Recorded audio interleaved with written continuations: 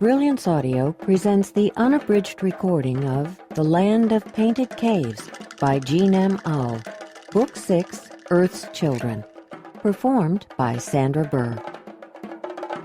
Dedication for Rayanne, firstborn, last sighted, always loved, and for Frank, who stands by her side, and for Amelia and Brett, Alicia and Emery, fine young adults, with love.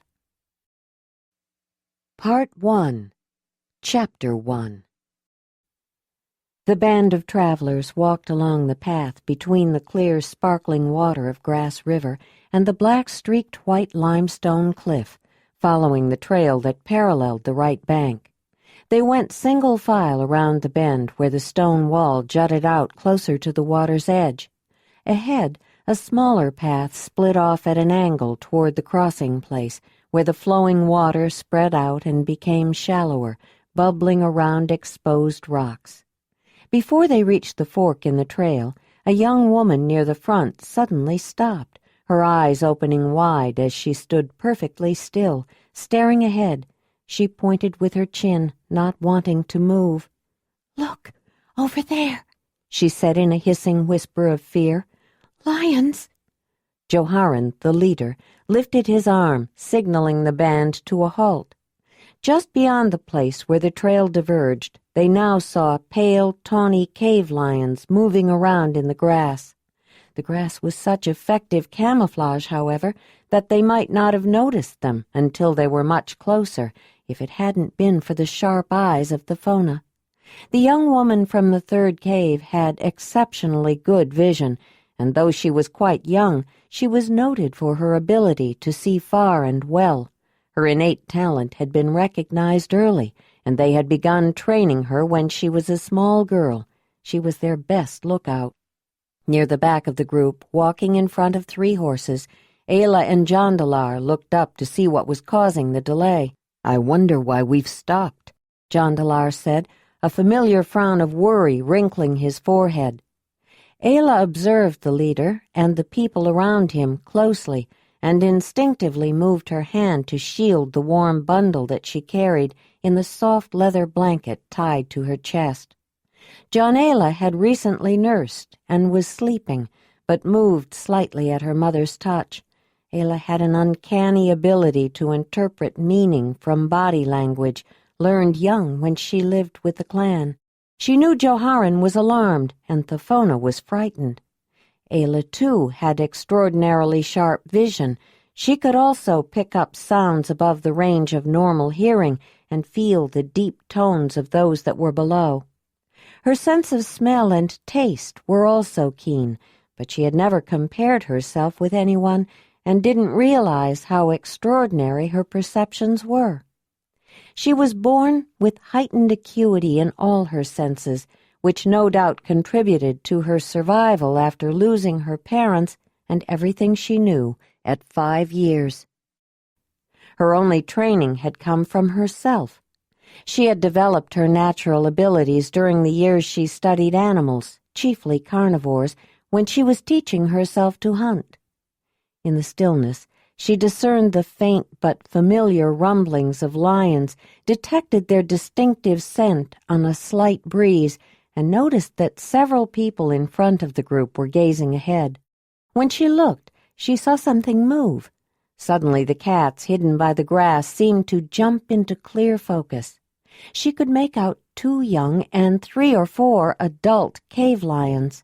As she started moving forward, she reached with one hand for her spear thrower, fastened to a carrying loop on her belt, and with the other for a spear from the holder hanging on her back.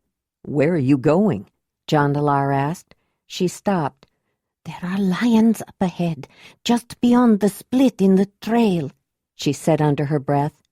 Jondalar turned to look and noticed movement that he interpreted as lions now that he knew what to look for. He reached for his weapons as well.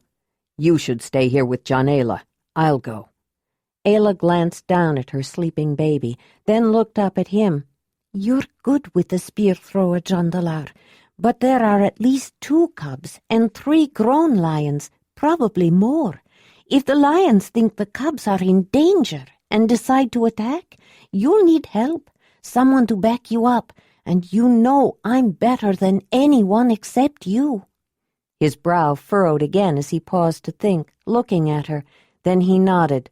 "All right, but stay behind me." He detected movement out of the corner of his eye and glanced back. "What about the horses?" "They know lions are near. Look at them," Ayla said. Jondalar looked. All 3 horses, including the new young filly, were staring ahead, obviously aware of the huge felines. Jondalar frowned again. "Will they be all right? Especially Little Gray." "They know to stay out of the way of those lions. But I don't see Wolf," Ayla said. "I'd better whistle for him." "You don't have to," Jondalar said, pointing in a different direction. "He must sense something, too. Look at him coming." Ayla turned and saw a wolf racing toward her. The canine was a magnificent animal, larger than most, but an injury from a fight with other wolves that left him with a bent ear gave him a rakish look. She made the special signal that she used when they hunted together. He knew it meant to stay near and pay close attention to her. They ducked around people as they hurried toward the front, trying not to cause any undue commotion and to remain as inconspicuous as possible.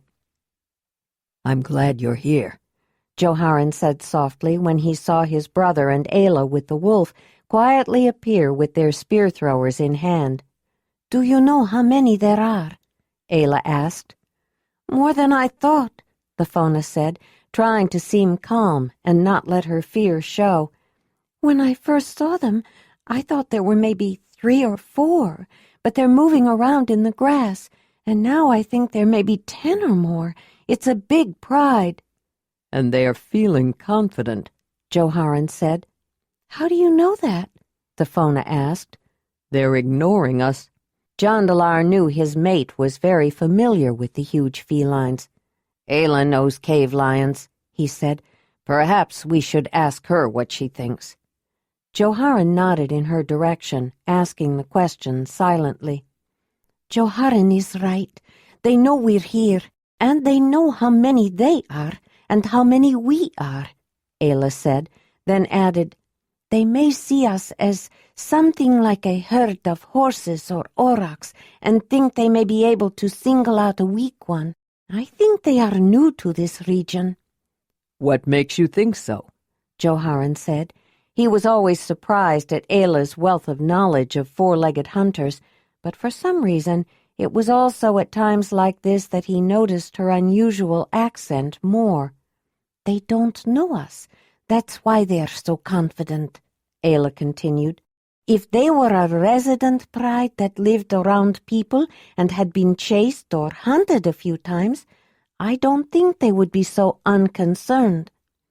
"Well, maybe we should give them something to be concerned about," Jondalar said. Joharan's brow wrinkled in a way that was so much like his taller, though younger brother's, it made Ayla want to smile, but it usually showed at a time when smiling would be inappropriate. "Perhaps it would be wiser just to avoid them," the dark-haired leader said.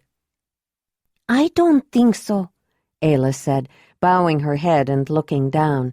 It was still difficult for her to disagree with a man in public, especially a leader.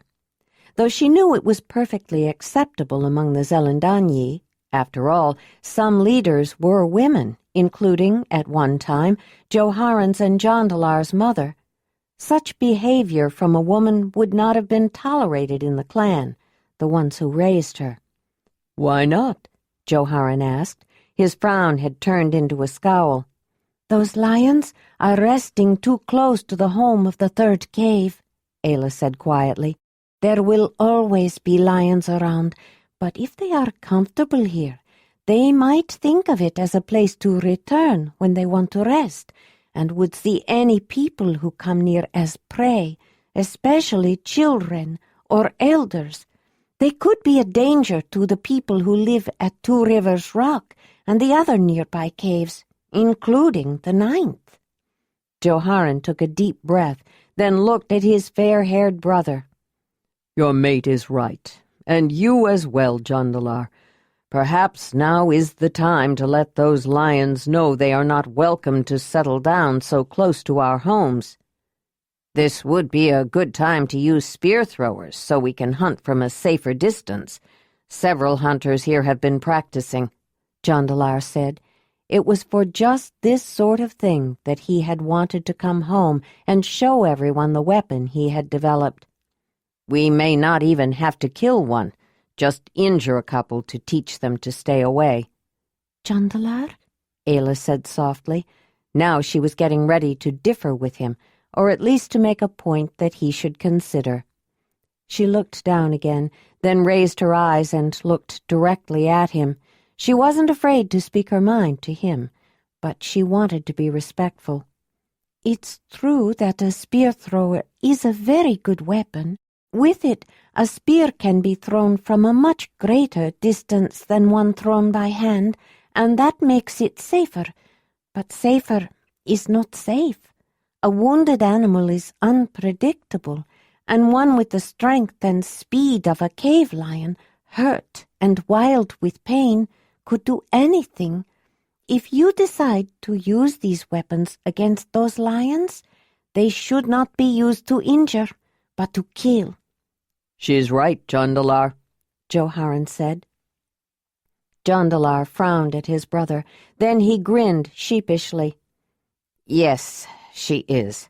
But as dangerous as they are, I always hate to kill a cave lion if I don't have to. They're so beautiful, so lithe and graceful in the way they move. Cave lions don't have much to be afraid of.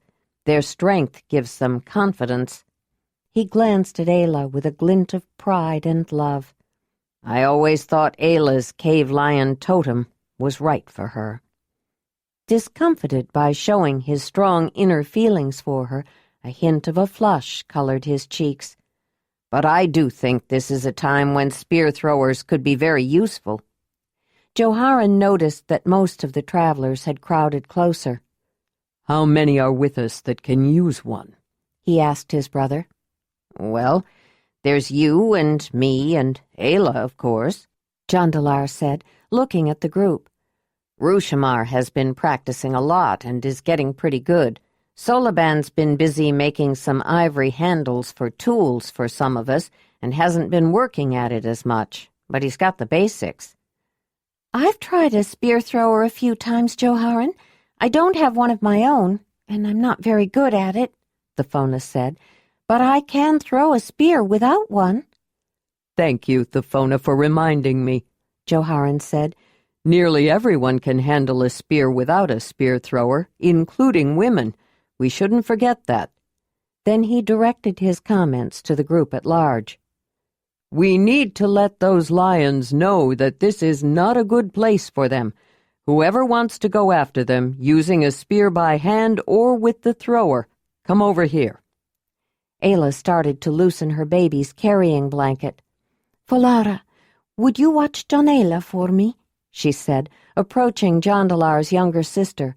Unless you'd rather stay and hunt cave lions. I've gone out on drives, but I never was very good with a spear, and I don't seem to be much better with a thrower, Folara said. I'll take Jondalar. The infant was now thoroughly awake, and when the young woman held out her arms for the baby, she willingly went to her aunt. I'll help her, Proliva said to Ayla. Joharan's mate also had a baby girl in a carrying blanket, just a few days older than Jondalar, and an active boy who could count 6 years to watch out for as well. I think we should take all the children away from here, perhaps back behind the jutting rock or up to the third cave. That's a very good idea, Joharan said. Hunters, stay here. The rest of you go back, but go slowly. No sudden moves. We want those cave lions to think we're just milling around like a herd of aurochs. And when we pair off, each group keep together. They will probably go after anyone alone. Ayla turned back toward the four-legged hunters and saw many lion faces looking in their direction, very alert. She watched the animals move around and began to see some distinguishing characteristics, helping her to count them. She watched a big female casually turn around. No, a male, she realized when she saw his male parts from the backside. She'd forgotten for a moment that the males here didn't have manes. The male cave lions near her valley to the east, including one that she knew quite well, did have some hair around the head and neck, but it was sparse. This was a big pride, she thought, more than 2 handsful of counting words, possibly as many as 3, including the young ones. While she watched, the big lion took a few more steps into the field, then disappeared into the grass. It was surprising how well the tall, thin stalks could hide animals that were so huge. Though the bones and teeth of cave lions, felines that liked to den in caves which preserved the bones they left behind, were the same shape as their descendants that would someday roam the distant lands of the continent far to the south, they were more than half again, some nearly twice as large. In winter they grew a thick winter fur that was so pale it was almost white, practical concealment in snow for predators who hunted all year long. Their summer coat, though still pale, was more tawny, and some of the cats were still shedding, giving them a rather tattered, mottled look. Ayla watched the group of mostly women and children break off from the hunters and head back to the cliff they had passed, along with a few young men and women with spears held in readiness that Joharan had assigned to guard them. Then she noticed that the horses seemed particularly nervous and thought she should try to calm them. She signaled Wolf to come with her as she walked toward the horses. Winnie seemed glad to see both her and Wolf when they approached. The horse had no fear of the big canine predator. She had watched Wolf grow up from a tiny little ball of fuzzy fur, had helped to raise him. Ayla had a concern, though. She wanted the horses to go back behind the stone wall with the women and children. She could give Winnie many commands with words and signals, but she wasn't sure how to tell the mare to go with the others and not follow her. Racer whinnied when she neared. He seemed especially agitated. She greeted the brown stallion affectionately and patted and scratched the young gray filly. Then she hugged the sturdy neck of the dun-yellow mare that had been her only friend during the first lonely years after she left the clan. Winnie leaned against the young woman with her head over Ayla's shoulder in a familiar position of mutual support. She talked to the mare with a combination of clan hand signs and words, and animal sounds that she imitated, the special language she had developed with Winnie when she was a foal, before Jondalar taught her to speak his language. Ayla told the mare to go with Falara and Proliva. Whether the horse understood or just knew that it would be safer for her and her foal, Ayla was glad to see her retreat to the cliff with the other mothers when she pointed her in that direction. But Racer was nervous and edgy, more so after the mare started walking away. Even grown, the young stallion was accustomed to following his dam, especially when Ayla and Jondalar were riding together. But this time he did not immediately go with her. He pranced and tossed his head and neighed. Jondalar heard him, looked over at the stallion and the woman, then joined them. The young horse nickered at the man as he approached. With 2 females in his small herd, Jondalar wondered if his protective stallion instincts were beginning to make themselves felt. The man talked to him, stroked and scratched his favorite places to settle him, then told him to go with Winnie and slapped him on the rump. It was enough to get him started in the right direction. Ayla and Jondalar walked back to the hunters. Joharan and his 2 closest friends and advisers, Solaban and Rushamar, were standing together in the middle of the group that was left. It seemed much smaller now. "We've been discussing the best way to hunt them," Joharan said when the couple returned. "I'm not sure what strategy to use. Should we try to surround them or drive them in a certain direction? I will tell you, I know how to hunt for meat, deer or bison or aurochs, even mammoth. I've killed a lion or two that was too close to a camp with the help of other hunters, but lions are not animals I usually hunt, especially not a whole pride." "Since Ayla knows lions," the fauna said, "let's ask her." Everyone turned to look at her. Most of them had heard about the injured lion cub she had taken in and raised until he was full grown. When Jondalar told them the lion did what she told him, the way the wolf did, they believed it. "What do you think, Ayla?" Joharan asked. "Do you see how the lions are watching us? It's the same way we're looking at them. They think of themselves as the hunters. It might surprise them to be prey for a change," Ayla said, then paused. "I think we should stay together in a group and walk toward them, shouting and talking loudly perhaps, and see if they back off. But keep our spears ready, in case one or more come after us, before we decide to go after them." "Just approach them head-on?" Rushamar said with a frown. "It might work," Solaban said, "and if we stay together, we can watch out for each other." "It seems like a good plan, Joharan," Jondalar said. "I suppose it's as good as any, and I like the idea of staying together and watching out for each other," the leader said. "I'll go first," Jondalar said. He held up his spear already on his spear thrower, ready to launch. "I can get a spear off fast with this." "I'm sure you can, but let's wait until we get closer so we can all feel comfortable with our aim," Joharan said. "Of course," Jondalar said, "and Ayla is going to be a backup for me in case something unexpected happens." "That's good," Joharan said. "We all need a partner, someone to be a backup for the ones who throw first, in case they miss and those lions come at us instead of running away. The partners can decide who will cast first, but it will cause less confusion if everyone waits for a signal before anyone throws." "What kind of signal?" Rushamar asked. Joharan paused, then said, "Watch Jondalar. Wait until he throws. That can be our signal." "I'll be your partner, Joharan," Rushamar volunteered. The leader nodded. "I need a backup," Morazan said. He was the son of Manvalar's mate, Ayla recalled. "I'm not sure how good I am, but I have been working at it." "I can be your partner. I've been practicing with the spear thrower."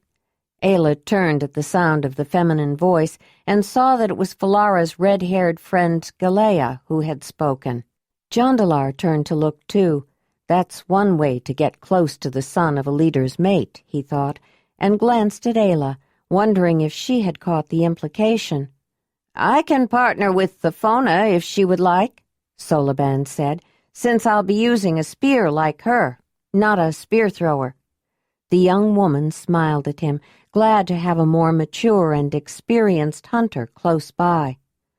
"I've been practicing with a spear thrower," Paladar said. He was a friend of Tavonen, the apprentice of Willamar, the trademaster. "We can be partners, Paladar," Tavonen said, "but I can only use a spear." "I haven't really practiced much with that thrower either," Paladar said. Ayla smiled at the young men. As Willamar's apprentice trader, Tavonen would no doubt become the Ninth Cave's next trademaster. His friend Paladar had come back with Tavonen when he went to visit his cave on a short trading mission, and Paladar was the one who had found the place where Wolf had gotten into the terrible fight with the other wolves and took her to it. She thought of him as a good friend. "I haven't done much with that thrower, but I can handle a spear." "It's Majera, the acolyte of Zelandonii of the Third," Ayla said to herself, remembering that the young woman was with them the first time Ayla went into the deep of Fountain Rocks to look for the life force of Jondalar's younger brother, when they tried to help his Elan find its way to the spirit world.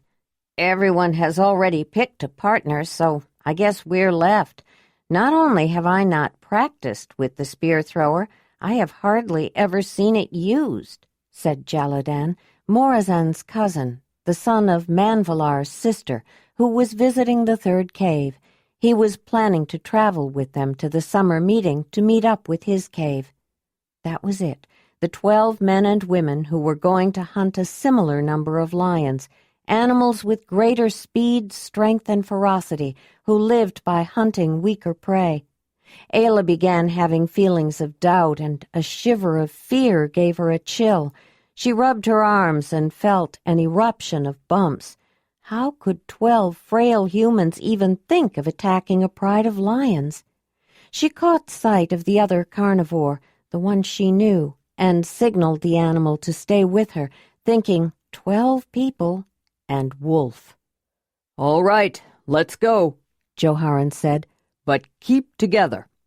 The 12 hunters from the third cave and the 9th cave of the Zelandonii started out together, walking directly toward the pride of massive felines. They were armed with spears, tipped with sharpened flint, or bone, or ivory, sanded to a smooth, round, sharp point. Some had spear throwers that could propel a spear much farther and with more power and speed than one thrown by hand, but lions had been killed with just spears before. This might be a test of Jondalar's weapon, but it would test the courage of the ones who were hunting even more. "Go away!" Ayla shouted as they started out. "We don't want you here!" Several others picked up the refrain with variations, shouting and yelling at the animals as they approached, telling them to go away. At first, the cats, young and old, just watched them come. Then some began to move around, back into the grass that hid them so well, and out again, as though they weren't sure what to do. The ones who retreated with cubs returned without them. "They don't seem to know what to make of us," the fauna said from the middle of the advancing hunters, feeling a little more secure than when they started. But when the big male suddenly snarled at them, everyone jumped with a start and stopped in their tracks. "This is not the time to stop," Joharan said, forging ahead. They started out again, their formation a little more ragged at first, but they pulled together again as they continued on. All the lions started moving around, some turning their backs and disappearing into the tall grass, but the big male snarled again, then rumbled the beginning of a roar as he stood his ground. Several of the other big cats were arrayed behind him. Ayla was picking up the scent of fear from the human hunters. She was sure the lions were too. She was afraid herself, but fear was something that people could overcome. "I think we'd better get ready," Jondalar said. "That male doesn't look happy, and he has reinforcements." "Can't you get him from here?" Ayla asked. She heard the series of grunts that was usually a precursor to a lion's roar. "Probably," Jondalar said, "but I'd rather be closer, so I can be more sure of my aim." "And I'm not sure how good my aim would be from this distance. We do need to be closer," Joharan said, continuing to march forward. The people bunched together and kept going, still shouting, though Ayla thought their sound was more tentative as they drew closer. The cave lions became still and seemed tense as they watched the approach of the strange herd that didn't behave like prey animals. Then suddenly everything happened at once. The big male lion roared, a staggering, deafening sound, especially from such close range. He started toward them at a run. As he closed in, poised to spring, Jondalar hurled his spear at him. Ayla had been watching the female on his right. About the time that Jondalar made his cast, the lioness bounded forward, running, then vaulted to pounce. Ayla pulled back and took aim. She felt the back of the spear thrower with the spear mounted on it raise up almost without her knowing it as she hurled her spear. It was so natural for her, it didn't feel like a deliberate move. She and Jondalar had used the weapon during their entire year-long journey back to the Zelandonii, and she was so skilled it was second nature. The lioness soared into her leap, but Ayla's spear met her more than halfway. It found its mark from beneath the big cat and lodged firmly in her throat in a sudden fatal slash. Blood spurted out as the lioness collapsed to the ground. The woman quickly grabbed another spear from her holder and slapped it down on her spear thrower, looking around to see what else was happening. She saw Joharan's spear fly, and a heartbeat later another spear followed. She noticed that Rushamar was in the stance of one who had just thrown a spear. She saw another large female lion fall. A second spear found the beast before she landed. Another lioness was still coming. Ayla cast a spear and saw that someone else had too, just a moment before her. She reached for another spear, and making sure it was seated right, the point that was affixed to a short length of tapering shaft made to detach from the main spear shaft was firmly in place, and the hole in the butt of the long spear shaft was engaging the hook at the back of the spear thrower. Then she looked around again. The huge male was down, but moving, bleeding, but not dead. Her female was also bleeding, but not moving. The lions were disappearing into the grass as fast as they could, at least one leaving a trail of blood. The human hunters were gathering themselves together, looking around and beginning to smile at each other. "I think we did it," Paladar said, a huge grin starting. He had barely gotten the words out when Wolf's menacing growl caught Ayla's attention. The wolf bounded away from the human hunters with Ayla on his heels. The heavily bleeding male lion was up and coming at them again. With a roar, he sprang toward them. She could almost feel his anger, and she didn't really blame him. Just as Wolf reached the lion and leaped up to attack, keeping himself between Ayla and the big cat, she flung her spear as hard as she could. Her eye caught another one hurled at the same time. They landed almost simultaneously with an audible thunk and thunk. Both the lion and the wolf crumpled in a heap. Ayla gasped when she saw them fall, swathed in blood, afraid that Wolf was hurt. Chapter 2. Ayla saw the heavy paw of the lion moving and caught her breath, wondering if the big male could still be alive with all the spears in him. Then she recognized Wolf's bloody head working its way out from under the huge limb and rushed toward him, still not sure if he was injured. The wolf squirmed free of the forearm of the lion, then grabbed the paw with his teeth and shook it with such vigor she knew it had to be the blood of the lion on him, not his own. Jondalar was at her side the next moment, and they walked toward the lion together, smiling with relief at the wolf's antics. "I'm going to have to take Wolf to the river to get him cleaned up," Ayla said. "That's all lion's blood." "I'm sorry we had to kill him," Jondalar said quietly. "He was such a magnificent beast, and only defending his own." "I feel sorry too. He reminded me of Baby, but we had to defend our own. Think how much worse we would feel if one of those lions had killed a child," Ayla said, looking down at the huge predator. After a pause, Jondalar said, "We can both lay claim to him. Only our spears reached him, and only yours killed this female who stood by his side." "I think I may have hit another lioness too, but I don't need to claim any part of that one," Ayla said. "You should take what you want of the male. I'll take this female's pelt and tail, and her claws and teeth as tokens of this hunt." They both stood silently for a while. Then Jondalar said, "I am grateful that the hunt was a success and no one was hurt." "I would like to honor them in some way, Jondalar, to acknowledge my respect for the cave lion's spirit and show gratitude to my totem." "Yes, I think we should. It is customary to thank the spirit when we make a kill, and to ask the spirit to thank the great Earth Mother for the food she has allowed us to take. We can thank the cave lion's spirit and ask the spirit to thank the mother for allowing us to take these lions to protect our families and our caves." Jondalar paused. "We can give this lion a drink of water, so the spirit won't arrive in the next world thirsty. Some people also bury the heart, give it back to the mother. I think we should do both for this great lion who gave his life defending his pride." "I will do the same for the female who stood with him, fighting at his side," Ayla said.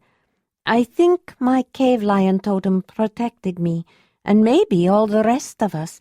The mother could have chosen to let the cave lion's spirit take someone to compensate for the pride's great loss. I am grateful she didn't."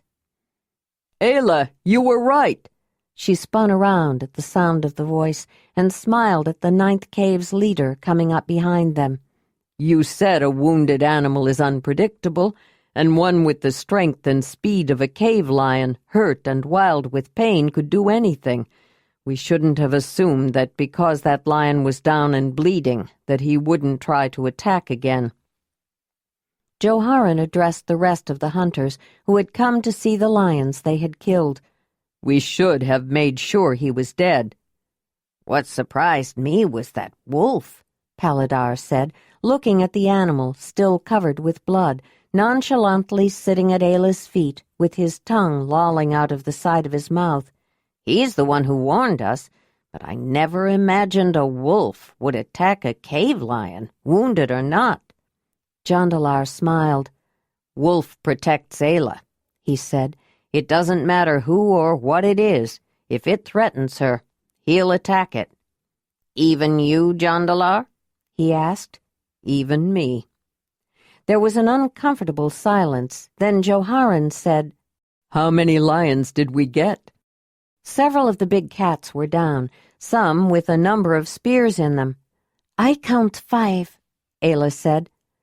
"The lions with spears from more than one person should be shared," Joharan said. "Those hunters can decide what to do with them." "The only spears in the male and this female belong to Ayla and me, so we can claim them," Jondalar said.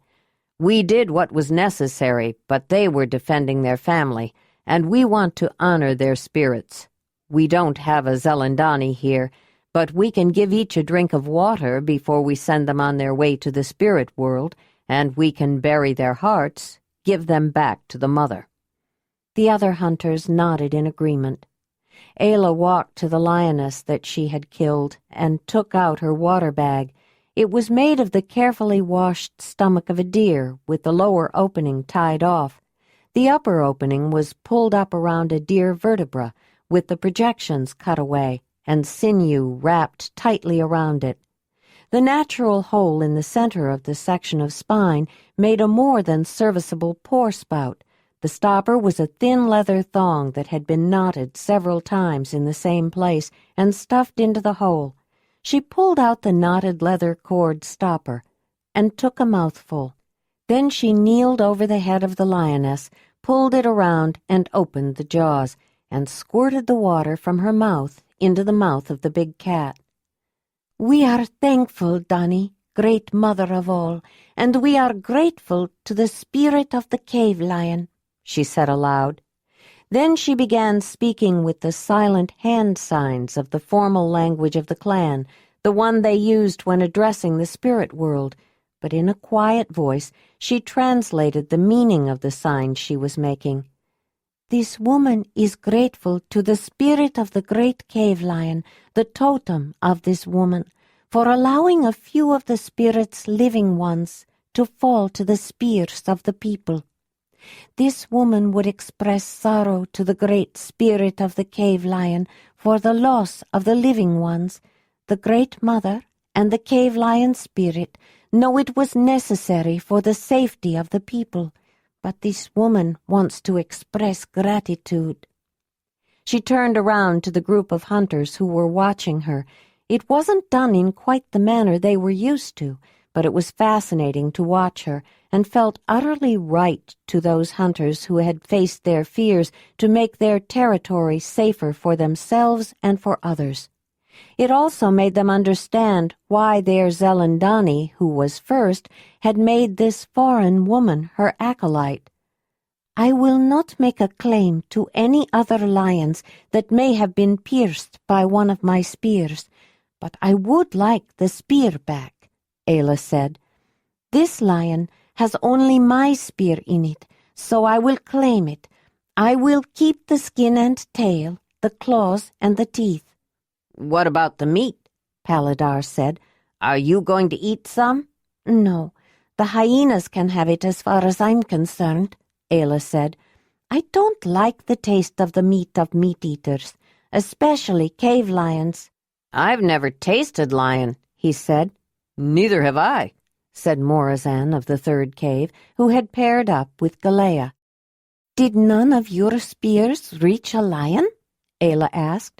She saw them shake their heads in sadly negative response. "You're welcome to this one's meat if you want it, after I bury the heart, but I wouldn't eat the liver if I were you." "Why not?" Devonin asked. "The people I grew up with believed the liver of meat-eaters could kill you, like a poison," she said. "They told stories about it, especially of a selfish woman who ate the liver of a cat, a lynx, I think, and died. Perhaps we should bury the liver, too, with the heart." "Is the liver of animals who eat any meat bad for you?" Galea asked. "I think bears are all right. They eat meat, but they eat everything else as well. Cave bears don't eat much meat at all, and they taste good. I knew some people who ate their liver and didn't get sick," Ayla said. "I haven't seen a cave bear in years," Solaban said. He'd been standing close by listening. "There aren't many around here anymore. Have you really eaten cave bear?" "Yes," Ayla said. She considered mentioning that cave bear meat was sacred to the clan, eaten only for certain ritual feasts, but decided it would just encourage more questions that would take too long to answer. She looked at the lioness and took a deep breath. It was big and would be a lot of work to skin. She could use some help, and observed the 4 young people who had been asking her questions. None of them had used spear throwers, but she guessed that might change now, and though they hadn't landed a spear, they had been a willing part of the hunt and exposed themselves to danger. She smiled at them. "I'll give each of you a claw if you'll help me skin this lioness," she said, and watched them smile back.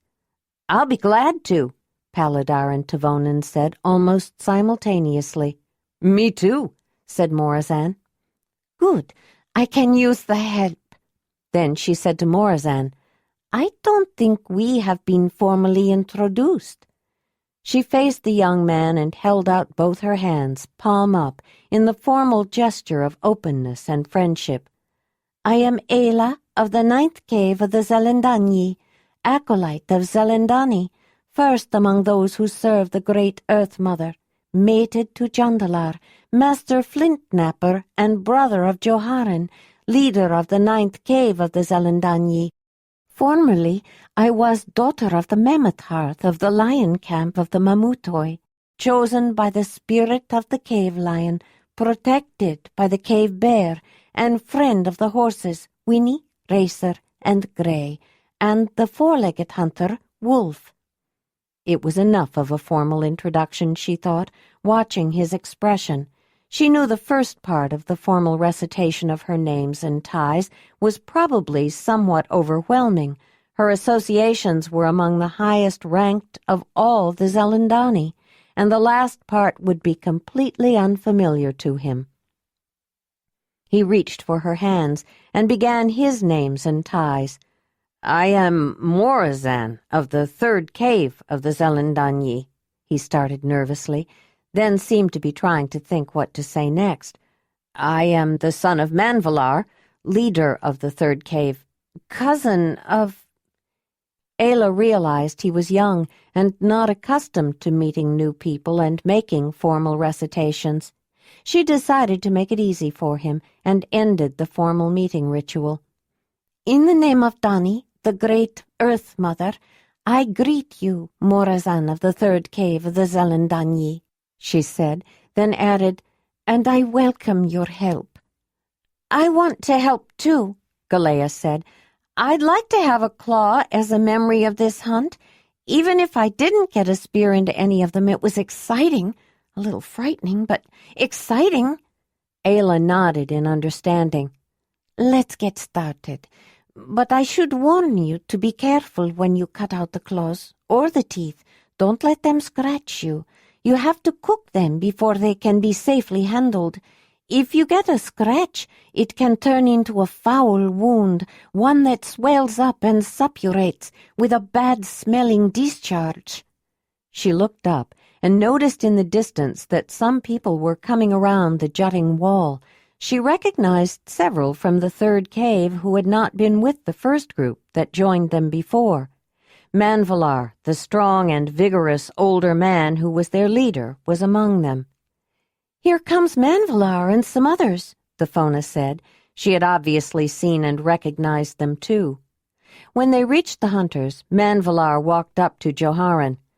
"I greet you, Joharan, leader of the 9th cave of the Zelandonii, in the name of Dani, the great Earth Mother," he said, holding both hands out. Taking both hands in his, Joharan returned the short, formal greeting to acknowledge the other leader. "In the name of great Earth Mother Dani, I greet you, Manvalar, leader of the 3rd cave of the Zelandonii." It was a customary courtesy between leaders. "The people you sent back came up and told us what was going on," Manvalar said. "We've seen the lions around here the past few days, so we came to help. They were returning regularly, and we were wondering what we should do about them. It looks like you have taken care of the problem. I see 5 lions down, including the male. The females will have to find a new male now. Maybe they'll separate and find more than one. It will change the entire structure of the pride. I don't think they will be back bothering us soon. We need to thank you." "We didn't think we could pass them safely, and didn't want them threatening caves in the vicinity, so we decided to chase them away, especially since we had several people with us who could use spear throwers. It's a good thing we had them, even though he was badly wounded. That big male attacked again after we thought he was down," Joharan said. "Hunting cave lions is dangerous. What are you going to do with them?" "I think the hides, teeth, and claws have all been claimed, and some say they want to taste the meat," Joharan said. "It's strong," Manvalar said, wrinkling his nose. "We'll help you with the skinning, but it will take some time. I think you should plan on spending the night with us. We can send a runner ahead and tell the 7th that you've been delayed and why." "Good. We will stay. Thank you, Manvalar," Joharan said. The third cave served a meal to the visitors from the 9th before they set out the next morning. Joharan, Proliva's son Jaredal, and new baby daughter Sathona were seated together with Jondalar, Ayla, and her daughter Jondalar, out on the sunny stone front porch, enjoying the view along with their food. "It would seem that Morazan is taking quite an interest in Folara's friend Galea," Proliva said. They were watching the group of not-yet mated young people with the indulgent eye of older siblings with families. "Yes," Jondalar said with a grin. "She was his backup yesterday during the lion hunt. Hunting together and depending on each other like that can create a special bond quickly, even if they didn't land a spear so they could lay claim to a lion. But they helped Ayla skin out her lioness, and she gave each of them a claw. They were done so fast they came over and helped me, and I gave each of them a small claw too, so they all have mementos of the hunt." "That's what they were showing off last night over that cooking basket," Proliva said. "Can I have a claw for a memento, Ayla?" Jaredal asked. The youngster had obviously been listening closely. "Jaredal, those are mementos of a hunt," his mother said. "When you get old enough to go on hunts, you'll get your own mementos." "That's all right, Proliva. I'll give him one," Joharan said, smiling gently at the son of his mate. "I got a lion, too." "You did?" the 6-year boy said excitedly. "And I can have a claw? Wait until I show Robanan." Make sure you cook it before you give it to him, Ayla said. That's what Galea and the rest were cooking last night, Jondalar said. Ayla insisted that everyone cook the claws and fangs before they handled them. She says a scratch from a lion claw can be dangerous unless it's cooked. Why should cooking make a difference? Proliva asked. When I was little, before I was found by the clan, I was scratched by a cave lion. That's how I got the scars on my leg. I don't recall much about getting scratched, but I do remember how much my leg hurt until it healed. The clan liked to keep the teeth and claws of animals too, Ayla said. When she was teaching me to be a medicine woman, one of the first things Isa told me was to cook them before they were handled. She said they were full of evil spirits, and the heat of cooking them drove the foulness out. When you think of what those animals do with their claws, they must be full of evil spirits, Proliva said. I'll make sure Jaredal's claw gets cooked. That lion hunt did prove out your weapon, Jondalar, Joharan said. Those who just had spears probably would have been good protection if the lions had gotten closer, but the only kills were made with spear throwers. I think it's going to encourage more people to practice. They saw Manvalar approach and greeted him cordially. You can leave your lion skins here and pick them up on your way back, he said. We can store them in the back of the lower abri.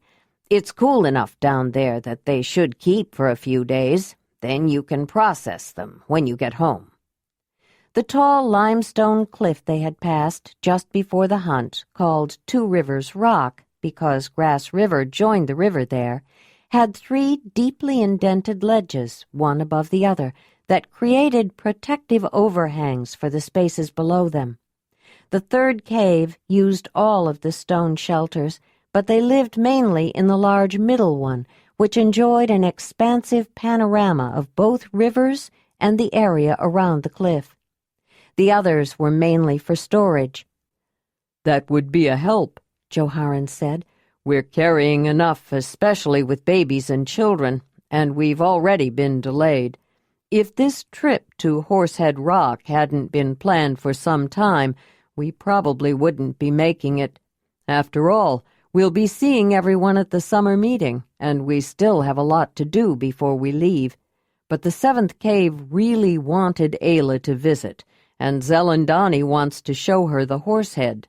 And since it's so close, they want to go to Elderhearth and visit the 2nd cave and see the ancestors carved in the wall of their lower cave. Where is the first among those who serve the Great Earth Mother? Manvalar asked.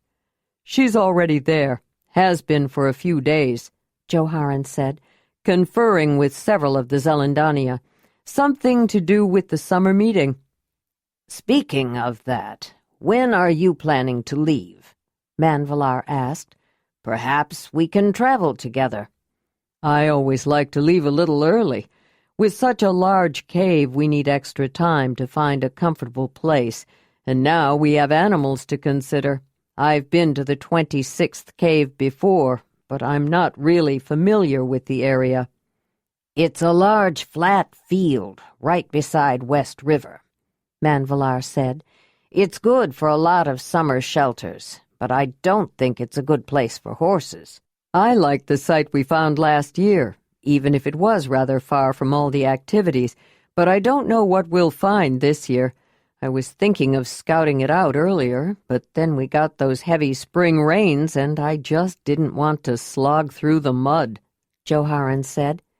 If you don't mind being a bit out of the way, there may be a more secluded place near Sunview, the shelter of the 26th cave.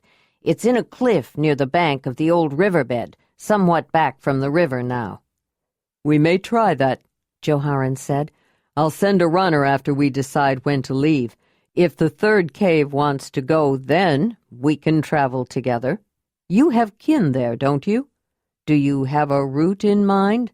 I know that West River runs in the same general direction as the river, so it isn't hard to find. All we have to do is go south to Big River, then west until we reach West River, and then follow it north. But if you know a more direct way, it might be a little faster." "In fact, I do," Manvalar said. "You know my mate came from the 26th cave, and we visited her family often when the children were younger. I haven't been back since she died, and I'm looking forward to this summer meeting and seeing some people I haven't seen for a while. Morazan and his brother and sister have cousins there." "We can talk more when we return for the lion skins.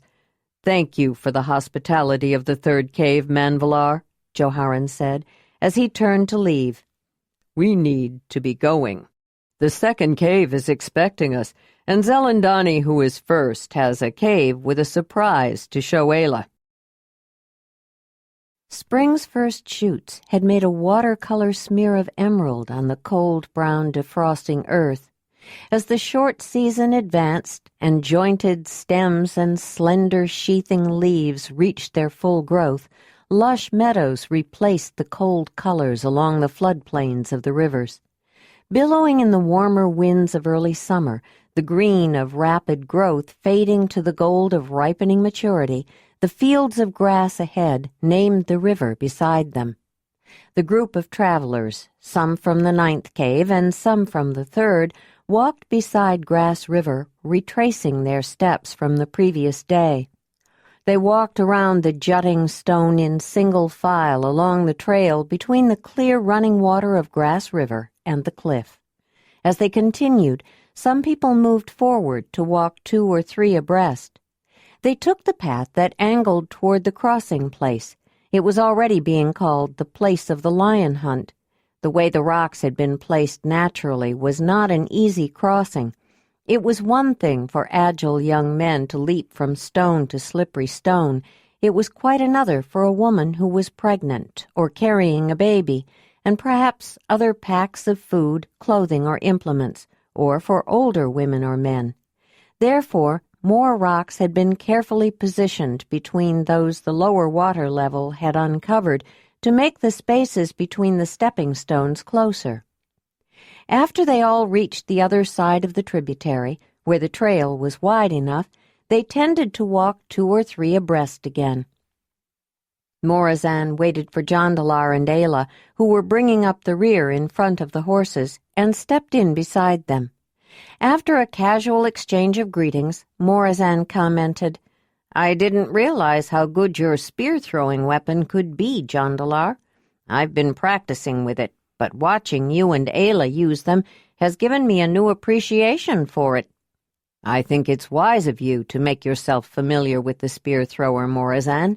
It is a very effective weapon. Is it something Manvalar suggested, or did you decide to do it on your own?" Jondalar asked. "I decided, but once I started, he encouraged me. He said I was setting a good example," Morazan said. "To be honest, I didn't care about that. It just looked like a weapon I wanted to learn." Jondalar grinned at the young man. He had thought it might be the younger ones who would be willing to try out his new weapon first, and Morazan's response was exactly what he had hoped would happen. "Good. The more you practice, the better you will get. Ayla and I have been using the spear thrower for a long time, all during the year-long journey back home, and for more than a year before that. As you can see, women can handle a spear thrower very effectively." They followed Grass River upstream for some distance, then came to a smaller tributary that was called Little Grass River. As they continued upstream along the smaller waterway, Ayla began to notice a change in the air, a cool, moist freshness filled with richer smells. Even the grass was a darker shade of green, and in places the ground was softer. The path skirted marshy areas of tall reeds and cattails as they proceeded through the lush valley and approached a limestone cliff. Several people were waiting outside, among them 2 young women. Ayla grinned when she saw them. They had all mated at the same matrimonial during last year's summer meeting, and she felt especially close to them. Lavila, Janida, I was looking forward to seeing you so much, she said, walking toward them. I heard you had both decided to move to the second cave. Ayla, Lavila said, welcome to Horsehead Rock. We decided to come here with Kimaran to see you, so we wouldn't have to wait until you came to visit the second. It's so good to see you. Yes, Janita concurred. She was considerably younger than the other two women and rather shy, but her smile was welcoming. I am glad to see you too, Ayla. The three women embraced, though they were all rather careful about it. Both Ayla and Janita were carrying infants, and Lavila was pregnant. I heard you had a boy, Janita, Ayla said. Yes, I named him Jeridan, Janita said, showing her baby. I had a girl. Her name is Jondalar, Ayla said. The infant was already awake from the commotion, and Ayla lifted her out of the carrying blanket as she spoke, then turned to look at the baby boy. Oh, he's perfect. May I hold him? Yes, of course. And I want to hold your daughter, Janita said. Why don't I take your baby, Ayla? Lavila said. Then you can take Jeridan, and I'll give Jondalar? She saw Ayla nod. To Janita. The women shifted infants and cooed at them, while they looked them over and compared them with their own. You know Lavila is pregnant, don't you? Janita said. I can see that, Ayla said. Do you know how soon you will have yours, Lavila? I'd like to come and be here with you, and I'm sure Proliva would too. I don't know for sure. Some moons yet. I would love to have you with me, and definitely my sister, Lavila said. But you won't need to come here. We'll probably all be at the summer meeting. You're right, Ayla said. It will be nice for you to have everyone around you. Even Zelandonii the First will be there, and she is wonderful at helping a mother to deliver. There may be too many, Janita said. Everyone likes Lavila, and they won't let everyone stay with you. It would be too crowded. You may not want me. I'm not very experienced, but I would like to be there with you, the way you were with me, Lavila. I'll understand, though, if you would rather have someone that you've known longer. Of course I want you with me, Janita, and Ayla too. After all, we shared the same matrimonial, and that's a special bond, Lavila said. Ayla understood the feelings that Janita had expressed. She too wondered if Lavila would rather have friends she had known longer. Ayla felt a flush of warmth for the young woman and was surprised at the sting of tears she fought to hold back at Lavila's willing acceptance of her. Growing up, Ayla hadn't had many friends. Girls of the clan mated at a young age, and Oga, the one who might have been close, had become Braud's mate, and he wouldn't allow her to be too friendly with the girl of the others that he had come to hate. She loved Isa's daughter Uba, her clan sister, but she was so much younger. She was more like a daughter than a friend, and while the other women had grown to accept her and even care about her, they never really understood her. It wasn't until she went to live with the Mamutoi and met Diji that she understood the fun of having a woman friend her own age. Speaking of matrimonials and mates, where are Jondakam and Peridal? I think Jondalar feels a special bond for them, too. I know he was looking forward to seeing them, Ayla said. They want to see him, too, Lavila said. Jondalar and his spear-throwing weapon is all Jondakam and Peridal have talked about since we knew you were coming. Did you know that Tishona and Marshaval are living at the 9th cave now? Ayla said, referring to another couple who had mated at the same time as they did. They tried living at the 14th, but Marshaval was at the 9th cave so often, or I should say at downriver, learning how to shape mammoth ivory and staying overnight at the 9th, that they decided to move. The three Zelandonii were standing back, watching, as the young women continued to chat. The first noticed how easily Ayla fell into conversation with them, comparing babies and talking excitedly about the things that were of interest to young mated women with children or expecting them. She had begun teaching Ayla some of the rudiments of the knowledge she would need to become a full-fledged Zelandonii, and the young woman was without doubt interested and quick to learn. But the first was now realizing how easily Ayla could get distracted. She'd been holding back, letting Ayla enjoy her new life as a mother and mated woman. Maybe it was time to push her a little harder, get her so involved that she would voluntarily choose to devote more time to learning what she needed to know. "We should go, Ayla," the first said. "I would like you to see the cave before we get too involved with meals and visiting and meeting people." "Yes, we should," Ayla said. "I left all 3 horses and Wolf with Jondalar, and we need to get them settled. I'm sure he has people he wants to see too." They walked toward the steep wall of limestone. The setting sun was shining directly on it, and the small fire that had been built nearby was almost invisible in the bright sunlight. A dark hole was visible, but not obvious. There were several torches propped against the wall, and each of the Zelandonii lit one. Ayla followed the others into the dark hole, shivering as the darkness enveloped her. Inside the cavity in the rock cliff, the air suddenly felt cool and damp, but it wasn't only the abrupt drop in temperature that chilled her. She hadn't been there before, and Ayla felt a touch of apprehension and trepidation when she entered an unfamiliar cave. The opening was not big, but high enough so that no one had to bend over or stoop to enter. She had lit a torch outside and held the light in her left hand high in front of her, reaching for the rough stone wall with her right to steady herself. The warm bundle that she carried close to her chest with the soft carrying blanket was still awake, and she moved her hand from the wall to pat the baby to quiet her. Jondalar probably notices the change in temperature too, Ayla thought, looking around as she moved inside. It was not a large cave, but it was naturally divided into separate, smaller areas. "It's here in the next room," said Zelandonii of the second cave. She was also a tall blonde woman, though somewhat older than Ayla. The Zelandonii, who was first among those who served the Great Earth Mother, stepped aside to let Ayla move in behind the woman who was leading them. "You go ahead. I've seen it before," she said, shifting her considerable size out of the way. An older man stepped back with her.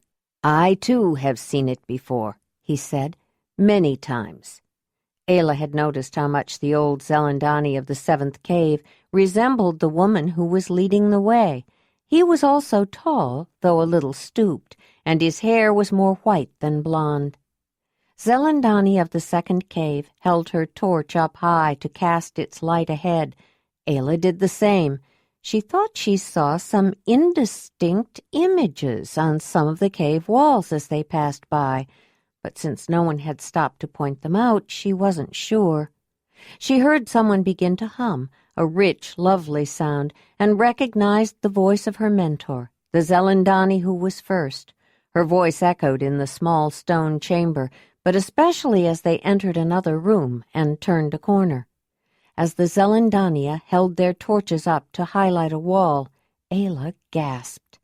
She wasn't prepared for the sight in front of her.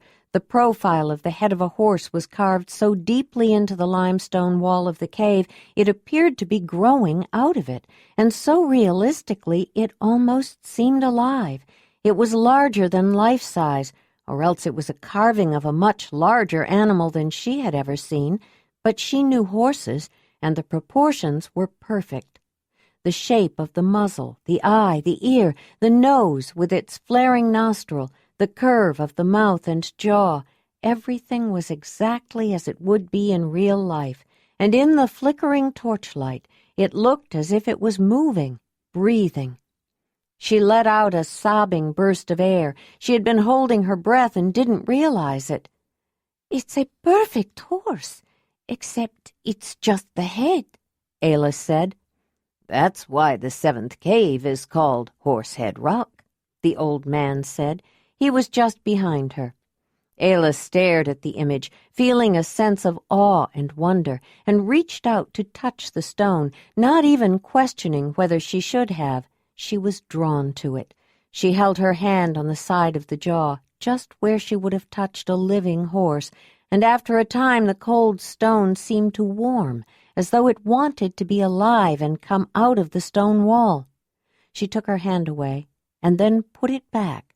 The rock's surface still held some warmth, but then it cooled again, and she realized that the first had continued to hum while she touched the stone, but had stopped when she let go.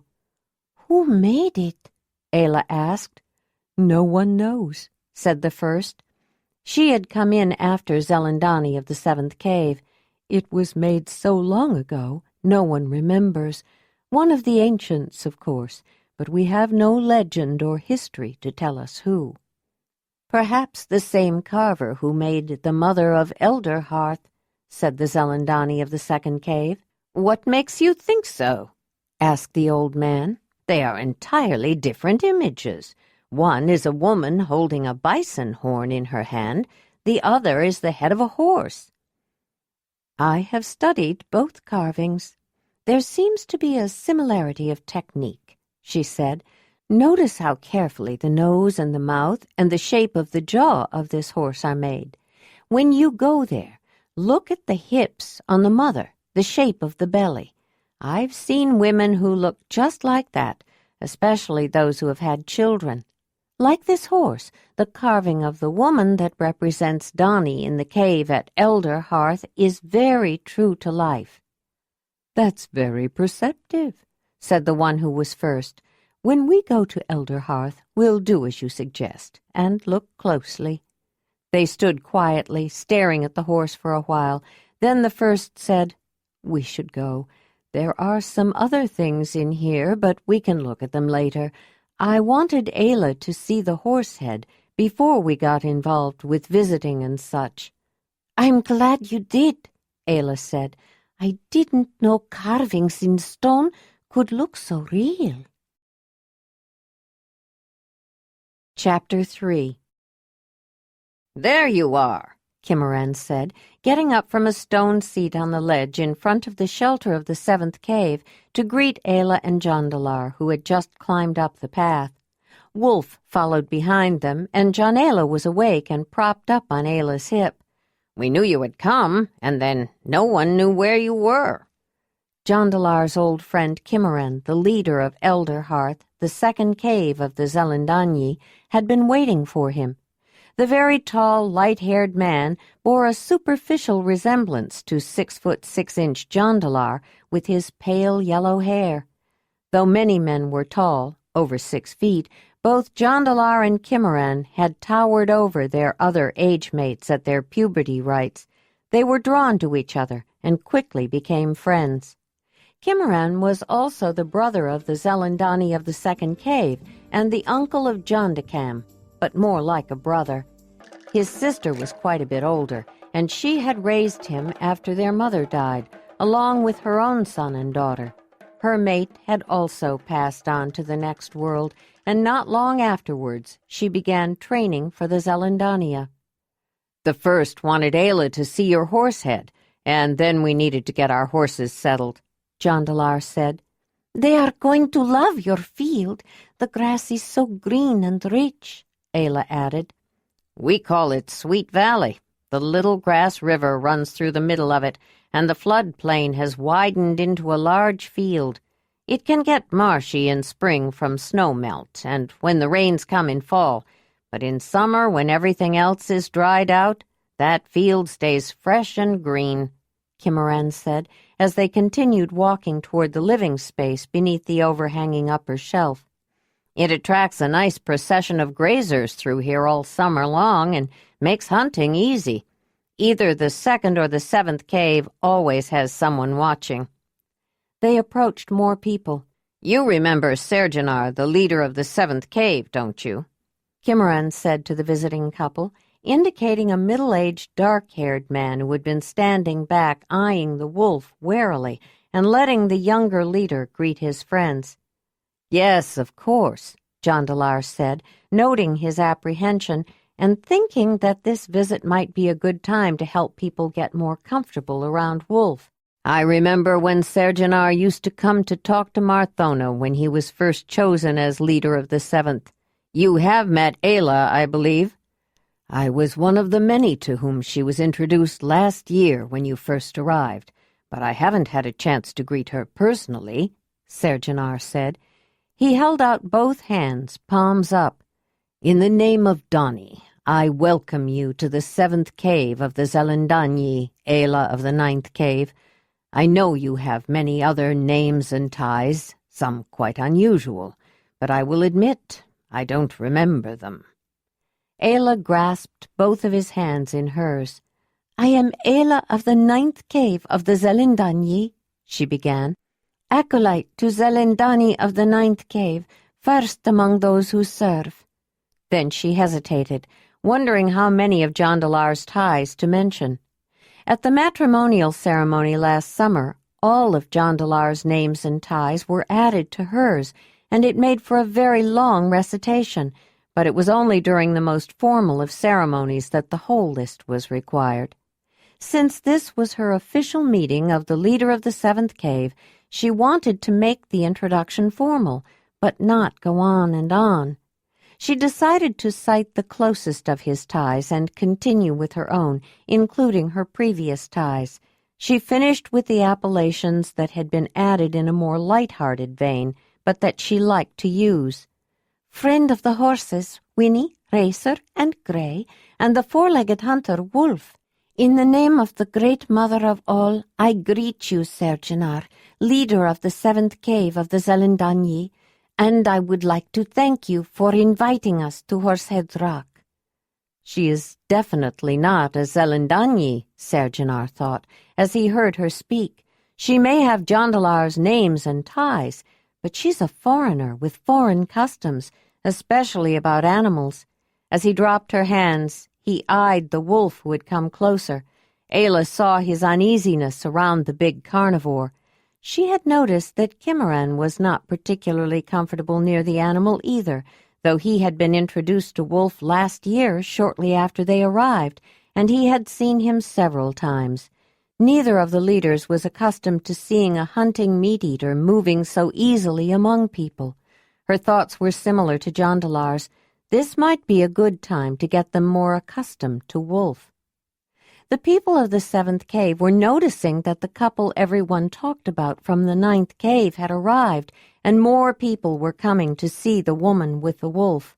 All the nearby caves had known within a day when Jondalar returned from his 5-year-long journey the summer before. Arriving on horseback with a foreign woman guaranteed it. They had met people from most of the nearby caves at the 9th cave when they came to visit, or at the last summer meeting, but this was the first time they had paid a visit to the 7th or the 2nd cave. Ayla and Jondalar had planned to go the previous fall, but never quite made it. It wasn't that their caves were so far away from each other, but something always seemed to interfere, and then winter was upon them, and Ayla was getting along in her pregnancy. All the delayed expectation had made their visit an occasion, especially since the first had decided to have a meeting here with the local Zelandonii at the same time. "Whoever carved the horse head in the cave below must have known horses. It is very well made," Ayla said. "I always thought so, but it is nice to hear it from someone who knows horses as well as you do," Sergenar said. Wolf was sitting back on his haunches with his tongue hanging out of the side of his mouth, eyeing the man, his bent ear giving him a cocky, self-satisfied look. Ayla knew he was expecting to be introduced. He had watched her greet the leader of the 7th cave, and he had come to expect to be presented to any stranger that she greeted in that way. "I also want to thank you for allowing me to bring Wolf. He's always unhappy if he can't be near me, and now he feels that way about Jondalar," since he loves children so much," Ayla said. "That wolf loves children?" Sergenar said. "Wolf didn't grow up with other wolves. He was raised with the Mamutoi children of the lion camp and thinks of people as his pack, and all wolves love the young of their packs," Ayla said. "He saw me greet you, and now he expects to meet you. He has learned to accept anyone that I introduce him to." Sergenar frowned. "How do you introduce a wolf?" he said. He glanced at Kimmeran and saw him grinning.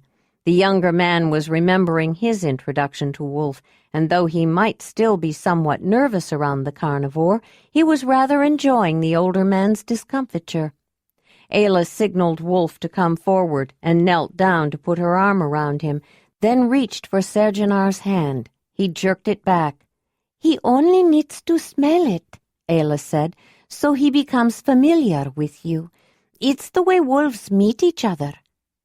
"Did you do this, Kimmeran?" Sergenar said, noticing that most of his cave and their visitors were watching. "Yes, in fact I did. Last summer when they went to the third cave to hunt before the summer meeting. Afterwards, whenever I saw the wolf at the meeting, I had the feeling that he recognized me, though he ignored me," Kimmeran said.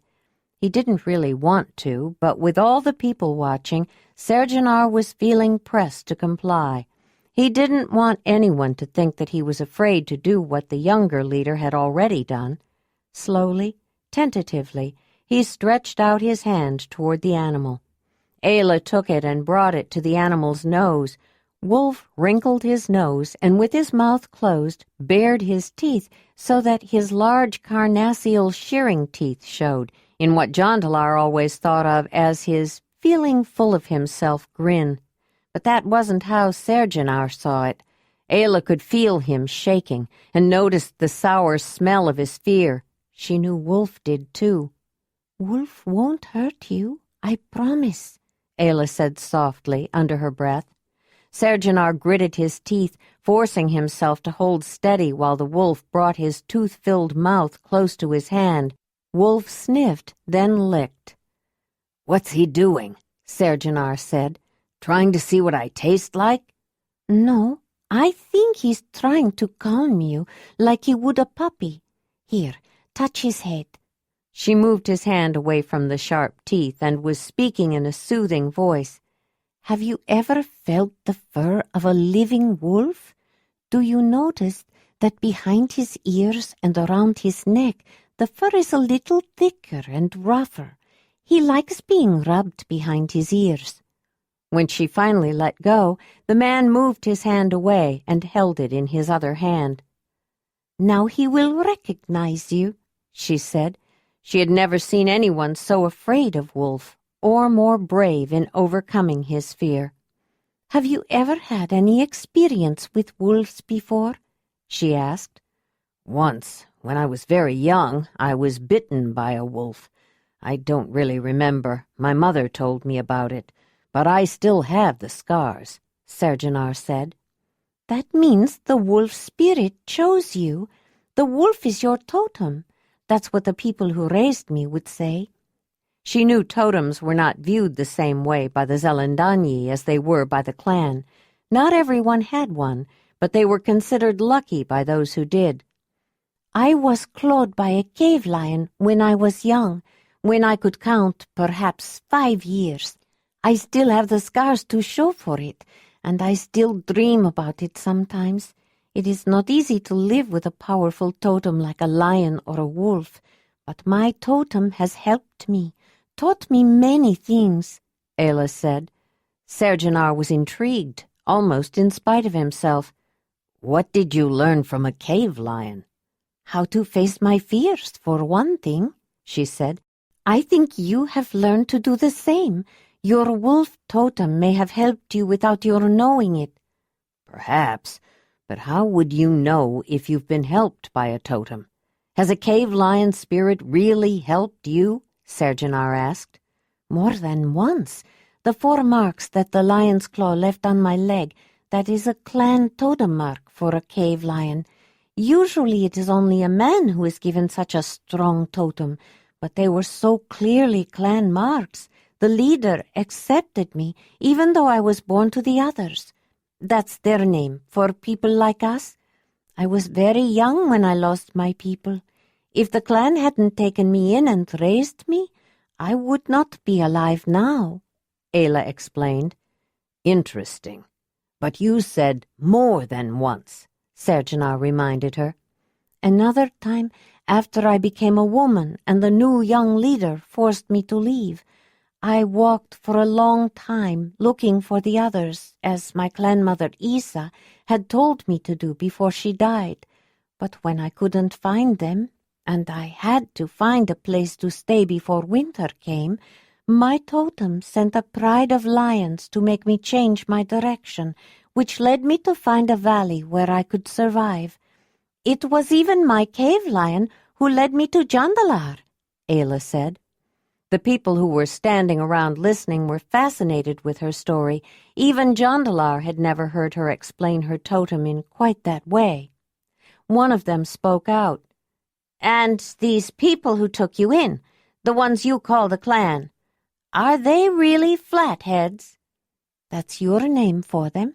They call themselves the clan of the cave bear, because they all venerate the spirit of the cave bear. He is the totem of all of them, the clan totem," Ayla said. "I think it's time to let these travelers know where they can put down their sleeping rolls and get settled so they can share a meal with us," said a woman who had just arrived. She was a pleasantly round, attractive woman with the glint of intelligence and spirit in her eyes. Sergenar smiled with warm affection. "This is my mate, Javina, of the 7th cave of the Zelandonii," he said to Ayla. "Javina, this is Ayla of the 9th cave of the Zelandonii. She has many more names and ties, but I'll let her tell you." "But not now," Javina said. "In the name of the Mother, welcome, Ayla of the 9th cave. I'm sure you would rather get settled now, rather than recite names and ties." As they were starting to leave, Sergenar touched Ayla's arm and looked at her, then said quietly, "I sometimes dream of wolves." She smiled. As they were leaving, a voluptuous young woman with dark brown hair approached, holding 2 children in her arms, a dark-haired boy and a blonde girl. She smiled at Kimaran, who lightly brushed her cheek with his, then turned to the visitors. "You met my mate, Belladora, last summer, didn't you?" he said, adding in a voice filled with pride, "And her son and daughter, the children of my hearth?" Ayla recalled meeting the woman briefly the summer before, though she hadn't had a chance to get to know her. She knew that Belladora had given birth to her 2 born together at the summer meeting around the time of the first matrimonial, when she and Jondalar were mated. Everyone had been talking about it. That meant the 2 would soon be able to count 1 year, she thought. "Yes, of course," Jondalar said, bestowing a smile on the woman and her twins, then, without really being aware of it, paying closer attention to the attractive young mother, his vivid blue eyes full of appreciation. She smiled back. Kimaran moved closer and put an arm around her waist. Ayla was adept at reading body language, but she thought anyone could have understood what had just transpired. Jondalar found Belladora attractive and couldn't help showing it, just as she couldn't help responding to him. Jondalar was unaware of his own charisma, didn't even realize he projected it, but Belladora's mate was very aware of it. Without saying a word, Kimaran had stepped in and made his claim known. Ayla observed the byplay and was so intrigued that even though Jondalar was her mate, she didn't feel any jealousy. She did, however, begin to appreciate the comments she had been hearing about him ever since they had arrived. At a deeper level, she knew that Jondalar was only appreciating. He had no desire to do more than look. There was another side to him, one that he rarely showed even to her, and then only when they were alone. Jondalar's emotions had always been too strong, his passions too great. All his life he had struggled to control them, and had finally managed only by learning to keep his feelings to himself. It was not easy for him to show the full intensity of his feelings. That was why he never displayed publicly the depth of his love for her. But sometimes, when they were alone, he couldn't control it. It was so powerful it sometimes overwhelmed him. When Ayla turned her head, she noticed Zelandonii, who was first, observing her, and understood that she too had been aware of the unspoken interactions and was trying to judge her response. Ayla gave her a knowing smile, then turned her attention to her baby, who was squirming in her carrying blanket, trying to find a way to nurse. She approached the handsome young mother who was standing beside Javina. "Greetings, Belladora. I am glad to see you, especially with your children," she said. "Jondalar has soaked her padding. I brought some extra to replace it. Would you show me where I can change it?" The woman with a baby on each hip smiled. "Come with me," she said, and the three women started toward the shelter. Belladora had heard people talk about Ayla's unusual accent, but she hadn't really heard her speak before. She was in labor during the matrimonial when Jondalar mated his foreign woman, and she'd had little occasion to talk to Ayla later. She was busy with her own concerns, but now she knew what they meant. Though Ayla spoke Zelandonii very well, she just couldn't make some of the sounds exactly right. But Belladora was rather pleased to hear her. She had come from a region far to the south, and though her speech wasn't as unusual as Ayla's, she spoke Zelandonii with her own distinctive accent. Ayla smiled when she heard her talk. "I think you were not born a Zelandonii," she said, "just as I was not. My people are known as the Jondalar. We are neighbors of a cave of Zelandonii far south of here, where it's much warmer." Belladora smiled. "I met Kimaran when he traveled with his sister on her Danyard tour." Ayla wondered what a Danyard tour was. Obviously it had something to do with being a Zelandonii, since Danyar was another word for one who served the Great Mother, but Ayla decided she would ask the first later. The fire's lambent flames cast a comforting ruddy glow beyond the confines of the oblong hearth that contained it, and painted a warm dancing light on the limestone walls of the abri.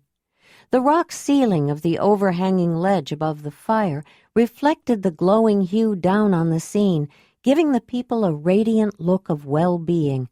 A delicious communal meal that had taken many people a great deal of time and effort to prepare had been consumed, including a huge haunch of megaceros, roasted on a sturdy spit stretched across large forked branches over that same extended rectangular fire pit. Now the seventh cave of the Zelandonii, along with many relatives from the second cave and their visitors from the ninth and third caves, were ready to relax. Beverages had been offered, several varieties of tea, a fermented fruity wine, and the alcoholic brew called barma, made from birch sap, with additions of wild grains, honey, or various fruits. They had each taken a cup of their favorite drink and were milling about, looking for a place to sit near the welcoming hearth. A heightened feeling of anticipation and delight permeated the group. Visitors always brought a bit of excitement, but the foreign woman with her animals and exotic stories promised to be more stimulating than usual. Ayla and Jondalar were in the midst of a group that included Joharan and Proliva, Serjanar and Javina, and Kimaran and Belladora, the leaders of the ninth, seventh, and second caves, and several others, including Lavila and Janita and their mates Jondakam and Peridal. The leaders were discussing with the people of the seventh cave when the visitors should leave Horsehead Rock and go to Elder Hearth, with jocular asides, in a friendly rivalry with the second cave about where the visitors should stay the longest. Elder Hearth is senior and should be higher ranking and accorded more prestige, Kimmeran said with a teasing grin, "so we should have them longer." "Does that mean because I'm older than you, I should be accorded more prestige?" Sergeant countered with a telling smile. "I'll remember that." Ayla had been listening and smiling with the rest, but she had been wanting to ask a question. At a break in the conversation, she finally said, "Now that you have brought up the ages of the caves, there is something I would like to know." They all turned to look at her. "You have only to ask," Kimmeran said, with exaggerated courtesy and friendliness that intimated the suggestion of more. He had drunk a few cups of Barma and was noticing how attractive his tall friend's mate was. "Last summer, Manvalar was telling me a little about the counting word names of each cave, but I'm still confused," Ayla said. "When we went to the summer meeting last year, we stopped overnight at the 29th cave. They live at 3 separate shelters around the big valley, each with a leader and a Zelandonii, but they are all called by the same counting word, the 29th. The 2nd cave is closely related to the 7th cave, and you live just across a valley, so why do you have a cave with a different counting word? Why aren't you part of the 2nd cave?" "That's one I can't answer. I don't know," Kimmeran said, then gestured toward the older man. "You'll have to ask the more senior leader. Sergeant?" Sergeant smiled, but pondered the question for a moment. "To be honest, I don't know either. It never occurred to me before, and I don't know of any histories or elder legends that tell about it. There are some that tell stories of the original inhabitants of the region, the first cave of the Zelandonii, but they have long since disappeared. No one even knows for sure where their shelter was." "You do know that the 2nd cave of the Zelandonii is the oldest settlement of the Zelandonii still in existence," Kimmeran said, his voice slightly slurred. "That's why it's called Elder Hearth." "Yes, I knew that," she said, wondering if he would need the morning-after drink she had concocted for Talut, the Mamutoi leader of the lion camp. "I'll tell you what I think," Sergeant said. "As the families of the 1st and 2nd caves grew too large for their shelters, some of them, offshoots of both caves as well as new people who had come into the region, moved farther away, taking the next counting words when they established a new cave. By the time the group of people from the 2nd cave who founded our cave decided to move, the next unused counting word was 7. They were mostly young families, some newly mated couples, the children of the 2nd cave, and they wanted to stay close to their relatives, so they moved here, just across Sweet Valley, to make their new home. Even though the 2 caves were so closely related, they were the same as one cave. I think they chose a new number because that's the way it was done. So we became 2 separate caves, Elder Hearth, the 2nd cave of the Zelandonii, and Horsehead Rock, the 7th cave. We are still just different branches of the same family." "The 29th is a newer cave," Sergeant continued.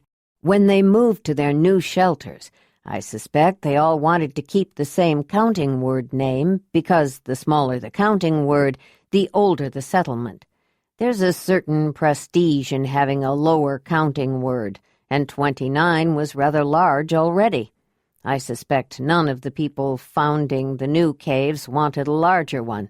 They decided to call themselves 3 Rocks, the 29th cave of the Zelandonii, and then use the names they had already given to the locations to explain the difference.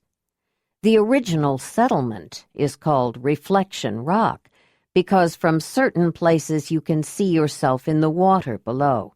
It is one of the few shelters that face north, and is not quite as easy to keep warm, but it is a remarkable place and has many other advantages. It is the south holding of the 29th cave, or sometimes the south holding of 3 Rocks. South face became the north holding, and summer camp became the west holding of the 29th cave. I think their way is more complicated and confusing, but it's their choice. If the second cave is the oldest, then the next oldest group still in existence must be Two Rivers Rock, the third cave of the Zelandonii. We stayed there last night, Ayla said, nodding as she understood more. That's right, Proleva said, joining in. But there is no fourth cave, is there? There was a fourth cave, Proleva replied, but no one seems to know what happened to it. There are legends that hint at some catastrophe that struck more than one cave, and the fourth may have disappeared around that time, but no one knows. It's a dark time in the histories, too. Some fighting with the Flatheads is inferred. The fifth cave, called Old Valley, upstream along the river, is next after the third, Jondalar said. We were going to visit them on our way to the summer meeting last year, but they had already left, remember? Ayla nodded. They have several shelters on both sides of Short River Valley, some for living, some for storage, but they don't give them separate counting words. All of Old Valley is the fifth cave. The sixth cave has disappeared, too, Sergeant continued. There are different stories about what happened to it. Most people think illness reduced their numbers. Others believe there was a difference of opinion between factions. In any case, the histories indicate that the people who had once been the sixth cave joined up with other caves. So, we, the seventh cave, are next. There is no eighth cave either. So your cave, the ninth, comes after ours. There was a moment of silence while the information was absorbed. Then, changing the subject, Jondacam asked Jondalar if he would look at the spear thrower he had made, and Lavila told her older sister Proleva that she was thinking about going to the ninth cave to have her baby, which elicited a smile. People started having private conversations and soon split up into other groups. Jondacam was not the only one who wanted to ask questions about the spear thrower, especially after learning about the lion hunt the day before. Jondalar had developed the hunting weapon while he lived with Ayla in her eastern valley, and had demonstrated it shortly after he had returned to his home the previous summer. He had held further exhibitions at the summer meeting. Earlier in the afternoon, when Jondalar was waiting for Ayla to visit Horsehead Cave, several had practiced casting spears with throwers they had made, patterned after the ones they had seen him use, while Jondalar gave them instructions and advice. Now a group of people, primarily men, but including some women, were gathered around him, asking questions about the techniques of making spear throwers and the lightweight spears that had proved to be so effective with it. Across the hearth, near the wall that helped contain the heat, several women who had babies, Ayla among them, were gathered together feeding, rocking, or keeping an eye on sleeping ones while they chatted. In a separate, more isolated area of the shelter, Zelandonii, who was first, had been talking with the other Zelandonia and their acolytes, feeling just a little annoyed that Ayla, who was her acolyte, had not joined them. She knew she had pushed her into it, but Ayla was already an accomplished healer when she had arrived, and had other remarkable skills besides, including knowing how to control animals. She belonged in the Zelandonia. The Zelandonii of the seventh had asked the first a question and was waiting for an answer with a patient expression. He had noticed that the Zelandonii of the ninth cave seemed distracted and a bit annoyed. He had been observing her since the visitors arrived and had seen her irritation grow and guessed why. When Zelandonia visited each other with their acolytes, it was a good time to teach the novices some of the knowledge and lore they had to learn and memorize, and her acolyte was not here. But, he thought, if the first was going to choose an acolyte who had a mate and a new baby, she had to know her full attention would not be devoted to the Zelandonia. "Excuse me for a moment," the first said, pulling herself up from a mat on a low stone ledge and walking toward the group of chattering young mothers. "Ayla," she said, smiling, She was adept at hiding her true feelings. "I'm sorry to interrupt, but the Zelandonii of the 7th cave just asked me a question about setting broken bones, and I thought you might have some thoughts to contribute." "Of course, Zelandonii," she said. "Let me get Jondalar. She's right over there." Ayla got up, but hesitated when she looked down at her sleeping baby. Wolf looked up at her and whined, beating his tail against the ground. He was lying beside the infant that he considered to be his special charge. Wolf had been the last of the litter of a lone wolf that Ayla had killed for stealing from her traps, before she knew it was a nursing mother. She tracked back to the den, found one living cub, and brought him back with her. He had grown up in the close confines of the Mamutoi winter dwelling. He was so young when she found him, he would have counted perhaps 4 weeks, that he had imprinted on humans, and he adored the youngsters, especially the young one born to Ayla. "I hate to disturb her. She just fell asleep. She's not used to visiting and has been overexcited this evening," Ayla said. "We can watch her," Lavila said, then grinned. "At least help Wolf. He won't let her out of his sight. If she wakes, we'll bring her over. But now that she's finally settled down, I don't think she'll stir for some time."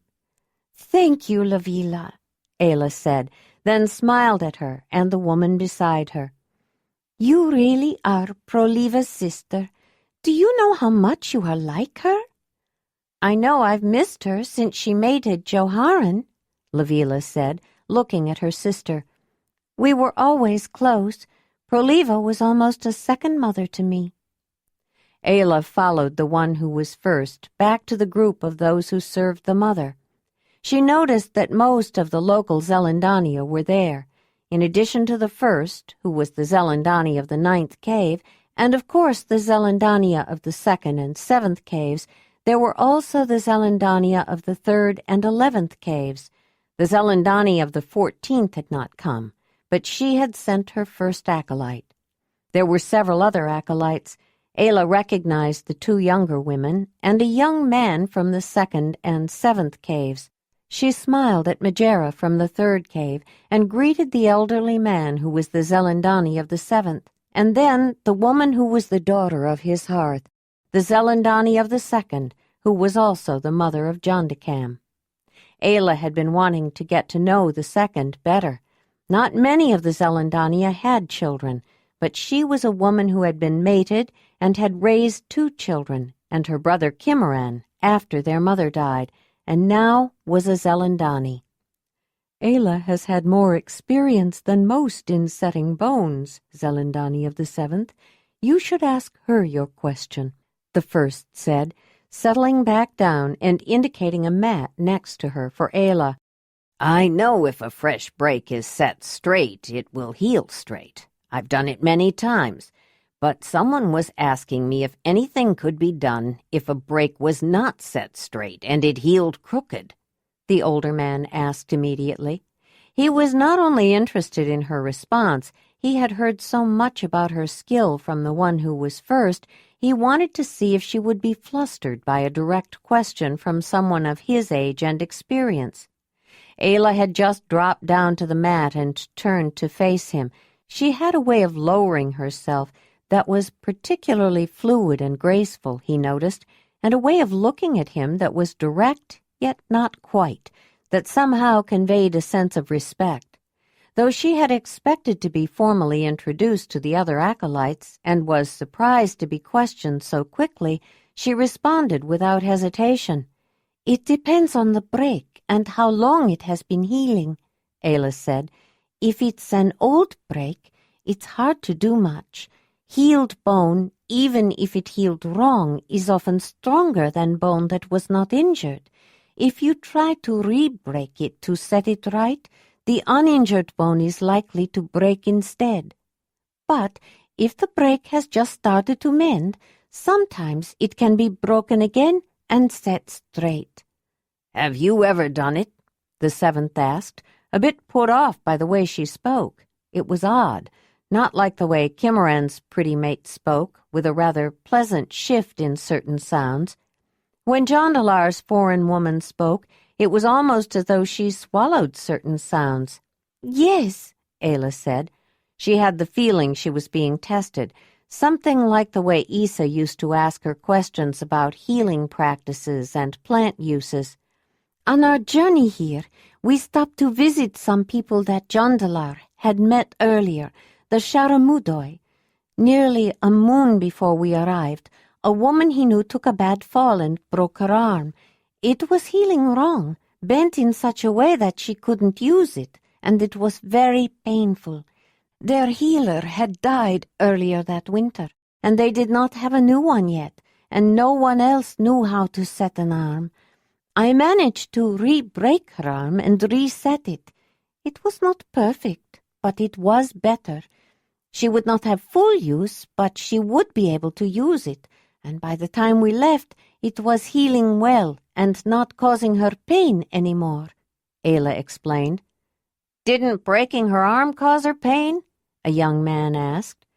I don't think she felt the pain. I gave her something to make her sleep and relax her muscles. I know it as datura. Datura? The old man interrupted. Her accent was particularly heavy when she said the word. In Mamutoi, it's called a word that might mean thorn apple in Zelandonii, because at one stage it bears a fruit that could be described that way.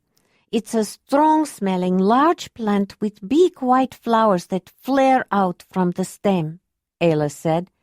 Yes, I believe I know the one, the old Zelandonii of the seventh cave said. How did you know what to do? Asked the young woman who was sitting beside the old man, in a tone that sounded full of wonder that someone who was just an acolyte could have known so much. Yes, that is a good question, the seventh said. How did you know what to do?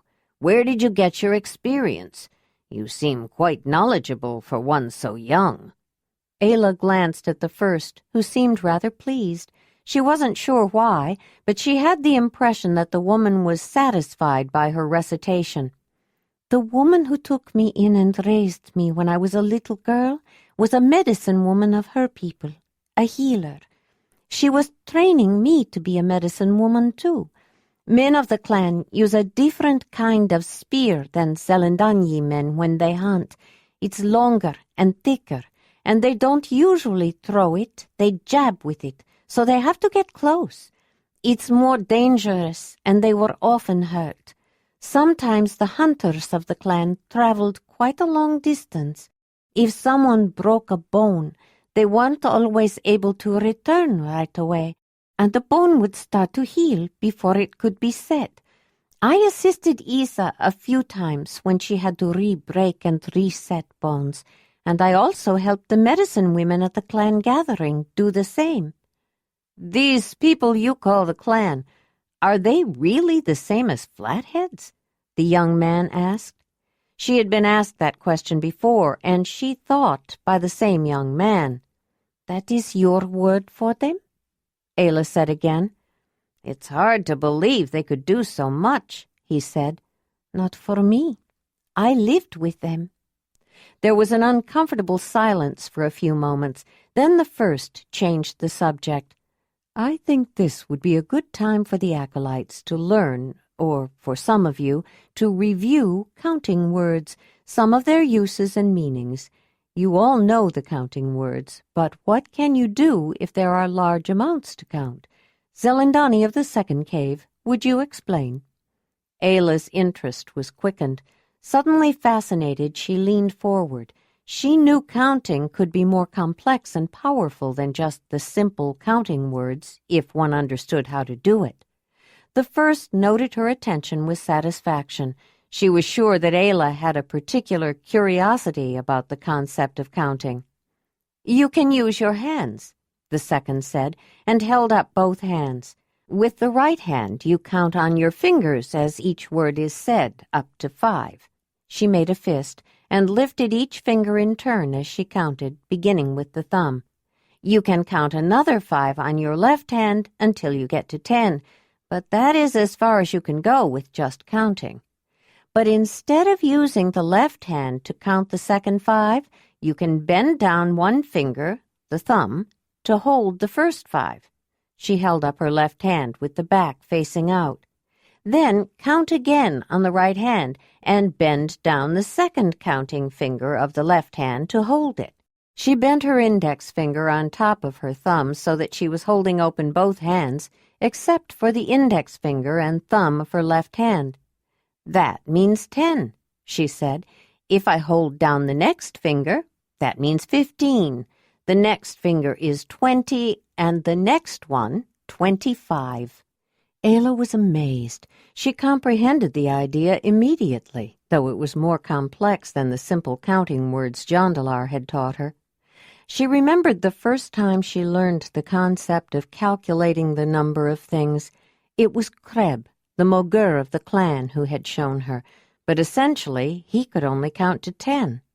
The first time he showed her his way of counting, when she was still a girl, he placed each finger of one hand on 5 different stones, and then, since one arm had been amputated below the elbow, he did it a second time, imagining that it was his other hand. With great difficulty he could stretch his imagination to count to 20, which was why it had shocked and upset him when she had counted to 25 with ease. She didn't use words, the way Jondalar did.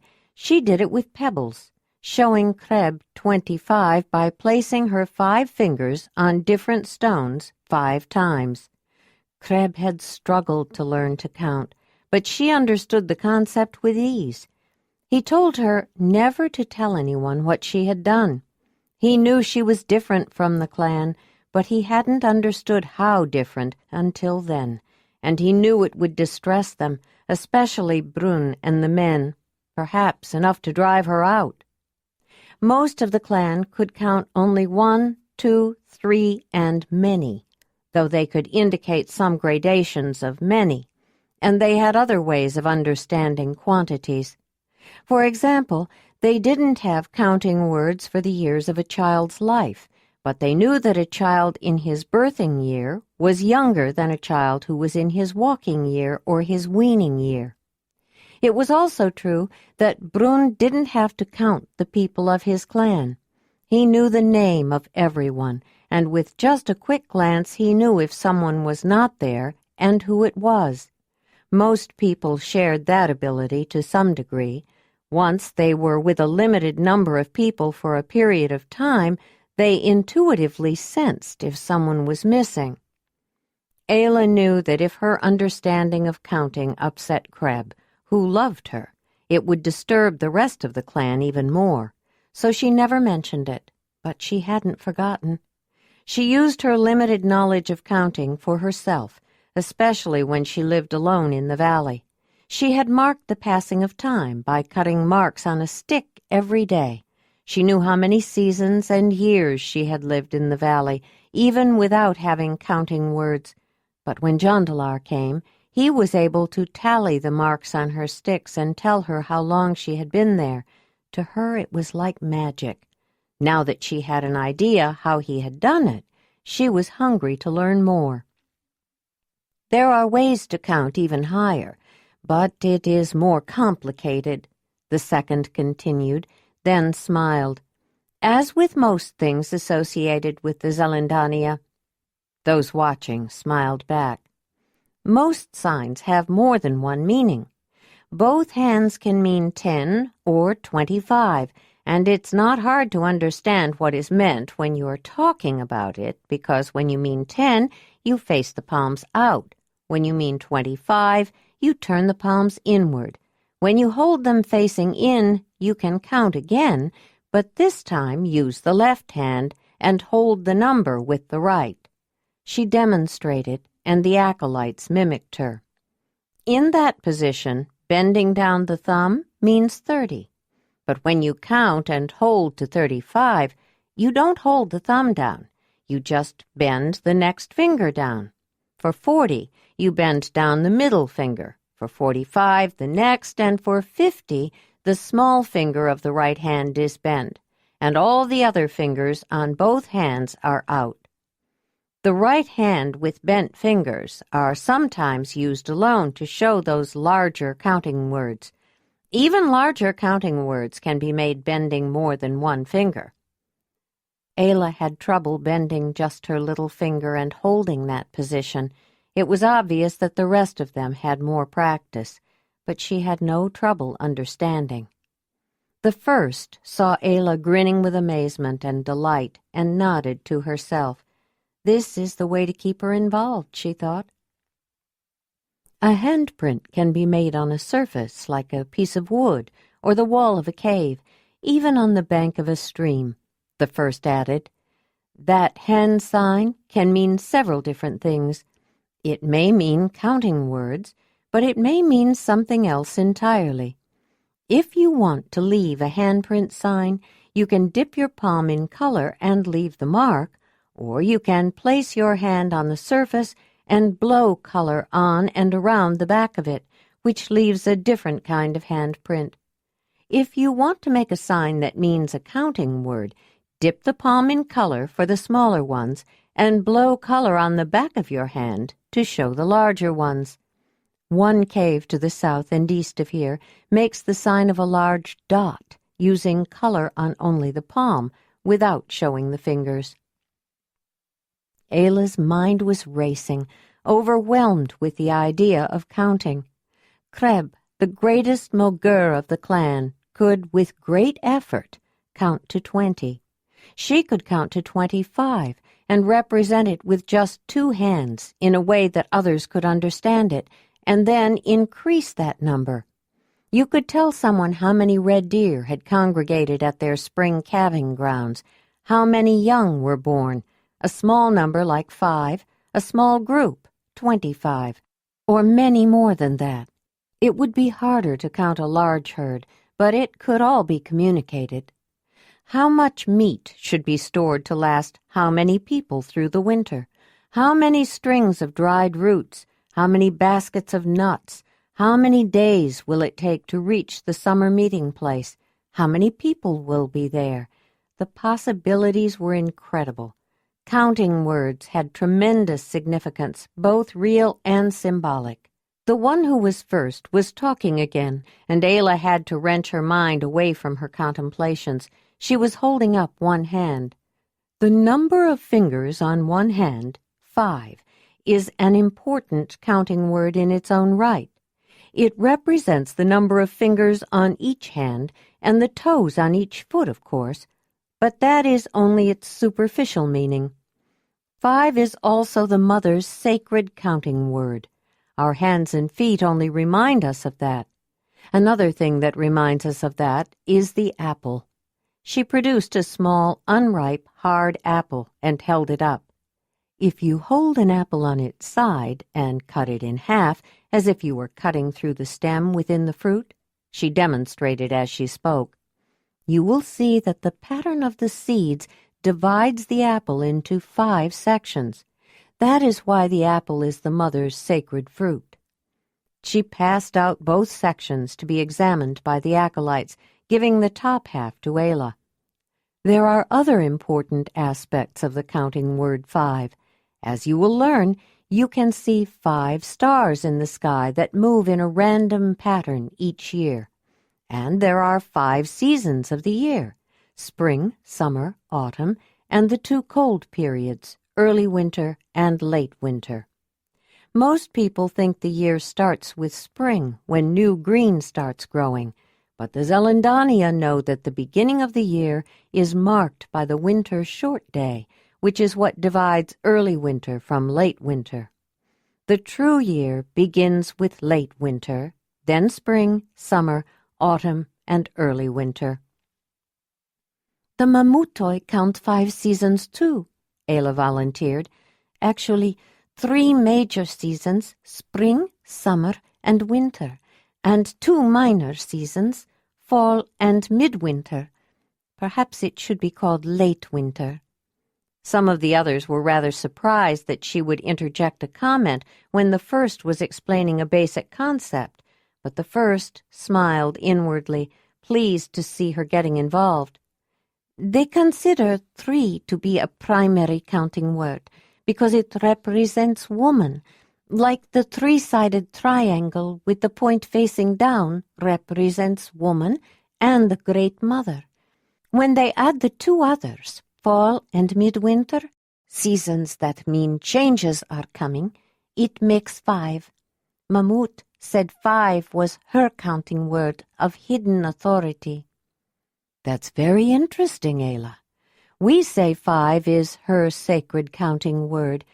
We also consider 3 to be an important concept for similar reasons.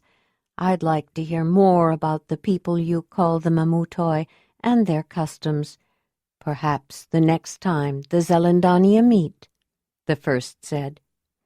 Ayla was listening with fascination. The first had a voice that captured attention, demanded it, when she chose to focus it. But it wasn't only the voice. The knowledge and information she was imparting were stimulating and absorbing. Ayla wanted to know more. There are also 5 sacred colors and 5 sacred elements. But it's getting late, and we'll get into that next time, said the one who was first among those who served the Great Earth Mother. Ayla felt disappointed. She could have listened all night. But then she looked up and saw Falara coming with Jondalar. Her baby was awake. Chapter 4. Anticipation for the summer meeting intensified after the 9th cave returned from visiting the 7th and 2nd caves. Everyone's time and attention was occupied with the hectic rush of getting ready to leave, and the excitement was palpable. Each family was busy with its own preparations, but the various leaders had the additional duty of planning and organizing for their entire cave. That they were willing to assume the responsibility and able to carry it out was why they were leaders. The leaders of all the Zelandonii caves were anxious before a summer meeting, but Joharan was especially so. While most caves tended to have some 25 to 50 people, some as much as 70 or 80, usually related, his cave was an exception. Nearly 200 individuals belonged to the 9th cave of the Zelandonii. It was a challenge to lead so many people, but Joharan was up to the task. Not only had Joharan's mother, Marthona, been a leader of the 9th cave, but Jokonan, the first man to whom she was mated and to whose hearth Joharan had been born, was the leader before her. Joharan's brother, Jondalar, who was born to the hearth of Dalinar, the man Marthona mated after Jokonan died, had specialized in a craft in which he showed both skill and inclination. Like Dalinar, he was recognized as an expert flint knapper because it was what he did best. But Joharan grew up immersed in the ways of leadership and had a natural propensity to take on those responsibilities. It was what he did best. The Zelandonii had no formal process for selecting leaders, but as people lived together, they learned who the best person was to help them to resolve a conflict or sort out a problem. And they tended to follow the ones who took on the organization of an activity and did it well. If several people decided to go hunting, for example, it wasn't necessarily the best hunter they chose to follow, but the one who could direct the group in a way that made the hunt most successful for everyone. Often, though not always, the best problem solver was also the best organizer. Sometimes 2 or 3 people who were known for their specific areas of expertise worked together. After a while, the one who dealt with conflicts and managed activities most effectively was acknowledged as the leader, not in any kind of structured way, but by unspoken consent. Those who obtained leadership positions gained status, but such leaders governed by persuasion and influence. They had no coercive power. There were no specific rules or laws requiring compliance or means of enforcing them, which made leadership more difficult. But peer pressure to acknowledge and accept suggestions by the head of the cave was strong. The spiritual leaders, the Zelandonii, had even less authority to compel, but perhaps more power to persuade. They were greatly respected and a little feared. Their knowledge of the unknown and their familiarity with the terrifying world of the spirits, which was an important element in the lives of the community, commanded respect. Ayla's excitement about the upcoming summer meeting increased as the time to leave approached. She hadn't noticed it as much the previous year, but they had arrived at Jondalar's home not long before the annual gathering of the Zelandonii after traveling for a year, and she had felt excitement and tension enough just meeting his people and getting accustomed to their ways. This year she had been aware of her mounting enthusiasm since the beginning of spring, and as the days passed, she was as rushed and eager as everyone. It was a lot of work to get ready for the summer, especially knowing that they would be traveling around, not staying at any single place for the whole season. The summer meeting was where people gathered together after the long cold season to reaffirm their ties, to find mates, and to exchange goods and news. The location became a sort of base camp from which individuals and smaller groups would be going on hunting expeditions and gathering excursions, exploring their land to see what had changed, and visiting additional caves to see other friends and kin, and some more distant neighbors. Summer was the itinerant season. The Zelandonii were essentially sedentary only in winter. Ayla had finished changing and nursing Jondalar and put her down to sleep. Wolf had gone out earlier, probably to hunt or explore. She had just spread out their traveling sleeping roll to see what repairs it might need when she heard a tapping on the post beside the drape that closed the entrance to their dwelling. Her home was located near the back of the protected space, but closer to the southwestern, downriver end of the living area, since it was one of the newer constructions. She got up and pulled aside the drape and was pleased to see the one who was first standing there.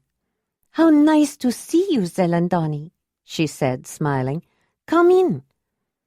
After the woman entered, Ayla caught a sense of movement outside and glanced up at another construction that she and Jondalar had made somewhat farther on across the vacant space as a place for the horses to shelter when the weather was especially disagreeable. She noticed that Winnie and Gray had just come up from the grassy edge of the river. "I was going to make some tea for myself. Can I make some for you?" "Thank you, yes," the large woman said as she headed for a block of limestone with a large cushion on top that had been brought inside especially for her to use as a seat. It was sturdy and comfortable. Ayla busied herself, placing some cooking stones on the hot coals she had stirred up in the fireplace and adding more wood. Then she poured water from the water bag, the clean stomach of an aurochs bulging with fullness, into a tightly woven basket, and added some broken pieces of bone to protect the cooking basket from the sizzling hot cooking stones. "Is there a particular tea you'd like?" she asked. "It doesn't matter. You choose. Something calming would be nice," Zelandonii replied. The padded rock had appeared in their dwelling shortly after they returned from the summer meeting the year before.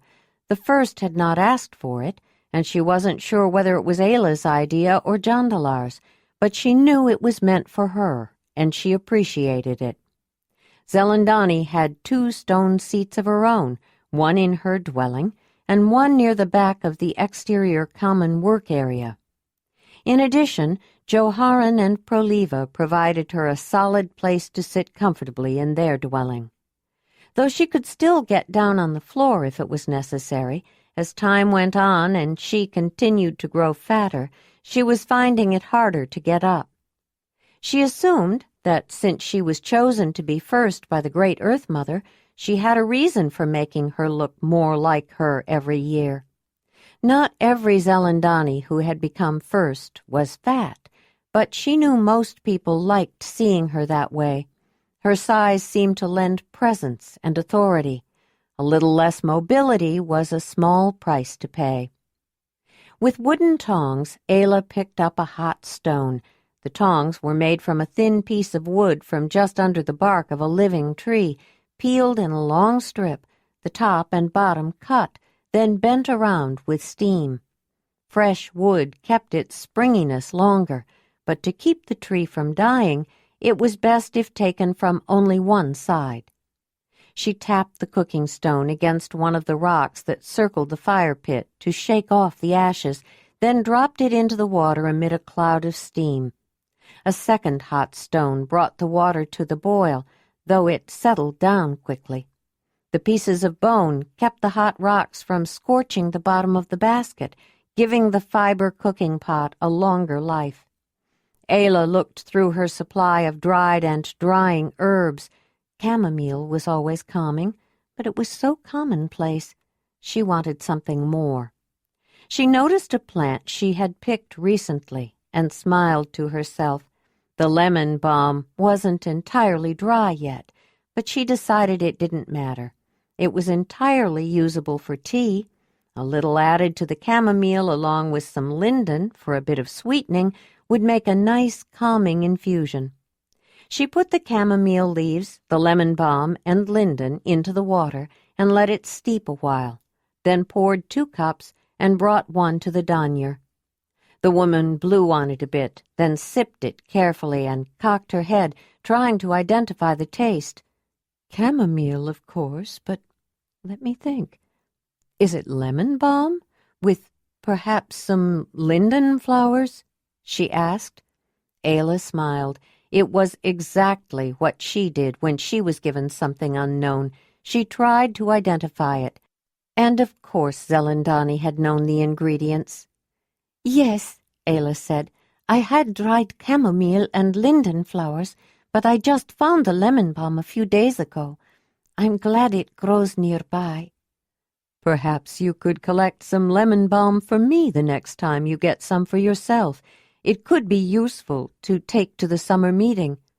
I'd be happy to. I could even get it today. I know exactly where it grows, on the plateau above, near the falling stone, she said. Ayla was referring to the unique formation of an ancient columnar section of basalt that had once found its way to the bottom of the primordial sea and was now eroding out of the limestone in a way that made it appear to be falling, though it was still firmly embedded into the upper face of the cliff. "What do you know about the uses of this?" Zelandonii asked, holding up the cup of tea. "Chamomile is relaxing, and if you take it at night, it can help you to fall asleep. Lemon balm is calming, especially if you feel nervous and stressful. It will even relieve the stomach upset that sometimes comes with stress, and it will help you sleep.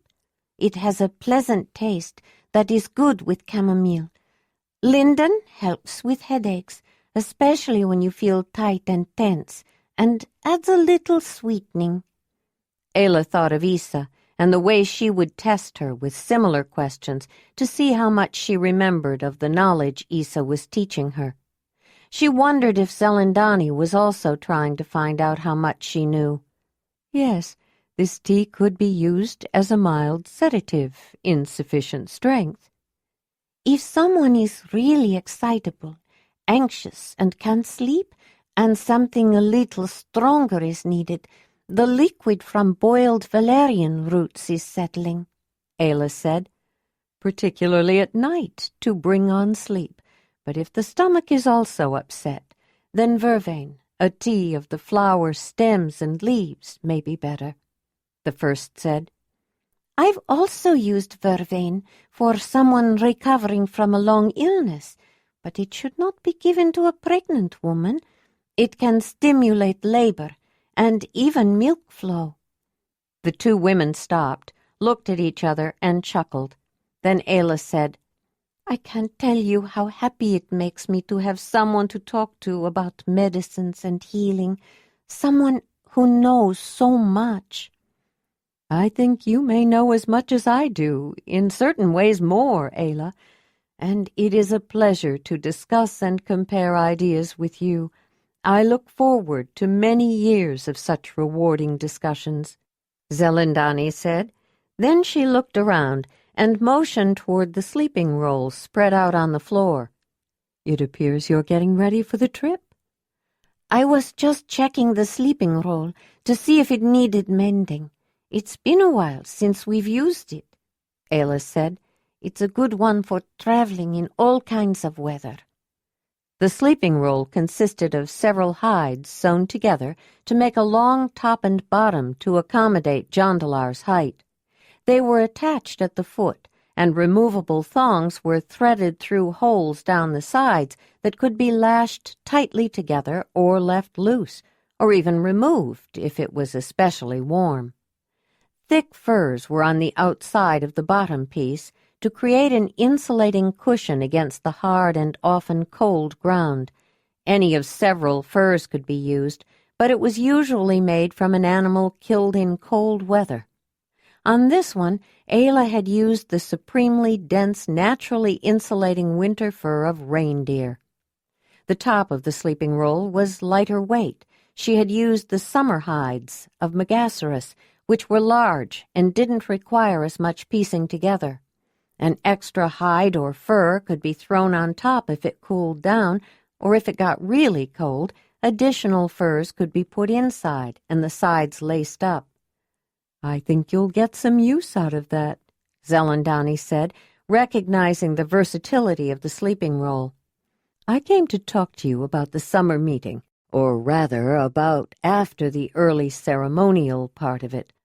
I was going to suggest that you make sure you have adequate traveling equipment and supplies with you. There are some sacred sites in this area you should see. Later, in a few years, I want to show you some of the sacred sites and take you to meet some of the Zelandonii that live farther away." Ayla smiled. She liked the idea of seeing new places, so long as it wasn't too far. She'd done enough long-distance traveling. She remembered just seeing Winnie and Gray, and an idea occurred to her that could make traveling with the first easier. "If we use the horses, we could travel much faster." The woman shook her head and took a sip of tea. "There is no way I could get up on the back of a horse, Ayla." "You wouldn't have to. You can ride on the pole drag behind Winnie. We can make a comfortable seat on it." She had been thinking of how to convert the travois so that it could be used to carry passengers, especially Zelandonii. "What makes you think that horse could pull someone my size on that dragging thing?" "Winnie has pulled much heavier loads than you. She's a very strong animal.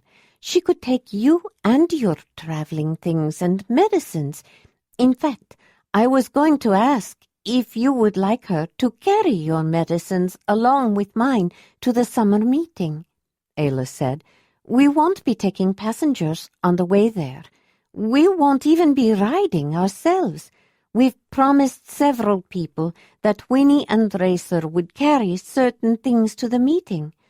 Joharan wanted us to haul some poles and other building parts for some of the Ninth Cave's summer dwellings, and Proliva wanted to know if we could take some of her special large cooking baskets and bowls and serving equipment for feasts and shared community meals. And Jondalar wants to lighten Marthona's load." "It appears that your horses are going to be put to good use," the first said, taking another sip of her tea, her mind already formulating plans. The first had various journeys planned for Ayla. She wanted to take her to meet some of the Zelandonii caves that were farther away and visit their sacred places, and perhaps meet some of the people who were neighbors of the Zelandonii, who lived near the boundaries of their territory. But Zelandonii had a feeling that the young woman, after coming so far to get here, might not be especially interested in making the extended trip she had in mind for her. She hadn't really mentioned anything about the Danyard tour that acolytes were expected to make. She began to think that perhaps she ought to agree to allowing the horses to pull her on that thing. It might encourage Ayla to make the excursions. The large woman wasn't really interested in being dragged around by horses, and if she were honest with herself, she'd have to admit that the idea actually frightened her. But she had faced worse fears in her life. She knew the effect Ayla's control of the animals would have on people. They likely would be a little frightened and very impressed. Maybe one day she ought to see what it would be like to sit on this pole drag thing. Perhaps sometime we'll try to see if your whinny can pull me, Zelandonii said, and watched a large grin expand across the young woman's face. This is as good a time as any, Ayla said, thinking it might be best to take advantage of the woman's agreeable mood before she changed her mind, and watched the startled look appear on the face of the one who was first. Just then the drape covering the entrance was pulled back, and Jondalar strode in. He could see Zelandonii's startled expression and wondered what had brought it on. Ayla stood up, and they greeted each other with a light embrace and a touching of cheeks, but their strong feelings for each other were obvious and did not escape their visitor's attention. Jondalar glanced toward the baby's place and noticed that she was sleeping, and then he walked to the older woman and greeted her in a similar fashion, still wondering what had disconcerted her. "And Jondalar can help us," Ayla added. "Help you with what?" he said. "Zelandonii was talking about making some trips this summer to visit other caves, and I thought it would be easier and faster using horses." "It probably would, but do you think Zelandonii could learn to ride?" Jondalar asked. "She wouldn't have to. We could make a comfortable seat on the pole drag for her, and Winnie could pull her," Ayla said. Jondalar's forehead wrinkled as he thought about it. Then he nodded his head. "I don't see why not," he said. "Zelandonii said sometime she'd be willing to try to see if Winnie could pull her, and I said, this is as good a time as any." Zelandonii glanced at Jondalar and detected a glint of enjoyment in his eyes, then looked at Ayla and tried to think of a way to put it off. "You said you would have to make a seat. You don't have one made yet," she said. "That's true, but you didn't think Winnie could pull you. You don't need a seat to try it and see if she can. I don't have any doubt, but it might reassure you and give us a chance to think about how to make a seat," Ayla said. Zelandonii felt that somehow she had been snared. She didn't really want to do this, especially not right away, but she didn't think she could get out of it now. Then, recognizing that in her eagerness to have Ayla begin her Danyar tour she had done it to herself, she heaved a big sigh and stood up. "Well, let's get it over with then," she said. When she lived in her valley, Ayla had thought of a way to use her horse to transport things of considerable size and weight, such as an animal she had hunted, and once Jondalar, wounded and unconscious. It consisted of 2 poles attached together at the shoulders of the horse with a kind of strap made of thongs that went across Winnie's chest. The opposite ends of the poles spread out and rested on the ground behind the horse.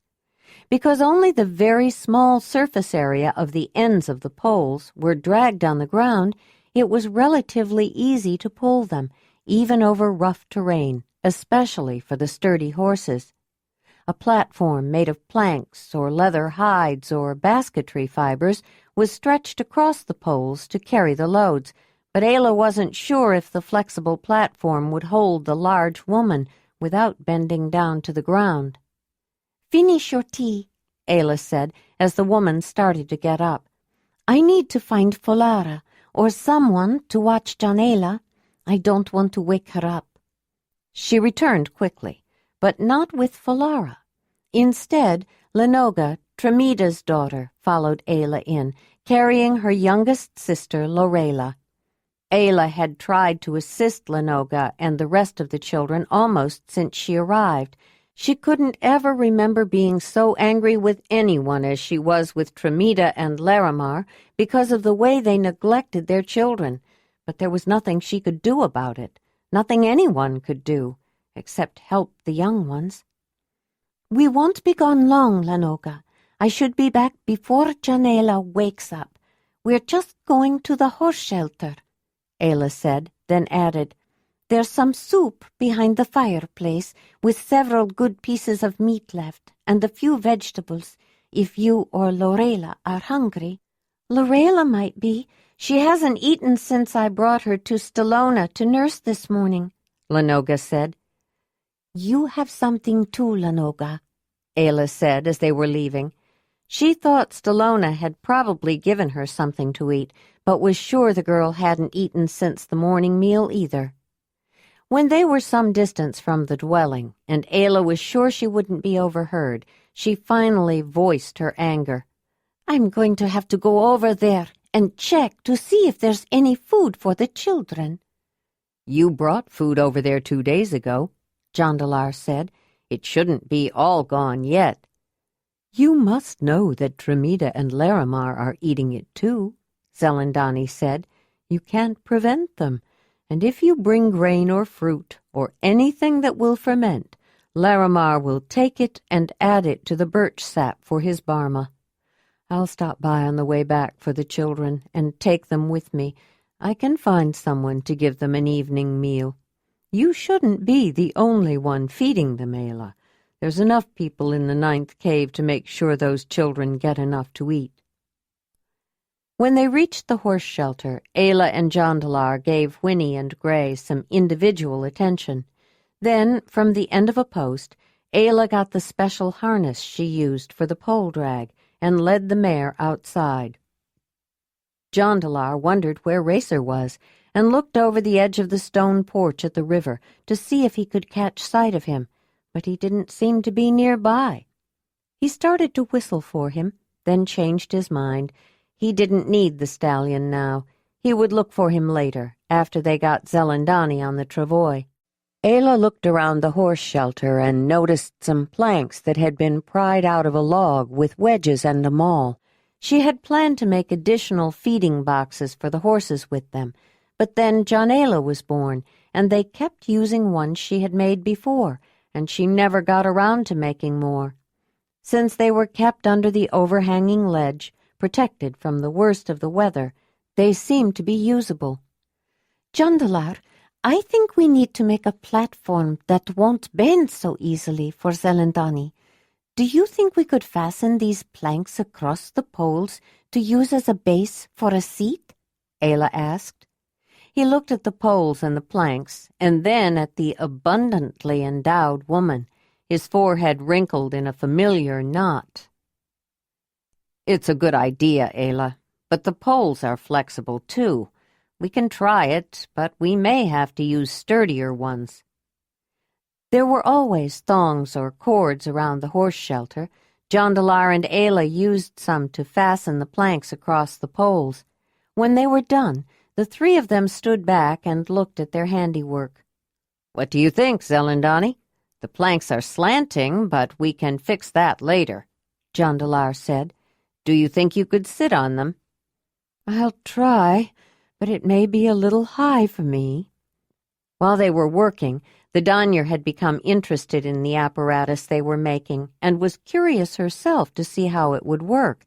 Jondalar had devised a halter for Winnie similar to the one he used for Racer, though Ayla seldom used it herself.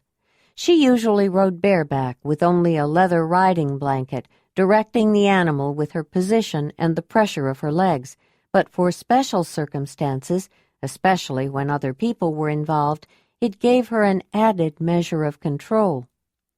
While Ayla put the halter on the mare, making sure Winnie was calm, Jondalar and Zelandonii went to the reinforced travois behind the horse. The planks were a bit high, but Jondalar lent his strong arm and gave her a boost. The poles did bend under her weight, enough that her feet could touch the ground, but it gave her the feeling that she could get down easily enough. The slanting seat did feel somewhat precarious, but it wasn't as bad as she thought it would be. "Are you ready?" Ayla asked. "I'm as ready as I'll ever be," Zelandonii said. Ayla started Winnie at a slow walk in the direction of downriver. Jondalar walked behind, smiling encouragingly at Zelandonii. Then Ayla led the horse under the overhanging shelf and made a wide, complete turn until they were facing in the opposite direction and headed toward the east end of the front ledge, toward the dwellings. "I think you should stop now, Ayla," the woman said. Ayla stopped immediately. "Are you uncomfortable?" she said. "No, but didn't you say you wanted to make a real seat for me?" "Yes."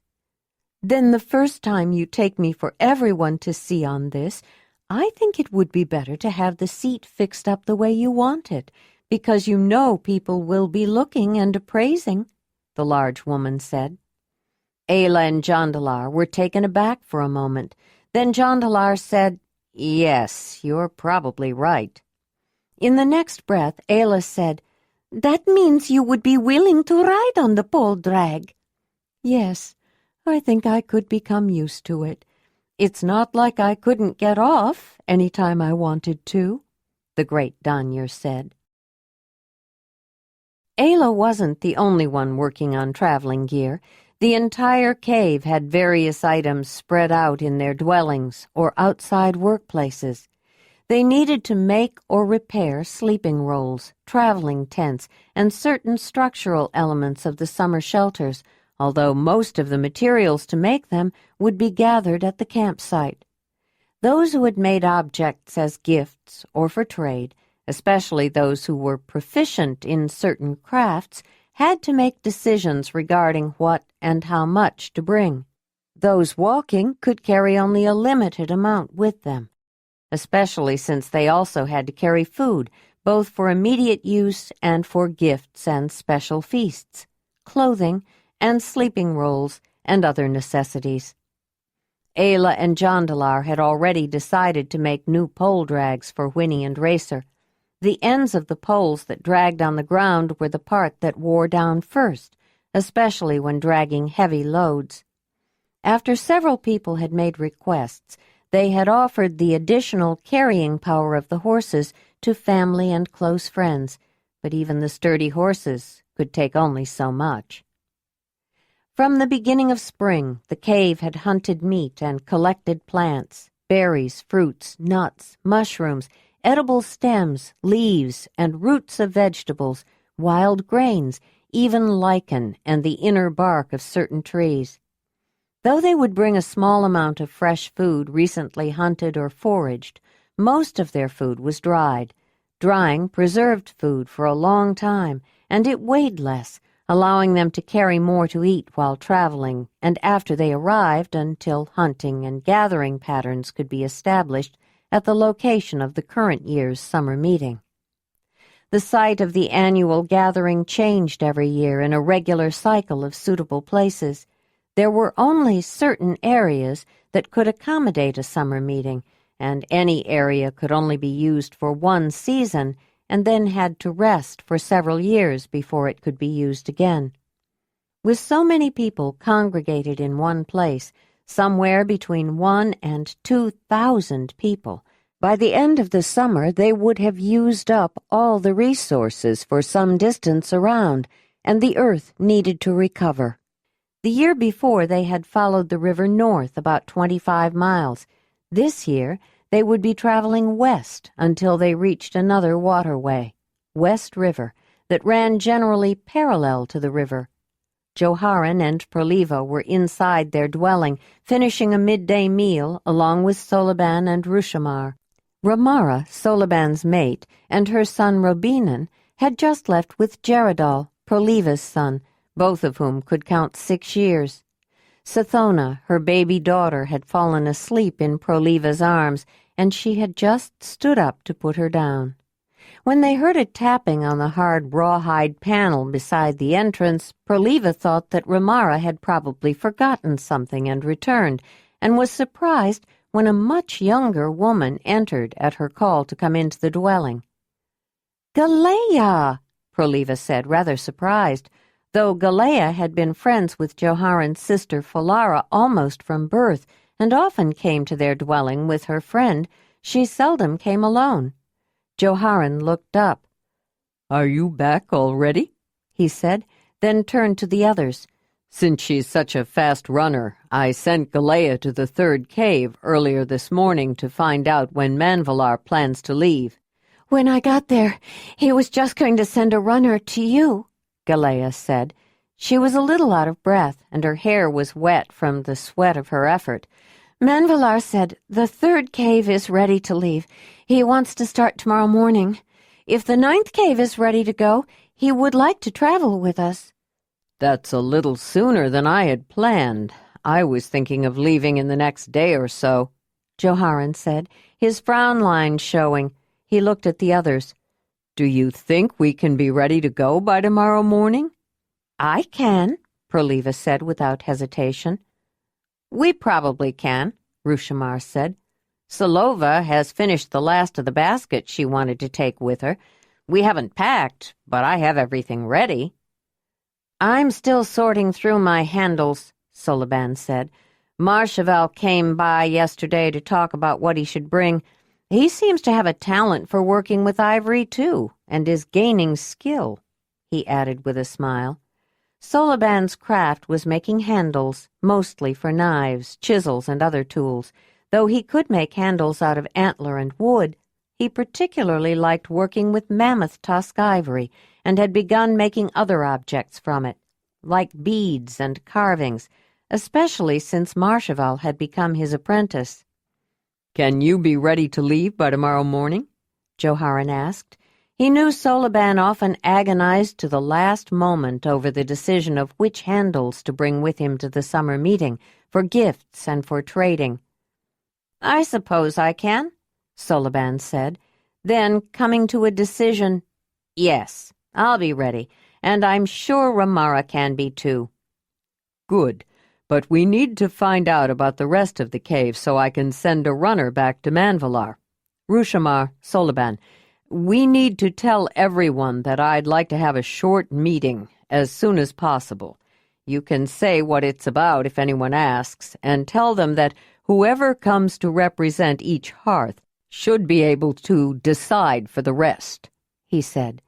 He dumped the last remnants left in his personal eating bowl into the fire, then wiped it and his eating knife with a damp piece of buckskin before putting them into a carrying pouch attached to his belt. He'd run them under water when he had a chance. As he got up, he said to Galea, "I don't think you need to run back there again. I'll send another runner." She looked rather relieved, then smiled. "Paladar runs fast. We were racing with each other yesterday, and he almost beat me." Joharan had to stop and think a moment. The name wasn't immediately familiar to him. Then he remembered the lion hunt. Galea had hunted with a young man from the third cave, but Paladar had also been with him on the hunt. "Isn't he a friend of Tavonen? The young man Willamar has been taking with him on trading missions." "Yes, he came back with Willamar and Tavonen last time and decided he might as well go with us to the summer meeting and meet his cave there," Galea said. Joharan nodded. It was acknowledgment enough. He didn't know if he would send the visitor, or someone else who was a member of the ninth cave, but he was aware that Paladar seemed to be of interest to Falara's friend Galea, and obviously the young man had found a reason for staying. If there was a possibility that he might someday become a member of the ninth cave, Joharan wanted to know more about him, and tucked the thought away in his memory. He had more pressing issues to think about at the moment. Joharan knew that at least one person from each dwelling would be present at his meeting, but as people started coming out, he saw that nearly everyone wanted to find out why the leader was calling a sudden meeting. When they had gathered in the work area, Joharan stepped up on the large flat stone that had been placed there so that he, or anyone who had something to say, could be seen more easily. "I spoke with Manvalar not long ago," Joharan began without preamble. "As you know, The site of the summer meeting this year is the big field near West River and a tributary near the 26th cave. Manvalar's mate was from the 26th cave, and when her children were young, they used to visit often to see her mother and family. I know how to get there by going south to Big River, then west to another river that joins with West River, and then following it north to the summer meeting place. But Manvalar knows a more direct way, starting out at Wood River and going west from here. We'd get there more quickly, and I had hoped we could travel with the third cave, but they are leaving tomorrow morning." There was a murmuring from the gathered assembly, but before anyone could speak out, Joharan continued. "I know you like to have a few days' warning before we leave, and I usually try to do that, but I'm sure most of you are nearly ready to go. If you can pack and be ready by morning, we can travel with the third cave and get there much faster. The sooner we get there, the better our chances will be of finding a good place to set up our camp." The crowd broke out in conversation, and Joharan heard various comments and questions. "I don't know if we can be ready by then." "I need to talk to my mate." "We aren't packed yet." "Won't he wait another day or so?" The leader let it go on for a few moments, then he spoke again. "I don't think it's fair to ask the third cave to wait for us. They want to find a good place, too. I need an answer now, so I can send a runner back to him," he said. "One person from each hearth must make the decision. If most of you think you can be ready, we'll leave in the morning. Those who want to go then, come and stand to my right." There was an initial hesitation. Then Solaban and Rushamar walked up and stood on Joharan's right. Jondalar looked at Ayla, who smiled and nodded. Then he moved to stand beside them on his brother's right. Marthona did the same. Then a few more came up and joined them. No one moved to his left side, which would have indicated an unwillingness to leave so soon, but several were hanging back. Ayla was using the counting words as each person joined the group, saying the word under her breath and tapping a finger on her thigh at the same time. 19, 20, 21? How many hearths are there? She wondered. When she reached 30, it was obvious that most of the people had decided they could be ready by the following morning. The idea of getting there faster and finding a more desirable location was a powerful incentive. After 5 more people joined them, she tried to count the hearths left. There were quite a few still undecided people milling around, but she thought they represented only 7 or 8 hearths. "What about those who are not ready by then?" A voice from the undecided spoke out. "They can come along later, on their own," Joharan said. "But we always go as a cave. I don't want to go alone," a person said. Joharan smiled. "Then make sure you're ready by morning.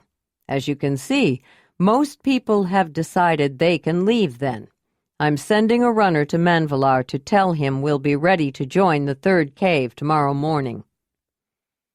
With a cave the size of the 9th, there were always a few who couldn't make the trip, at least not then, people who were sick or injured, for example.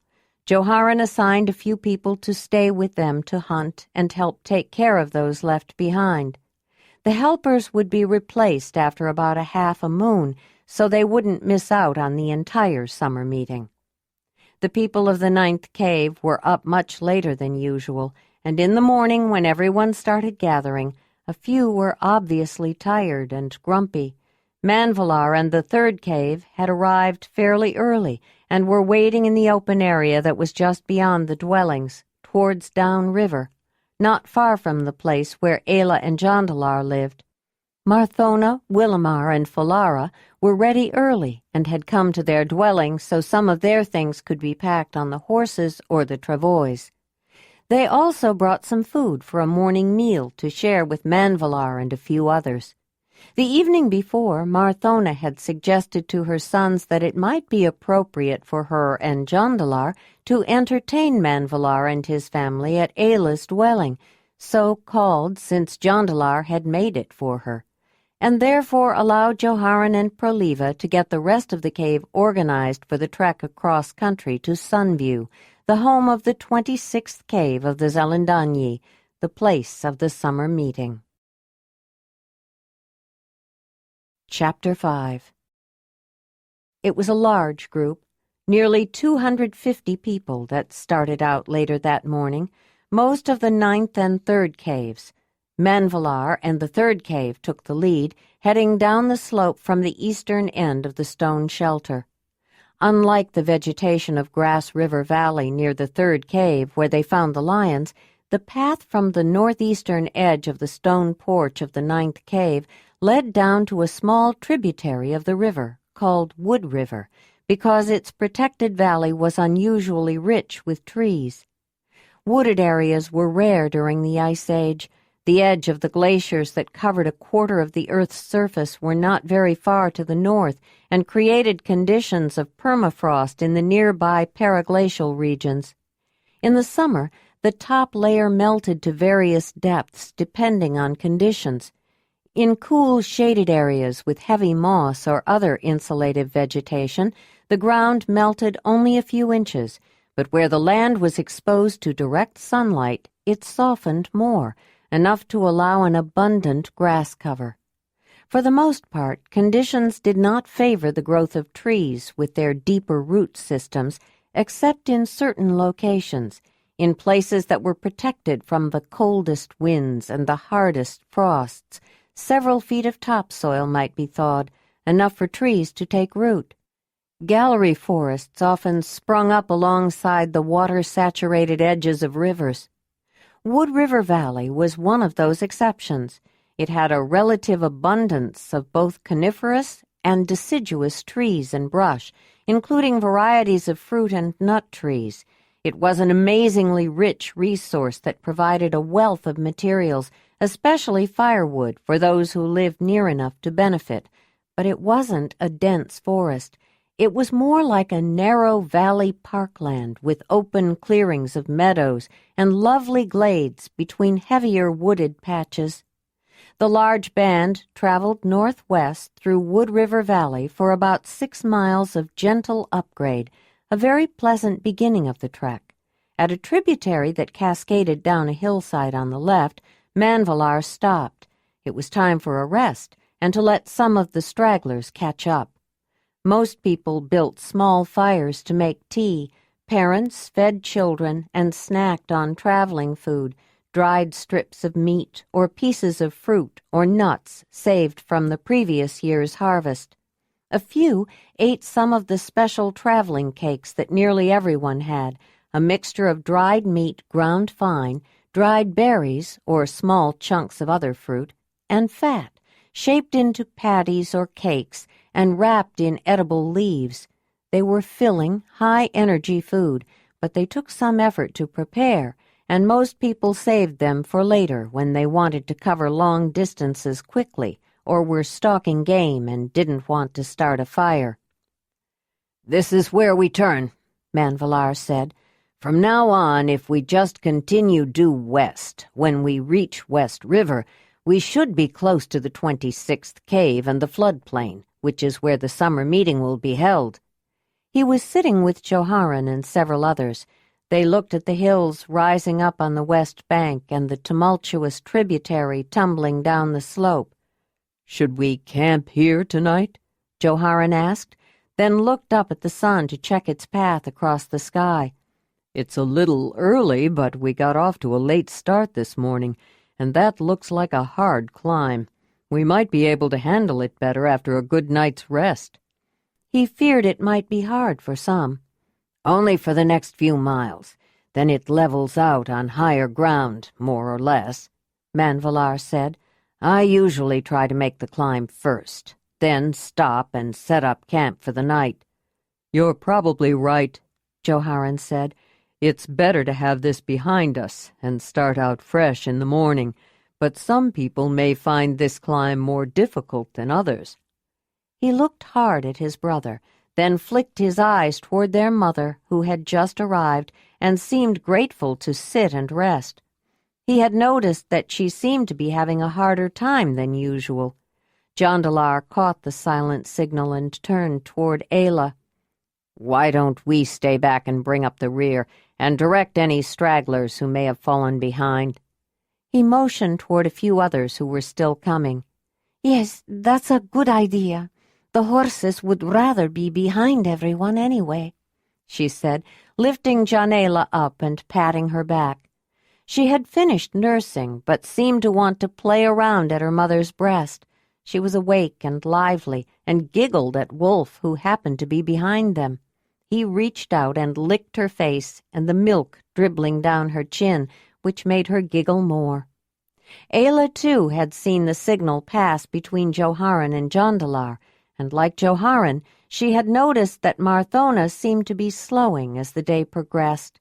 She had noticed that Zelandonii, who had just arrived, had been falling back also, but she wasn't sure if it was because she was tiring or if she was slowing down to keep pace with Marthona. "Is there some hot water to make tea?" Zelandonii said when she reached them, pulling out the pouch in which she kept her medicines and bustling around preparing to make her tea. "Have you had any tea yet, Marthona?" Even before the woman shook her head from side to side to indicate that she hadn't, the Danyer continued, "I'll make some for you along with mine." Ayla watched them both closely and quickly realized that Zelandonii had also noticed that Marthona seemed to be having some difficulty with the hike and was preparing some medicinal tea for her.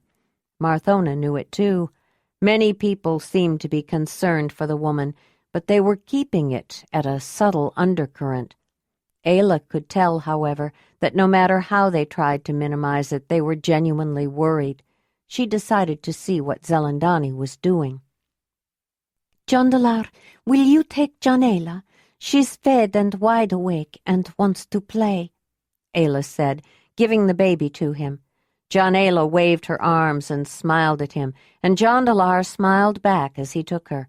It was obvious that he adored this baby girl, this child of his hearth. He never seemed to mind taking care of her. To Ayla, he seemed more patient with her than she was. Jondalar himself was a little surprised at the strength of his feeling for her, and wondered if it was because, for a time, he had doubted that there would ever be a child of his hearth. He feared he had offended the great Earth Mother when he was young by wanting to mate with his Danyi woman, and wasn't sure she would ever choose a piece of his spirit to mix with the spirit of a woman to create a new life. That was what he had been taught. The creation of life was caused by the spirits of women mingling with the spirits of men, with the help of the mother.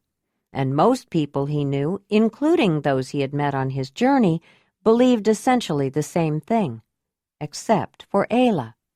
She had a different view of the way new life came to be.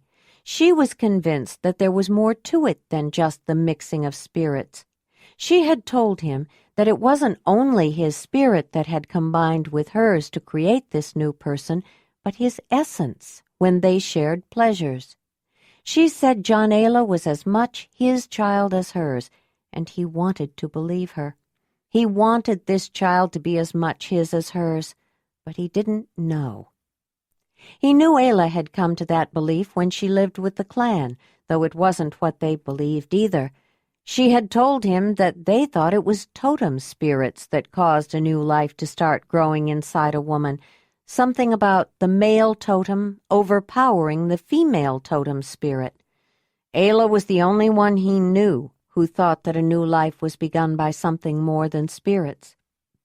But Ayla was an acolyte, training to become a Zelandonii, and it was the Zelandonii that explained Dani, the great Earth Mother, to her children. It made him wonder what would happen when the time came for her to explain how new life began to the people. Would she say that the mother chose the spirit of a particular man to combine with her spirit, the way the other Zelandonii did? Or would she insist that it was a man's essence? And what would the Zelandonii have to say about it? When Ayla approached the two women, she noticed Zelandonii looking through her bag of medicinal herbs, and Marthona sitting on a log in the shade of a tree near Wood River. Jondalar's mother did look tired, though it seemed to Ayla that she was trying not to make an issue of it. She was smiling and chatting with some people nearby, but she looked as if she would rather just close her eyes and rest. After she greeted Marthona and the others, Ayla joined the one who was first. "Do you have everything you need?" she asked quietly. "Yes, though I wish I had time to prepare a fresh foxglove mixture properly, but I'll have to use the dried preparation I have," the woman said. Ayla noticed that Marthona's legs seemed a little swollen. "She needs to rest, doesn't she? Not visit with those people who just want to be sociable," Ayla said. "I'm not as good as you at letting people know they should let her be for a while, without embarrassing her. I don't think she wants people to know how tired she feels. Why don't you tell me how to make the tea for her?" Zelandonii smiled and said almost inaudibly, "That was perceptive of you, Ayla. They are friends from the third cave who she hasn't seen recently." Then she quickly explained how to make the infusion she wanted and approached the chatting friends. Ayla was concentrating on the instructions she had been given, and when she looked up, she saw that Zelandonii was walking away with Marthona's friends, and Marthona had closed her eyes. Ayla nodded to herself. "That will discourage others from stopping to talk," she thought. She waited a while to let the hot drink cool, and just as she was bringing it to Marthona, Zelandonii returned.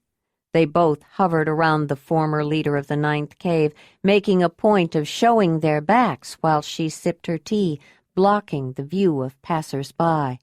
Whatever was in Zelandonii's mixture, after a while it seemed to help, and Ayla thought that she would ask the Danur about it later. When Manvalar started out again, leading the way up the incline, Zelandonii followed, but Ayla stayed seated beside Marthona. Willamar had joined them and was seated on the other side of his mate. "Why don't you wait with us and let Folara go ahead?" she said. "Jondalar has volunteered to stay until the last, to make sure everyone gets started in the right direction. Proliva has promised to save something for us to eat whenever we get to the camp." "I will," Willamar said without hesitation. "Manvalar said from here it's straight west for the next few days. How many days depends on how fast someone wants to go. No one has to be in a hurry, but it's good if someone follows along at the end just to make sure no one is delayed because they got hurt or ran into some other problem." "Or has to wait for a slow old woman," Marthona said. "There may come a time when I won't be going to summer meetings." "That's true for all of us," Willamar said, "but not yet, Marthona." "He's right," Jondalar said, holding a sleeping baby in one arm. He had just arrived after talking to a family group with several young children, making sure they got started in the right direction. The wolf was following behind, keeping watch on Jondalar. "It doesn't matter if we take a little longer to get there. We won't be the only ones." He motioned toward the family starting the climb. "Once we get there, people will still be wanting your counsel and advice, Mother." "Do you want me to take Jondalar in my carrying blanket, Jondalar?" Ayla said. "We seem to be the last ones." "I'm fine with her, and she seems comfortable. She's sound asleep. But we have to find an easy way for the horses to get to the top of that waterfall," he said. "I'm looking for the same thing, an easy way. Perhaps I should follow your horses," Marthona said, not entirely in jest. "It's not so much the horses. They are good climbers. It's getting up there with the heavy pole drags and the loads on their backs," Ayla said. I think we need to traverse our way up, making wide turns to allow for the poles they are dragging behind them." "So you want an easy way with a gentle slope," Willamar said. "As Marthona said, that's what we want. If I'm not mistaken, I think we passed a gentler slope on our way here. Ayla, why don't we walk back a ways and see if we can find it?" "Since Jondalar is so comfortable holding the baby, he can stay and keep me company," Marthona added. "And watch out for her," Ayla thought, as she and Willamar started out. "I don't like the idea of her waiting alone. There are many animals that might wander by and think of her as fair game. Lions, bears, hyenas, who knows what?" Wolf, who had been resting on the ground with his head between his paws, got up and seemed uneasy when he saw that Jondalar was staying, but Ayla was getting ready to leave. "Wolf, stay," she said, signaling the same thing to him. "Stay with Jondalar and Jondalar and Marthona." The wolf lowered himself back down, but his head was up and his ears cocked forward, alert to any other words or signals from her as she walked away with Willamar. "If we hadn't loaded the horses so heavily, Marthona could ride up that hill on a pole drag," Ayla commented after a while. "Only if she were willing," Willamar said. "I've noticed something interesting since you came with your animals. She has absolutely no fear of that wolf, who is a powerful hunter that could easily kill her if he chose. But the horses are another matter. She doesn't like to get too close to them. She hunted horses when she was younger, but she fears them much more than the wolf, and they only eat grass." "Perhaps it's because she doesn't know them as well. They are bigger and can be skittish when they are nervous or if something startles them," Ayla said. "Horses don't come into the dwelling. Maybe if she spent more time with them, she wouldn't be so anxious about them." "Maybe. But first you'd have to persuade her. And if she gets it in her mind that she doesn't want to, she's very good at evading what you want and doing what she wants without seeming to. She's a very strong-minded woman." "Of that I have no doubt," Ayla said. Though they weren't gone very long, by the time Ayla and Willamar returned, Jondalar had awakened and was now being held by her grandam. Jondalar was with the horses, checking their loads, making sure everything was securely fastened. "We found a better place to climb that ridge. In some places it's a little steep, but it is climbable," Willamar said. "I'd better get Jondalar," the young woman said, heading toward Marthona. "She's probably made a mess and doesn't smell too good. She usually does when she wakes in the afternoon." "She did," Marthona said, holding the baby so that she was sitting on her lap, facing her. "I haven't forgotten how to take care of a baby, have I, Jondalar?" She bounced the infant lightly and smiled at her, and saw her smile returned along with some soft, cooing sounds. "She is such a sweet little thing," she added, giving up the child to her mother. Ayla couldn't help smiling at her daughter when she picked her up, and saw the smile returned as she arranged her baby in her carrying blanket, tying it securely. Marthona seemed rested and more lively when she stood up, which pleased her. They headed back along Wood River and around a bend, then started up the easier slope. When they reached the top, they went north again until they reached the small stream that had been spilling down to the river below, then proceeded west. The sun was shining almost directly in their eyes as it neared the horizon before they reached the camp that had been set up by the 3rd and 9th caves. Proliva had been watching out for them, and was relieved to see them when they finally arrived. "I kept some food warm by the fire. What took you so long?" she said, leading them to the traveling tent they were sharing. She seemed particularly solicitous of Johann's mother. We walked back along Wood River and found a slope that was easier for the horses to climb, so it was easier for me, too, Marthona said. I didn't think that the horses would have difficulties. Ayla said they were strong and could carry the loads, Proliva said. It wasn't the size of the loads. It was those pole things trailing behind them, Marthona said. That's right, Jondalar said. The horses need a wider, easier path up a steep hill. They can't turn as sharply when they're pulling the pole drags. We found a way up that allowed them to traverse their way up the hill, but we had to backtrack a ways down Wood River.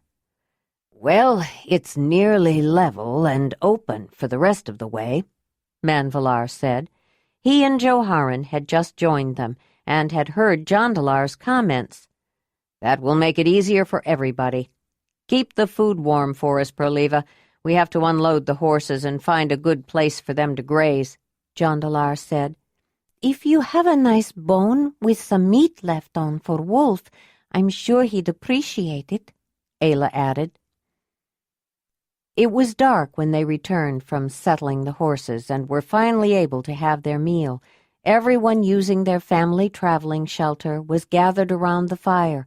Marthona and Willamar and Falara, Joharan and Proliva and her 2 children, Geradol and Sathona, Jondalar, Ayla and Jondalar, and Wolf and Zelandonii.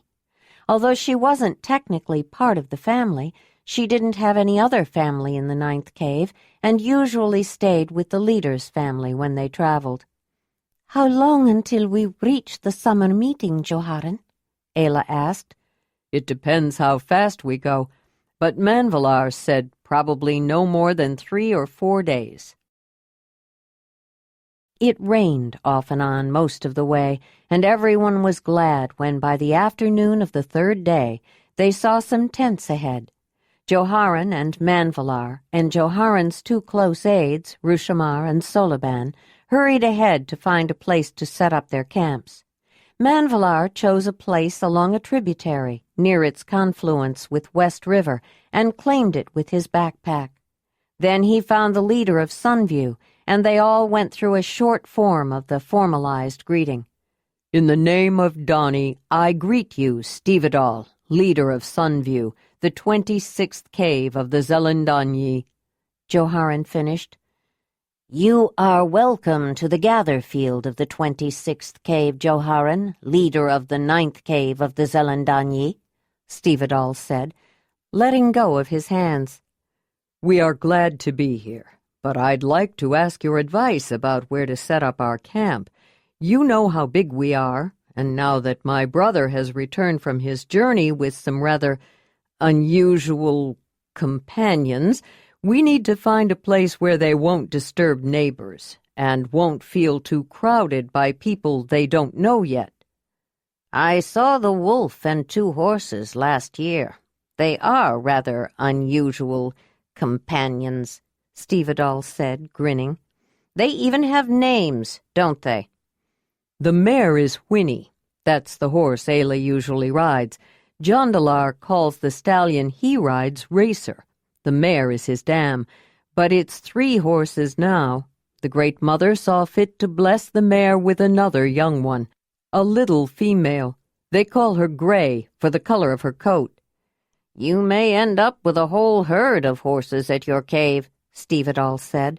I hope not, Joharan thought, but he didn't say anything, just smiled. What kind of place are you looking for, Joharan? You remember last year we found a place somewhat out of the way. At first I thought it might be too far away from all the activities, but it turned out to be just right. There was a place for the horses to graze and for the wolf to be away from the people of the other caves. Ayla controls him perfectly. He even pays attention to what I say sometimes, but I wouldn't want him frightening anyone, and most of us liked that we were able to spread out a bit. As I recall, you also had plenty of firewood right to the end of the season, Stevedall said. We even came and got some the last few days. Yes, we were fortunate. We weren't even looking for that. Manvalar told me he thought there might be a place for us a little closer to your sun view, a little valley with some grass. Yes, we sometimes have small gathers there with nearby caves. Hazelnut grows there and blueberries, Stevedall said. It's actually not far from a sacred cave. It's a little distance from here, but it might work for you. Why don't you come and take a look at it?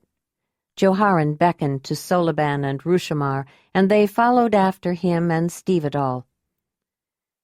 Dalinar and his Zelandonii stayed with you last year, didn't they?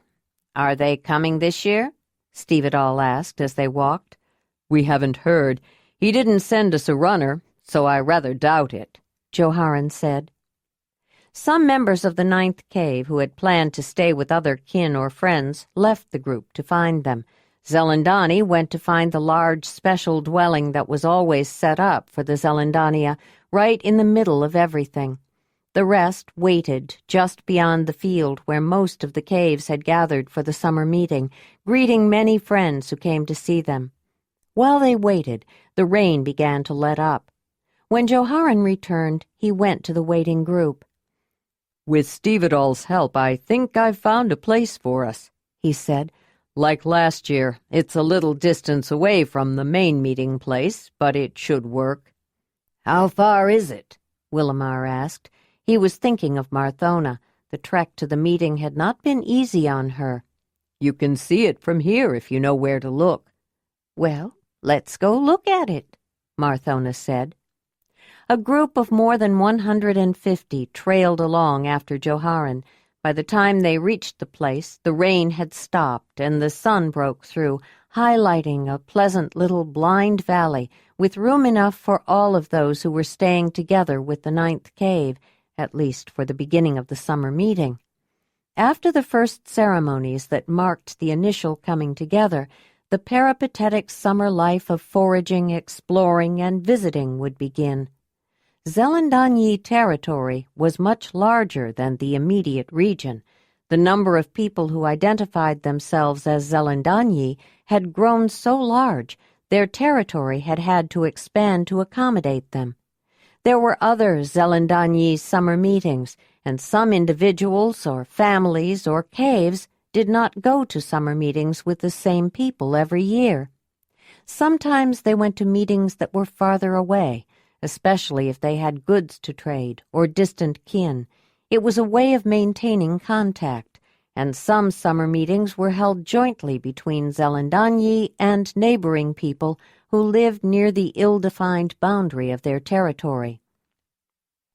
Because they were such a large and prosperous people, in comparison to the other groups, the name Zelandonii carried a certain prestige, a cachet that others wanted to be associated with.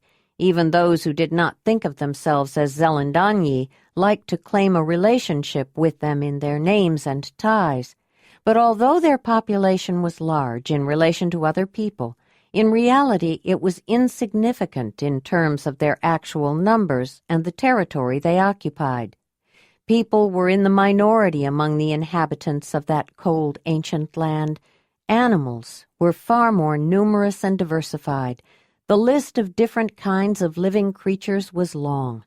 While some of them, such as roe deer or moose, lived singly or in small family groups in the few scattered woodlands or forests, most of them were dwellers of open grasslands, steppes, plains, meadows, parklands, and their numbers were huge. At certain times of the year, in regions not all that distant from each other, herds of mammoths, megasaurus, and horses gathered together in the hundreds, bison, aurochs, and reindeer in the thousands. Migrating birds could darken the sky for days. There were few disputes between the Zelandonii and their neighbors, partly because there was so much land and so few people, but also because their survival depended on it. If a living site became too crowded, a small group might splinter off, but they only went as far as the nearest available desirable location. Few wanted to move very far from family or friends, not only because of ties of affection, but in times of adversity they wanted and needed to be close to those they could rely on for help. Where the land was rich and able to support them, people tended to cluster together in rather large numbers, but there were sizable tracts of land that were totally unoccupied by people, except for an occasional hunting foray or gathering expedition. The world during the Ice Age, with its glittering glaciers, transparently clear rivers, thundering waterfalls, hordes of animals in vast grasslands, was dramatically beautiful, but brutally harsh. And the few people who lived then recognized at a fundamental level the necessity of keeping strong affiliations. You helped someone today because you would likely need help tomorrow. It was why customs, conventions, mores, and traditions had developed that sought to diminish interpersonal hostility, ease resentments, and keep emotions in check.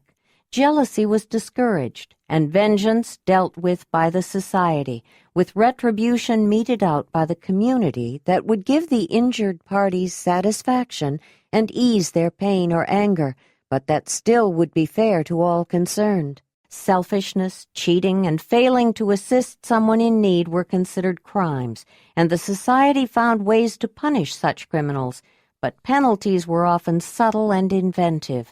The people of the Ninth Cave quickly decided on the individual locations for their summer lodges and began to construct semi-permanent dwellings. They had been rained on enough and wanted a place where they could be dry.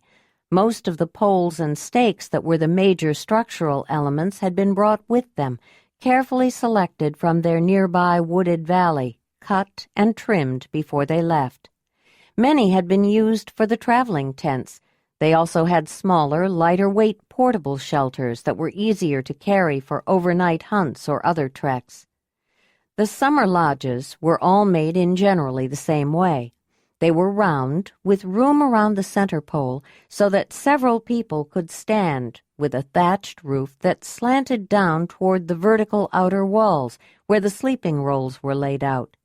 The top of the tall central pole of the traveling tent had been shaped into a long, tapering diagonal. It was made longer by attaching another pole with a similar tapering diagonal on the bottom facing the other way. They were held together with a sturdy rope wrapped round and pulled tight. Another length of rope was used to mark off the distance from the central pole to the circular outer wall, and using that as a guide, they erected an enclosure of upright supports using the same posts that had been used for the tent, plus some additional ones. Panels made of woven cattail leaves or reeds or rawhide or other materials, some brought with them and some made on the spot, were fastened to both the outside and the inside of the posts, creating a double wall with air in between for insulation. The ground cloth only went a short distance up the inside wall, but it was enough to keep out drafts. Any moisture that condensed in the cool of the evenings would form on the inside of the outer wall, leaving the inside of the inner wall dry. The roof of the shelter was made of thin poles of young fir or small-leaved deciduous trees like willow or birch, which were placed from the central pole to the outer wall. Branches and sticks were fastened between them, and a rough thatch of grasses and reeds was added on top, making a waterproof ceiling. Since it only had to last for a season, most people didn't make the thatch particularly thick, and it was usually made only well enough to keep out rain and wind. Before the end of summer, however, most roofs had to be patched more than once. By the time most of the structures were finished and everything brought in and arranged, it was late afternoon and would be dark soon, but it didn't deter people from heading for the main camp to see who was there and greet friends and relatives. Ayla and Jondalar still had to make provisions for the horses. Remembering the year before, they fenced in an area somewhat away from the camp with support posts, some brought with them, some found. They used anything that would work, sometimes whole young trees which they dug up and replanted. Cross pieces might be wood or branches or even rope, mostly collected nearby. It wasn't that the horses couldn't have jumped over or broken out of the enclosure. It was more to define their space, both for them and for curious visitors. Ayla and Jondalar were among the last to leave the camp of the 9th cave. When they finally started toward the main summer camp, they passed by 11-year Lenoga and her 13-year brother Bolagan, struggling to make a small summer lodge at the edge of the camp. Since no one wanted to share a dwelling with Larimar, Tremita, and their children, it only needed to house their family, but Ayla noticed that neither parent was there helping the children.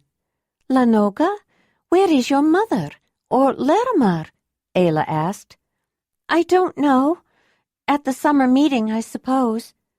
Do you mean they've left you to make your summer lodge by yourselves? Chapter 6. Ayla was appalled. The 4 younger children were standing around staring with eyes wide open. She thought they looked frightened. How long has this been going on? Jondalar asked. Who built your lodge last year? Mostly Larimar and me, Bolagan said, with a couple of his friends, after he promised them some barma. Why isn't he building it now? Jondalar said. Bolagan shrugged. Ayla looked at Lenoga. Larimar got into a fight with Mother and said he was going to stay in one of the falages with the men. He took his things and left. Mother chased after him, but she hasn't come back, Lenoga said. Ayla and Jondalar looked at each other, and without saying a word, they nodded. Ayla put Jondalar down on her carrying blanket. Then they both started working with the children. Jondalar soon realized that they were using the poles from their traveling tent, which would not be enough to build a lodge. But they couldn't put up the tent because the wet leather hide was disintegrating and the damp floor mats were falling apart. They had to make everything, wall panels, floor mats, and thatch for the roof with materials found locally. Jondalar started by looking for poles. He found a couple near their lodge, then cut down some trees. Lenoga had never seen anyone weave mats and panels quite the way Ayla did, or as fast. But the girl learned quickly when Ayla showed her. The 9-year girl, Trilara, and 7-year boy, Lavagan, tried to help as well after they were given some instruction, but they were more occupied with helping Lenoga with 1.5-year Lorela and her 3-year brother, Ganamar. Though he didn't say anything, Bolagan noticed as they worked that Jondalar's techniques created a dwelling of a much sturdier construction than he had made before. Ayla stopped to nurse Jondalar and nursed Lorela too, then got some food for the children from their lodge, since apparently the parents hadn't brought any. They had to build a couple of fires to see what they were doing to finish the work. By the time they were nearly through, people were coming back from the main camp. Ayla had gone back to their dwelling for a covering for Jondalar since it was getting chilly. She had just put her baby down in their new summer lodge when she saw people approaching. Proliva, with Sathona on her hip, was walking with Marthona and Willimar, who was carrying a torch in one hand and guiding Geradol with the other. "Where did you go, Ayla? I didn't see you at the main camp," Proliva said. We never got there, Ayla said. We've been helping Bolagan and Lenoga build their lodge. Bolagan and Lenoga? Marthona said. What happened to Larimar and Tremita? Lenoga said they got into a fight. Larimar decided to go to a falaj, took his things and left, and Tremita chased after him and didn't come back, Ayla said. It was obvious that she was having some trouble controlling her anger. Those children were trying to build a lodge by themselves with nothing but tent posts and wet floor mats. They didn't have any food either. I nursed Lorela a little, but if you have any milk, Proliva, she could probably use some more. Where is their lodge? Willimar said. At the edge of the camp, near the horses, Ayla said. I'll watch the children, Proliva, Marthona said. Why don't you and Willimar see what you can do? She turned to Ayla. I'll watch Jondalar, too, if you like. She's almost asleep, Ayla said, indicating where she was to Marthona. Tremida's children could use a few more floor mats, especially since they don't have enough sleeping rolls. When I left, Jondalar and Boligan were finishing up the roof." The three of them hurried toward the nearly completed small dwelling. They could hear Lorela crying as they approached. To Proliva, it sounded like the fussiness of a baby who was overtired and maybe hungry. Lenoga was holding her, trying to settle her down. "Why don't you let me see if she'll nurse a little?" Proliva said to the girl. "I just changed her padding, stuffed it with her nighttime sheep's wool," Lenoga said, handing the toddler to Proliva. When she offered her breast, the baby went for it eagerly. Since her own mother's milk had dried up more than a year before, many other women had taken turns feeding her, and she was used to taking milk from any woman who offered. She also ate different kinds of solid food that Ayla had taught Lenoga to make for her. Considering her difficult beginning, Lorela was a remarkably healthy, happy, gregarious, though somewhat undersized child. The women who fed her took a certain pride in her good health and good nature, knowing that they had contributed to it. Ayla knew that they had kept the baby alive, but Proliva knew it was Ayla's idea originally after she discovered that Tremida's milk had dried up. Ayla, Proliva, and Marthona found some additional skins and furs that they didn't mind giving up for the children to use as sleep coverings, and more food. Willamar, Jondalar, and Boligan collected some wood. The structure was nearly finished when Jondalar noticed Larimar coming. He stopped some ways back and stared at the small summer lodge, frowning. "Where did this thing come from?" he asked Boligan. "We built it," the boy said. "You didn't build it by yourselves," Larimar said. "No, we helped him," Jondalar interjected. "Since you weren't here to do it, Larimar." "No one asked you to butt in," Larimar sneered. "Those children had no place to sleep," Ayla said. "Where's Tremida? They're her children. She's supposed to see to them," Larimar said. "She left after you did, chasing after you," Jondalar said. "Then she's the one who left them, not me," Larimar said. "They are the children of your hearth. They are your responsibility," Jondalar said with disgust, struggling to contain his anger. "And you left them without shelter." "They had the traveling tent," Larimar said. "The leather of your traveling tent was rotten. After it got soaked, it fell apart," Ayla said. "They had no food either, and several of them are hardly more than babies." "I assumed Tremida would get some food for them," Larimar said. "And you wonder why you are the lowest ranked," Jondalar said, with scorn and a look of disgust. Wolf was aware that something seriously distressing was going on between the people of his pack and the man that he didn't like.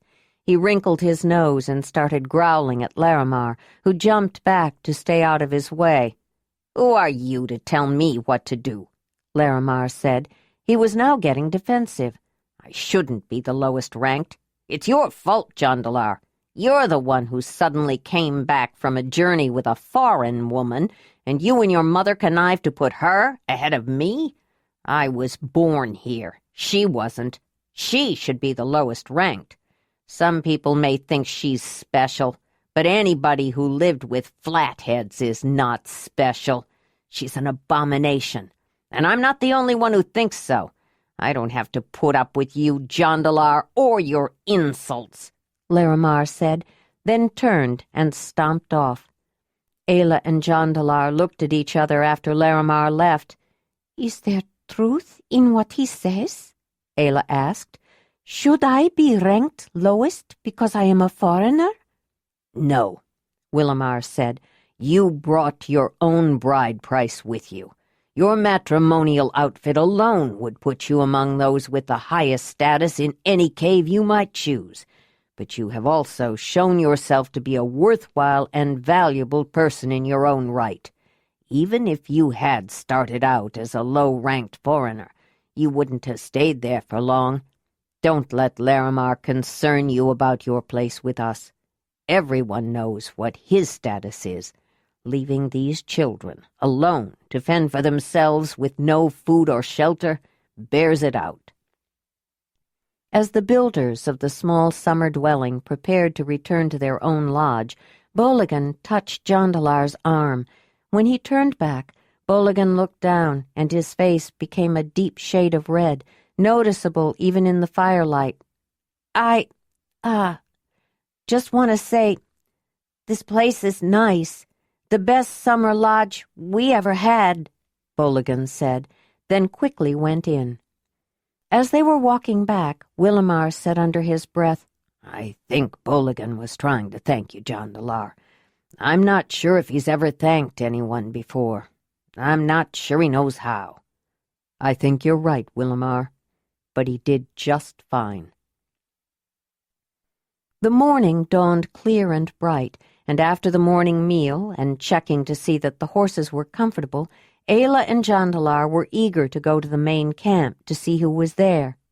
Ayla wrapped Jondalar in her carrying cloak and settled her on a hip, then signaled Wolf to come with her, and set out. It was a bit of a walk, but not bad, Ayla decided, and she did like having a place that was somewhat out of the way when she wanted it. People started hailing them as soon as they appeared, and it pleased Ayla that she recognized so many, unlike the summer before when she hardly knew anyone, and even those she had met, she didn't know well. Though most caves looked forward to seeing certain friends and relatives every year because they regularly changed locations for the summer meetings, and other groups of Zelandonii did the same, there usually was some difference in the mix of caves from year to year that gathered at any particular place. Ayla saw some people that she was sure she had not seen before. They tended to be the ones who stared at Wolf, but the animal was welcomed with a smile or a greeting by many, especially children. He stayed close to Ayla, however, who was carrying the baby for whom he had a special affection. Large groups that included strangers were difficult for him. His instinct to protect his pack had grown more compelling as he matured, and various incidents in his life had reinforced it. In a sense, the 9th cave became his pack, and the territory they inhabited became the area he watched, but he couldn't protect the entire large group, much less the many additional people that Ayla had introduced to him. He had learned not to treat them with hostility, but they were too many to fit into his instinctive conception of a pack. Instead, he decided that the people he knew were close to Ayla were his pack, the ones he was required to protect, especially the new young one he adored. Though she had visited with them shortly before they left, Ayla was especially glad to see Janita with her baby and Lavila. They were talking with Tishona. Marthona had told her that people often formed especially close friendships with the couples with whom they shared their matrimonial, and it was true. She was glad to see all 3 women, and they all greeted Ayla and Jondalar, embracing each other and touching cheeks. Tishona had become so used to seeing the wolf she hardly noticed him, but the other 2, who still felt a little fear around him, took special pains to greet him, even if they didn't try to touch him. Janita and Ayla fussed over each other's babies, talking about how much they had grown and how wonderful they looked. Ayla noticed that Lavila had also grown. "Lavila, you look like your baby will come any time," Ayla said. "I hope so. I'm ready," Lavila said. "Since we're all here, I can come and be with you when you have your baby if you would like. And your sister, Proliva, can be with you too," Ayla said. "And our mother is here. I was so glad to see her. You've met Velima, haven't you?" Lavila said. "Yes," Ayla said, "but I don't know her well." "Where are Jondacam, Paradol, and Marshaval?" Jondalar asked. "Marshaval went with Soliban to look for an old woman who knows a lot about carving ivory," Tishona said. "Jondacam and Paradol were looking for you," Lavila said. "They couldn't find you last night." "That's not surprising, since we weren't here last night," Jondalar said. "You weren't? But I saw many people from the 9th cave, Lavila said. We stayed at our camp, Jondalar said. Yes, Ayla said. We were helping Bolagan and Lenoga build a summer lodge. Jondalar felt a twinge of indiscretion on her part when Ayla so openly revealed what he thought of as the confidential problems of their cave. Not that there was anything expressly wrong with talking about them.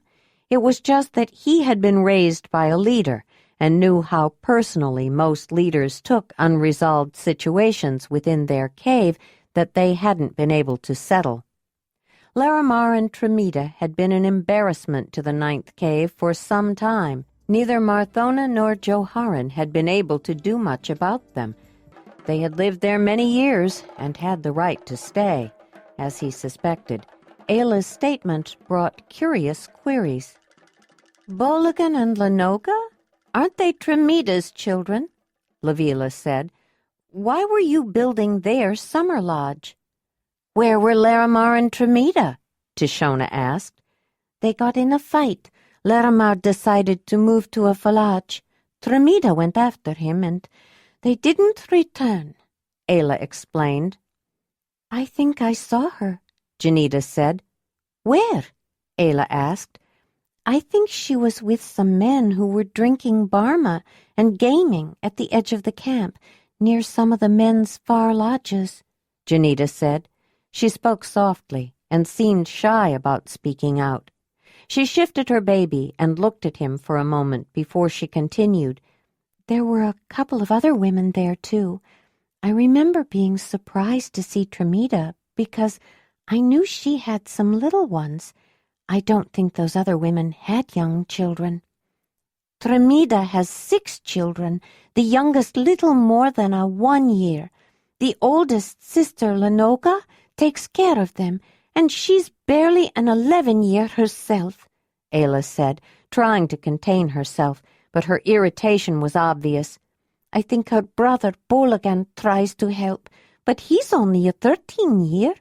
They were trying to put up a tent for themselves last night when we walked past on our way here, but it was wet and falling apart, and they didn't have any materials for a summer lodge, so we stayed and built one for them.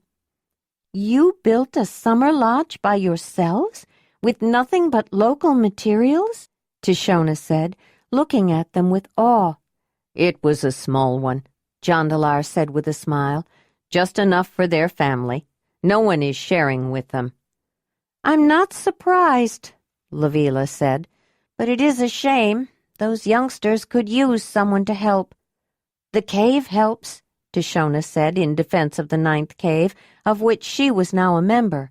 The other mothers even take turns nursing the baby. I was wondering about that when you said Tremita didn't return, and the youngest was little more than a 1 year, Lavila said. Tremita ran dry a year ago, Ayla said. It happens when you don't nurse enough, she thought, but didn't say it aloud. There were reasons, sometimes good ones, for a mother's milk to dry up. She recalled when she had grieved so much after the death of her clan mother, Isa, that she was oblivious to the needs of her own son. The other nursing mothers of Brun's clan had been willing to feed Dirk, but in her heart she would never quite get over it. The other women of the clan understood more than she that it was as much Kreb's fault as anyone's. When Dirk cried to be fed, instead of putting him in his grieving mother's arms and letting him rouse her, he brought the baby to one of the other women to be fed. They knew he meant well. He hadn't wanted to disturb Ayla in her sorrow, and they couldn't refuse him. But the lack of nursing had made her sick with milk fever, and by the time she recovered, she was dry. Ayla held the baby girl in her arms a little closer. "There you are, Ayla," Proliva said as she approached. She had 4 other women with her. Ayla recognized Belladora and Javina, the mates of the leaders of the 2nd and 7th caves, and nodded at them. They acknowledged her as well. She wondered if the other 2 women were also the mates of leaders. She thought she recognized one of them. The other was drawing back from Wolf. Zelandonii has been looking for you, Proliva continued, and several young men have been asking about you, Jondalar. I told them if I saw you, I'd tell you to meet them at Manvalar's lodge in the camp of the third cave. Proliva, where is the Zelandonii lodge? Ayla asked. Not far from the third cave's camp, right next to the camp of the 26th cave, Proliva said, pointing in the general direction. I didn't know the 26th had set up a camp, Jondalar said. Stevedall likes to be in the middle of things, Proliva said. His whole cave isn't staying at the meeting camp, but there are a couple of lodges for those who happen to stay late and want a place to sleep. I'm sure there will be a lot of coming and going, at least until after the first matrimonial. When will that be? Jondalar asked. I don't know. I don't think they've decided yet. Maybe Ayla can ask Zelandonii, Proliva said, as she and the women with her continued on to wherever they were heading when she stopped to pass on the messages. Ayla and Jondalar said their farewells and headed toward the camps to which they had been directed. When they neared the camp of the third cave, Ayla recognized the large Zelandonii lodge with its ancillary lodges close by. Right now, she thought, recalling the summer meeting of the year before, the young women who were being prepared for their rites of first pleasures were cloistered in one of the special dwellings, while appropriate men were being selected for them. In the other lodge were the women who had decided to wear the red fringe, to be Dunyi women this season. They had chosen to make themselves available to the young men who were wearing puberty belts, to teach them how to understand a woman's needs. Pleasures were a gift from the mother, and the Zelandonii considered it a sacred duty to make sure the first experience of young adults was appropriate and educational.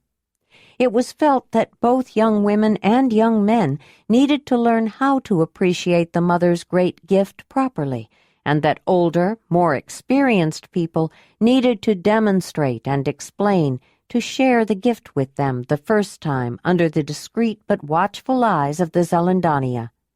It was a rite of passage too important to be left to chance encounters. Both ancillary lodges were very well guarded, since most men found them almost irresistible. Some men couldn't even look in the direction of either lodge without feeling aroused. Men, especially young men who had already had their manhood rites but were not yet mated, tried to peek in and sometimes sneak into the lodge of the young women, and some older men liked to hover around it in hopes of catching a glimpse. Nearly every available man wanted to be selected for a young woman's first rites, though there was also a certain anxiety involved if they were. They knew they would be observed, and they feared they might not perform well, but there was also a special sense of satisfaction when they did. Most men also had exciting memories of their own Dunyi women when they first became men, but there were restrictions imposed on those who had the important task of sharing and teaching the mother's gift of pleasure. Neither the selected men nor the Dunyi women were to have any close ties with the younger ones for a year after the ceremony.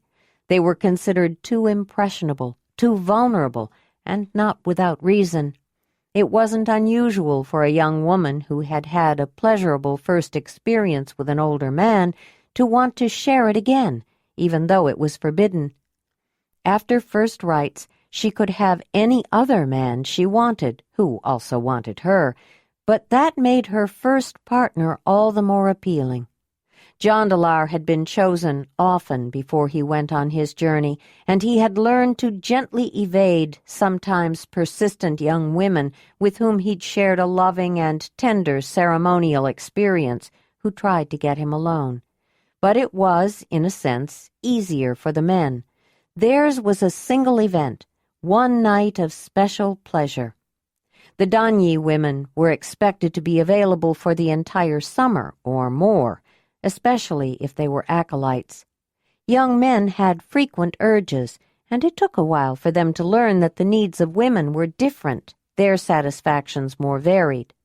but the Donyi women were required to make sure that the young men didn't form a lasting attachment, which was sometimes difficult. Jondalar's Donyi woman was the first, when she was known as Zolina, and she had taught him well. Later, after he returned to the 9th cave after spending several years with Dalinar, he was often chosen, but at the time of his puberty, he became so enamored of Zolina he would choose none of the other Donyi women. More, he wanted her to be his mate, even though there was an age difference. The difficulty was that she also developed strong feelings for the tall, handsome, extremely charismatic young man with the pale blonde hair and unusually vivid blue eyes, and that had created problems for both of them. When they reached Manvalar's lodge, they knocked on a wood panel near the entrance, and speaking in a louder voice, said who they were. He called to them to come in. "Wolf is with us," Ayla said. "Bring him in," Morazan said as he pushed open the door drape.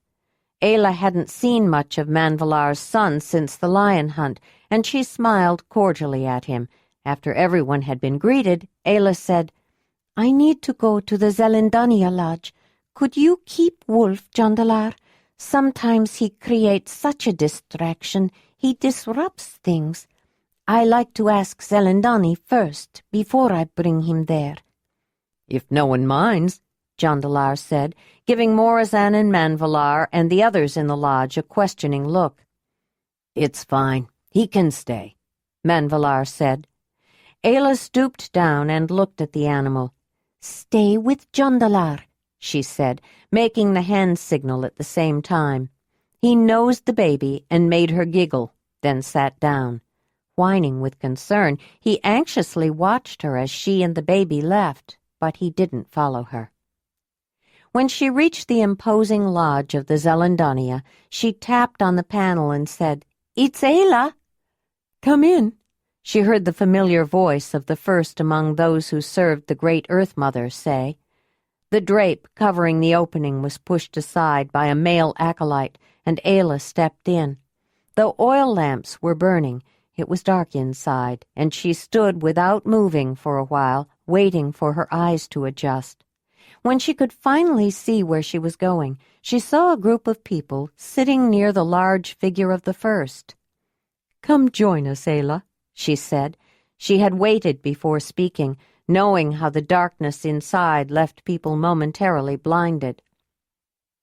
As Ayla headed toward them, Jondalar started fussing. The change in lighting had disconcerted the baby. A couple of acolytes made a space for her, and she sat down between them, but before she could focus her attention on the proceedings inside, she had to settle her child. Thinking that she might be hungry, she exposed her breast and brought the baby to it. Everyone waited. She was the only one there with a child, and she wondered if she had interrupted something important, but she had been given a message that Zelandonii wanted to see her. When Jondalar settled down, the first said, "I'm glad to see you here, Ayla. We didn't see you last night." "No, we didn't make it to the meeting camp," she said. Some of the people who hadn't met her before were surprised at the way she said certain words.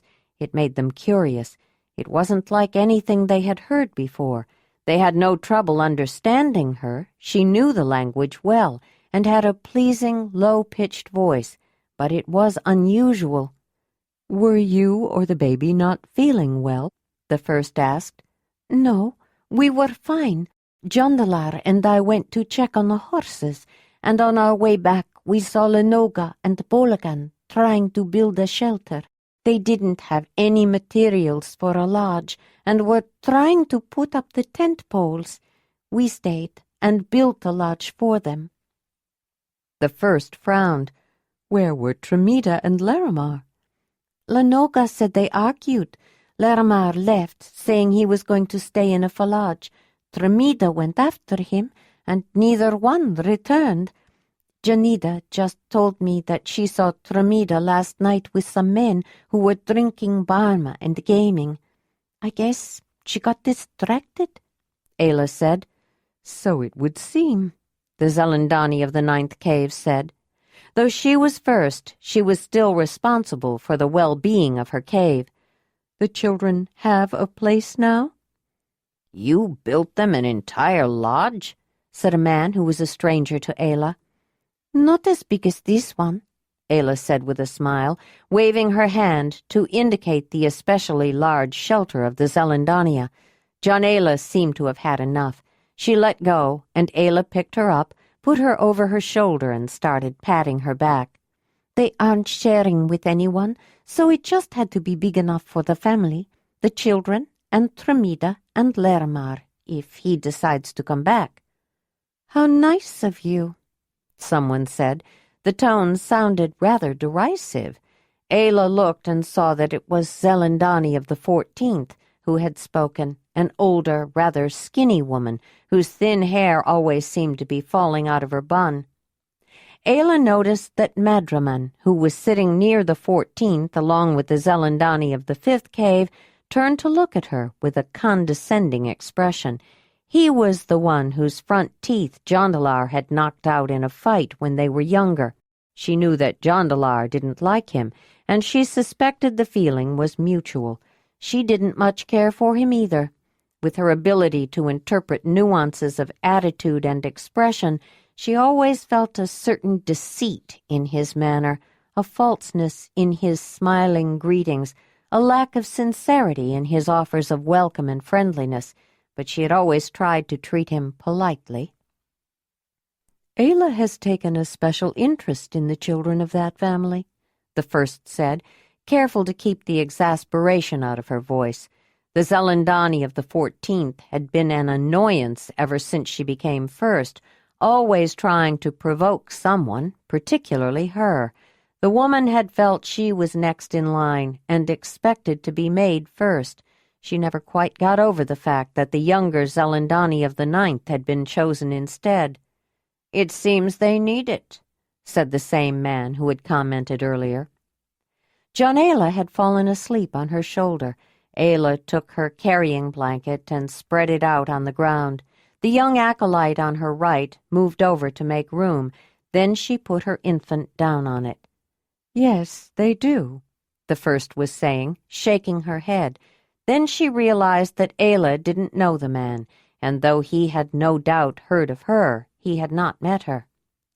"I don't think everyone here has met my new acolyte. Perhaps some introductions would be in order." "What happened to Jondalar?" Zelandonii of the 5th cave asked. "He moved to the 19th cave," the first said. "The white hollow that was found last year enticed him.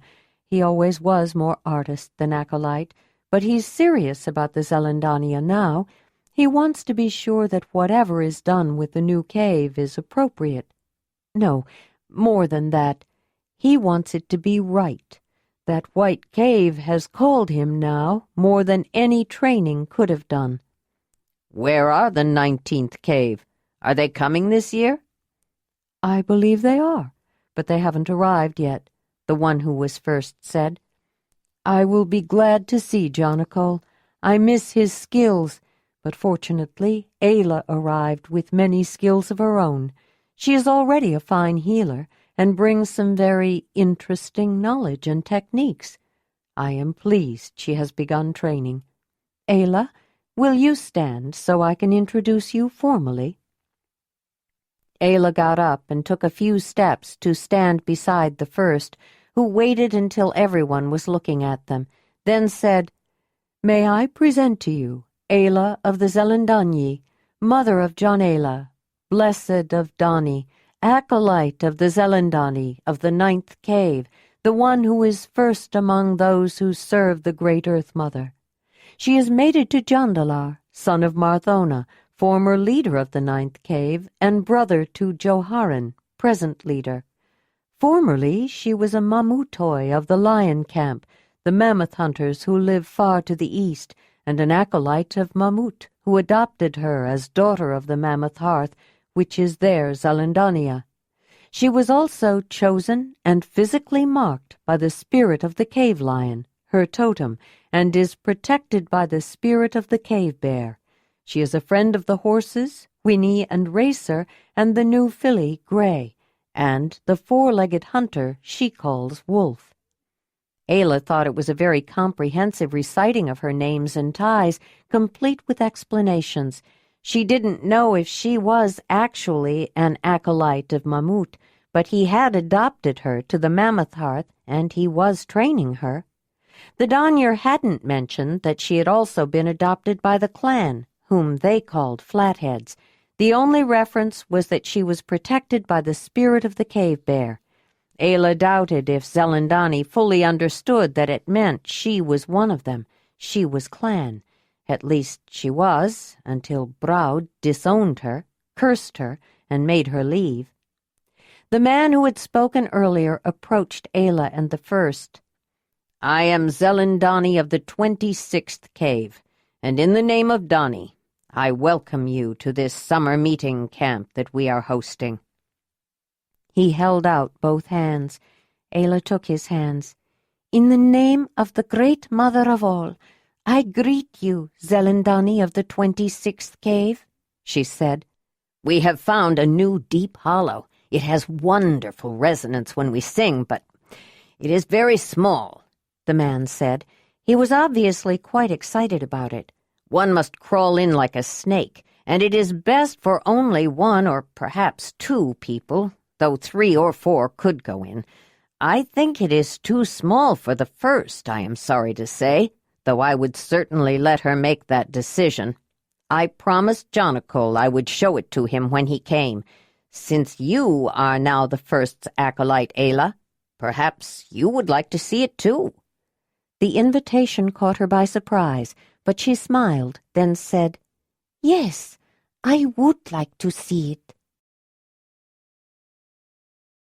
Chapter 7. The Zelandonii who was first had mixed feelings upon hearing about the new cave. New discoveries of hollows that were likely to be entries to the mother's sacred underworld were always exciting, but the thought that she might be excluded for purely physical reasons was disappointing, though the idea of crawling on her belly into a small space was not exactly appealing anymore. It did, however, please her that Ayla was accepted enough to be offered the opportunity in her place. She hoped it meant that her choice of a newcomer as an acolyte was already taken for granted. Of course, having a woman with such obviously unusual powers safely under the authority of the Zelandonii was probably a relief to many. That she was also an inherently normal and attractive young mother made her acceptance easier. That is an excellent idea, Zelandonii of the 26th cave. I had planned to begin her Donyar tour later this summer, after the first matrimonial and rites of first pleasures ceremonies. A visit to a new sacred hollow could be an early introduction and give her a chance to understand from the beginning how sacred sites are known to the Zelandonii. The first Donyar said, and while we are talking about introductions and training, I notice several of the newer acolytes here. This seems a good time to reveal some knowledge they will need to know. Who can tell me how many seasons there are? I can, said a young man. There are 3. No, said a young woman. There are 5. The first smiled. One of you says 3, another says 5. Can anyone tell me which is correct? No one spoke for a while. Then the acolyte next to Ayla on the left said, I think both are. The first smiled again. You are correct. There are both 3 and 5 seasons, depending upon how you count them. Can anyone tell me why? No one spoke up. Ayla remembered some of Mammut's teachings, but she felt somewhat shy and hesitant to speak. Finally, when the silence grew awkward, she said, The Mammutoi also have both 3 and 5 seasons. I don't know about the Zelandonii, but I can tell you what Mammut told me. I think that would be quite interesting, the first said, looking around and seeing nods of agreement from others of the Zelandonii. The downward-pointing triangle is a very important symbol to the Mammutoi, Ayla began. "It is the symbol of a woman, and it is made with 3 lines. So 3 is the number of the power of, I don't quite know the word, motherhood, giving birth, creating new life, and very sacred to Mut, to the mother. Mamut also said the 3 sides of a triangle represent the 3 major seasons, spring, summer, and winter. But the Mamutoi recognize 2 additional seasons, the ones that signal change, fall and midwinter, making 5 seasons. Mamut said 5 is the mother's hidden power number." Not only were the young acolytes surprised and interested, the older Zelandonii were fascinated by what she said. Even those who had met her the year before and had heard her talk noticed the way she spoke, her accent. To those who were seeing her for the first time, especially if they were young and had not traveled much, her voice seemed absolutely exotic. For most of the Zelandonii, she had spoken of information unknown to them, but that essentially agreed with their way of thinking, which tended to confirm their own beliefs. That gave her added credence and an element of prestige. She was traveled, knowledgeable, but not really threatening. "I didn't realize the ways of the mother were so similar, even from such a great distance," said Zelandonii of the Third. "We also speak of 3 main seasons, spring, summer, and winter, but most people recognize 5. Spring, summer, autumn, early winter, and late winter. We also understand that the inverted triangle represents woman, and that 3 is the number of generative power. But 5 is a more powerful symbol." "That is true. The ways of the Great Earth Mother are remarkable," the first said. Then she continued with the instruction. "We talked about the counting word 5 before. The 5 parts of an apple, 5 fingers on each hand, 5 toes on each foot, and how to use the hands and counting words in a more powerful way. There are also 5 primary or sacred colors. All other colors are aspects of the main colors. The first color is red. It is the color of blood, the color of life. But just as life does not last, the color red seldom stays true for long. As blood dries, it darkens, becomes brown, sometimes very dark. Brown is an aspect of red, sometimes called old red. It is the color of the trunks and branches of many trees. The red ochres of the earth are the dried blood of the mother, and though some can be very bright, almost new-looking, they are all considered old red. Some flowers and fruits show the true color of red, but flowers are ephemeral, as is the red color of fruits. When red fruits, such as strawberries, are dried, they turn to old red. Can you think of anything else that is red, or an aspect of it?" "Some people have brown hair," said an acolyte sitting behind Ayla. "And some people have brown eyes," Ayla said. "I've never seen anyone with brown eyes. The eyes of everyone I know are blue or gray, sometimes with a little green," said the young male acolyte who had spoken earlier. "The people of the clan who raised me all had brown eyes," Ayla said. "They thought my eyes were strange, perhaps even weak, because they were so light." "You are talking about flatheads, aren't you? They're not really people. Other animals have brown eyes, and a lot of them have brown fur," he said. Ayla felt her anger flare. "How can you say that? The clan are not animals. They are people," she said through gritted teeth. "Have you ever even seen one?" The first jumped in to quell the incipient disruption. "Acolyte of the Zelandonii of the 29th cave, it is true that some people have brown eyes. You are young and obviously inexperienced. That is one reason that before you become a full Zelandonii, you need to make a Danyar tour. When you travel south, you will meet some people with brown eyes. But perhaps you should answer her question.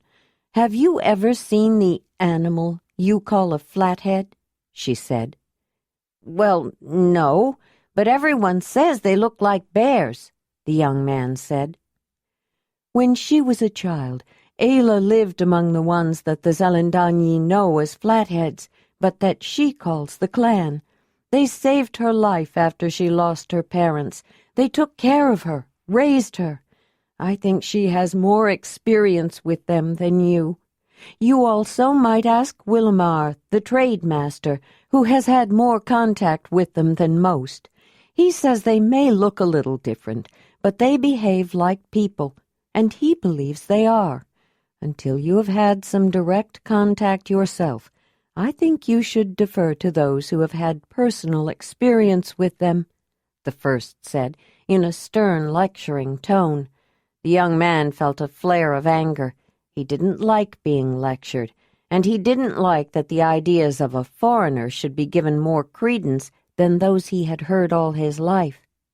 But after his Zelandonii signaled with a shake of his head, he decided not to dispute the one who was first among those who served the great Earth Mother. "Now, we were speaking of the 5 sacred colors. Zelandonii of the 14th cave, why don't you tell us about the next one?" the first said. "The second primary color is green," the Zelandonii of the 14th began. "Green is the color of leaves and grass. It is also a color of life, of course, plant life. In winter you will see that many trees and plants are brown, showing that their true color is old red, the color of life. In winter the plants are only resting, gathering strength for their new green growth in spring. With their flowers and fruits, plants also show most of the other colors." Ayla thought her delivery was flat, and if the information itself had not been so interesting, she could make it seem dull. No wonder the rest of the Zelandonii didn't select her to be first. Then Ayla wondered if she just thought that, because she knew how much the woman annoyed her Zelandonii. "Perhaps the Zelandonii whose cave is hosting this summer meeting would tell us about the next sacred color," the first interjected, just as the 14th was taking a breath to continue. The 14th couldn't really object under the circumstances. "Yes, of course," he said. "The third primary color is yellow, the color of the sun, Bali, and the color of fire, although there is also much red in both, which shows that they have a life of their own. You can see the red in the sun, mostly in the morning and in the evening. The sun gives us light and warmth, but it can be dangerous. Too much sun can make skin burn and dry out plants and watering holes. We have no control over the sun. Not even Dani, the mother, could control her son Bali. We can only try to protect ourselves from him, get out of his way. Fire can be even more dangerous than the sun. We do have some control of it, and it is very useful, but we should never get careless with fire, nor take it for granted. Not all things that are yellow are hot. Some soil is yellow. There is yellow ochre, as well as red ochre. Some people have yellow hair, he said, looking directly at Ayla. And, of course, many flowers show its true color. They always age to brown, which is an aspect of red. It is for that reason that some argue that yellow should be considered an aspect of red and not a sacred color in its own right, but most agree that it is a primary color that attracts red, the color of life. Ayla found herself fascinated by the Zelandonii of the 26th cave and observed him more closely. He was tall, muscular, with dark blonde, almost brown hair, with streaks of lighter color, and dark eyebrows that blended into his Zelandonii tattoo on his left forehead. The tattoo was not quite as ornate as some, but very precise. His beard was brown with a reddish tone, but small and with a distinct shape. She thought he must use a sharp flint blade to trim it, to keep it that way. He was probably approaching middle age, His face had some character, but he seemed young and vibrant and quietly in control. She thought most people would think that he was handsome. She did, though she didn't fully trust her sense of who was attractive to her own kind of people, the others to the clan. Her perception of who looked good was strongly influenced by the standards of the people who raised her. She thought people of the clan were handsome, but most of the others did not, though many had never seen any, and most of those who had only seen them from a distance. She watched some of the young women acolytes and decided that they were attracted to the man who was speaking. Some of the older women seemed to be too. In any case, he was very good at communicating the lore. The first seemed to agree. She asked him to continue. "The fourth primary color is clear," he said. "Clear is the color of the wind, the color of water. Clear can show all colors, as when you look in a still pond and see a reflection, or when drops of rain sparkle in all colors when the sun comes out. Both blue and white are aspects of clear. When you look at wind, it is clear, but when you look into the sky, you see blue.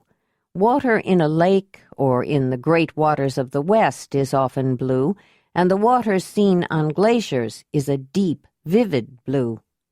Like Jondalar's eyes, Ayla thought. She remembered when they were crossing the glacier that it was the only time she saw a blue color that matched his eyes. She wondered if the Zelandonii of the 26th cave had ever been on a glacier. "Some fruit is blue," he was saying, "especially berries, and some flowers, although blue flowers are more rare. Many people have blue eyes, or blue mixed with gray, which is also an aspect of clear. Snow is white, as are clouds in the sky, or gray when they are mixed with dark to make rain, but their true color is clear.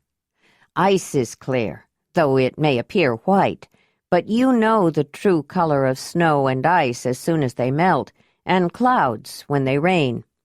There are many white flowers, and one can find white earth in certain places. There's a location not far from the 9th cave where white earth, kaolin, can be found," he said, looking directly at Ayla. "But it is still an aspect of clear." The Zelandonii who was first picked up the lecture. "The 5th sacred color is dark, sometimes called black. It is the color of night, the color of charcoal after fire has burned the life out of the wood. It is the color that overcomes the color of life, red, especially as it ages. Some have said that black is the darkest shade of old red, but it is not. Dark is the absence of light and the absence of life. It is the color of death. It does not even have an ephemeral life. There are no black flowers. Deep caves show the primary color of dark in its truest form." When she finished, she stopped and looked at the assembled acolytes. "Are there any questions?" she said. There was a diffident silence, some shifting and shuffling, but no one spoke out. She knew there probably were questions, but no one wanted to be first or appear not to understand if everyone else did or seemed to. It was all right. Questions could come later, and would. Since so many of the acolytes were there and she had their attention, the first wondered if she should continue with the instruction. Too much at one time was hard to retain, and people's minds could wander. "Would you like to hear more?" Ayla glanced at her baby and noticed that she was still asleep. "I would," she said softly. There were other murmurs and sounds from the group, most of them positive. "Would someone like to talk about another way that we know 5 is a powerful symbol?"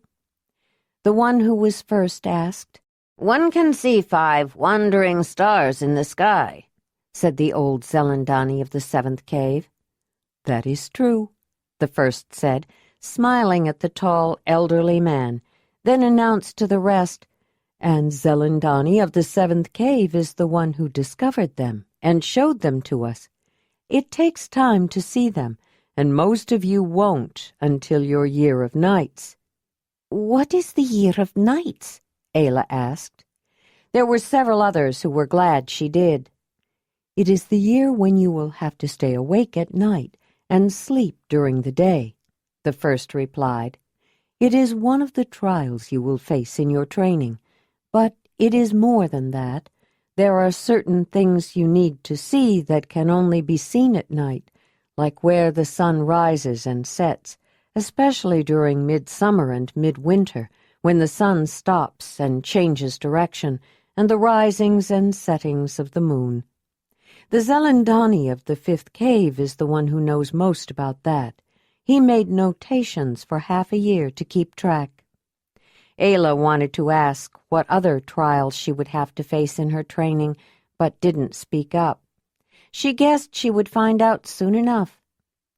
"What else shows us the power of 5? The first asked. "The 5 sacred elements," the Zelandonii of the 26th said. "Good," the large woman who was first said. She shifted to a more comfortable position on her seat.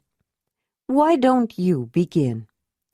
It is always best to talk about the sacred colors before the sacred elements, because color is one of their properties. The first element, sometimes called a principle or essential, is earth. Earth is solid. It has substance. It is soil and rock. You can pick up a piece of earth with your hand. The color most associated with earth is old red. As well as being an element in its own right, earth is the material aspect of all the other essentials.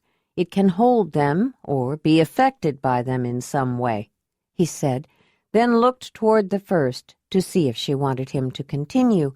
She was already looking at someone else. "Zelandonii of the 2nd cave, why don't you continue?" "The second element is water," she said, standing up. "Water sometimes falls from the sky, sometimes rests on the surface of the earth, or flows across it, or through it in caves. Sometimes it is absorbed and becomes part of the earth. Water is movable. The color of water is usually clear or blue, even when it looks muddy. When water is brown, it is because you're seeing the color of earth, which has mixed with water. Water can be seen and felt and swallowed, but you cannot pick it up with your fingers, though your hand can make a cup for it," she said, holding her 2 hands together to form a cup.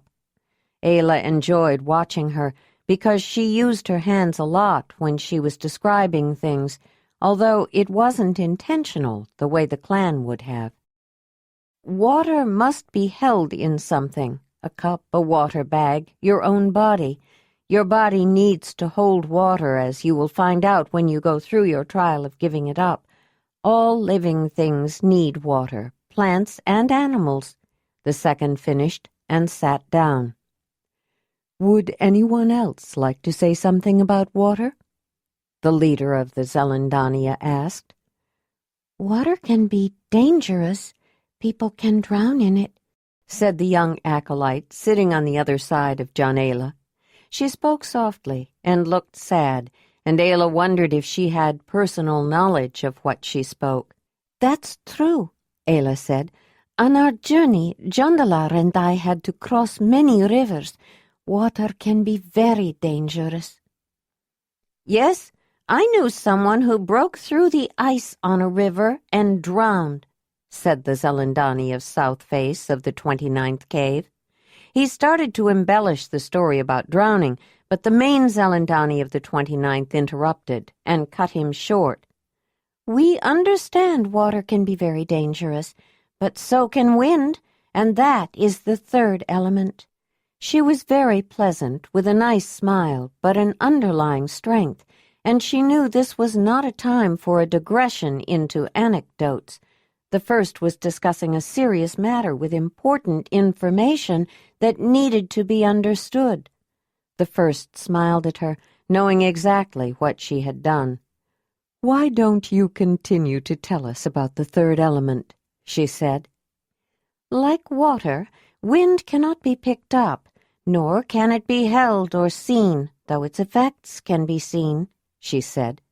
When wind is still, it cannot even be felt, but wind can be so powerful it can pick up trees and knock them over.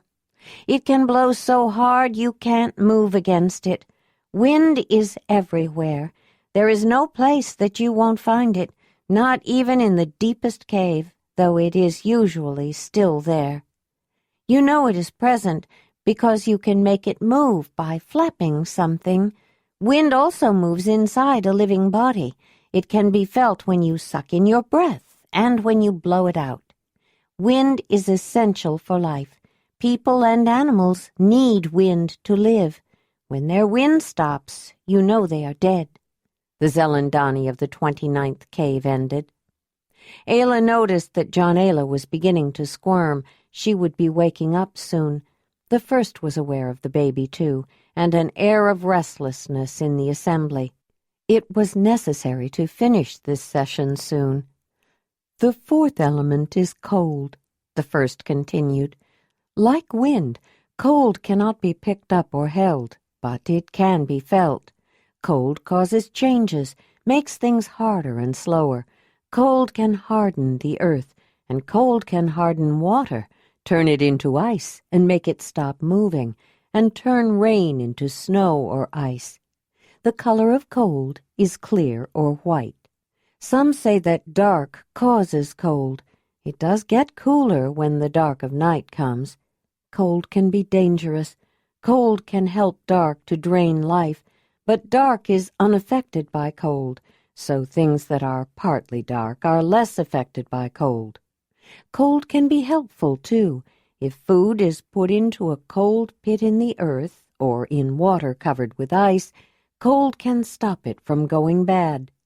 When cold stops, things that are clear can usually go back to the way they were, like ice back to water.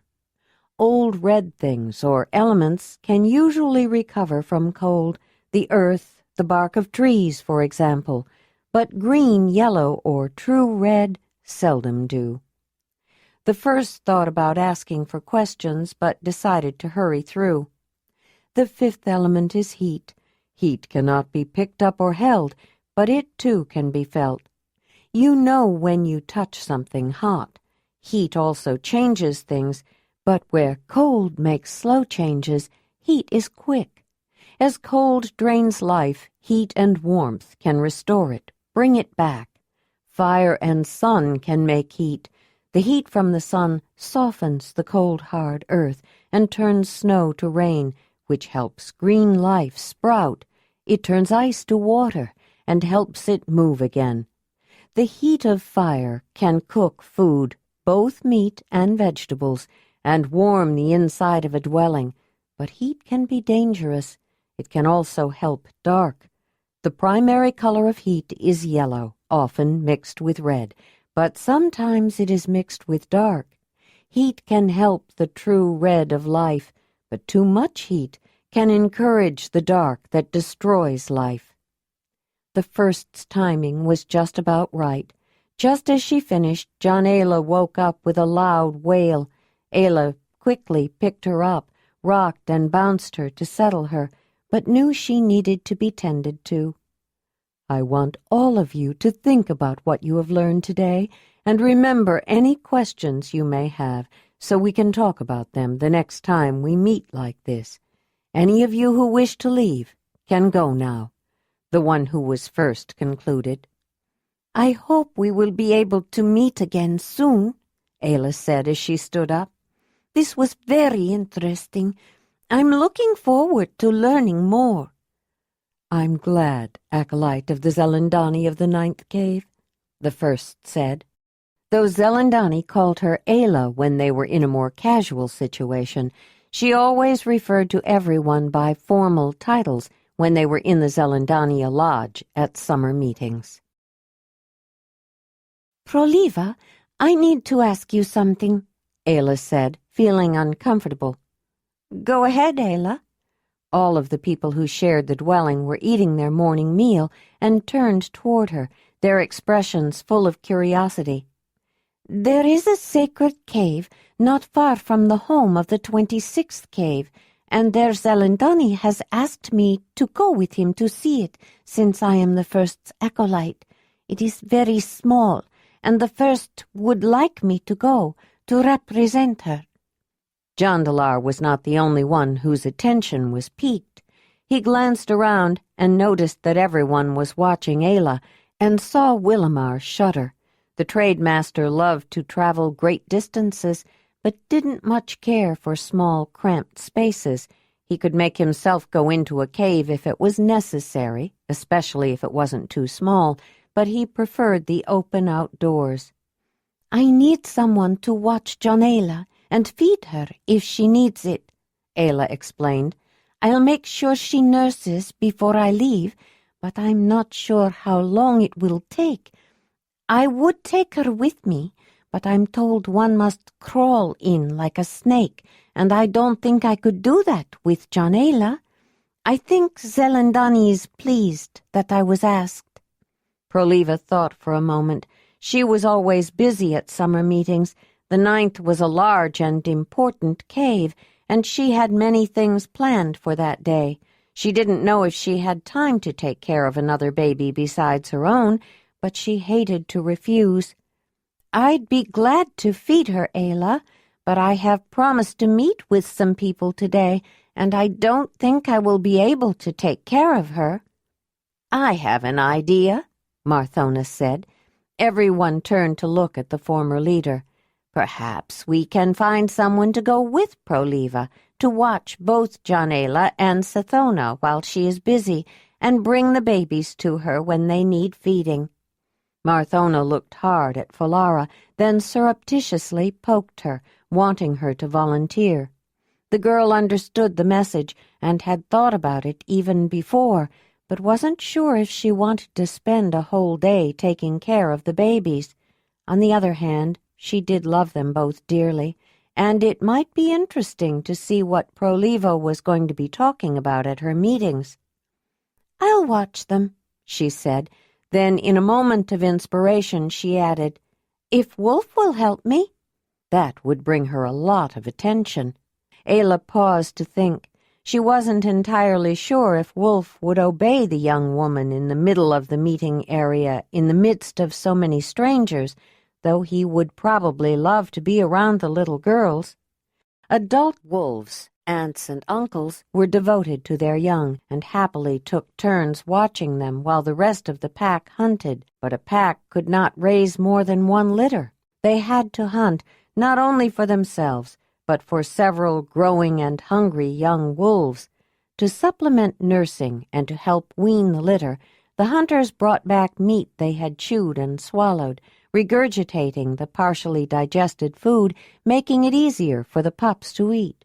It was the job of the alpha female to make sure no other females of the pack mated when they come into season, often interrupting her own mating to drive males away from them, so that her litter would be the one that was born and raised.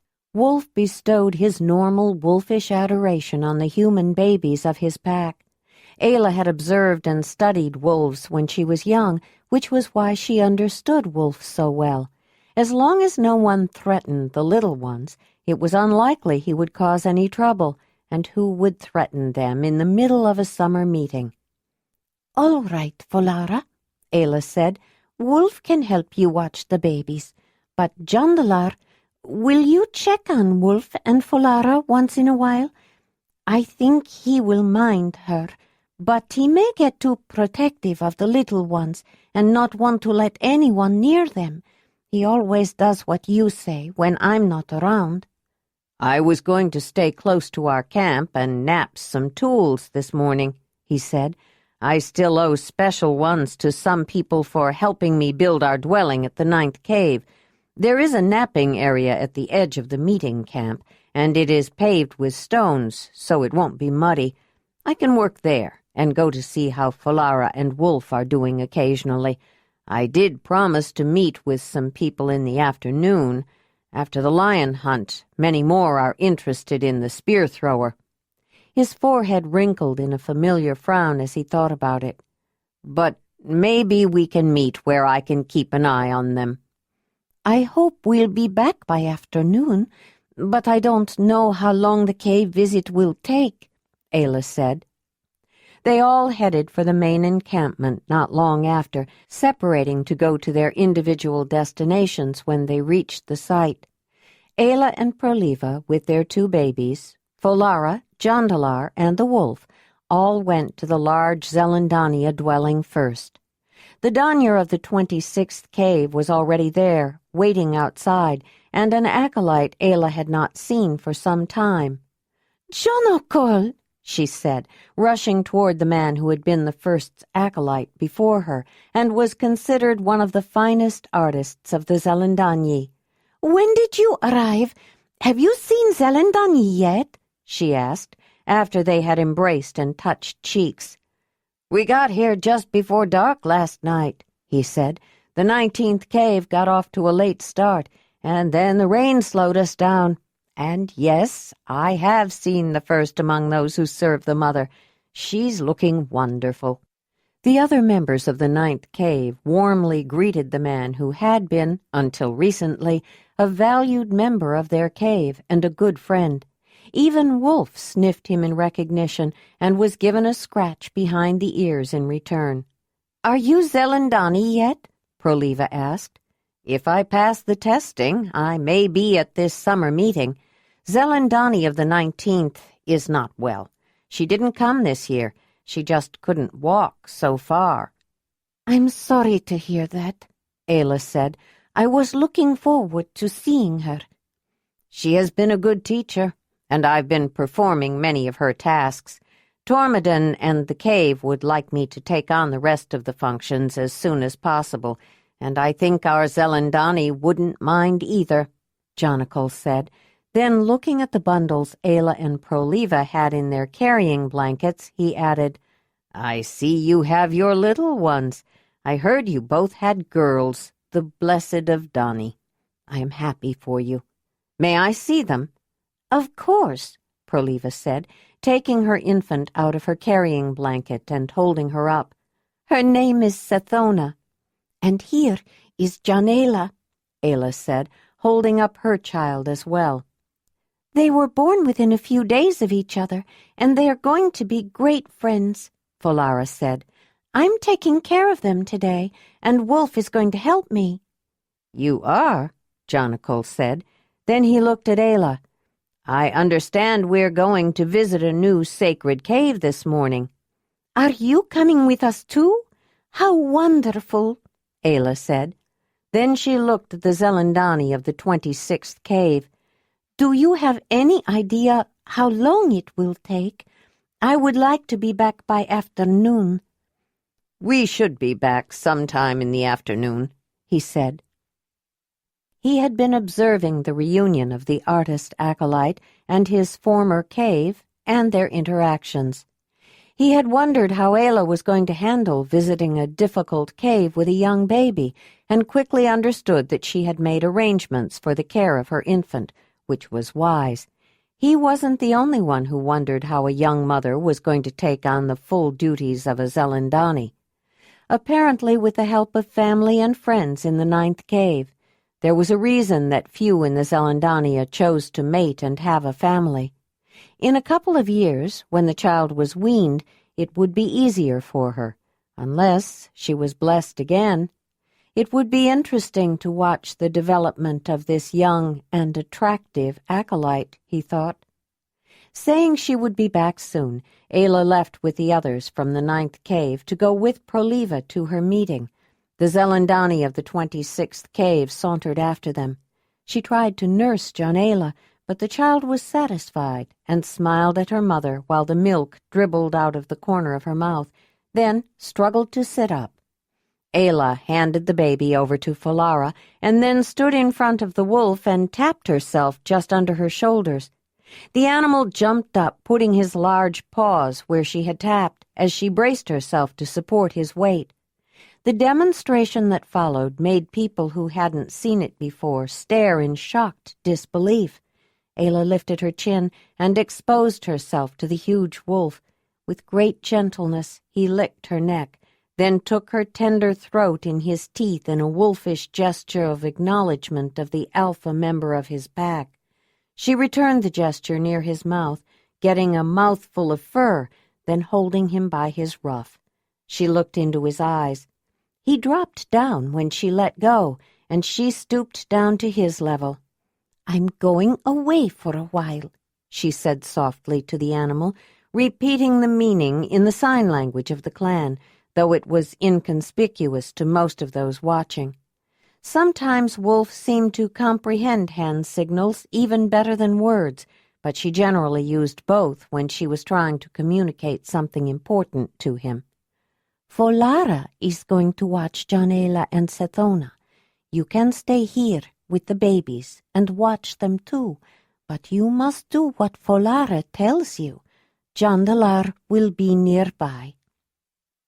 She stood up and hugged her baby and said goodbye to the others. Jondalar embraced her briefly as they pressed cheeks, and then she left. She wouldn't say even to herself that Wolf really understood everything she said, but when she talked to him like that, he paid close attention to her and did seem to follow her instructions. She had noticed that the Zelandonii of the 26th cave had followed them, and she knew he saw her with Wolf. His face still showed his surprise, though it wasn't obvious to everyone. Ayla was accustomed to reading meaning from subtle nuances. It was necessary in the language of the clan, and she had learned to apply the skill to interpreting unconscious meaning in her own kind. The man didn't say anything as they fell into step and walked back to the Zelandonii dwelling together, but he had been astounded when she bared her throat to the wolf's fangs. The 26th cave had gone to a different summer meeting the year before, and he hadn't seen her with the animal when she first arrived. First, he was surprised to see a hunting meat-eater calmly approaching with the people of the 9th cave. Then he was amazed at the size of the animal. When he saw Wolf jump up on his hind legs, he was sure it was the biggest one of his kind he had ever seen. Of course, he'd never been quite so close to a living wolf before, but the animal was nearly as tall as the woman. He had heard that the first's new acolyte had a way with animals and that a wolf followed her around, but he knew how people exaggerated, and while he didn't deny what anyone said, wasn't sure he fully believed it either. Perhaps a wolf had been seen near the meeting, and people were led to believe it was watching her. But this wasn't a creature skulking around the outskirts of the group, who may have been watching her from a distance, as he'd imagined. There was direct communication, understanding, and trust between them. The Zelandonii of the 26th cave had never seen anything like it, and it piqued his interest in Ayla even more. Young mother or not, perhaps she did belong in the Zelandonii. It was well into the morning by the time the small group approached the unremarkable cave in the face of a low limestone cliff. There were 4 of them, the Zelandonii of the 26th cave, his acolyte, a quiet young man named Phalethan, although he often referred to himself as the first acolyte of the Zelandonii of the 26th. Jondalar, the talented artist who had been the first acolyte the year before, and Ayla. She had enjoyed talking to Jondalar along the way, though it made her realize how much he had changed in the last year.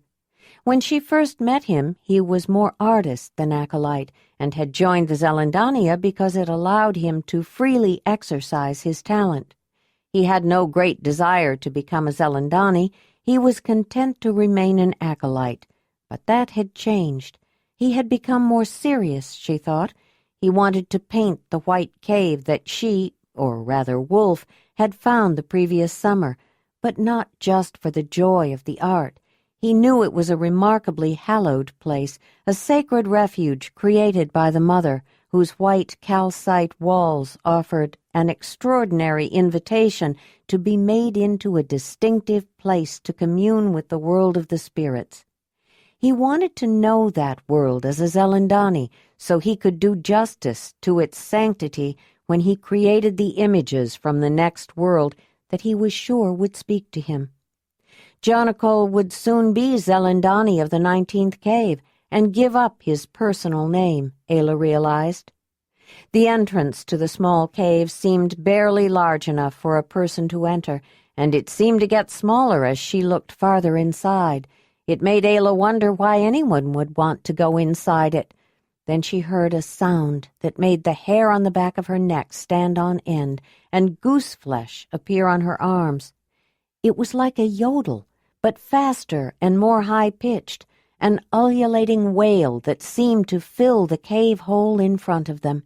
She turned and saw that it was Phaelathon who was making the sound. Then a strange, muted echo reverberated faintly back to them that did not quite synchronize with the original sound, but seemed to originate from deep inside the cave. When he finished, she saw Zelandonii of the 26th smiling at her. "It's quite a remarkable sound he makes, isn't it?" the man said. Yes, it is, Ayla said. but why did he make it? It's one way we test the cave. When a person sings or plays a flute or makes a sound like Phaelathon in a hollow, if the cave responds, sings back with a sound that is true and distinctive, it means the mother is telling us that she hears, and she is telling us that one can enter the spirit world from here. Then we know it is a sacred place, the 26th said. Do all sacred caves sing back? Ayla asked. Not all, but most do, and some only in certain places. But there is always something special about sacred places, he said. I am sure the first would be able to test a cave like this. She has such a beautiful and pure voice, Ayla said, and then she frowned. What if you want to test a cave, but you can't sing or play a flute or make a sound like Phaelathon? I can't do any of those things. Surely you can sing a little. No, she can't, Jondalar said. She speaks the words of the mother's song and hums in a monotone. You have to be able to test a sacred site with sound, the Zelandonii of the 26th cave said. That's an important part of being Zelandonii, and it must be a true sound of some kind. You can't just yell or scream. He seemed gravely concerned, and Ayla was crestfallen. What if I can't make the right kind of sound, a true sound? Ayla said, realizing at that moment that she did want to be a Zelandonii someday. But what if she couldn't, just because she couldn't make a proper sound? Jondalar looked as unhappy as Ayla.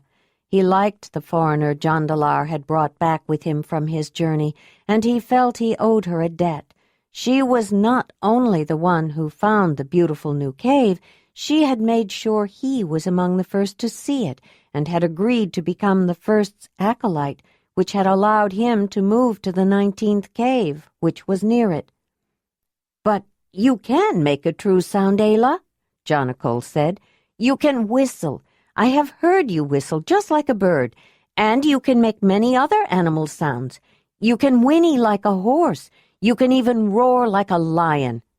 That I'd like to hear, the Danyar said. Go ahead, Ayla. Show him, Jondalar said. Ayla closed her eyes and gathered up her thoughts to concentrate. She put her mind back to the time when she was living in her valley and raising a young lion alongside a horse as though they were both her children. She remembered the first time Baby managed to make a full-throated roar. She had decided to practice making the sound too, and a few days later answered him with a roar of her own. It wasn't quite as thunderous as his, but he recognized it as a respectable roar. Like Baby, she had always built up to it with a series of distinctive grunts and began with a series of unk, unk, unk sounds that grew louder with each repetition. Finally, she opened her mouth and pushed out the loudest roar she could. It filled the small cave. Then, after a period of silence, the roar echoed back on itself with a distant, muted sound that, with a chill of gooseflesh, made each of them feel that a different lion had answered from a place far away, deep in the cave and beyond. "If I didn't know better, I'd vow there was a lion in here," the young acolyte of the 26th said with a smile when the echoes died down. "Can you really whinny like a horse, too?" That one was easy. It was the true name of Ayla's horse, Winnie, the one she named her when she was a foal, though now she more often said it like a word than a whinny. She made the sound the way she usually greeted her friend when she hadn't seen her for a while, a happy, welcoming. This time the Donyar of the 26th cave laughed out loud. "And I imagine you can whistle like a bird, too." Ayla smiled, a big, delighted grin, then whistled through a series of bird calls that she had taught herself when she was still alone in her valley and had learned to coax birds to eat out of her hand. The bird trills and chirps and whistles reverberated with the strangely muted echoing of the cave. "Well, if I had any doubts about this being a sacred cave, I couldn't any more. And you won't have any problem testing with sound, Ayla, even if you can't sing or play a flute. Like Phaelathon, you have your own way," the Zelandonii said. Then he signaled to his acolyte, who removed his back frame and took out of it 4 small bowls with handles that had been carved out of limestone. The acolyte next brought out an object that looked like a small white sausage. It was a piece of the intestine of some animal filled with fat. He untwisted one end and squeezed out some of the slightly congealed fat into the bowl of each lamp, then put a strip of dried boletus mushroom into each. Then he sat down and prepared to make a small fire.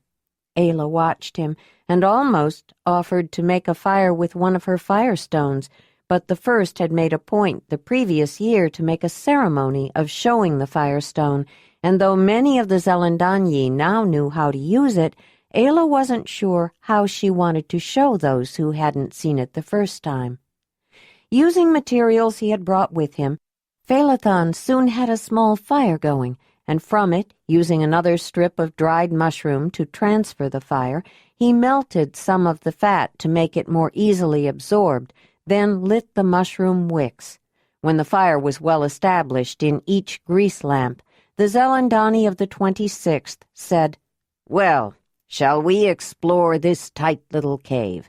But you will have to assume that you are another animal, Ayla, a snake. Do you think you can slither in here?" Ayla nodded her assent, though she felt some doubt.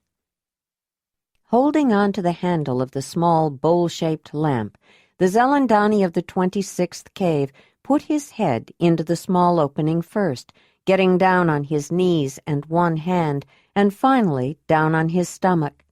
Pushing the small oil lamp in front of him, he squirmed into the unique little space. Ayla followed him, then Jondalar, and finally Phaelathon, each of them holding a lamp.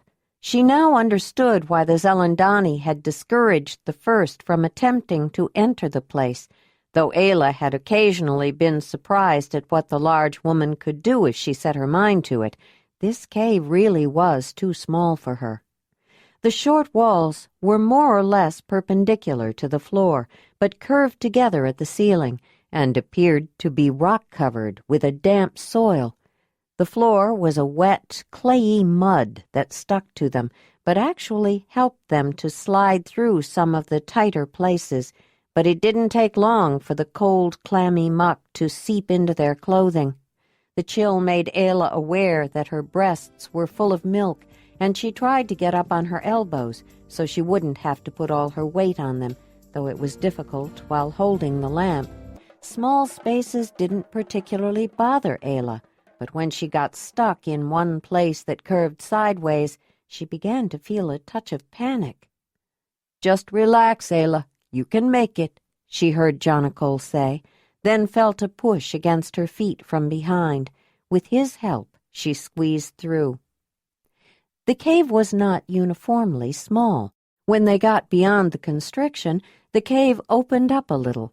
They could actually sit up and, holding their lamps up, see each other. They stopped and rested for a while. Then Jonnacal couldn't resist. He took a small, chisel-pointed piece of flint from a pouch tied to his waist thong, and with a few quick strokes, engraved a drawing of a horse on the wall on one side, and then in front of it another. It had always amazed Ayla how skilled he was. When he was still at the 9th cave, she had often watched him when he practiced on the outside wall of a limestone cliff, or a slab of stone that had broken off, or on a section of rawhide with a piece of charcoal, or even on a smoothed-out area of dirt on the ground.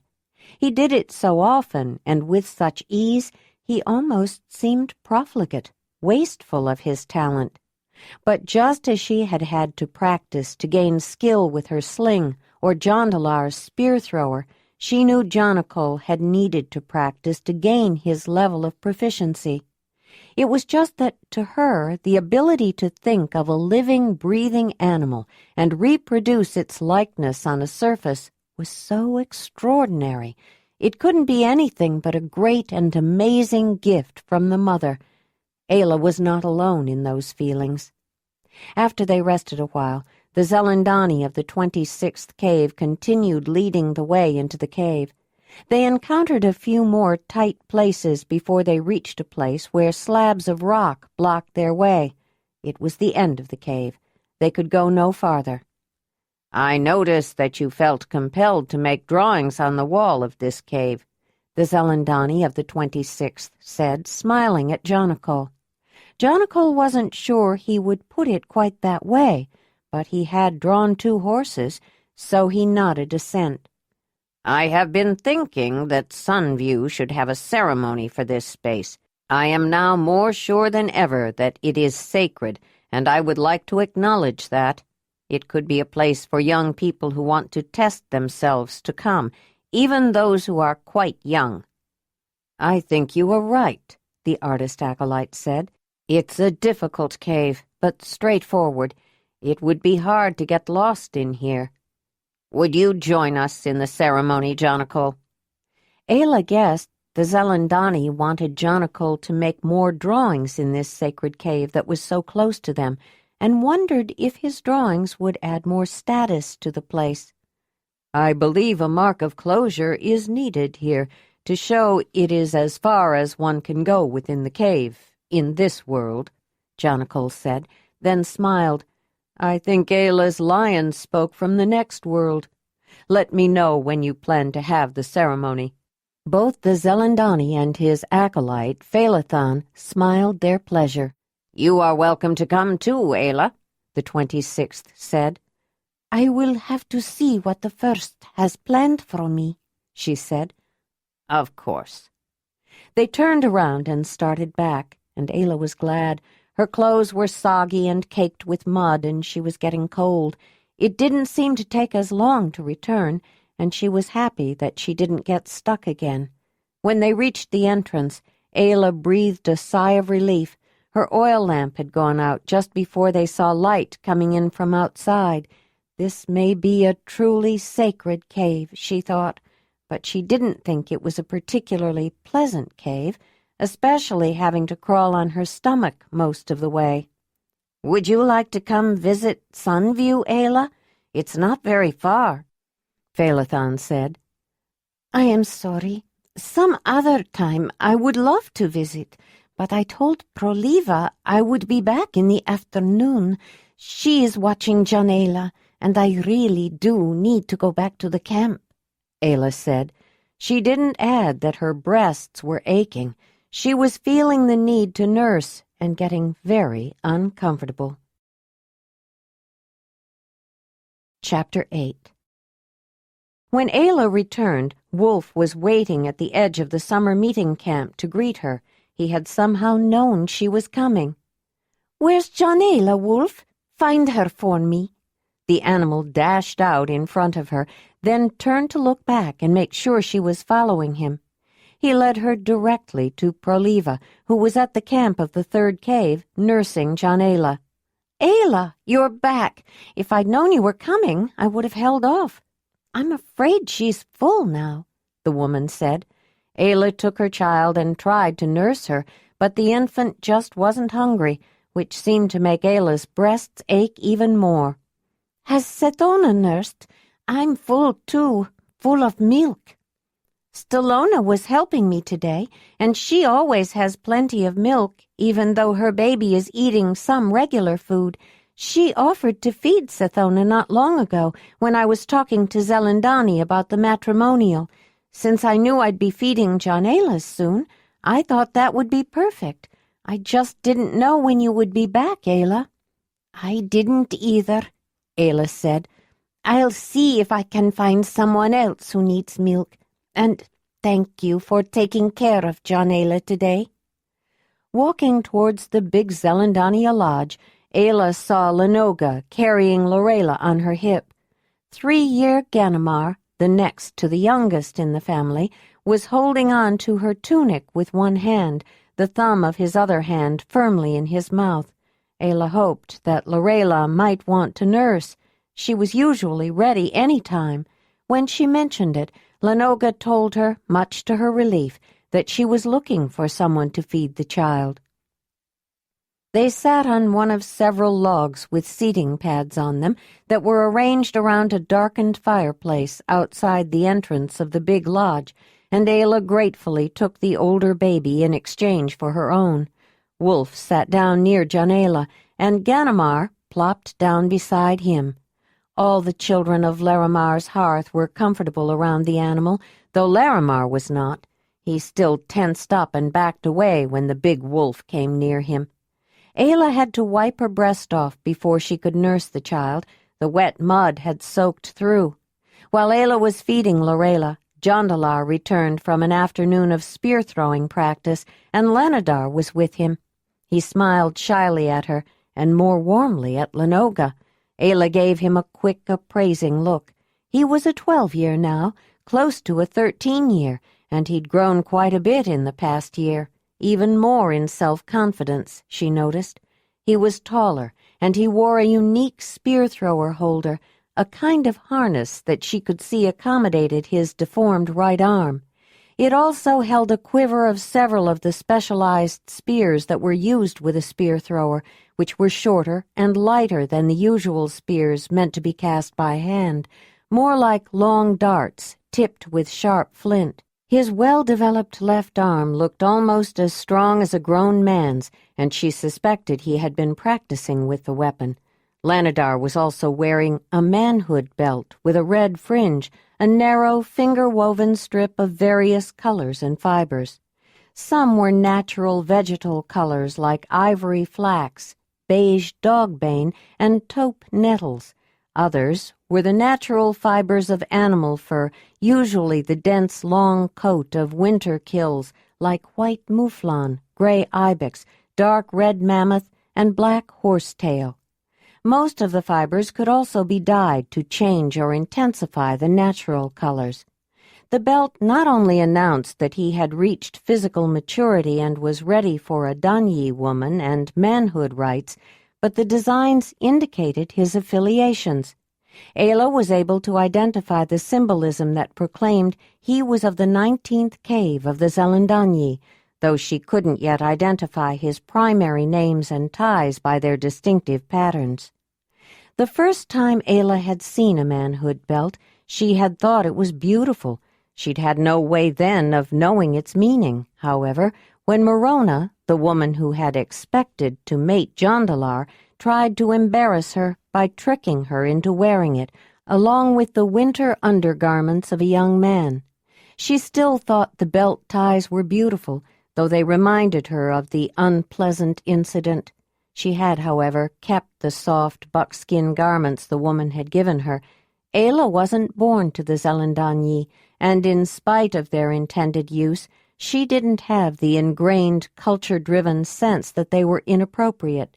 They were comfortably soft suede leather, velvety to the touch, and she decided she would wear them sometimes after she made some adjustments to the leggings and tunic so they fit her womanly shape better. People of the 9th cave looked at her strangely the first time she wore the undergarments of a young man as casual outer clothing in warm weather to go hunting, but they got used to it. After a while, she noticed that some of the younger women started wearing similar clothing, but it embarrassed and angered Morona when Ayla wore them, because she was reminded that her trick had not been appreciated by the ninth cave. Instead, they felt that she had disgraced them by treating the foreigner, who was destined to become one of them, so maliciously. Distressing Morona had not been Ayla's original intention when she first wore teenage boys' undergarments publicly, but the woman's reaction was not lost on her. As Ayla and Lenoga exchanged babies again, several laughing young men approached, most of them wearing manhood belts, and several of them carrying spear throwers. Jondalar attracted people wherever he went, but young men in particular looked up to him and liked to cluster around him. She was pleased to note that they greeted Lanadar in a friendly way. Since he had developed such skill with the new weapon, his deformed arm no longer caused the other young men to avoid him. She was also pleased to note that Bolagan was among them, though he lacked both a manhood belt and a spear thrower of his own. She knew Jondalar had made several of the hunting weapons for people to practice. Ayla knew that both men and women went to the practice spear-throwing sessions that Jondalar had begun to hold, but although the two genders were very aware of each other, the young men liked to socialize with their age mates who were going through the same stage of development and looking forward to the same rituals, and young women tended to avoid the boys with belts. Most of the young men glanced at Lenoga, but pretended to ignore her, except Bolagan. He did look at his sister, and she looked back, and though they didn't smile or nod a greeting, it was an acknowledgment. The boys all smiled at Ayla in spite of her mud-caked clothing, most of them shyly, but a couple were more bold in their appraisal of the beautiful older woman whom Jondalar had brought home and mated. Danyi women were invariably older and knew how to handle cocky boys trying to be men, to keep them in check without discouraging them too much. The impudent smile of some whom she hadn't met before was exchanged for a fleeting expression of apprehension when Wolf got up at her signal. "Have you spoken to Proliva yet about the plans for tonight?" Jondalar asked Ayla as she started toward the camp of the ninth cave. He smiled at the baby and tickled her, and received a delighted giggle in return.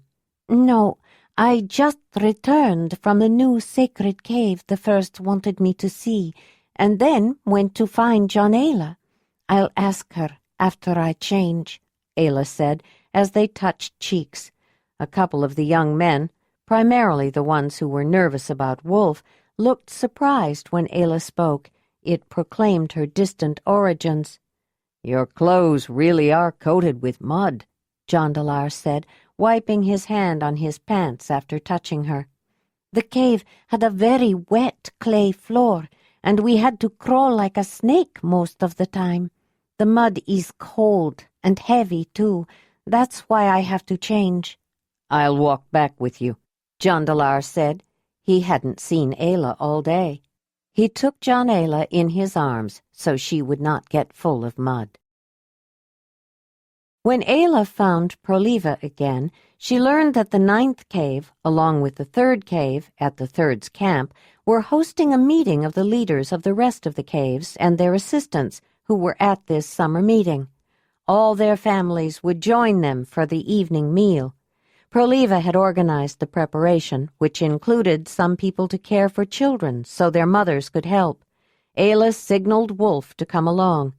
She noticed one or two women who looked uneasily at the carnivore, but was glad to see several people who recognized and welcomed Wolf, knowing what a help he could be in watching over them. Lenoga stayed to help mind the children. Ayla returned to see what Proliva wanted her to do. In the course of the evening, she did stop to nurse Jondalar, but there was so much work to do to prepare and cook the large feast, she hardly had the chance to hold her infant until after everyone ate, and then she was summoned to the Zelandonii lodge. She took Jondalar with her and signaled Wolf to follow. It was late and dark outside as she walked toward the large summer lodge along a path that had been laid with a paving of flat stones. She carried a torch, though light from various fireplaces lit her way reasonably well. She left the torch outside, propped up in a pile of rocks constructed to hold hot torches. Inside, a small fire near the edge of a larger fire ring and a few flickering lamps scattered here and there were glowing softly but gave scant illumination. Little could be seen beyond the lambent flames in the fireplace. She thought she heard someone snoring softly on the other side of the shelter, but she only saw Jondalar and the first. They were just within the circle of light, sipping cups of steaming tea. Without interrupting their conversation, the first nodded to Ayla and motioned for her to sit. Glad to finally have a chance to relax in quiet and comfort, she gratefully settled down on a well-stuffed seating cushion, one of several scattered around the fireplace, and began to nurse her child while she listened. Wolf sat down beside them. He was welcome inside the Zelandonii lodge most of the time. Ayla had been gone for some time during the day, and he didn't want to leave her or Jondalar. "What was your impression of the cave?" the large woman said, directing her comment to the young man. "It is very small, hardly big enough to squeeze through in places, but quite long. An interesting cave," Jondalar said. "Do you believe it is sacred?" she asked. "Yes, I do believe it is." The first nodded. She hadn't doubted the Zelandonii of the 26th cave, but it was nice to have a corroborating opinion. "And Ayla found her voice," Jondalar added, smiling at Ayla, who was listening to the conversation, unconsciously rocking in a desultory fashion as she nursed her child. "She did," the older woman said. "Yes," Jondalar said with a smile. "The 26th asked her to test the cave and was surprised when she said she couldn't sing or play a flute or do anything to test it. His acolyte, Phaelathon, sings a strong, high-pitched, ululating wail that's very unique. Then I suddenly remembered Ayla's bird calls and reminded her that she could whistle like a bird and whinny like a horse, even roar like a lion. So she did, all of them. Amazed the 26th, too, especially that roar. Her test substantiated the cave. When the roar came back, it was diminished but clear, more than audible, but seemed to be coming from a very distant place, the other place. "What did you think, Ayla?" the first asked, as she poured a cup of tea and handed it to Jondalar to give to her. She had noted that the infant had stopped nursing and fallen asleep in Ayla's arms with a dribble of milk running down the side of her mouth. "It's a difficult cave to get into, and long, but not complicated. It could be frightening, especially where it narrows down to some very tight passages, but no one could get lost in it," Ayla said. "From the way you describe this new cave, it makes me think that it might be especially good for young acolytes who want to test themselves, to find out if the life of a Zelandonii is actually for them, if they're afraid of a small dark place that offers no real danger. I doubt that they could handle some of the other ordeals that truly can be perilous," the woman who was first said. It made Ayla wonder what some of those ordeals might be. She had been in enough risky situations in her life already. She wasn't sure if she wanted to face more, but perhaps she should wait and see what would be asked of her. The sun was still low in the eastern sky, but a brilliant band of red fading to purple at the edges announced the coming day. A tinge of pink highlighted the thin nebulous bank of stratus clouds on the western horizon, reflecting the backside of the glowing sunrise. As early as it was, almost everyone was already at the main camp. It had rained, off and on, for several days, but this day looked more promising. Camping out when it rained was only endurable, never enjoyable. As soon as the first rites and matrimonial ceremonies are over, Zelandonii wants to do some traveling, Ayla said, looking up at Jondalar. She wants to begin my Dunyer tour with some of the closer sacred sites. We need to make that seat on a pole drag for her. They were walking back from seeing to the horses before heading toward the meeting campground for a morning meal. Wolf had started out with them, but was distracted and dashed into the brush. Jondalar's brow wrinkled. A trip like that could be interesting, but some people are talking about a big hunt after the ceremonies. Maybe going after a summer herd so we can begin drying meat for next winter. Joharan has been talking about how useful the horses can be in driving animals into surrounds. I think he's counting on us to help. How do we decide which one to do? If she doesn't want to go too far, maybe we could do both, Ayla said. She wanted to go with the first to visit sacred sites, but she also loved to hunt. Perhaps, Jondalar said. Maybe we should talk to both Joharan and Zelandonii and let them decide. But in any case, we could go ahead and make a pole drag seat for Zelandonii. When we were making the summer shelter for Boligan and Lenoga and the rest of that family, I noticed some trees that I thought might work. When do you think would be a good time to make it? This afternoon, perhaps. I'll ask around to see if I can get a few people to help, Jondalar said. Greetings, Ayla and Jondalar, a familiar young voice said. It was Lenoga's younger sister, 9-year Trilara. They both turned around and saw all 6 of the children coming out of their summer shelter. Boligan tied the opening flap closed, then caught up with them. Neither Tremita nor Larimar was with them. Ayla knew the adults used the shelter sometimes, but they either had left earlier, or, more likely, had not returned the night before. Ayla thought the children were probably heading to the meeting camp, hoping to find something to eat. People often made too much food, and someone was usually willing to give them the leftovers.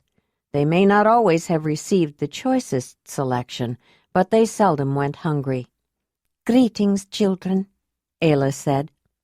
They all smiled at her, except Boligan, who tried to be more serious.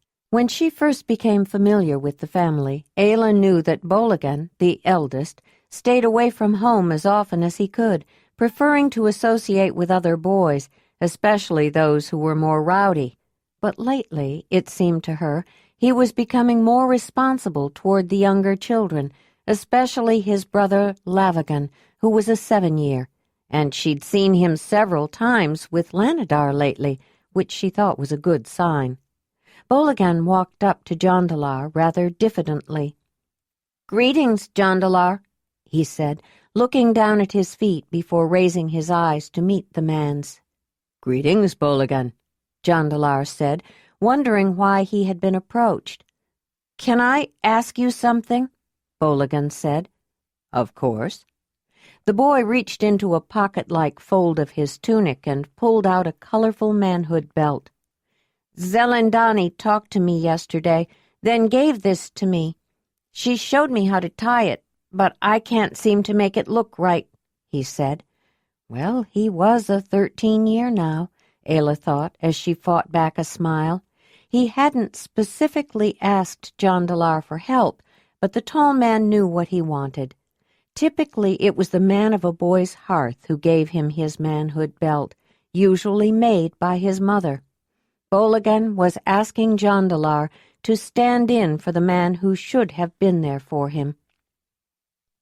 Jondalar showed the young man how to tie the belt. Then Boligan called to his brother and started out toward the main camp. The others followed behind more slowly. Ayla watched them go. 13-year Boligan walking beside 7-year Lavagan, 11-year Lenoga with Lorela, 1 year plus a half on her hip, and 9-year Trilara holding the hand of 3-year Ganimar. She remembered being told that one who would have been a 5-year had died in infancy. Though she and Jondalar helped them, and several others from the 9th cave as well, The children were essentially raising themselves. Neither their mother nor the man of their hearth paid much attention to them and did little to support them. She believed it was Lenoga who held them together, though now, she was glad to see, Trilara was helping her and Boligan was more involved. She felt Jondalar moving in her carrying blanket, waking up. She pulled it around from her back to her front and took the baby out of it. She was naked, with no absorbent padding. Ayla held her out in front of her while the child wet on the ground. Jondalar smiled. None of the other women did that, and when he asked her, Ayla told him that was how clan mothers often took care of their children's wetting. Though she didn't do it all the time, it certainly saved time cleaning up messes and gathering materials that could soak up liquid. And Jondalar was getting so used to it, she tended to wait until she was out before she let go. "Do you think Lanadar is still interested in Lenoga?" Jondalar asked, obviously thinking about Tramida's children too. He certainly gave her a warm smile when he first saw her this year, Ayla said. How is he doing with the spear thrower? He looks to me as though he's been practicing with his left arm. "He's good," Jondalar said. "Actually, it's amazing to watch him. He has some use of his right arm and uses it to help place the spear on the thrower, but he throws with great force and accuracy with his left arm. He's become quite a hunter and has gained the respect of his cave and more status. Now everyone at this summer meeting is looking at him with new eyes. Even the man of his hearth, who left his mother after he was born, has been showing an interest in him.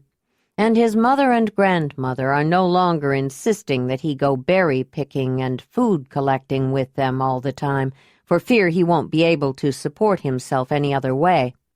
They made that harness he wears, but he told them what he wanted. They give you credit for teaching him, you know." You taught him too, she said. Then after a while she added, He may have become a good hunter, but I still doubt that most mothers would want him to mate their daughters, Ayla said. They would be afraid that the bad spirit that deformed his arm is still hovering and might give their daughters' children the same problem. When he said last year that he wanted to mate Lenoga when they grew up and help her raise her sisters and brothers, Proliva said she thought that would be a perfect pairing. Since Laramar and Tramida have the lowest status, no mother would want her son to mate with her, but I don't think anyone would put up much objection to Lanadar mating Lenoga, especially if he's a good hunter. "No, but I'm afraid Tramida and Laramar will find a way to take advantage of him," Jondalar said. "I notice Lenoga isn't ready for first rites yet." But she will be soon. She's beginning to show signs. Maybe before the summer is over, the last first rites ceremony of the season. Have they asked you to assist with first rites this summer? She asked, trying to seem unconcerned. "Yes, but I told them I wasn't ready to take on that responsibility yet," he said, grinning at her. "Why? Do you think I should?" Only if you want to. There are some young women who might be very happy if you did. Perhaps even Lenoga," Ayla said, turning to look at Jondalar so he wouldn't see her face. "Not Lenoga," he said. "That would be like sharing first rites with a child of my own hearth." She turned and smiled at him. "You are probably closer to it than the man who is," Ayla said. "You've provided more for that family than Laramar has." They were approaching the main camp, and the people had started calling greetings to them. "Do you think it will take very long to make a pole drag with a seat?" Ayla asked.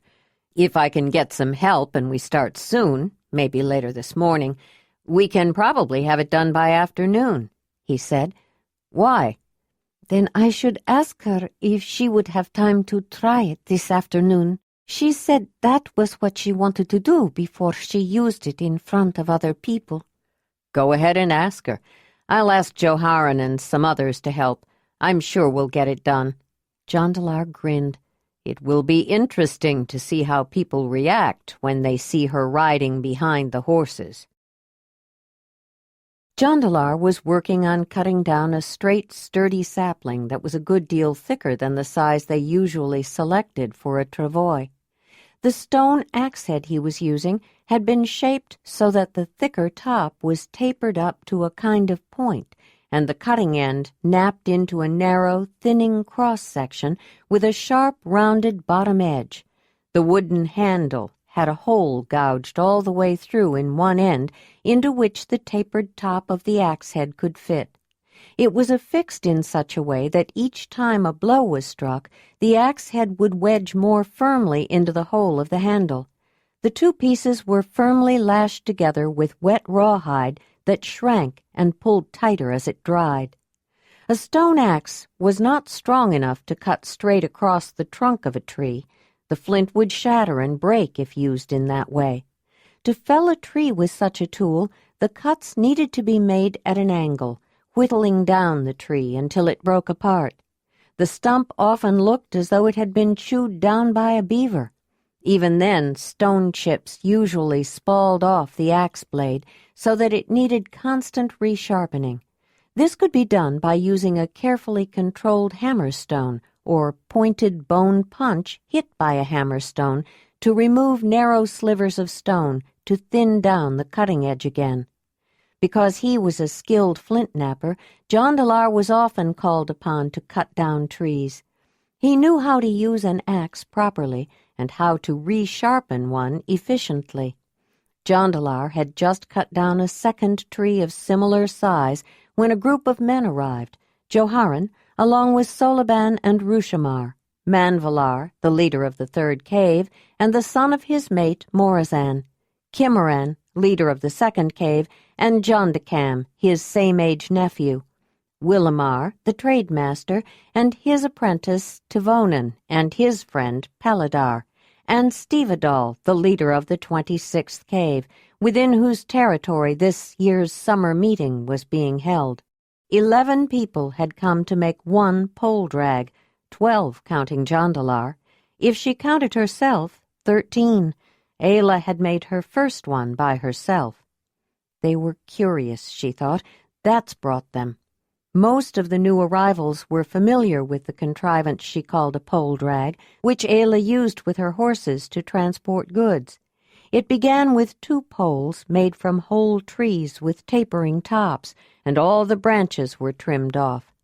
Depending upon the variety, the bark was sometimes removed as well, especially if it slipped off easily. The narrow ends were fastened together and attached to a horse at the withers with a harness of sturdy cords or leather thongs.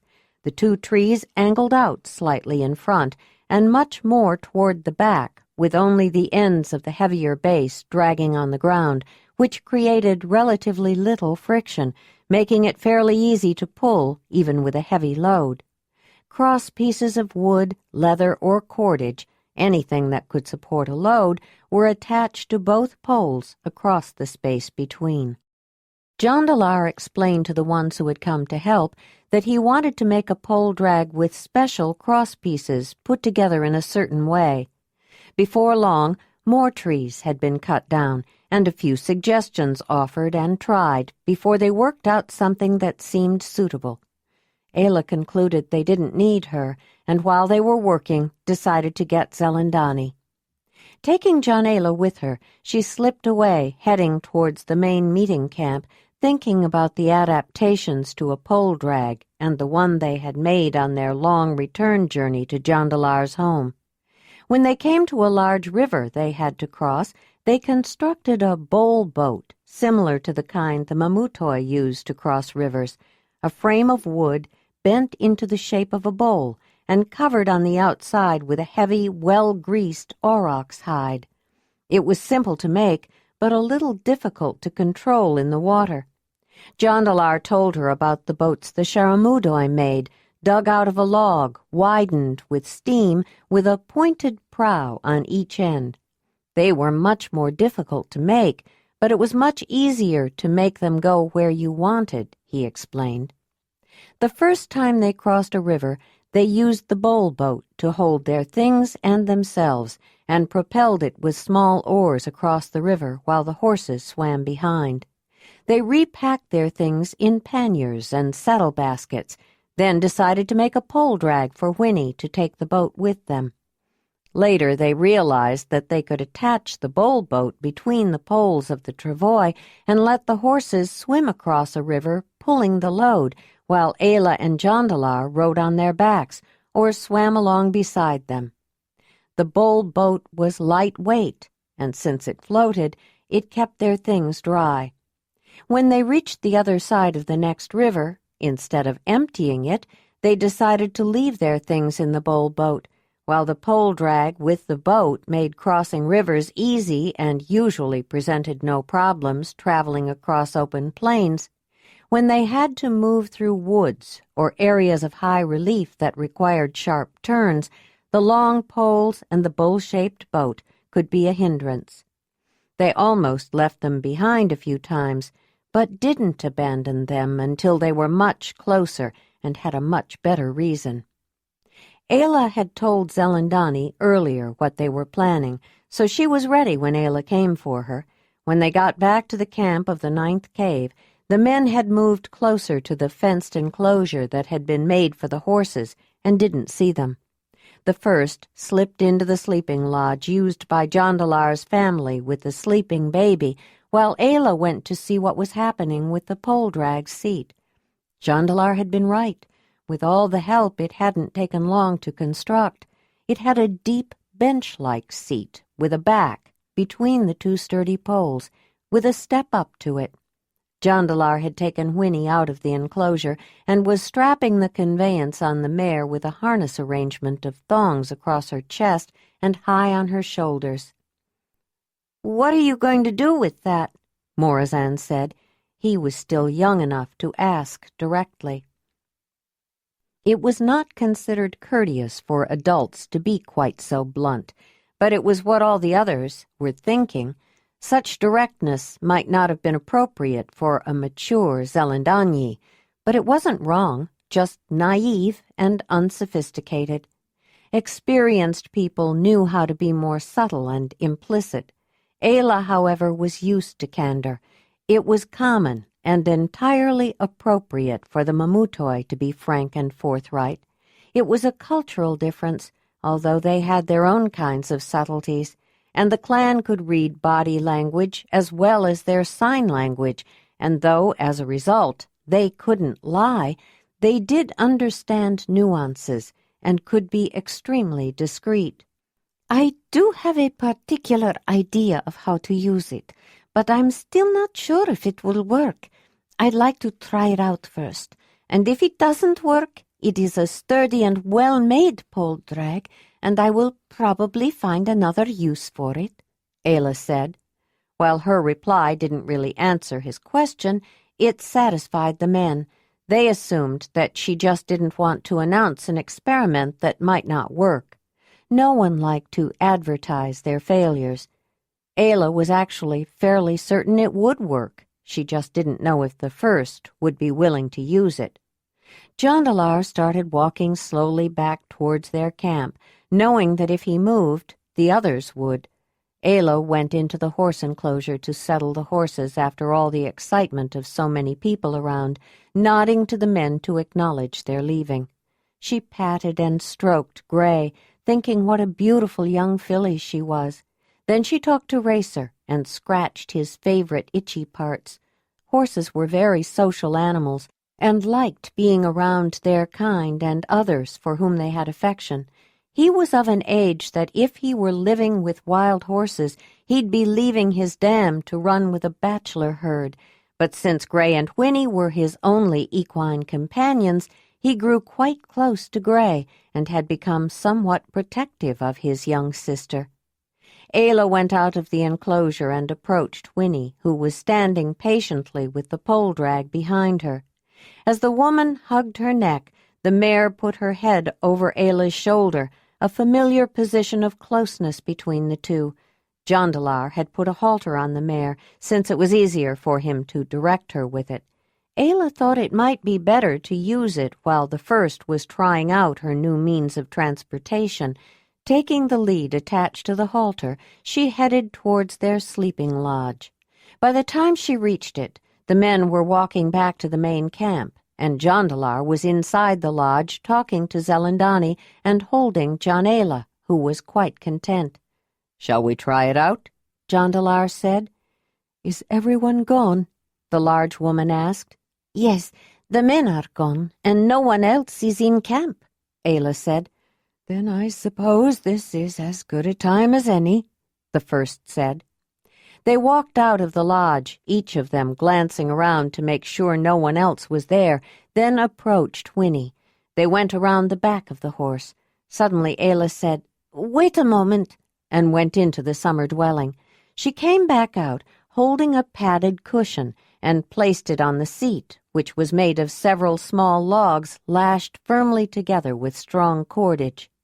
A narrow back, perpendicular to the seat and made the same way, kept the cushion in place. Jondalar handed Ayla the infant, then turned to help Zelandonii. But when the Danyar stepped onto the crosspiece of wooden logs made into a step that was close to the ground, the springy long poles gave a little, and Winnie took a step forward because of the shift in weight. The first quickly backed off. "The horse moved," she said. "I'll go hold her steady," Ayla said. She went around to the front of the mare to calm her, holding the lead rope with one hand and the infant with the other. The horse sniffed at the baby's tummy, which made her giggle and her mother smile. Winnie and Ayla were familiar with and completely comfortable around each other. The child had frequently ridden on the horse, in her mother's arms, or slung in her carrying blanket on the woman's back.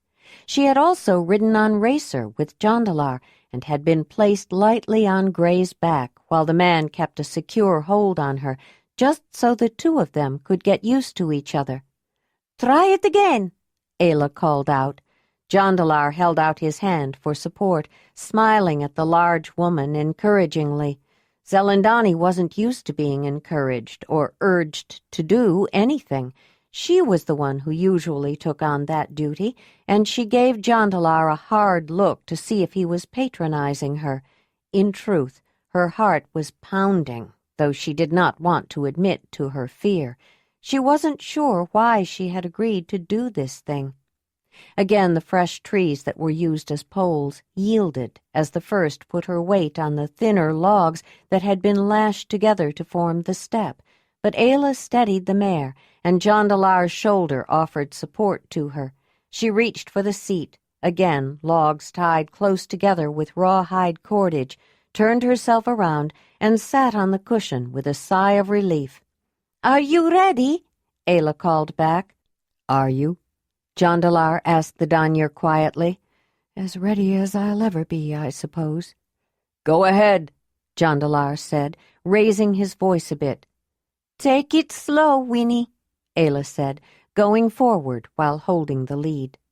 The horse started walking, pulling the sturdy pole drag and the first among those who served the great Earth Mother behind her.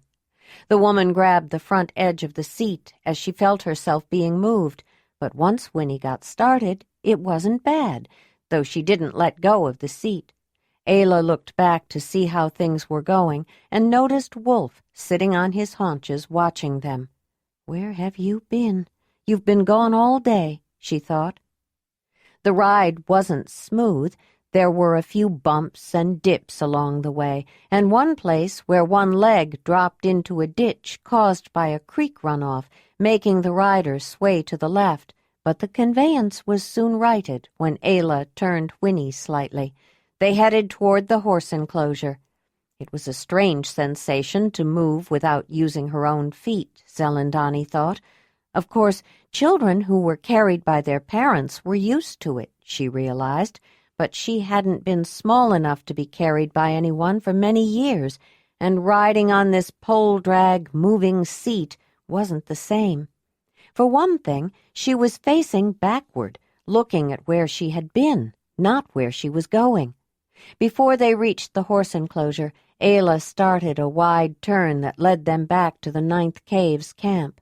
She saw a track that led in a direction different from the one they usually took to the main camp.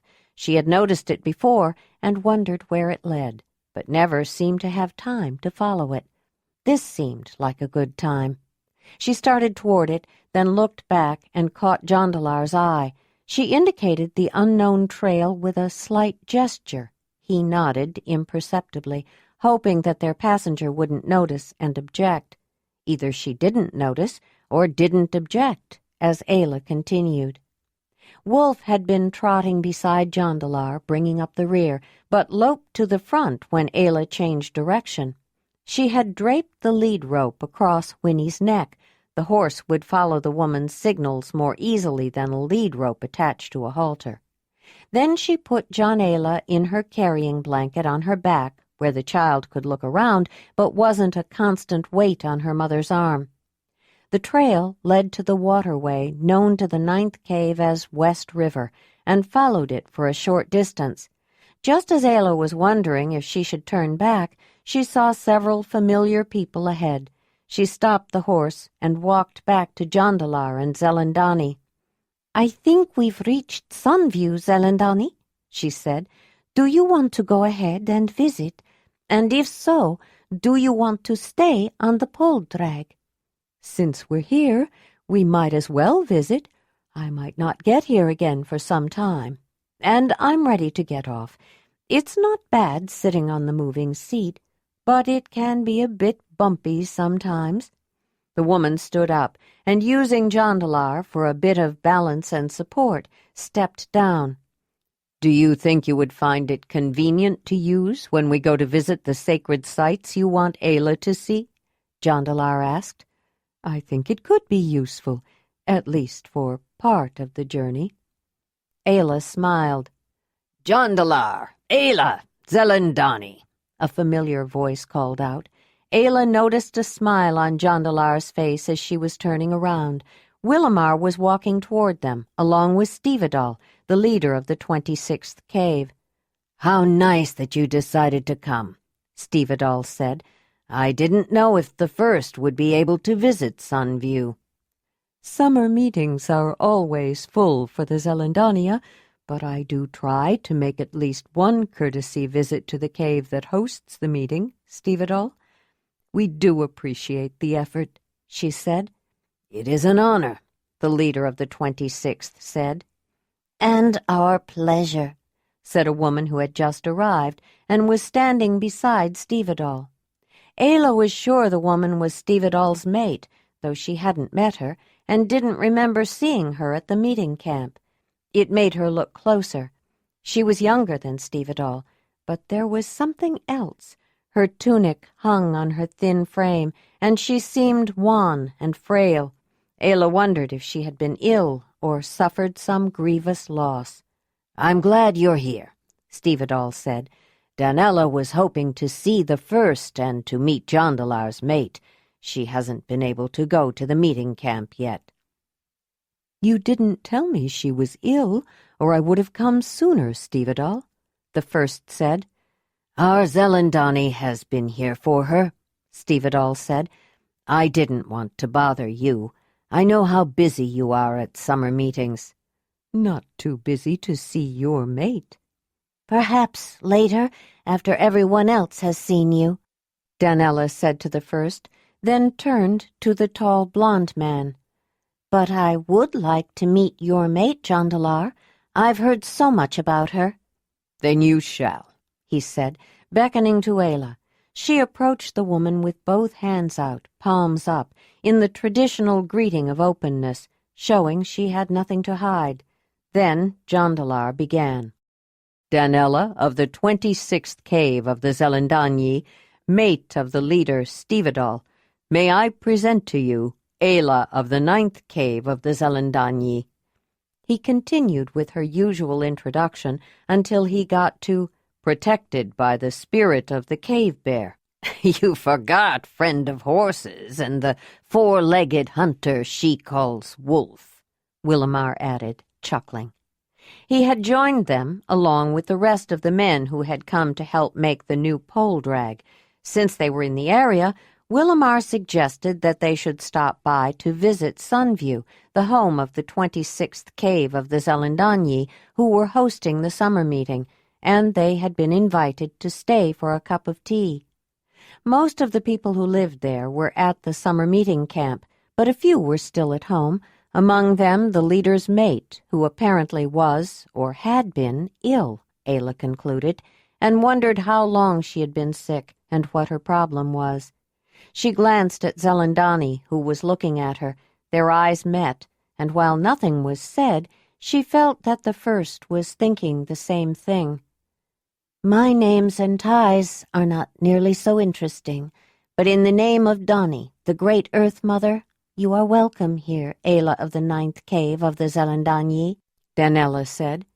and I greet you, Danella of the 26th cave of the Zelandonii, Ayla said, as they took each other's hands. The sound of your speech is as interesting as your names and ties, Danella said. It makes one think of faraway places. You must have some exciting stories to tell. I would like to hear some of them, Ayla. Ayla couldn't help but smile. She was more than aware that her speech was different from that of other Zelandonii. Most people tried to hide it when they noticed her accent, but Danella had such a charming and forthright manner that Ayla was immediately drawn to her. She reminded Ayla of the Mamutoi. Ayla wondered again what illness or difficulty had caused Danella's physical frailty, which contrasted so sharply with her warm and winning personality.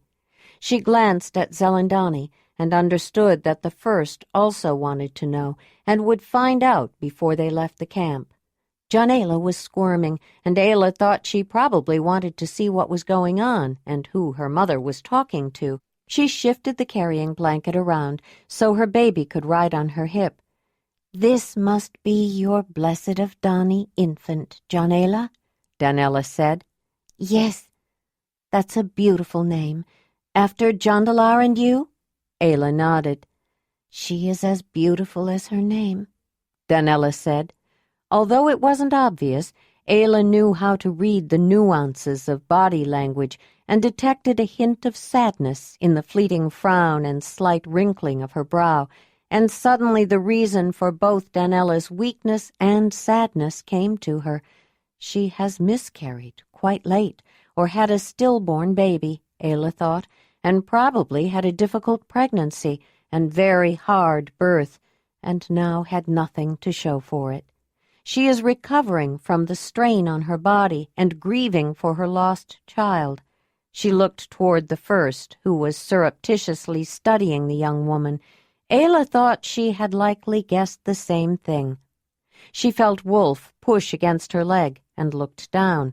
He was looking up at her, making a slight whine, which let her know that he wanted something. He looked at Danella, then back at her, and whined again. Did he sense something about the leader's mate? Wolves were always sensitive to weakness in others. When living in a hunting pack, it was the weak ones they generally attacked, but Wolf had formed a particularly close bond with the weak half-clan child whom Nezzy had adopted when the wolf was very young and imprinting on his Mamutoi pack. Wolves of a pack adore their puppies, but humans were Wolf's pack. She knew he was drawn to human babies and children, and those that his wolf sense told him were weak, not to hunt them, but to bond with, as wild wolves did with their puppies. Ayla noticed that Danella seemed a little apprehensive. I think Wolf wants to meet you, Danella. Have you ever touched a living wolf? She asked. No, of course not. I've never been this close to one before. Why do you think he wants to meet me? He is drawn to certain people sometimes. He loves babies. Jondalar crawls all over him, and even if she pulls his hair or pokes at his eyes or ears, he never seems to mind. When we first arrived at the 9th cave, he acted like this when he saw Jondalar's mother. He just wanted to meet Marthona. Ayla suddenly wondered if Wolf had sensed that the woman who had once been the leader of the largest cave of the Zelandonii had a weak heart. "Would you like to meet him?" "What do I have to do?" Donella said. The visitors to Sunview were standing around, watching. The ones who were familiar with Wolf and his ways were smiling. Others were interested. But Stevedall, Danella's mate, was concerned. "I'm not sure about this," he said. "He won't hurt her," Jondalar said. Ayla handed Jondalar to Jondalar, then led Wolf to Danella. She took the woman's hand and went through the process of Wolf's introduction. "The way Wolf recognizes someone is by scent, and he knows that when I introduce him to someone like this, they are friends." Wolf sniffed at Danella's fingers, then licked them. She smiled. "His tongue is smooth, soft. Some of his fur is, too," Ayla said. "He's so warm," Danella said. "I've never touched fur on a warm body before. And right here, you can feel something throbbing. Yes, that's how a living animal feels." Ayla turned to the leader of the 26th cave of the Zelandonii. "Would you like to meet him, Stevedall?" "You might as well," Danella said. Ayla went through a similar process with him, but Wolf seemed eager to return to Danella and walked near her when they continued on to Sunview. They found places to sit, logs, padded stones, sometimes on the ground. The visitors took out their cups from pouches attached to their waistbands. They were served tea by the few people who had not gone to the meeting camp, among them both Danella's and Stevedall's mothers, who had stayed to help the leader's mate. When Danella sat down, Wolf sat beside her, but he did look at Ayla, as though asking for permission. She nodded, and he put his head down on his paws that were stretched out in front of him. Danella found herself petting him now and then.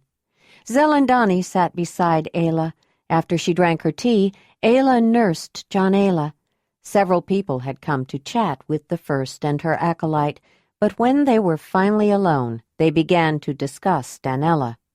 "Wolf seems to be offering her some comfort," Zelandonii said. "I think she needs it," Ayla said. "She's still so weak. I think she may have had a late miscarriage or a stillborn, and probably a difficult time before." The first gave her a look of interest. "What makes you say that?" "Because she's so thin and frail. I'm sure she's been ill or has had some problem for some time, and I noticed a certain sadness when she looked at Jondalar. It made me think she had had a long, hard pregnancy and then lost the baby," Ayla said. "That's a very astute judgment. I think you're right. I was thinking something very similar. Perhaps we should ask her mother. I'd like to examine her, just to make sure she's recovering well," the Danyer said. "There are some medicines that could help her." The first turned to Ayla. "What would you suggest?" "Alfalfa is good for fatigue and the stinging pain when you pass water," Ayla said, then paused to think. "I don't know the name, but there's a plant with a red berry that's very good for women. It grows along the ground as a small vine, and the leaves are green all year. It can be used for cramps that can come with the moontime bleeding and can ease heavy bleeding. It can encourage birth and make it easier." "I'm familiar with that one. It grows so thick it sometimes forms a mat on the ground, and birds like the berries. Some people call it birdberry," the first said. "Alfalfa tea might help restore strength. Also, a decoction of the roots and bark of spikenard." She stopped when she saw the puzzled expression on Ayla's face. "It's a tall bush with big leaves and purple berries. The flowers are small, greenish-white. I'll show you sometime. It can help if the sack that holds the baby inside a woman drops down, slips out of place. That's why I'd like to examine her, so I know what to give her." Zelandonii of the 26th is a good general healer, but he may not be as knowledgeable about women's ailments. I'll have to talk to him before we leave today." After a polite length of time, the men who came to help build the pole drag and then went to visit the home shelter of the 26th cave finished their tea and got up to leave. The first stopped Joharan. Jondalar was with him. "Will you go to the Zelandonii camp and see if you can find Zelandonii of the 26th? The Danyer said quietly. "Stevedal's mate has not been well, and I'd like to see if there's anything we can do. He's a good healer, and he may have done everything that can be done, but I need to talk to him. I think it's a woman's problem, and we are women." She left the rest unsaid. "Ask him to come here. We'll wait a while." "Should I wait here with you?" Jondalar asked the two women. "Weren't you planning on going to the practice field?" Joharan said. "Yes, but I don't have to." "Why don't you go, Jondalar? We'll be along later," Ayla said, brushing his cheek with hers. The two women joined Danella and the two mothers and a few others. When he saw that the first and her acolyte were not leaving, Stevedal stayed behind as well. The head Zelandonii was adept at finding out what was wrong with people and soon discovered that Danella had been pregnant, and the baby was stillborn, as they suspected. But she sensed that the two older women were holding something back, especially around Danella and Stevedal. There was more to the story than they were willing to say. The Danyer would have to wait for the 26th. In the meantime, the women chatted. Jondalar was passed around to the women, although at first Danella seemed reluctant to take her. Once she did, she held her for a while. Wolf seemed happy to stay with both of them. Ayla took the pole drag off Winnie and let her graze, and when she returned, they asked some tentative questions about the horse and how Ayla came to have her. The first encouraged Ayla to tell them. She was developing into quite a good storyteller and enthralled her listeners, especially when she added the sound effects of horse neighs and lion roars. Just as she was finishing, the Zelandonii of the 26th cave appeared. "I thought I heard a familiar lion roar," he said, greeting them with a big smile. "Ayla has been telling us how she adopted Winnie," Danella said. "Just as I guessed, she has some captivating stories to tell, and now that I've heard one, I want to hear more." The first was getting anxious to leave, though she didn't want to show it. It was entirely appropriate for the first among those who served the Great Earth Mother to visit with the leader of the cave that was hosting the summer meeting and his mate, but she had many things to do. The ceremony of the rites of first pleasures would be the day after next, and then the first matrimonial of the season, though there would be another mating ceremony near the end of the summer for those who wanted to finalize their decisions before they returned to their winter shelters. The first one was invariably the largest and most well-attended. There were many plans yet to be made. While people fussed around, making more tea, since they had drunk all there was, the first and her acolyte managed to get the 26th aside and speak privately with him.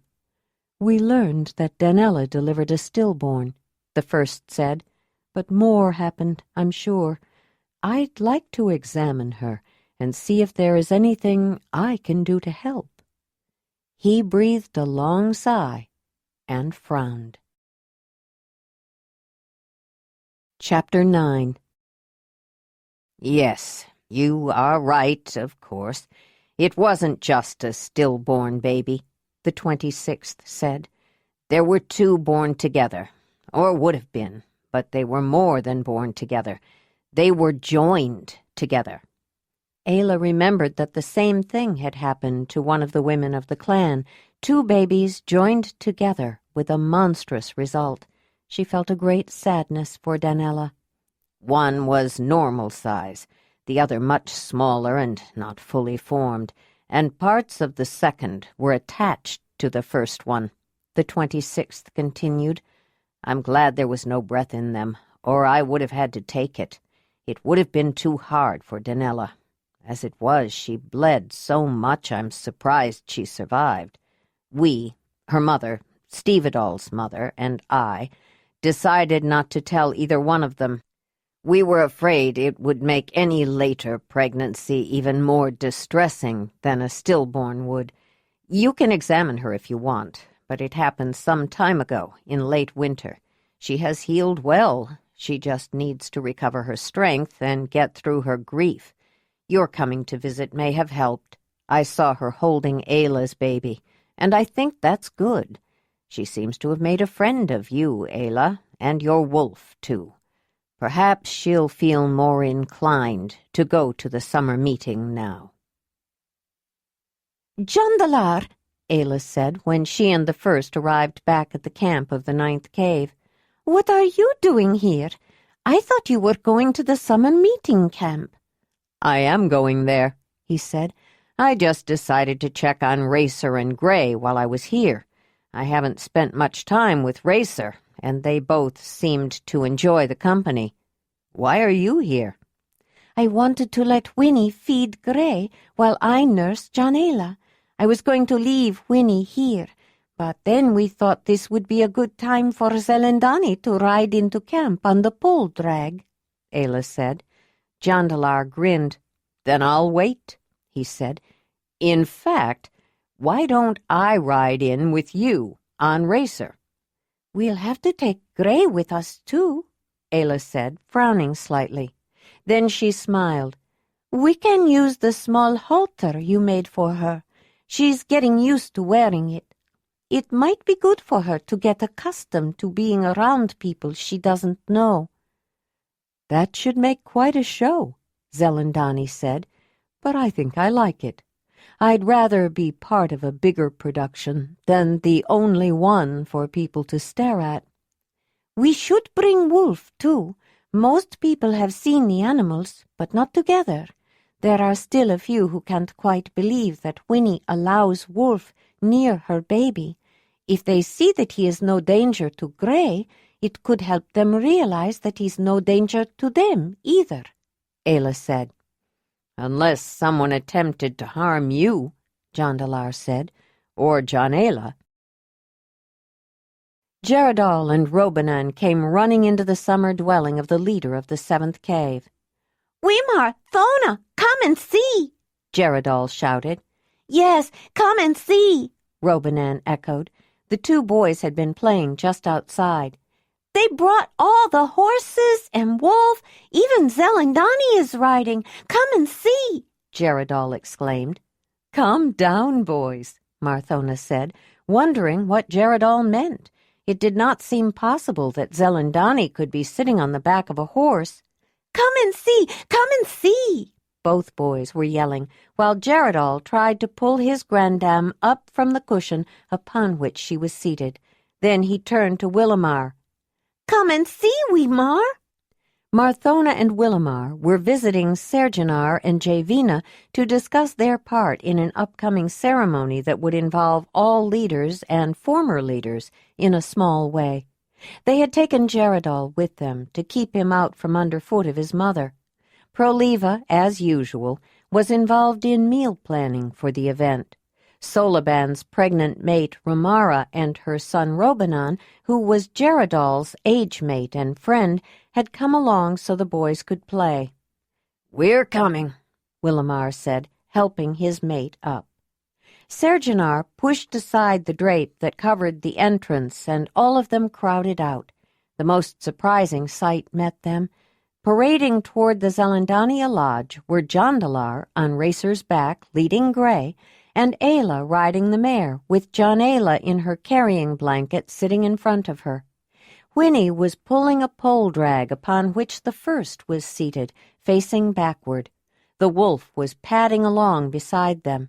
It was still unexpected for most people to see horses with people on their backs, not to mention the wolf nonchalantly walking with them. But to see the first among those who served the great Earth Mother riding on a seat that was being pulled by a horse was nothing less than astonishing. The procession passed quite near the camp of the 7th cave, and although Marthona and Willamar and the rest of the people of the 9th cave were quite familiar with the animals, they gawked at the demonstration as much as anyone. The first caught Marthona's eye, and though she smiled in a decorous way, Marthona detected a sparkle of impish delight in the woman's gaze. It was more than a parade. It was a spectacle. And if there was one thing members of the Zelandonii enjoyed staging, it was a spectacle. When they reached the entrance to the big lodge, Jondalar stopped and let Ayla and Winnie pull ahead, then dismounted and offered a hand to the first. For all her size, she stepped down from the seat on the travois gracefully, and, perfectly aware that everyone was watching her, entered the lodge with great dignity. "So that's what he wanted us to help him make," Willamar commented. "He said he needed to build a very sturdy pole drag with shelves. It wasn't shelves he wanted, but it was clever of him to say that. None of us could imagine that they would turn out to be a seat for Zelandonii. I'll have to ask her what it's like to sit on a seat that is pulled by a horse." "It is brave of her to do that," Javina said. "I'm not sure that I would want to try it." "I would," Jaredal said, his eyes full of excitement. "Thona, do you think Ayla would let me sit on a pole drag seat while Winnie pulled it?" "I'd like to do it too," Robanan said. "The young are always willing to try something new," Ramara said. "I wonder how many similar conversations are going on around this camp right now," Sergenar said. "But if she lets one boy do it, every other boy in camp will be clamoring to do the same. And quite a few girls, too," Marthona added. "If I were her, I would wait until we get back to the 9th cave," Ramara said. "Then it wouldn't be much different from letting a child or two ride on the mare's back while Ayla leads her around, the way she does now." "It does make quite a demonstration, though. I recall how I felt when I first saw those animals. It could be frightening. Didn't Jondalar tell us that people ran away from them when they were on their journey here? Now that we're used to them, it just seems rather impressive," Willamar said. Not everyone was so pleasantly impressed by the demonstration. Morona, who loved to be the center of attention, felt a surge of jealousy rise up. She turned to her cousin Wailopa and remarked, "I don't know how anyone can stand to be around those dirty animals all the time. When you get close to her, she smells of horse, and I've heard she sleeps with that wolf.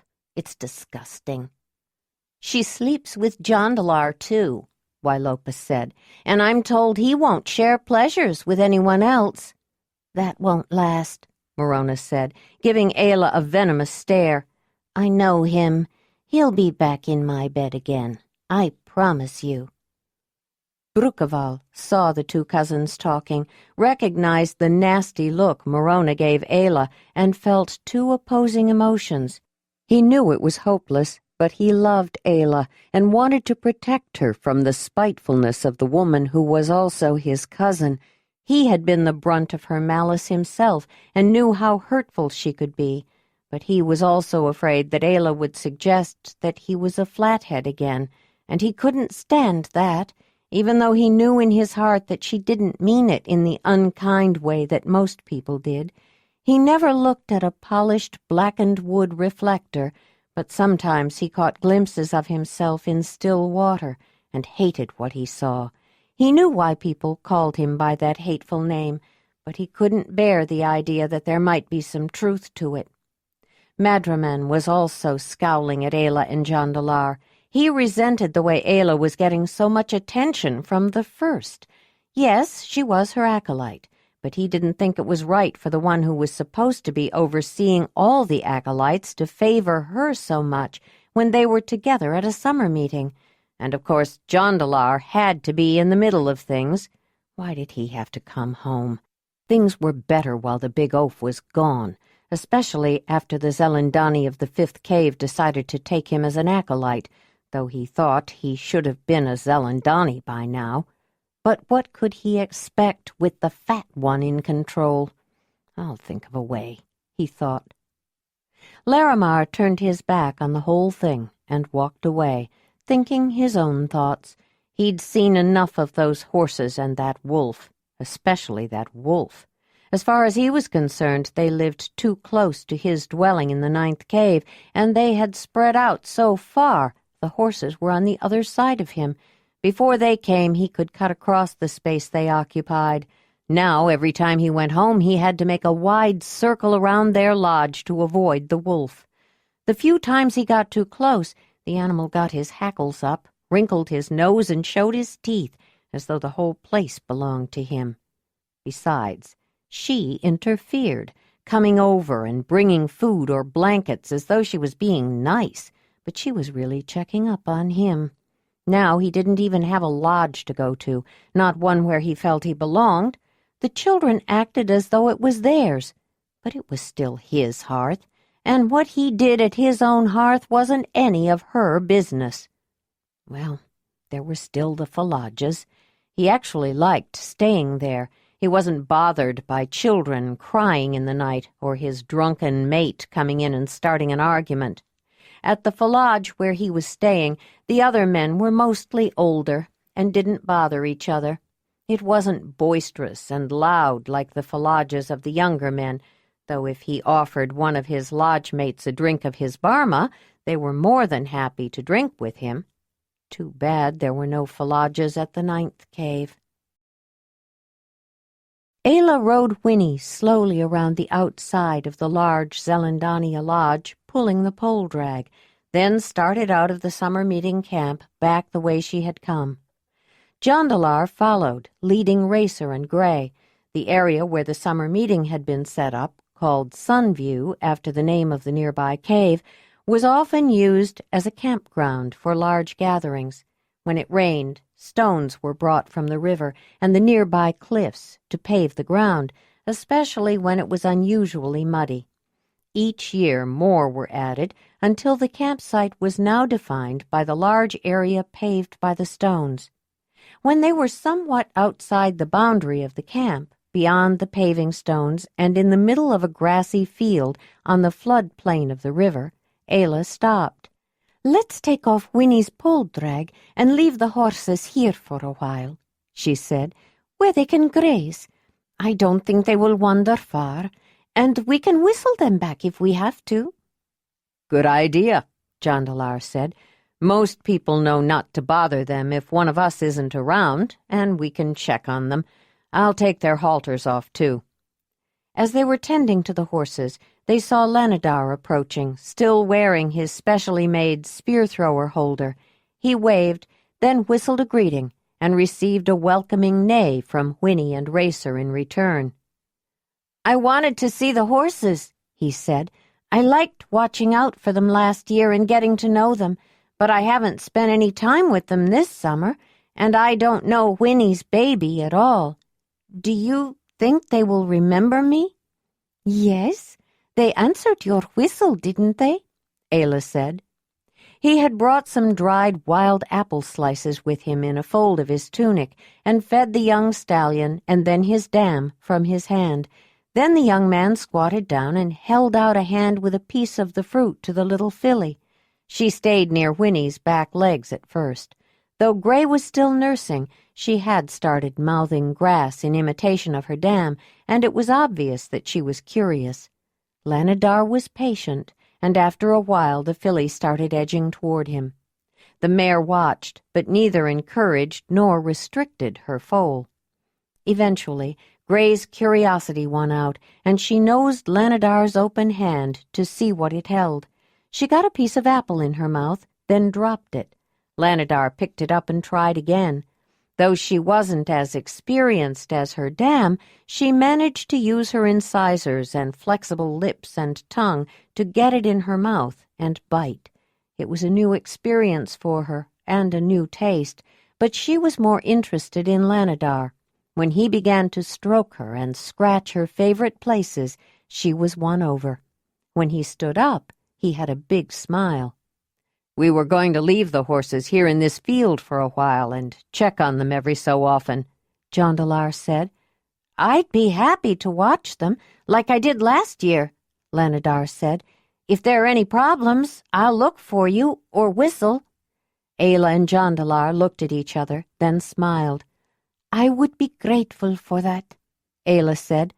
"I wanted to leave them here so people would get more used to seeing them, and they'd get more comfortable around people, especially Gray.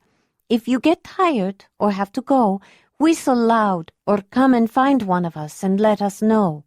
"I will," he said. They left the field feeling much more relaxed about the horses. When they returned in the evening to invite Lanadar to share a meal with their cave, they found that several young men and a few young women, including Lenoga, carrying her youngest sister Lorela, were visiting with him. When Lanadar had watched the animals the year before, it was at the enclosure and nearby field that was close to the camp of the ninth cave, which was some distance from the main camp. Not many people went there, and he had few friends then anyway. But since he had developed his skill with the spear thrower and was hunting regularly, he had gained more status. He had also gained several friends, and, it seemed, a few admirers. The young people were involved with each other and didn't notice Ayla and Jondalar coming. Jondalar was pleased to see that Lanadar was acting very responsibly, not allowing the group of youngsters to crowd in around the horses, especially Gray. He had obviously allowed the visitors to stroke and scratch them, but only let one or two at a time get close. He seemed to sense when the horses were tired of all the attention and just wanted to graze, and quite firmly told one of the youngsters to leave them alone. The couple didn't know that he had banished some young men earlier who had become too rambunctious by threatening to tell Ayla, who, he reminded them, was the acolyte of the first among those who served the great Earth Mother. The Zelandonii were the ones whom people went to for help and assistance, and though they were respected, often revered, and many of them were loved, the feeling for them was always tempered with a little fear. The Zelandonii were intimate with the next world, the world of spirits, the fearsome place where one went when the Elan, the life force, left their body. They had other powers that went beyond the ordinary, too. Youngsters often spread rumors, and boys, in particular, liked to scare each other by telling stories about what a Zelandonii might do, especially to their male parts, if one of them made one angry. They all knew that Ayla seemed to be a normal woman with a mate and a baby, but she was still an acolyte, a member of the Zelandonii, and a foreigner.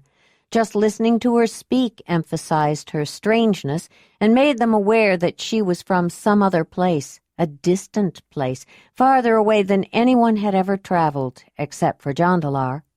But Ayla also exhibited extraordinary abilities, like having control over horses and a wolf. Who knew of what she might be capable? Some people even looked askance at Jondalar, though he was born to the Zelandonii, because of the strange ways he had learned while he was gone. "Greetings, Ayla and Jondalar and Wolf," Lanadar said, which caused some of his young visitors who had not noticed their arrival to turn around sharply. They seemed to appear so suddenly, but Lanadar knew they were coming. He had noticed a change in the behavior of the horses. Even in the darkening twilight, the animals were aware of their approach and were edging toward them. "Greetings, Lanadar," Ayla said. "Your mother and grandmother are at the camp of the 7th cave, along with most of the 9th cave. You have been invited to share a meal with them."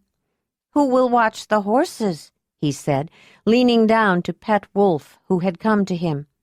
"We have already eaten. We'll take them back to our camp," Jondalar said. "Thank you for looking out for them, Lanadar," Ayla said. "I appreciate your help." "I liked doing it. I'll watch them any time," Lanadar said. He meant it. Not only did he enjoy the animals, but he liked the attention it brought him. Being responsible for them had brought several curious young men and young women to visit. With the arrival of the first among those who served, the summer meeting camp was soon caught up in the usual hectic activity of the season.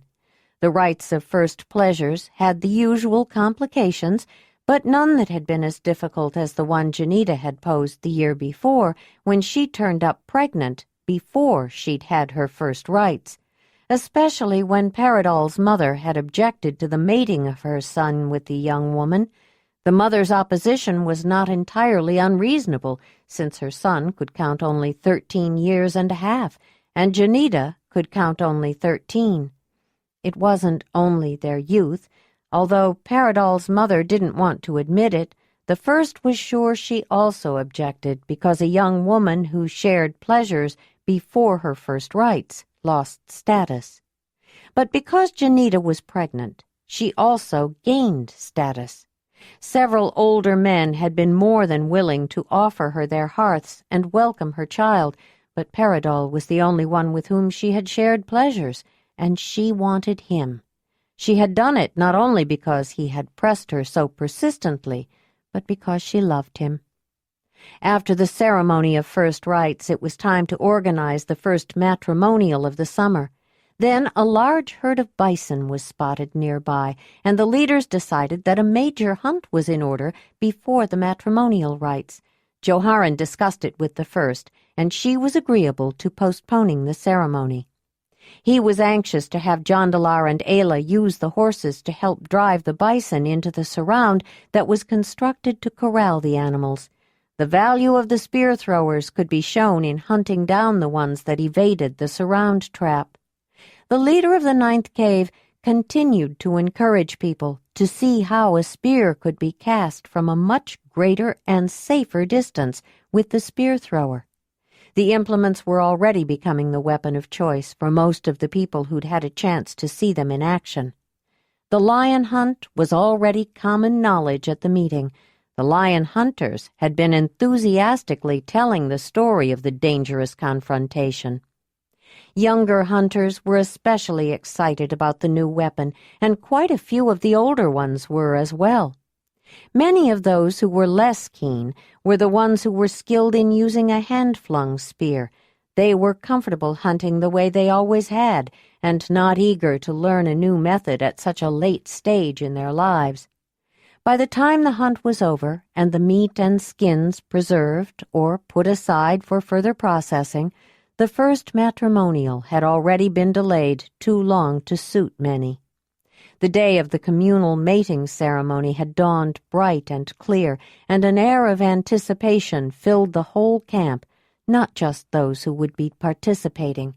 It was a celebration that everyone looked forward to, one that they all took part in. The ceremony included the voiced approval of the newly mated couples by all the people at the summer meeting. The matings created changes in the names and ties of more than the new couples and their families. The status of nearly everyone shifted to some degree, some more than others, depending on the closeness of their relationships. The matrimonial the year before had been a stressful time for Ayla, not only because it was her mating ceremony, but because she had so recently arrived and was the center of so much attention. She wanted Jondalar's people to like and accept her and was trying to fit in. Most of them did, but not all of them. This year the leaders and former leaders, as well as the Zelandonii, were seated strategically so they could answer when the first asked for responses from those present, which to her meant approvals.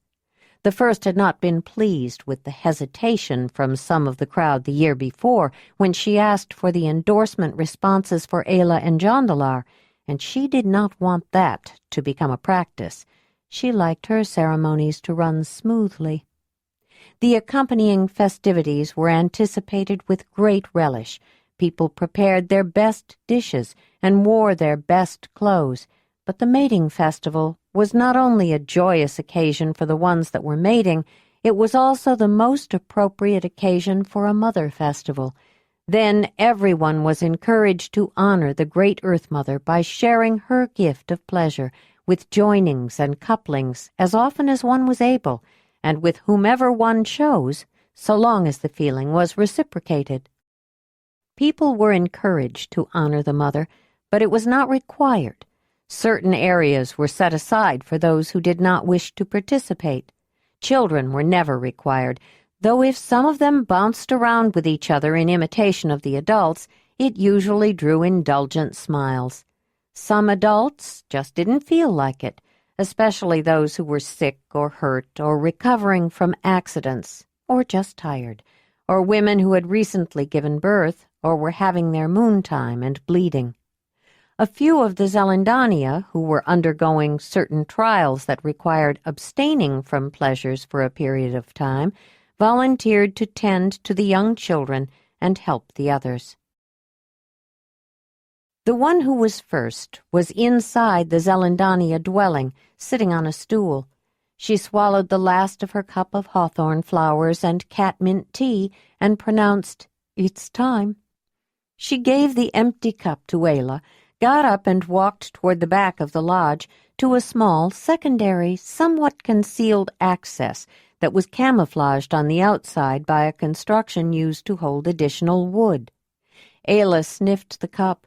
It was an automatic, habitual action, and almost as subconsciously she noted the ingredients and reflected that it was probably the woman's moontime. Catmint, the waist-high, downy-leafed perennial with the whorls of white, pink, and purple flowers, was a mild sedative that could relieve tension and cramps. She wondered about the hawthorn, however. It had a distinctive taste, and maybe she liked the flavor, but it was also one of the ingredients the first used in the medicinal preparation that she made for Marthona. Ayla was now aware that the medicines the Zelandonii gave Jondalar's mother were for the heart, the muscle in her chest that pumped blood. She had seen similar heart muscles in the animals she hunted and subsequently butchered. Hawthorn helped it to pump more vigorously and more rhythmically. She put the cup down and exited out the main entrance. Wolf was waiting outside and looked expectantly at Ayla. She smiled, shifted John Ayla, who was asleep in her carrying blanket, and hunkered down in front of the animal. Taking his head in both hands, she looked in his eyes. "Wolf, I am so glad that I found you. Every day you are here for me, and you give me so much," she said, ruffling his shaggy hair. Then she bent her forehead to touch his. "Are you coming with me to the matrimonial?" Wolf continued to look at her. "You can come if you want, but I think you'll get tired of it. Why don't you go hunt?" She stood. "You can go, Wolf. Go ahead, hunt for yourself," she said, moving her hand toward the boundary of the camp. He looked up at her a little longer, then jogged off. Ayla was wearing the clothing that she had worn when she mated Jondalar, her matrimonial outfit, which she had carried with her for the entire year-long journey from the home of the Mamutoi, far to the east, to the home of Jondalar's people, the Zelandonii, whose territory extended to the great waters of the west. The matrimonial did remind many people of the previous year's event. Several people talked about Ayla's unusual outfit when she appeared wearing it again, but it also reminded Zelandonii of the objections to her that some people had put forth. Although they weren't usually direct about it, the first knew it was primarily because Ayla was a stranger, and a stranger with uncanny abilities. Ayla was going as a spectator rather than a participant this time, and was looking forward to just watching the ritual. Recalling her mating ceremony, she knew the ones who were promised were gathering in the smaller lodge nearby, dressed in their finery and feeling nervous and excited. Their witnesses and guests were also congregating in the front section of the viewing area, with the rest of the camp filing in behind them. She walked toward the large area where people gathered for various functions that involved the whole camp. When she arrived, she stopped to scan the crowd, then headed toward the recognizable faces of the 9th cave. Several people smiled when she approached, including Jondalar and Joharan. "You are looking particularly nice this evening," Jondalar said. I haven't seen those clothes since this time last year."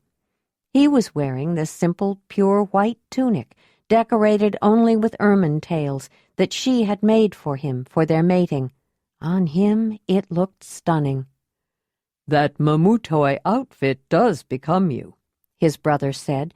He did think so, but the leader of the 9th cave also understood how much wealth it displayed.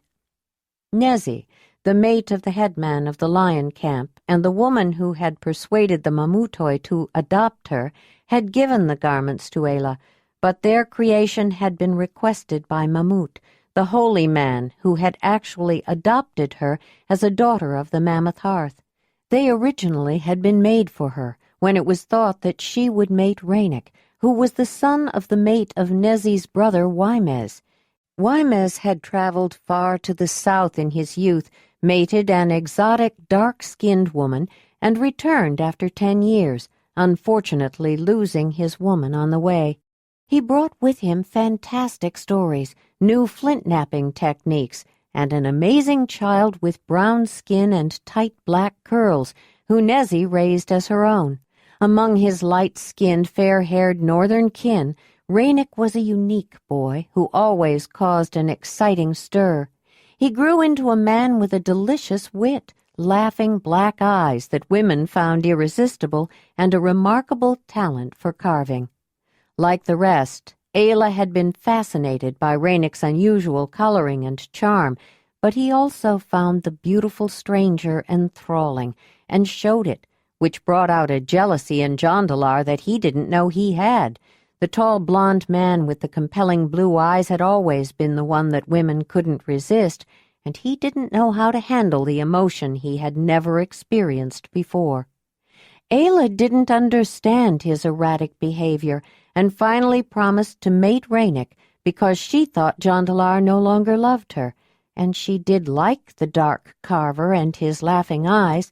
The lion camp grew fond of Ayla and Jondalar that winter they lived with the mamutoi, and they all had been more than aware of the emotional difficulties of the 3 young people.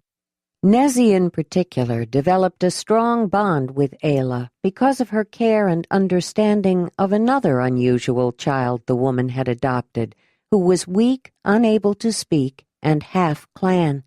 Ayla treated his weak heart and made his life more comfortable. She also taught Rydag the clan sign language, and the ease and speed with which he learned it made her understand that he did have the clan memories. She taught the whole lion camp a simpler form of the unspoken language, so he could communicate with them, which made him extremely happy, and Nezi overjoyed. Ayla quickly grew to love him, in part because Rydag reminded her of her own son, whom she'd had to leave behind, but more for himself, though ultimately she hadn't been able to save him. When Ayla decided to return home with Jondalar, instead of staying to mate Rainik, though Nezi knew how much Ayla's leaving hurt the nephew she had raised, she gave the young woman the beautiful garments that had been made for her, and told her to wear them when she mated Jondalar. Ayla didn't quite realize how much wealth and status the matrimonial clothing conveyed, but Nezi did, and so did Mamut, the perceptive old spiritual leader. They had guessed from his bearing and manner that Jondalar came from people of high status, and that Ayla would need something to give her a good standing among them. Though Ayla didn't quite understand how much status her matrimonial outfit displayed, she did understand the quality of the workmanship. The hides for the tunic and leggings had come from both deer and saiga antelope, and were an earthy golden yellow, almost the color of her hair. Part of the color was the result of the types of wood that were used to smoke the hides, to keep them supple, and part the result of the mixtures of yellow and red ochres that were added. It had required a great deal of effort to scrape the skins to make them soft and pliable, but rather than being left with the velvety, suede-like finish of buckskin, the leather had been burnished, rubbed with the ochres mixed with fat, using an ivory smoothing tool that compacted the hide to a lustrous, shiny finish that made the soft leather almost waterproof. The long tunic, sewn together with fine stitches, fell to a downward-pointing triangle at the back. It opened down the front with the sections below the hips tapering so that when it was brought together, another downward-pointing triangle was created. The full leggings were close-fitting, except around the ankle where they could bunch softly or be brought down below the heel, depending on the footwear that was chosen. But the quality of the basic construction only laid the groundwork for the extraordinary outfit. The effort that went into the decoration made it an exquisite creation of rare beauty and value. The tunic and lower part of the leggings were covered with elaborate geometric designs made primarily of ivory beads, some sections solidly filled in. Colored embroideries added definition to the geometric beaded pattern. They began with downward-pointing triangles, which horizontally became zigzags and vertically took on the shapes of diamonds and chevrons, then evolved into complex figures such as rectangular spirals and concentric rhomboids. The ivory beads were highlighted and accentuated by amber beads, some lighter and some darker than the color of the leather, but of the same tone. More than 5,000 ivory beads made from mammoth tusks were sewn onto the garments, each bead carved, pierced, and polished by hand. A finger-woven sash in similar geometric patterns was used to tie the tunic closed at the waist. Both the embroidery and the belt were made of yarns whose natural color needed no additional dyeing. Deep red woolly mammoth hair, ivory mouflon wool, brown muskox underdown, and deep reddish-black woolly rhinoceros long hair. The fibers were prized for more than their colors. They all came from animals that were difficult and dangerous to hunt. The workmanship of the entire outfit was superb in every detail. It was evident to knowledgeable Zelandonii that someone had acquired the finest materials and assembled the most skillful and accomplished people to make the garments. When Jondalar's mother had first seen it the year before, she knew that whoever had directed the outfit to be made commanded great respect and held a very high position within his community. It was clear that the time and effort it took to make it were considerable, yet the outfit had been given to Ayla when she left. None of the benefits of the resources and work that went into making it would stay within the community that made it. Ayla said she had been adopted by an old spiritual man she called Mamut, a man who obviously possessed such tremendous power and prestige, in effect, wealth, that he could afford to give away the mating outfit and the value it represented. No one understood that better than Marthona. Ayla had, in effect, brought her own bride price, which gave her the status that she needed to contribute to the relationship so that mating her would not lower the position of Jondalar or his kin. Marthona made a point of mentioning that to Proliva, who she knew would tell her husband Joharan, Marthona's eldest son, leader of the 9th cave. Joharan was glad to have an opportunity to see the prized possession again now that he fully understood its value. He realized that if properly cared for, and he was sure it would be, the clothing would last a long time. The ochres used to burnish the leather did more than add color and make it water-resistant. They helped to preserve the material and make it resistant to insects and their eggs.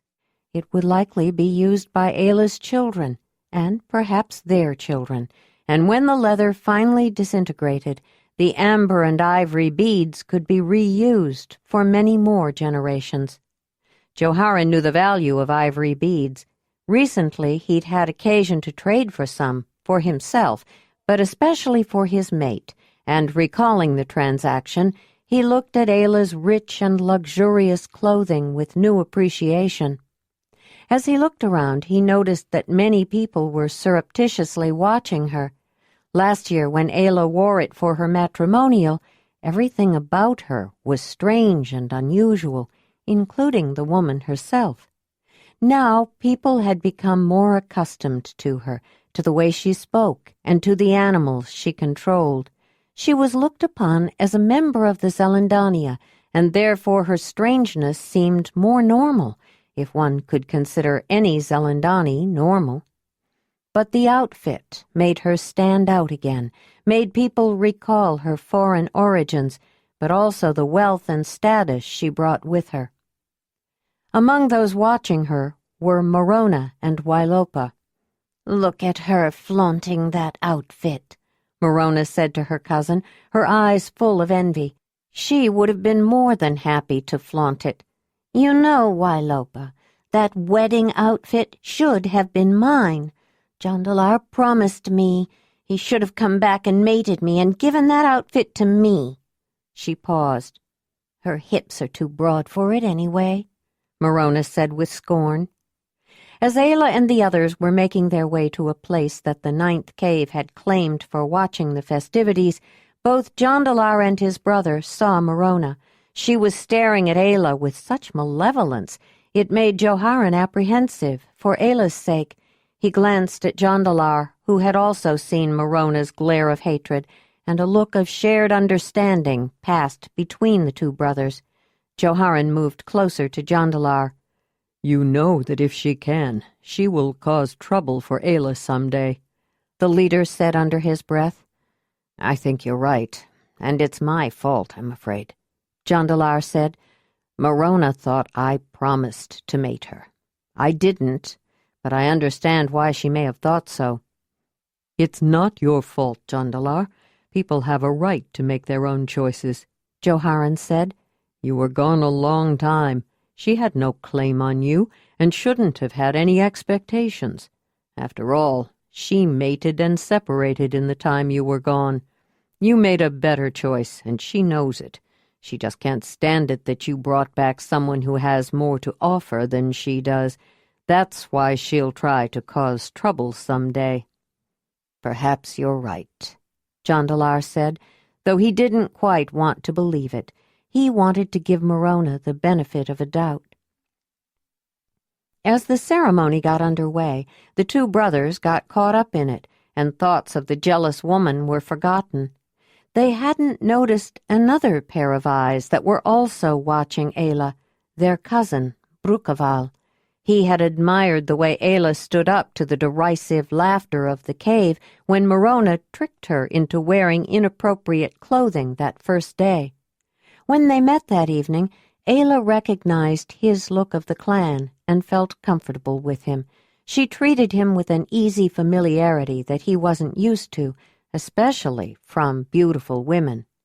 Then, when Cherazal, that stranger from a distant Zelandonii cave, began to make fun of him, derisively referring to him as a flathead, Brukaval flew into a rage.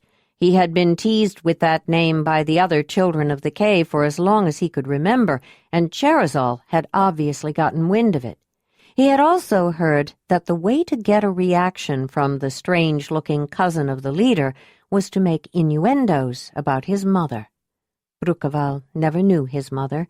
She died soon after he was born, but that only gave him reason to idealize her. She was not one of those animals, could not be, and neither was he.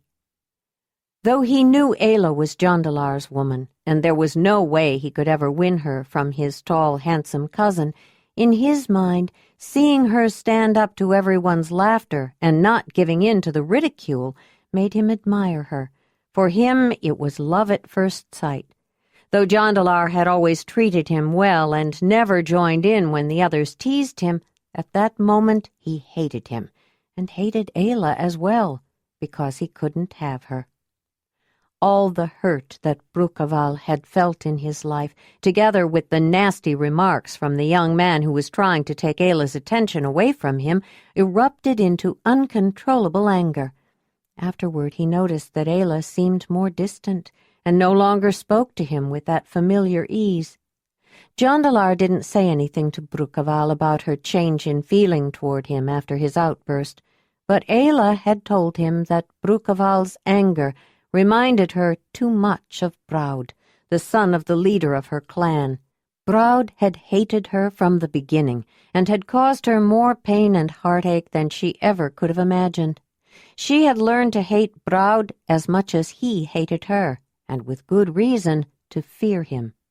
It was because of him that she was finally forced to leave the clan, and to leave her son as well.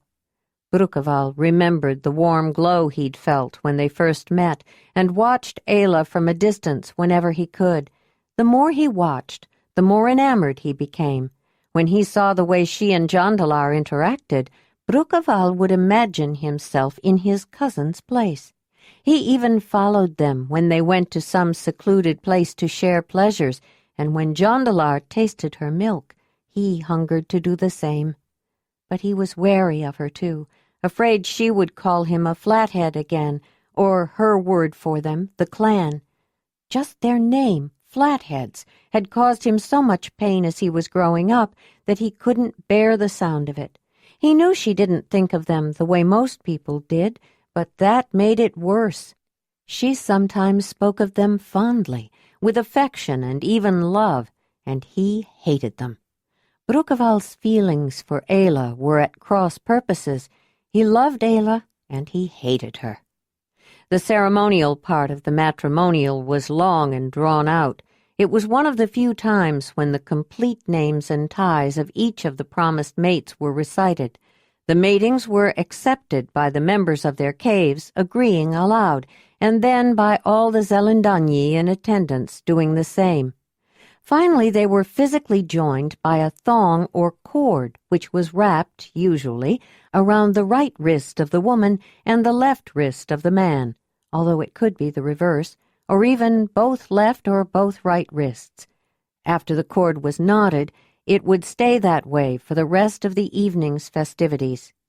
People always smiled at the inevitable stumblings and bumpings of the newly mated ones, and while it might be funny to watch, many observed carefully to see how they reacted, how quickly they learned to accommodate each other.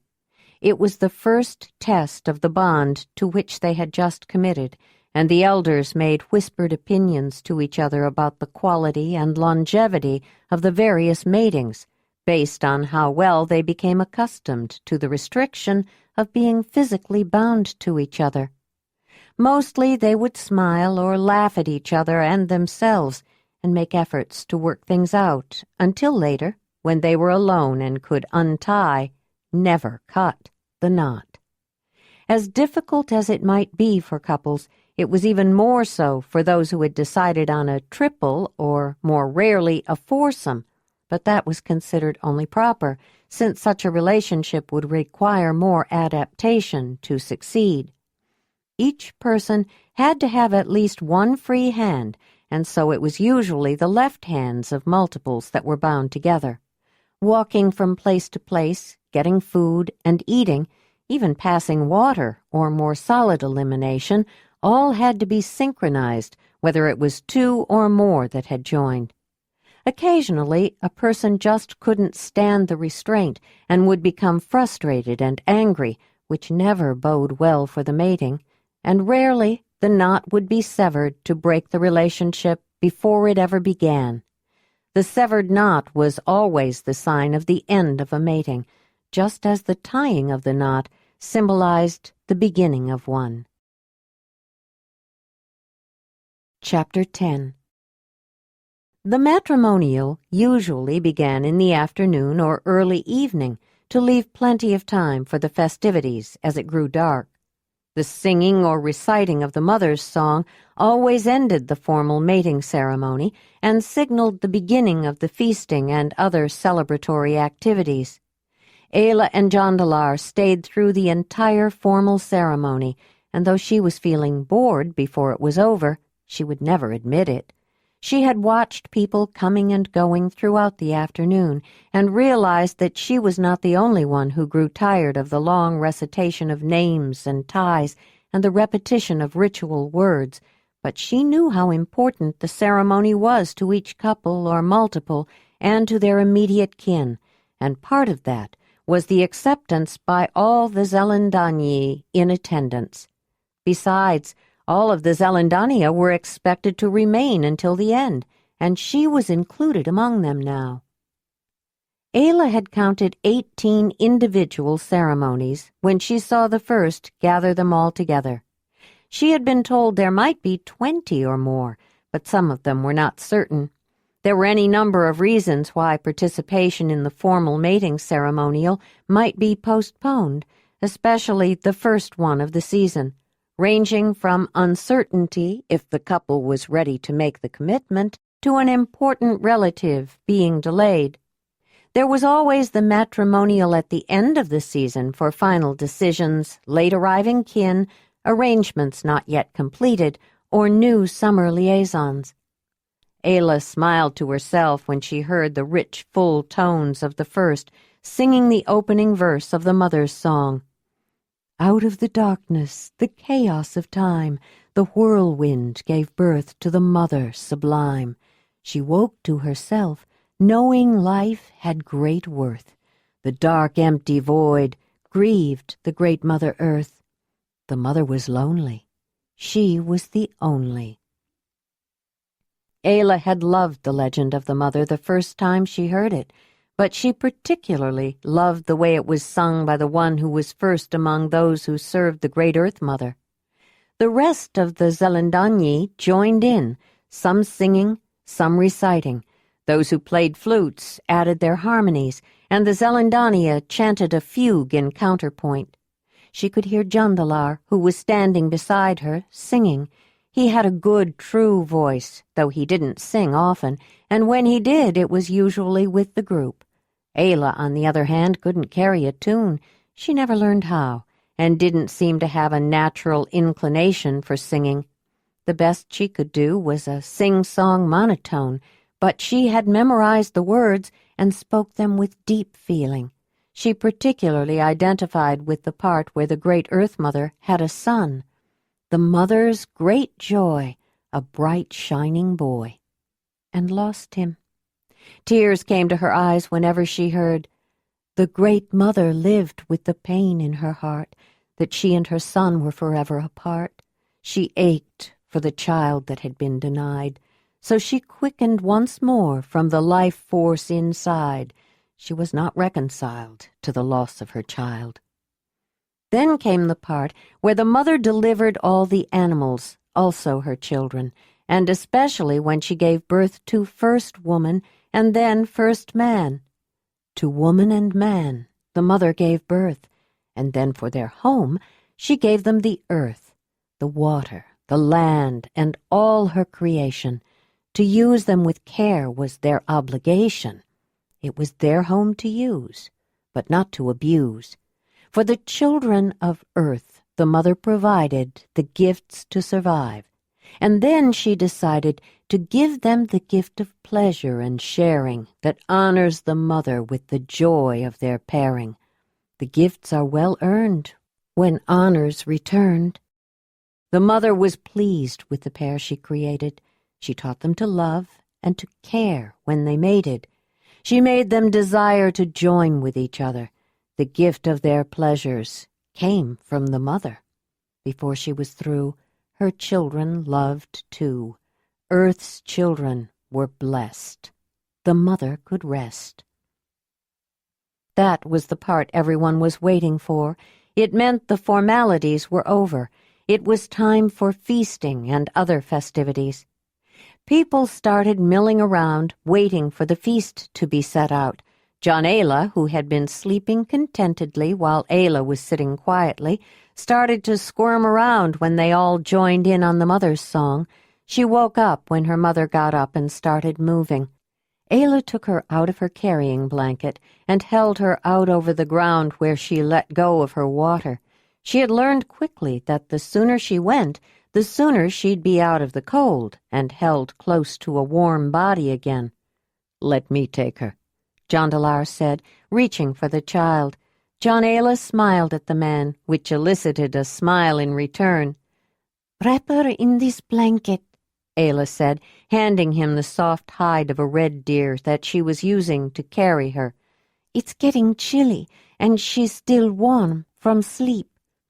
Ayla and Jondalar walked toward the camp of the third cave. They had enlarged their space to include room for their neighboring cave in the main summer meeting area. The ninth put up a couple of shelters for their own use, especially during the day, but they still referred to it as the camp of the third cave. They also tended to share meals and join together for feasts, but matrimonial feasts were always prepared and shared by the entire group. They joined the rest of Jondalar's family and friends who were bringing food to the large meeting area of the summer camp near the Zelandonii lodge. Proliva, as usual, organized the entire affair, assigning tasks and delegating individuals to be responsible for various jobs.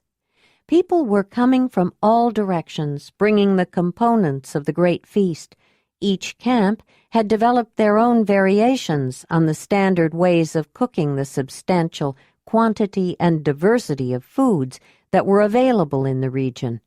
The abundant grasslands and gallery forests along rivers provided rich feed for the many varieties of large grazing or browsing animals, including aurochs, bison, horse, mammoth, woolly rhinoceros, megaceros, reindeer, red deer, and several other types of deer. Some animals that in later times retreated to mountains spent certain seasons on the cold plains, like the wild goat known as ibex, the wild sheep called mouflon, and a goat antelope referred to as chamois. A sheep antelope named Saiga lived on the steppes all year. In the coldest part of winter, musk oxen also appeared. There were also small animals, usually caught in traps, and fowl, often brought down with stones or throwing sticks, including Ayla's favorite, ptarmigan. A wide selection of vegetables were available, including roots such as wild carrots, cattail rhizomes, flavorful onions, spicy little pig nuts, and several different kinds of starchy biscuit roots and ground nuts that were collected with digging sticks, then eaten raw, cooked, or dried. Thistle stems, held up by the flower head so the sharp thorns could be scraped off before cutting, were delicious when lightly cooked. Burdock stems required no special handling, but needed to be picked young. The green leaves of lamb's quarter made a wonderful wild spinach. Stinging nettles were even better, but had to be picked with a large leaf from another plant to protect the hand from the stinging, which disappeared when they were cooked. Nuts and fruits, especially berries, were also in abundance, and an assortment of teas was provided. The steeping of leaves, stems, and flowers in hot water, or just letting them sit out in the sun for a while, was usually enough to make an infusion with the desired flavors and characteristics, but steeping was not a sufficiently rigorous process to extract the flavors and natural constituents from hard organic substances. Barks, seeds, and roots usually required boiling to make the proper decoctions. Other beverages were available, like fruit juices, including fermented varieties. Tree saps, particularly birch, could be boiled down to bring out the sugar and then fermented. Grains, and of course honey, could also be made into an alcoholic drink. Marthona provided a limited quantity of her fruit wine, Larimar some of his barma, and several others had brought their own varieties of drinks with variable alcoholic content. Most people brought their own eating utensils and bowls, although a supply of wood or bone platters and carved or tightly woven bowls and cups were offered for those who wanted to use them. Ayla and Jondalar walked around greeting friends and sampling the foods and drinks offered by different caves. John Ayla was often the center of attention. Some people were curious to see if the foreigner who had grown up with flatheads, whom some still considered animals, had given birth to a normal child. Friends and relatives were just pleased to see that she was a happy, healthy, and very pretty little girl, with fine, almost white, soft, curly hair. Everyone also knew immediately that it was Jondalar's spirit that the Great Mother had selected to mix with Ayla's to create her daughter. Jondalar had the same extraordinarily vivid blue eyes. They passed by a group of people who had set up camp on the edge of the large communal area, and Ayla thought she recognized some of them. Jondalar, aren't those people traveling storytellers? She asked. I didn't know they were coming to our summer meeting. I didn't know either. Let's go and greet them. They hurried to the camp. Galeadal, how nice to see you, Jondalar called out as they neared. A man turned around and smiled. Jondalar, Ayla, he said, approaching them with both hands stretched out to them. He clasped Jondalar's hands. In the name of the great Earth Mother, I greet you, Galeadal said. The man was nearly as tall as Jondalar, somewhat older, and nearly as dark as the Zelandonii man was light. Jondalar's hair was light yellow. Galeadal's was dark brown, but with lighter streaks and thinning on top. His blue eyes were not as striking as Jondalar's, but the contrast to his darker skin coloring made them intriguingly noticeable. His skin is not brown like Rainik's, Ayla thought. It's more like he has been out in the sun a lot, but I don't think it fades much in winter. In the name of Donnie, you are welcome to our summer meeting, Galeadal, and welcome to the rest of your traveling cave, Jondalar replied. I didn't know you would come. How long have you been here? We arrived before noon, but we shared a meal with the second cave before we set up camp. The leader's mate is a far cousin of mine. I didn't even know she had two born together. You're related to Belladora? Kimmeran and I are age-mates. We went through our manhood rites together, Jondalar explained. I was the tallest one there and felt out of place until Kimmeran came. I was so glad to see him. I understand how you felt, and you are even taller than me. Galeadal turned his attention to Ayla. Greetings to you, he said, grasping her outstretched hands. In the name of the great mother of all, welcome, Ayla replied. And who is this pretty little thing? The visitor said, smiling at the baby. This is Jondalar, Ayla said. Jondalar, your daughter with his eyes. That's a good name, Galeadal said. I hope you are coming tonight. I have a special story for you. For me? Ayla said with surprise. Yes, it's about a woman who has a special way with animals.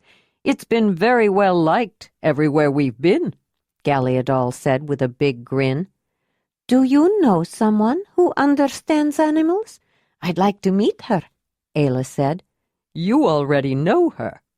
But the only person I know like that is me, Ayla said, then blushed when she understood. Of course, I couldn't pass up such a good story, but I don't give her your name, and I changed some other things. Many people ask if the story is about you, but I never tell them. It makes it more interesting.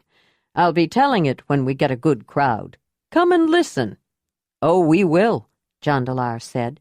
He had been watching Ayla, and from her expression, he didn't think she was particularly happy about the idea of a storyteller making up stories about her and telling them to all the caves. He knew many people who would love the attention, but he didn't think that she would. She already got more attention than she wanted, but he couldn't blame Galeadal. He was a storyteller, and Ayla's story was a good one. It's about you too, Jondalar. I couldn't leave you out, the storyteller said with a wink.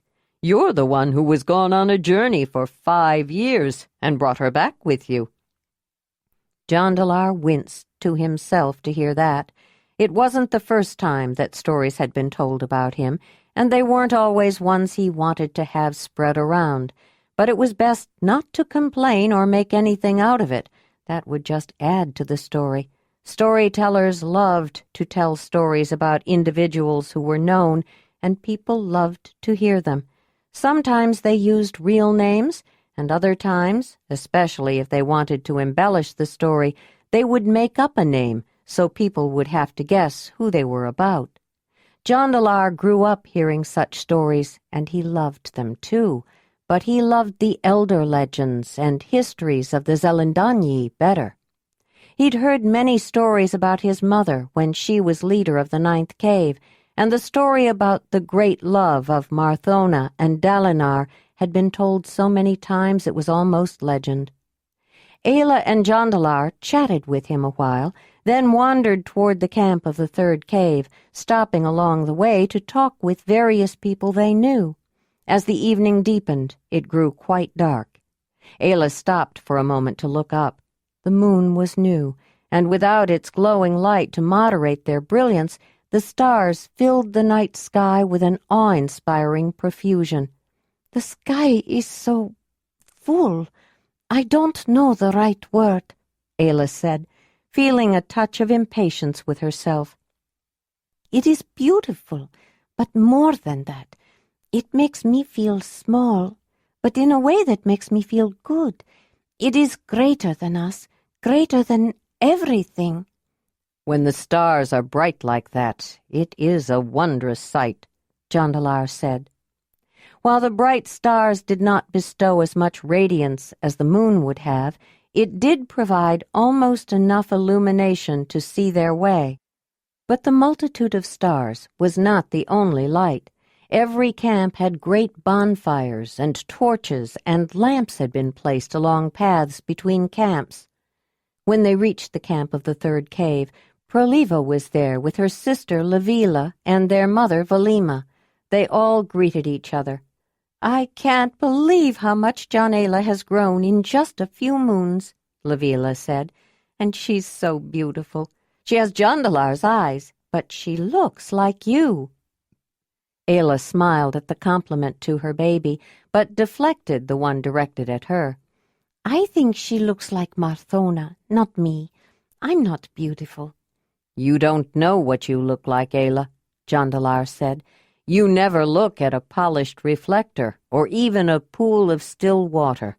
You are beautiful. Ayla changed the subject. You are really showing now, Lavila, Ayla said. How are you feeling? Once I got over feeling sick in the morning, I've been feeling good, Lavila said, vigorous and strong, although lately I get tired easily. I want to sleep late and take naps in the day, and sometimes if I stand for a long time, my back hurts. Sounds about right, wouldn't you say? Valima said, smiling at her daughter. Just the way you're supposed to feel. We're setting up an area to take care of children so their mothers and mates can go to the Mother Festival and relax, Proliva said. You can leave Jondalar if you want. There will be singing and dancing, and some people had already drunk too much before I left. Did you know the traveling storytellers are here? Jondalar asked. I heard they were supposed to come, but I didn't know they had arrived, Proliva said. We talked to Galeadal. He said he wanted us to come and listen. He said he has a story for Ayla, Jondalar said. I think it's a thinly disguised story about her.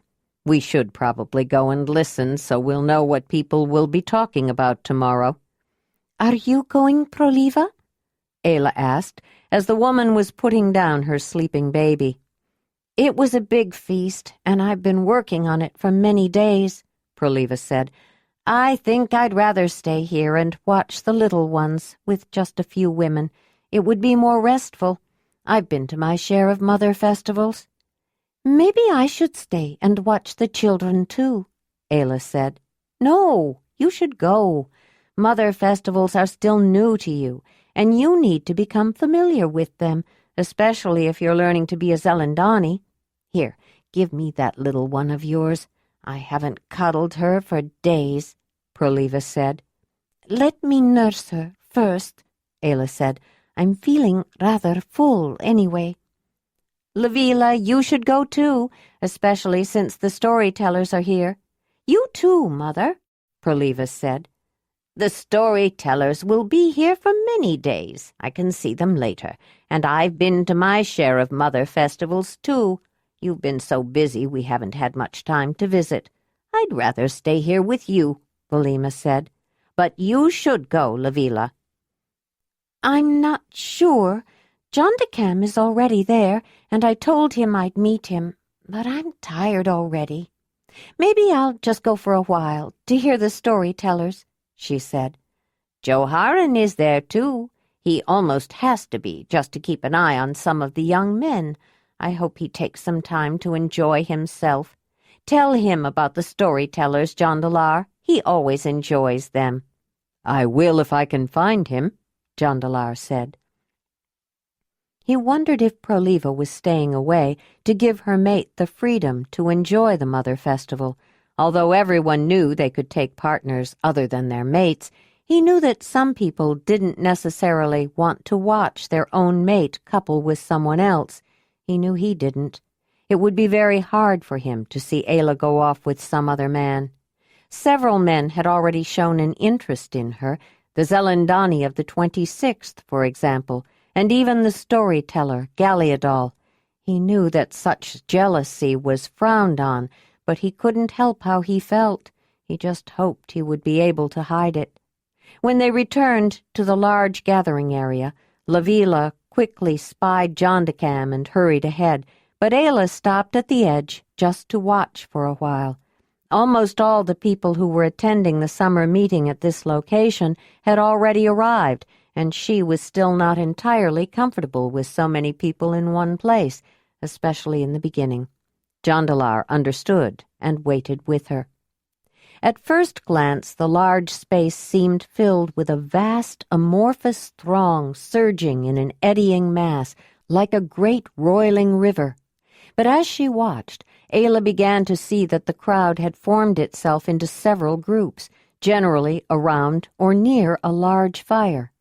In one area near the edge, close to the storyteller's camp, many people were gathered around 3 or 4 people talking with exaggerated gestures, who were standing on a platform-like construction made of wood and hard rawhide that raised them somewhat above the crowd so they could be seen more easily. Those nearest to the platform were sitting on the ground or on logs or rocks that had been dragged closer. Almost directly opposite, across the gathering area, other people were dancing and singing to the sound of flutes, drums, and other percussion musical instruments. Ayla felt drawn to both and was trying to decide where to go first. In another area, people were gambling, using various tokens and gaming pieces, and in a nearby area, people were getting refills of their favorite beverages. She noticed Larimar doling out portions of his barma with a false smile. "Garnering favors," Jondalar said, almost as though he knew what she was thinking. She wasn't aware of the look of distaste that had appeared on her face when she saw the man. Ayla saw that Tramida was among those who were standing around waiting for more of his barma, but Larimar wasn't offering any to her. She turned toward the nearby group who were picking at what was left of the food which had been gathered together and offered for whoever wanted more. Throughout the entire space, people stood together talking and laughing or drifting from one place to another for no apparent reason. Ayla didn't immediately notice the undercurrent of activity around the darker edges of the crowd. Then she happened to catch sight of a young woman with bright red hair whom she recognized as Folara's friend Galea. She was walking away from the eating area with the young man from the 3rd cave who had joined the lion hunt, Ayla recalled. They had chosen to partner together to watch out for each other. Ayla watched the young couple as they headed for the darkened periphery of the gathering and saw when they paused to embrace.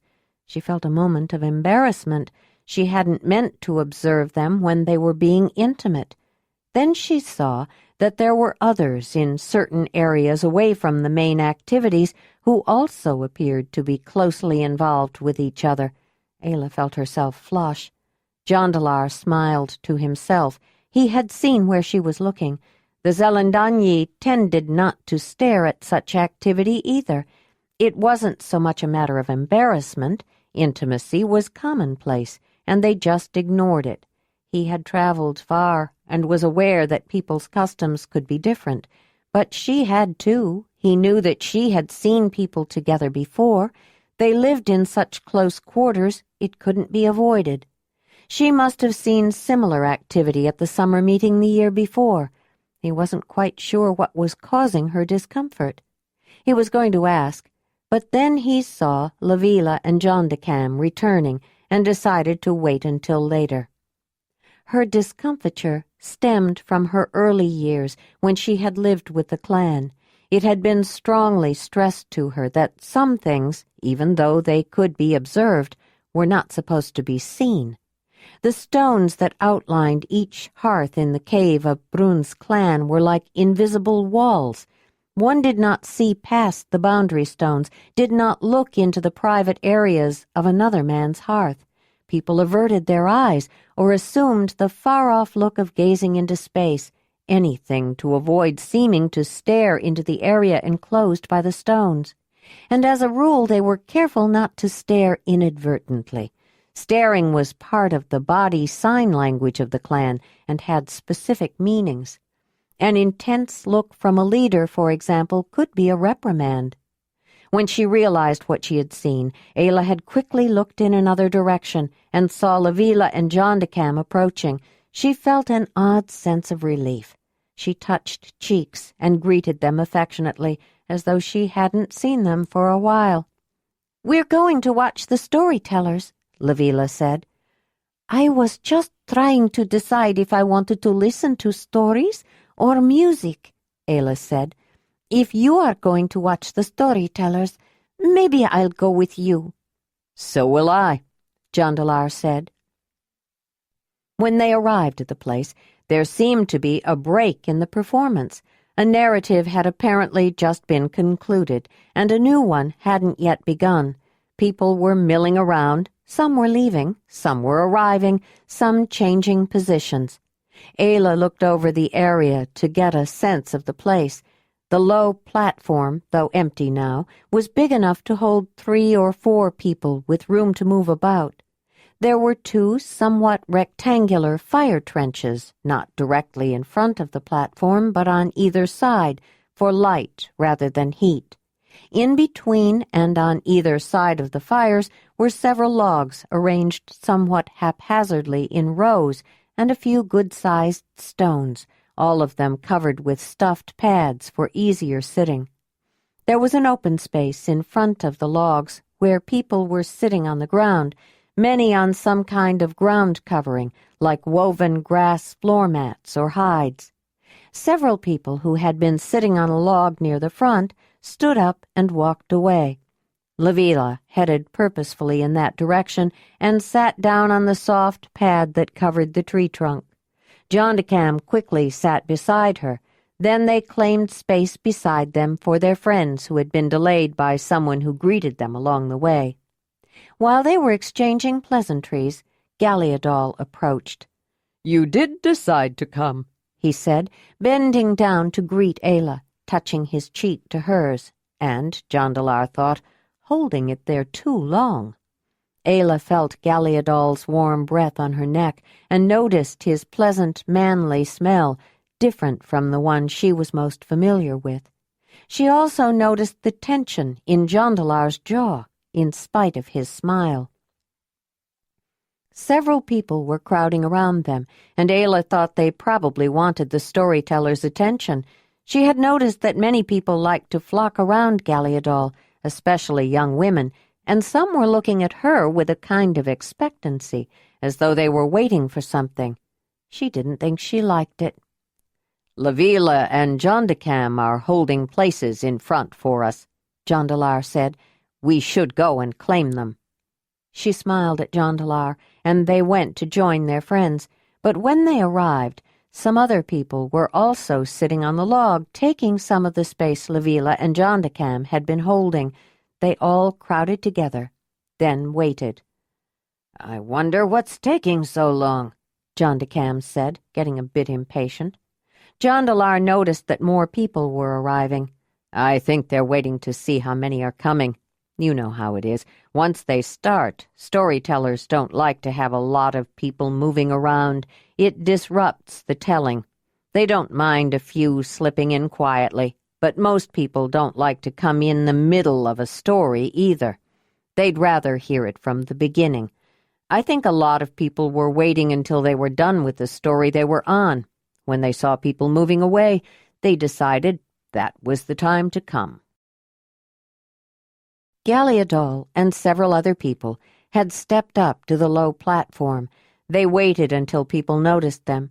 When everyone stopped talking and it became quiet, the tall, dark-haired man began. Far away, in the land of the dawning sun. That's the way all stories start. Jondalar whispered to Ayla, as though he was pleased that it had begun right. There lived a woman and her mate and her 3 children. The eldest was a boy named Kimikal.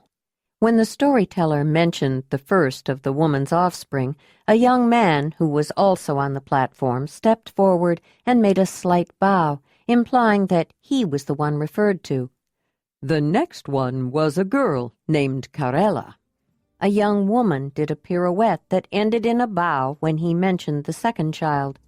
The youngest one was a boy named Wolofan. Another young man pointed to himself and grinned proudly when the third child was announced. There was a slight murmur in the audience and a few chuckles when the name of the youngest child was mentioned, as people perceived a connection with Ayla's name for her 4-legged hunter. Although he wasn't shouting, Ayla noticed that the storyteller's voice could be heard very well by the entire audience. He had a special way of speaking that was powerful, clear, and expressive.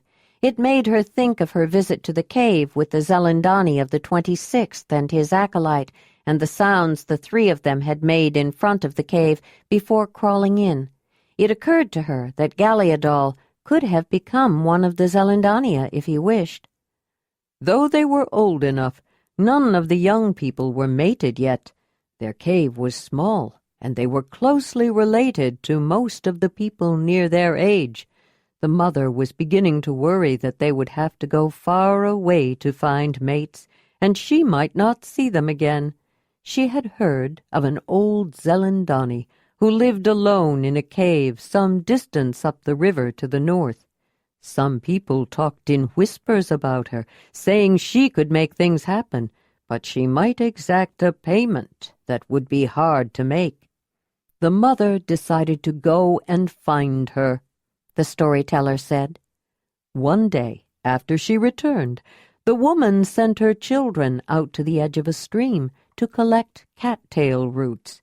When they arrived, they met 3 other young people, a girl about the age of Kimikal, a boy about the age of Karela, and a girl about the age of Wolofan. This time, the first young man on the platform smiled coquettishly when the older girl was mentioned. The young woman took a bravado stance, and the other young man assumed the posture of a shy young girl. There was laughter from the audience. When Ayla and Jondalar looked at each other, both were smiling. The 3 newcomers were strangers who had recently arrived from the land to the south. As all of them had been taught was appropriate, they greeted each other and introduced themselves, reciting their important names and ties. "We have come looking for food," the eldest visitor explained. Galeadol changed the timbre of his voice when he spoke as the young woman. "There are many cattails here. We can share them," Karela said. The young woman mouthed the words Galeadol spoke, again changing his tone. They all started pulling cattail roots out of the soft mud by the edge of the stream, Kimikal helping the older foreign girl, Karela showing the middle boy where to dig, and Wolofan pulling out some roots for the shy younger girl. But the fair young woman wouldn't accept them. Wolofan could see that his brother and sister were enjoying the company of their pleasurable new friends, becoming very friendly. The laughter was now quite loud. Not only were the innuendos obvious, the young man portraying the older brother and the young woman on the platform were in an exaggerated embrace, while the younger brother looked on with envy. When Galeadol narrated, he changed his voice for each character as he spoke for them, while the others on the raised platform demonstrated, often very dramatically. "These are good cattails. Why won't you eat them?" Wolofan asked the appealing stranger. "I cannot eat cattails," the young woman said. "I can only eat meat." When he spoke as the woman, he pitched his voice quite high. Wolofan didn't know what to do. "Maybe I can hunt for some meat for you," he said, but he knew he wasn't a very good hunter. He usually went along on game drives. He meant well, but he was a little lazy and never tried very hard to hunt himself. He went back to the home of his mother's cave. "Kimikal and Karela shared cattails with a woman and man from the south," he told his mother. "They have found mates, but the woman I want can't eat cattails. She can only eat meat, and I'm not a very good hunter. How can I find food for her?" Galeadol related. Ayla wondered if sharing cattails had some second meaning that she wasn't familiar with, like a joke she didn't understand, since the storyteller went from eating cattails together to being mated in the next breath. "There is an old Zelandonii who lives alone in a cave north of here near the river," his mother said. "She may be able to help you, but be careful what you ask for. You may get exactly what you want." Galeadol again changed the timbre of his voice when he spoke as the mother. Wolofan set out to find the old Zelandonii. He traveled upriver for many days, looking into all the caves he happened to see along the way. He was almost ready to give up, but he saw a small cave high up in a cliff and decided that would be the last cave he would investigate. He found an old woman sitting in front of it, who seemed to be sleeping. He approached quietly, not wanting to disturb her, but he was curious and looked at her carefully. Galeadol continued. Her clothes were nondescript, the same kind of thing most people wore, though rather shapeless and shabby. But she wore many necklaces made of a variety of materials, beads and shells, several pierced animal teeth and claws, animals carved out of ivory, bone, antler, and wood, some of stone and amber, and disc-shaped medallions with animals carved on them. There were so many objects on the necklaces, Wolofan couldn't even see them all. But even more impressive were her facial tattoos. They were so intricate and embellished, he could hardly see her skin under all the squares, swirls, curlicues, and flourishes. She was, without doubt, a Zelandonii of great stature, and Wolofan was a little fearful of her.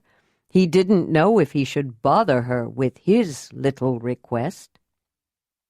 The woman on the platform had seated herself, and although she hadn't changed clothes, the way she wrapped them around herself gave the impression of an old woman in the shapeless clothing Galeadol had described. Wolofan decided to leave, but as he turned to go, he heard a voice. "What do you want from me, boy?" she said. Galeadol's voice took on the sound of an older woman, not thin and quavery, but powerful and mature. Wolofan gulped, then turned around. He introduced himself properly, then said, "My mother told me you might be able to help me." "What is your problem?" "I met a woman who came from the south. I wanted to share cattails with her, but she said she couldn't eat cattails. She could only eat meat. I love her, and I would hunt for her, but I am not a very good hunter. Can you help me to become a good hunter?" "Are you sure she wants you to hunt for her?" the old Zelandonii asked. "If she doesn't want your cattails, it may be that she won't want your meat either. Did you ask her?" "When I offered her the cattails, she said she couldn't eat them, not that she didn't want to. And when I told her I would hunt for her, she didn't say no. Wolofan said. The voice Galiadol used for the young man sounded hopeful, and the expression of the young man on the platform mimicked the tone. You know that all it takes to become a good hunter is practice. Lots of practice, the old Zelandonii told him. Yes, I know. I should have practiced more. The young man on the platform looked down as though contrite. But you didn't practice, did you? Now, because a young woman interests you, you want to suddenly become a hunter. Is that right? Galiadol's tone as the old Zelandonii became a reprimand. I suppose so. The young man looked even more ashamed. But I adore her. You must always earn whatever you get. If you don't want to make the effort to practice, you must pay for the skill some other way. You give your effort to practice, or you give something else. What are you willing to give? The old woman asked. I'll give anything. The audience gasped, knowing it was the wrong thing to say. You could still take the time to practice and learn how to hunt, the old Zelandonii said. But she won't want to wait until I learn how to hunt well. I adore her. I just want to bring her meat so she will love me. I wish I was born knowing how to hunt. Suddenly, the audience and the ones on the raised platform detected a commotion in their midst. Chapter 11. Wolf was slipping through the crowd, occasionally brushing against someone's leg, but gone before they could catch more than a glimpse of what had touched them. Though most people were familiar with him, he was still a surprise that could bring a gasp or a squeal of apprehension when he was noticed. He even surprised Ayla when he appeared so unexpectedly and sat in front of her, looking up at her face. Danella was startled because he had appeared so quickly, but she wasn't afraid. Wolf, you've been gone all day. I was beginning to wonder where you were. Exploring the whole area, I think, Ayla said, as she rubbed the ruff of fur around his neck and scratched behind his ears. He reached up to lick her neck and chin, then put his head in her lap, seeming to enjoy her welcoming strokes and caresses. When she stopped, he curled up in front of her and laid his head on his paws, relaxed but watchful. Galiadol, along with the others on the platform, watched him. Then the man smiled. Our unusual visitor has come at an appropriate time in the story, he said. Then back in character he continued, Is that what you want, to be a natural-born hunter? The old Zelandonii asked. Yes, that's it. I want to be a natural-born hunter, Wolofan said. Then come into my cave, said the old woman. The tone of the story was no longer at all humorous. It was ominous. As soon as Wolofan walked into the cave, he became very sleepy. He sat down on a pile of wolf furs and was instantly asleep. When he finally woke up, he felt that he had slept for a long time, but he didn't know how long. The cave was empty, with no sign that it had ever been inhabited. He quickly ran outside. The young man on the platform ran out of the imaginary cave using both hands and feet. The sun was shining, and he was thirsty. As he headed for the river, he began to notice that something was strange. For one thing, he was seeing things from a different angle, as though he was lower to the ground. When he reached the edge of the stream, he felt the cold water on his feet, as though he didn't have any foot coverings on. When he looked down, he didn't see feet at all. He saw paws, the paws of a wolf. At first he was confused. Then he realized what had happened. The old Zelandonii had given him exactly what he asked for. He wanted to become a natural-born hunter, and now he was. He had become a wolf. That wasn't what he meant when he asked to be a good hunter, but it was too late now. Wolofan was so sorry he wanted to cry, but he had no tears. He waited at the water's edge, and in the stillness began to be aware of the woods in a new way. He could hear things he had never heard before, and smell things he hadn't even known existed. He picked up the scent of many things, especially animals, and then he focused on a large rabbit, of white hair, and realized that he was hungry. But now he knew exactly what to do. Quietly, slowly, he stalked the creature. Though the hare was very fast and could turn in an instant, the wolf anticipated his moves and caught him. Ayla smiled to herself at this part of the story. Most people did believe that wolves and other meat-eaters were born knowing how to hunt and kill their prey, but she knew better. After she had mastered the use of the sling, practicing in secret, she wanted to take the next step, to actually hunt with it, but hunting was forbidden to the women of the clan. Many carnivores often stole meat from Brun's clan, particularly smaller meat-eaters like martens, stoats, and other weasels, small wild cats, foxes, and middle-sized hunters like vicious wolverines, tufted lynxes, wolves, and hyenas. Ayla justified her decision to defy the clan taboo by resolving that she would hunt only meat-eaters, animals that were destructive to her clan, leaving the hunting of food animals to the men. As a result, she not only excelled as a hunter, but she learned a great deal about her chosen prey. She spent the first few years observing them before she managed to make her first kill. She knew that while the tendency to hunt was strong in meat-eaters, they all had to be taught by their elders in one way or another. Wolves weren't born knowing how to hunt. Young ones learned from their pack.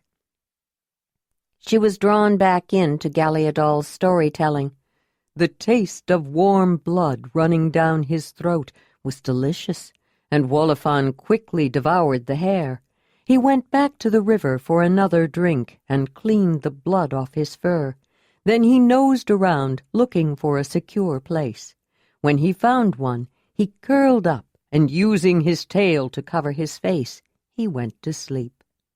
When he woke up again, it was dark, but he could see better at night than he ever had before. He stretched languorously, lifted his leg, and sprayed a bush, then went out hunting again. The young man on the platform did a good job of mimicking a wolf's actions, and when he lifted his leg, the audience laughed. Wolofan lived in the cave that had been abandoned by the old woman for some time, hunting for himself and enjoying it, but after a while he began to get lonely. The boy had become a wolf, but he was still a boy, too, and he began to think about returning home to see his mother and the attractive young woman from the south. He headed back toward the cave of his mother, running with the ease of a wolf. When he saw a young deer who had strayed away from its mother, he remembered that the girl from the south liked to eat meat, and decided he would hunt it and bring it to her. When Wolofan got close, some people saw him coming and were afraid. They wondered why a wolf was dragging a deer towards their home. He saw the attractive young woman, but he didn't notice the tall, handsome, fair-haired man standing beside her, holding a new kind of weapon that enabled him to throw spears very far and fast. But as the man was preparing to cast a spear, Wolofan dragged the meat to the woman and dropped it at her feet. Then he sat down in front of her and looked up. He was trying to tell her that he loved her, but Wolofan couldn't speak any more. He could only show his love by his actions and the look in his eyes, and it was obvious that he was a wolf who loved a woman.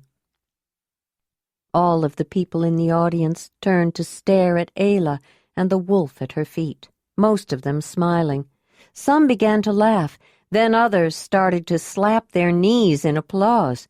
Although it wasn't quite where Galeadol had intended to end the story, the response from the listeners made him realize that it was a good place to stop.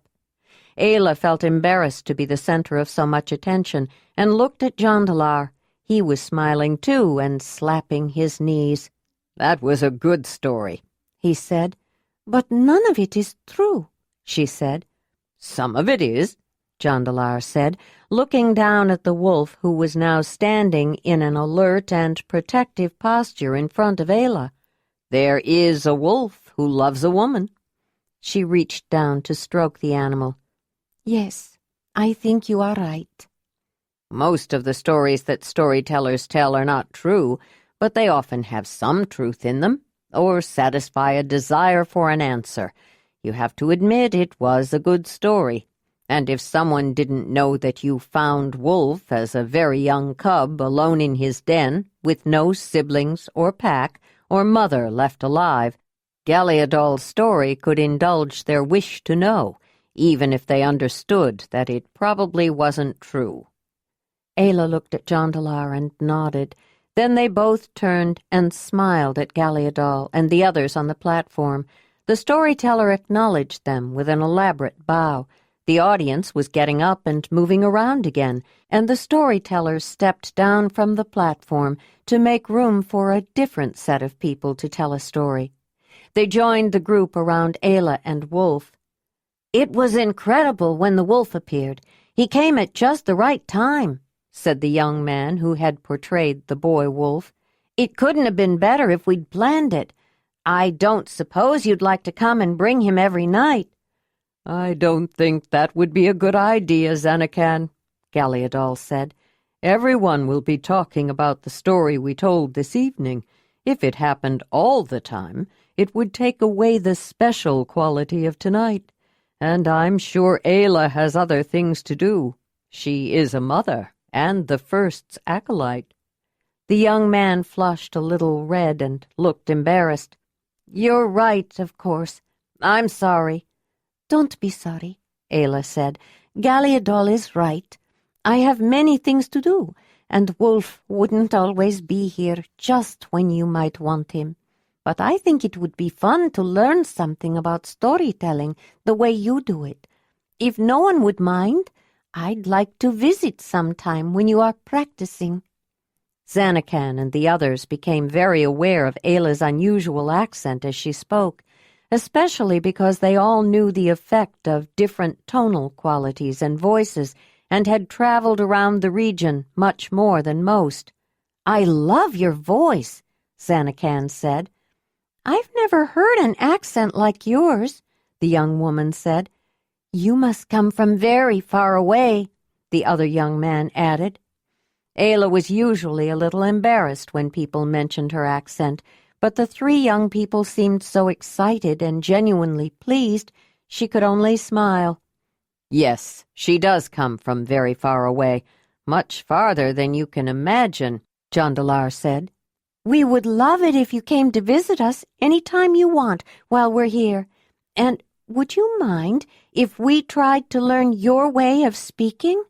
the young woman said. She looked up at Galeadol for approval.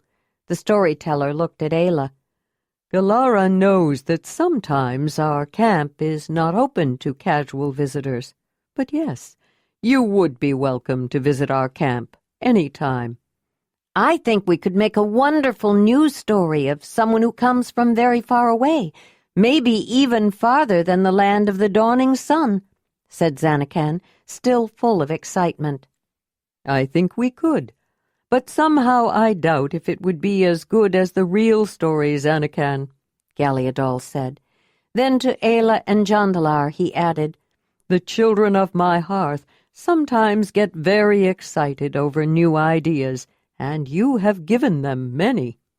"I didn't know Zanakan and Galara were the children of your hearth, Galeadol," Jondalar said. "And Kalashal, too," the man said. "He's the eldest.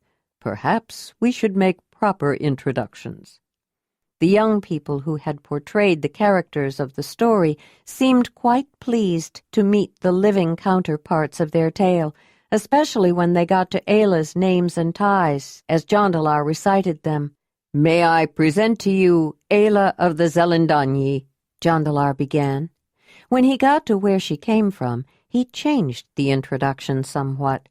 "Formerly she was Ayla of the lion camp of the Mamutoi, the mammoth hunters who live far to the east, in the land of the dawning sun, and adopted as daughter of the mammoth hearth, which is their Zelandonii, chosen by the spirit of the cave lion, her totem, who physically marked her, and protected by the spirit of the cave bear. Ayla is friend to the horses, Winnie and Racer, and the new filly, Gray, and loved by the four-legged hunter she calls Wolf." They understood the names and ties that Jondalar brought to the list when they mated, but when he spoke of mammoth hearth and cave lion and cave bear, not to mention the living animals she brought with her, Zanakan opened his eyes very wide. It was a mannerism of his when he was surprised. "We can use that in the new story," Zanakan said. "The animals. Not exactly the same, of course, but the idea of hearths named for animals, and maybe caves, too, and the animals she travels with." "I told you her real story is probably better than any story we could make up," Galliadol said. Ayla smiled at Zanakan. "Would you like to meet Wolf? All of you?" she said. All three young people looked surprised, and Zanakan's eyes opened again. "How do you meet a wolf? They don't have names and ties, do they?" "Not exactly," Ayla said. "But the reason that we give our names and ties is to learn more about each other, isn't it? Wolves learn more about people and many things in their world by scent. If you let him smell your hand, he will remember you." "I'm not sure. Would that be good or bad?" Kalashal said. "If I introduce you, he will count you as a friend," Ayla said. "Then I think we should," Galara said. "I wouldn't want to be counted as anything but a friend of that wolf." When Ayla reached for Zanakan's hand and brought it to Wolf's nose, she could feel the slight resistance, a tendency to pull back at first. But once he realized that nothing bad would happen, his innate curiosity and interest was aroused. "His nose is cold and wet," he said. "That means he's healthy. How did you think a wolf's nose should feel?" Ayla said. "Or his fur? What do you think that feels like?" She moved his hand to stroke his head and feel the fur along his neck and back. She went through a similar process with the other two young people, while many others stood back and watched. "His fur is smooth and rough, and he's warm," Zanakan said. "He's alive. Living animals are warm, most of them. Birds are very warm. Fish are cool. Snakes can be either," Ayla said. "How do you know so much about animals?" Galara said.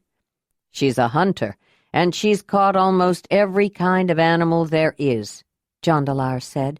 "She can kill a hyena with a stone, catch a fish with her bare hand, and birds come to her whistle, but she usually lets them go. Just this spring she led a lion hunt and killed at least 2 with her spear thrower." "I didn't lead the hunt," Ayla said, frowning. "Joharan did." "Ask him," Jondalar said. "He says you led the hunt. You were the one who knew about lions and how to go after them." "I thought she was a Zelandonii, not a hunter," Kalashal said. "She's not a Zelandonii yet," Galliadol said. "She's an acolyte in training, but I understand a very good healer already." "How can she know so many things?" Kalashal asked, doubt in his tone. "She had no choice," Jondalar said. "She lost her people when she was a 5-year, was adopted by strangers, and had to learn their ways, then lived alone for a few years before I found her." Or, I should say, she found me. I had been attacked by a lion. She rescued me and treated my wounds. When you lose everything at such a young age, you have to adapt and learn quickly, or you won't survive. She's alive because she was able to learn so many things. Ayla was paying attention to Wolf, stroking him and rubbing behind his ears, keeping her head down, trying not to listen. It always embarrassed her when people talked about her as though the things she had done were accomplishments. It made her feel as though she thought she was important, and that made her uncomfortable. She didn't think she was important, and she didn't like being singled out as different. She was just a woman and a mother who had found a man to love and people like herself, most of whom had come to accept her as one of them. Once she had wanted to be a good clan woman. Now she just wanted to be a good Zelandonii woman. Livila walked up to Ayla and Wolf. "I think they're getting ready to tell the next story," she said. "Are you staying to hear it?" "I don't think so," Ayla said. "Jondalar may want to stay. I'll ask him. But I think I'll come back another time to listen to stories. Are you staying?" "I thought I might see if there's anything good left to eat. I'm getting a little hungry, but I'm tired too. I may go back to our camp soon," Livila said. "I'll go with you to get something to eat. Then I have to pick up Jondalar from your sister." Ayla took a few steps to where Jondalar and the others were talking, and waited until there was a break in the conversation. "Are you going to stay to hear the next story?" she asked. "What do you want to do?" "I'm getting tired, and so is Livila. We thought we'd go and see if there is anything good left to eat," Ayla said. "That sounds fine to me. We can come back another time to listen to more stories. Is Jondacam coming?" Jondalar said. "Yes, I am." They heard his voice coming towards them. "Wherever you're going." The four of them left the storyteller's camp and headed for the area where the food had been gathered together. Everything was cold, but cold slices of bison and venison were still tasty. Globular root vegetables of some variety were soaking in a rich broth that had a thin layer of congealed fat on top, which added flavor. Fat was a desirable quality, relatively rare on free-ranging wild animals and necessary for survival.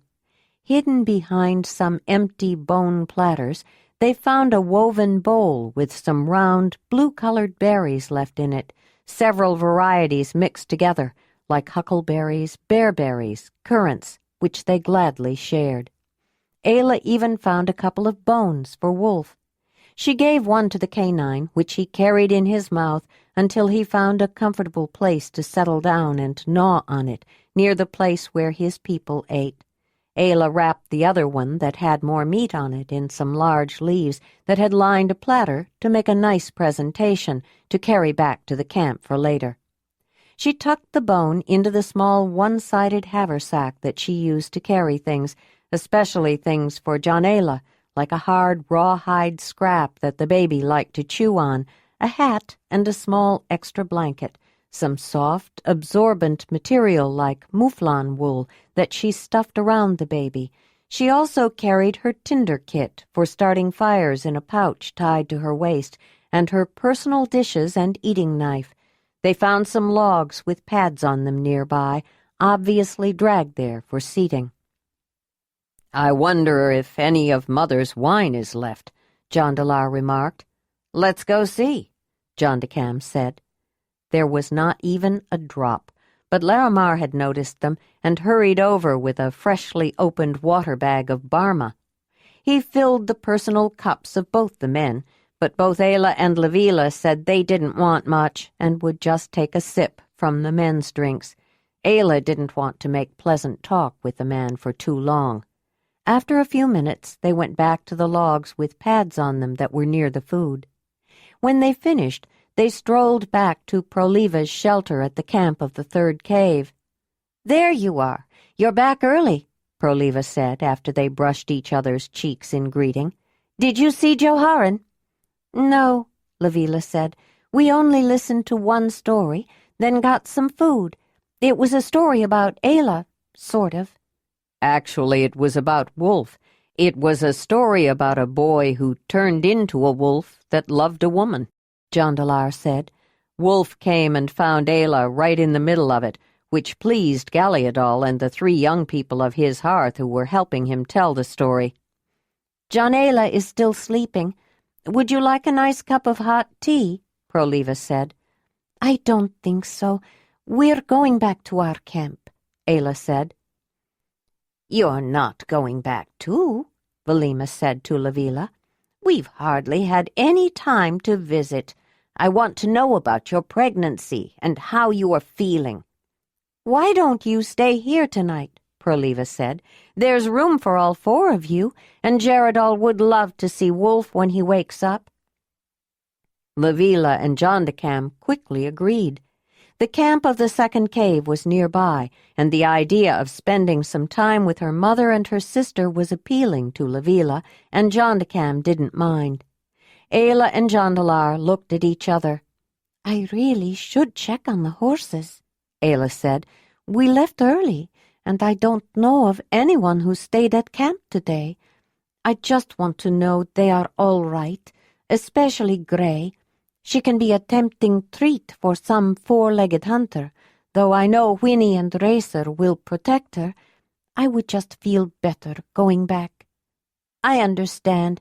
She's a little like your baby, too," Proliva said. Ayla nodded and smiled in agreement. "And where is my baby?" "She's over there, sleeping with Sithona. It's a shame to disturb her. Are you sure you won't stay?" "We'd like to, but one of the problems with having horses as friends is that you feel responsible for them, especially if you keep them in an enclosure that is not closed to 4-legged hunters," Jondalar said. "Ayla is right. We need to check on them." Ayla had wrapped her child in her carrying blanket and was hoisting the baby onto her hip. She woke briefly, but then settled down next to her mother's warmth and went back to sleep. "I really appreciate your watching her, Proliva. The storytelling was interesting, and it made it much easier to watch and listen without interruption," Ayla said. "It was my pleasure. Those 2 girls are getting to know each other, and they're starting to entertain each other. I think they're going to be real friends," Proliva said. "It was fun watching them together," Velima said. "It's good if close cousins spend time with each other." Ayla signaled Wolf, who picked up his bone, and they all left the summer dwelling. Jondalar selected a torch that was stuck in the ground, one of many lighting a path outside the shelter, and checked it to see how much burning material was left to make sure it would last until they reached their camp. They left the warm glow of fires in the main camp and moved into the deep, soft obscurity of night. The enveloping darkness wrapped itself around them with an intensity that absorbed the light and seemed to smother the flame of the torch. "It's so dark. There's no moon tonight," Ayla said. "But there are clouds," Jondalar said. "They are blocking out the stars. You can't see many." "When did it cloud up? I didn't notice them when we're in camp." That's because all the fires are distracting, and the light from them fills your eyes. They walked quietly side by side for a while. Then Jondalar added, "Sometimes you fill my eyes, and I wish there weren't so many people around." She smiled and turned to look at him. "On our way here, when it was just the 2 of us and Winnie, Racer, and Wolf, I was often lonely for people. Now we have people, and I'm glad, but sometimes I remember when it was just the 2 of us, and we could do whatever we wanted whenever we felt like it. Maybe not always, but most of the time." "I think about that too," Jondalar said. "I remember when, if I looked at you and felt you fill my manhood, we could just stop and share pleasures. I didn't have to go with Joharan to meet some people to make arrangements for something or do something for Mother or just see so many people around that there's no place to stop and relax and do what I want with you." "I feel the same way," Ayla said. "I remember when I could look at you and feel inside how only you could make me feel, and know that if I gave you the right signal, you would make me feel that way again, because you know me better than I know myself. And I wouldn't have to think about taking care of a baby, and maybe several others at the same time, or plan a feast with Proliva, or help Zelandonii take care of someone who is sick or hurt, or learn about some new treatments, or remember the 5 sacred colors, or how to use counting words. Although I love all of it, sometimes I miss you, Jondalar. I miss being with just you." "I don't mind having Jondalar around. I like to watch you with her. Sometimes that fills me even more. But I can wait until she's content. The trouble is that usually someone comes and interrupts, and I have to go someplace, or you do." He stopped to kiss her tenderly. Then they continued walking in silence. The walk was not long, but as they neared the camp of the 9th cave, they almost stumbled over a cold fireplace before they noticed it. There were no fires any place, not a single dying ember or tent glowing from the light within or line of light from a crack between planks. They could smell the vestiges of old fires, but it appeared that no one was there and hadn't been for some time. Every single person from the most populous cave in the region had left their camp. "No one is here," Ayla said, very surprised. "Everyone is gone. Except for the ones who may have gone hunting or visiting. They must all be at the main camp." "Here's our dwelling. At least I think it is," Jondalar said. "Let's build a fire inside to warm it up, then go check on the horses." They brought in some wood and dried aurochs dung patties that had been stacked outside and started a fire in the small fireplace they had created near their sleeping places. Wolf came in with them and parked his bone in a small hole near an area of the wall that was seldom used by anyone but him. Ayla checked the large water bag near the main hearth. "We should bring in some water, too," she said. "There's not much left in this. Let's go find the horses. Then I'm going to have to feed Jondalar. She's starting to fuss around." "I'd better get a new torch. This one will go out soon," Jondalar said. "I should spend some time tomorrow making new ones." He lit a new torch off the old one, then put the remains of the first in the fireplace.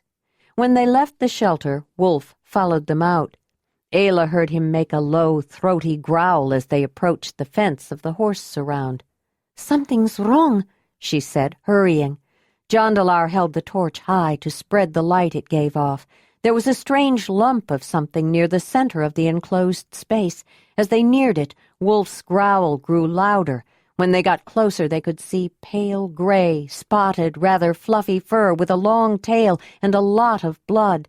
"It's a leopard, a young snow leopard, I think. It's been trampled to death. What's a snow leopard doing here? They like the highlands," Ayla said. She ran toward a roofed shelter they had constructed for the horses to get out of the rain, but it was empty. She called, making it a loud neigh that sounded to Jondalar exactly like a horse. It was the name she had originally given the mare. The name she was called by most people, Whinny, was an accommodation Ayla had made to the language of people. She whinnied again, then blew her special call whistle very loudly. Finally, from a distance, they heard an answering neigh. "Wolf, go find Whinny," she said to the canine. The animal raced off in the direction of the neigh, with Ayla and Jondalar following behind. They went through the fence where the horses had stumped it down to break through, and she understood how they got out. They found all 3 horses near a creek at the back of the area the 9th cave was using for their camp. Wolf was sitting on his haunches guarding them, but Ayla realized he wasn't too close. They had obviously had a bad scare, and somehow the wolf sensed that even the friendly carnivore felt threatening at the moment. Ayla rushed to Winnie, but slowed down when she noticed that Winnie was watching her intently, her mouth tight, her ears, nose, and eyes pointed toward her, focused on her, sometimes swinging her head slightly. "You're still afraid, aren't you?" Ayla began, talking to the mare, softly in their special language. "I don't blame you, Winnie." Again she said her name the way a horse would, but more softly. "I'm sorry I left you alone to fight off that leopard by yourselves, and I'm sorry no one was here to hear you when you were screaming for help." She had been slowly walking toward the horse as she spoke, until finally she reached her and put her arms around the sturdy neck.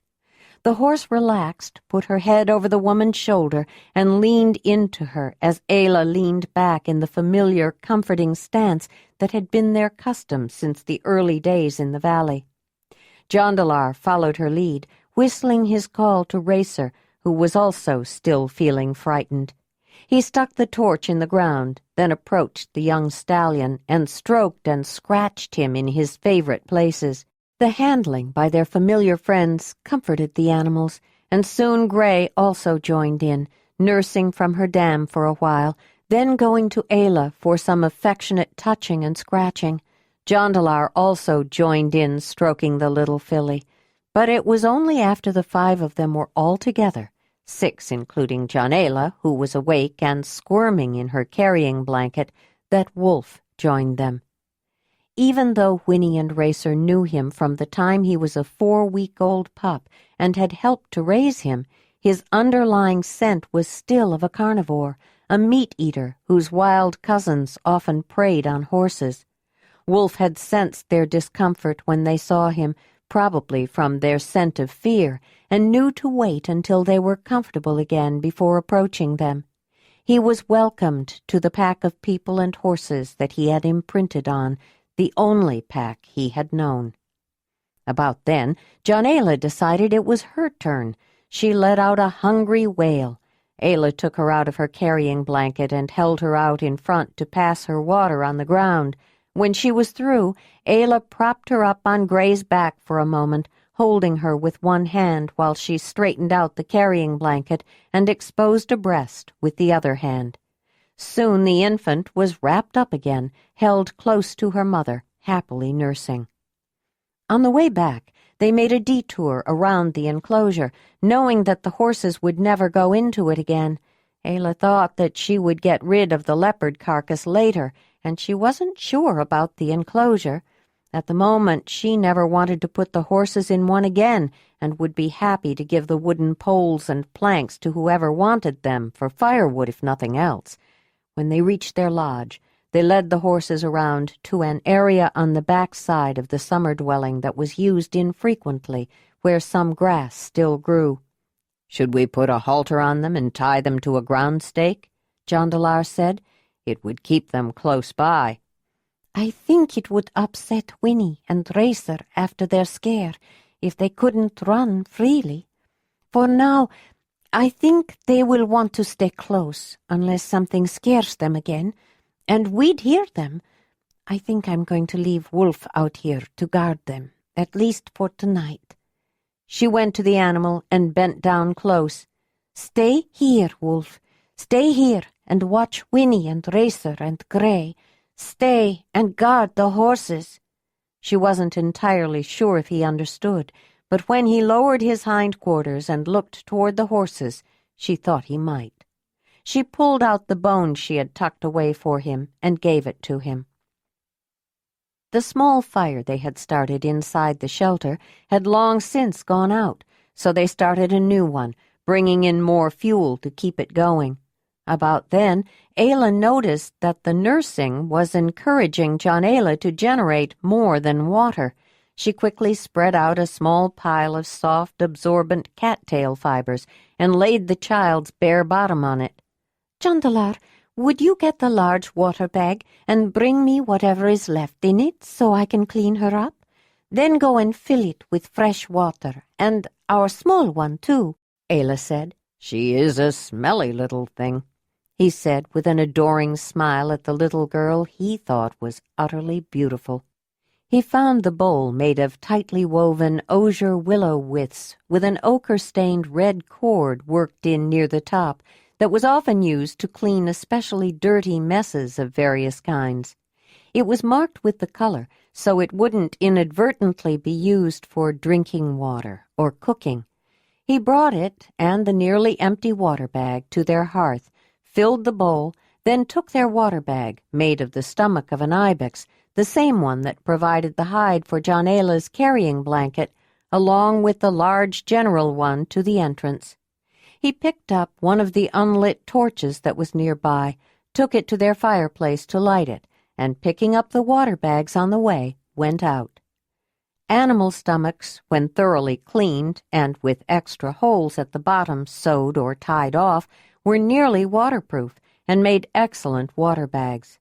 When Jondalar came back with the water, the soiled water bowl was beside the night basket near the door, and Ayla was nursing Jondalar again in hopes of putting her to sleep. "I suppose I should empty the bowl and the night basket while I'm at it," he said, planting the end of the lighted torch in the ground. "If you want, but hurry," Ayla said, looking at him with a languorous yet mischievous smile. "I think Jondalar is almost asleep." He felt an immediate tightening in his loins and smiled back. He brought the large, heavy water bag to the main hearth and hung it on its accustomed place, a peg on one of the strong posts that supported the structure, then brought the second one to their sleeping place. "Are you thirsty?" he asked as he watched her nurse the baby. "I wouldn't mind a little water. I was thinking of making some tea, but I think I'll wait until later," she said. He poured some water in a cup and gave it to her, then went back to the door. He poured the contents of the bowl into the night basket, then picked up the torch and went back outside, taking the night basket and soiled bowl with him. Propping the torch in the ground, he dumped the large, malodorous night basket in one of the trenches the people used for passing their wastes.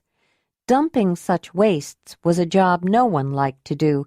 Picking up the torch, he then took them both to the lower end of the stream, far away from the place upstream that they had designated as their source of water. He rinsed them both out, letting the water flow through them. Then, with a shovel made of the scapula of some animal, with one edge thinned and sharpened, that was left there for the purpose, he filled the night basket something less than half full of dirt. Then, using clean sand from the bank of the waterway, he carefully washed and scoured his hands. Finally, with the torch to guide his way, he picked up the basket and bowl and headed back to the dwelling. He put the night basket in its usual place, the bowl beside it, and the flaming torch in a holder made for it near the entrance. "That's done," he said, smiling at Ayla as he walked toward her. She was still holding the baby. He kicked off his sandals made of woven grass, the usual foot coverings worn in the summer, and laid down beside her, propping himself up on one elbow. "It will be someone else's turn next," she said. "That water is cold," he said. "And so are your hands," she said, reaching for them.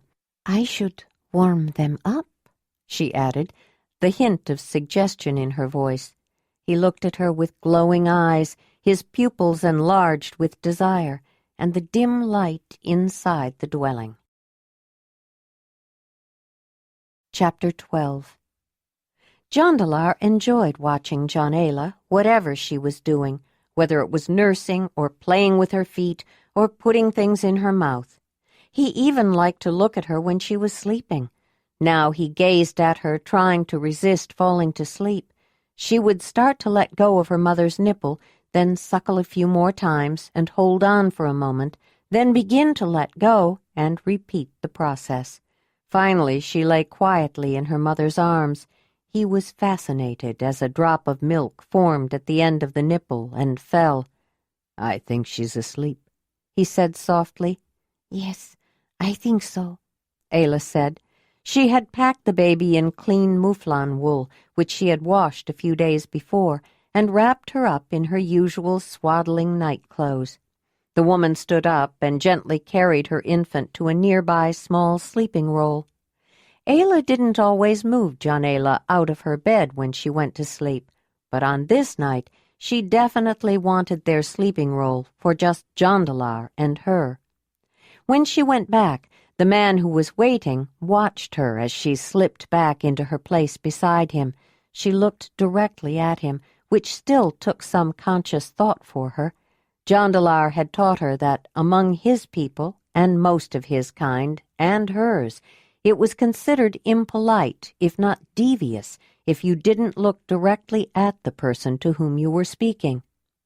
While Ayla was looking at him, she started thinking about how other people saw this man she loved, how he appeared, his physical look. What was it about him that drew people to him before he even said a word?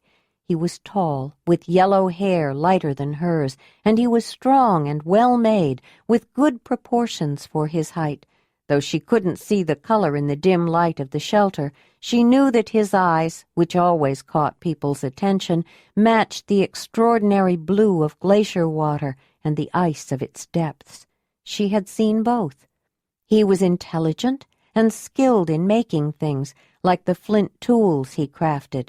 But more than that, she knew he had a quality, a charm, a charisma that attracted most people, but especially women. Zelandonii had been known to say that not even the mother could refuse him if he asked. He didn't quite know he had it. It was an unconscious appeal, but he did tend to take for granted that he would always be welcomed. Though it wasn't something he used on purpose exactly, he knew he had an effect on people and benefited from it. Even his long journey had not disabused him of the notion or changed his perception that wherever he went, people would accept him, approve of him, like him. He had never really had to explain himself or find out how to fit in, and he never learned how to ask for pardon for doing something inappropriate or unacceptable. If he seemed contrite or acted sorry, feelings that were usually genuine, people tended to accept that. Even when he was a young man and had beat Ladraman so badly that he knocked out his permanent front teeth, Jondalar didn't have to find the words to say he was sorry, then face him and say them. His mother paid a heavy compensation for him, and he was sent away to live with Dalinar, the man of his hearth, for a few years. But he didn't have to do anything himself to make amends. He didn't have to beg forgiveness, or even say he was sorry for doing something wrong and injuring the other boy. Though to most people he was considered an amazingly handsome, masculine man, Ayla thought of him in a somewhat different way. Men of the people who raised her, men of the clan, had features that were more rugged, with large, round eye sockets, generous noses, and pronounced brow ridges. From the first moment she saw him, unconscious, almost dead, after being attacked by her lion, the man had aroused an unconscious memory of people she hadn't seen in many years, a memory of people like herself.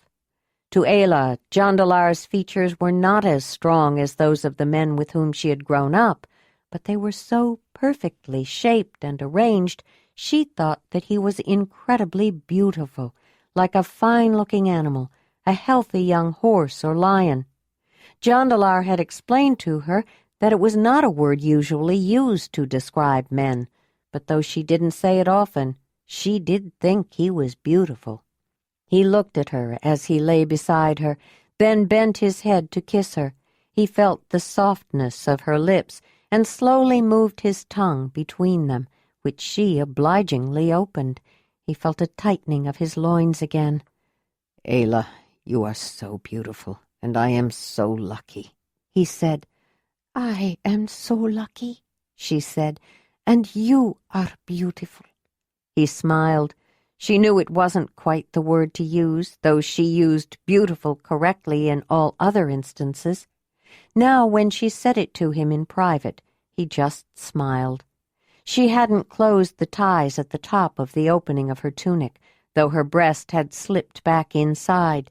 He reached in and pulled it out again, the same one she had just used to nurse, and ran his tongue around the nipple, then suckled on it, tasting her milk.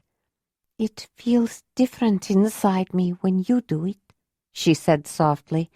"I like it when Jondalar nurses, but it doesn't feel the same. You make me want you to touch me in other places." You make me want to touch you in those places. He undid all the ties and opened her tunic wide, exposing both breasts. When he suckled her again, her other nipple dribbled milk, and he reached over to lick that one. I'm coming to like the taste of your milk, but I don't want to take what belongs to Jondalar. "By the time she's hungry again, more milk will be there."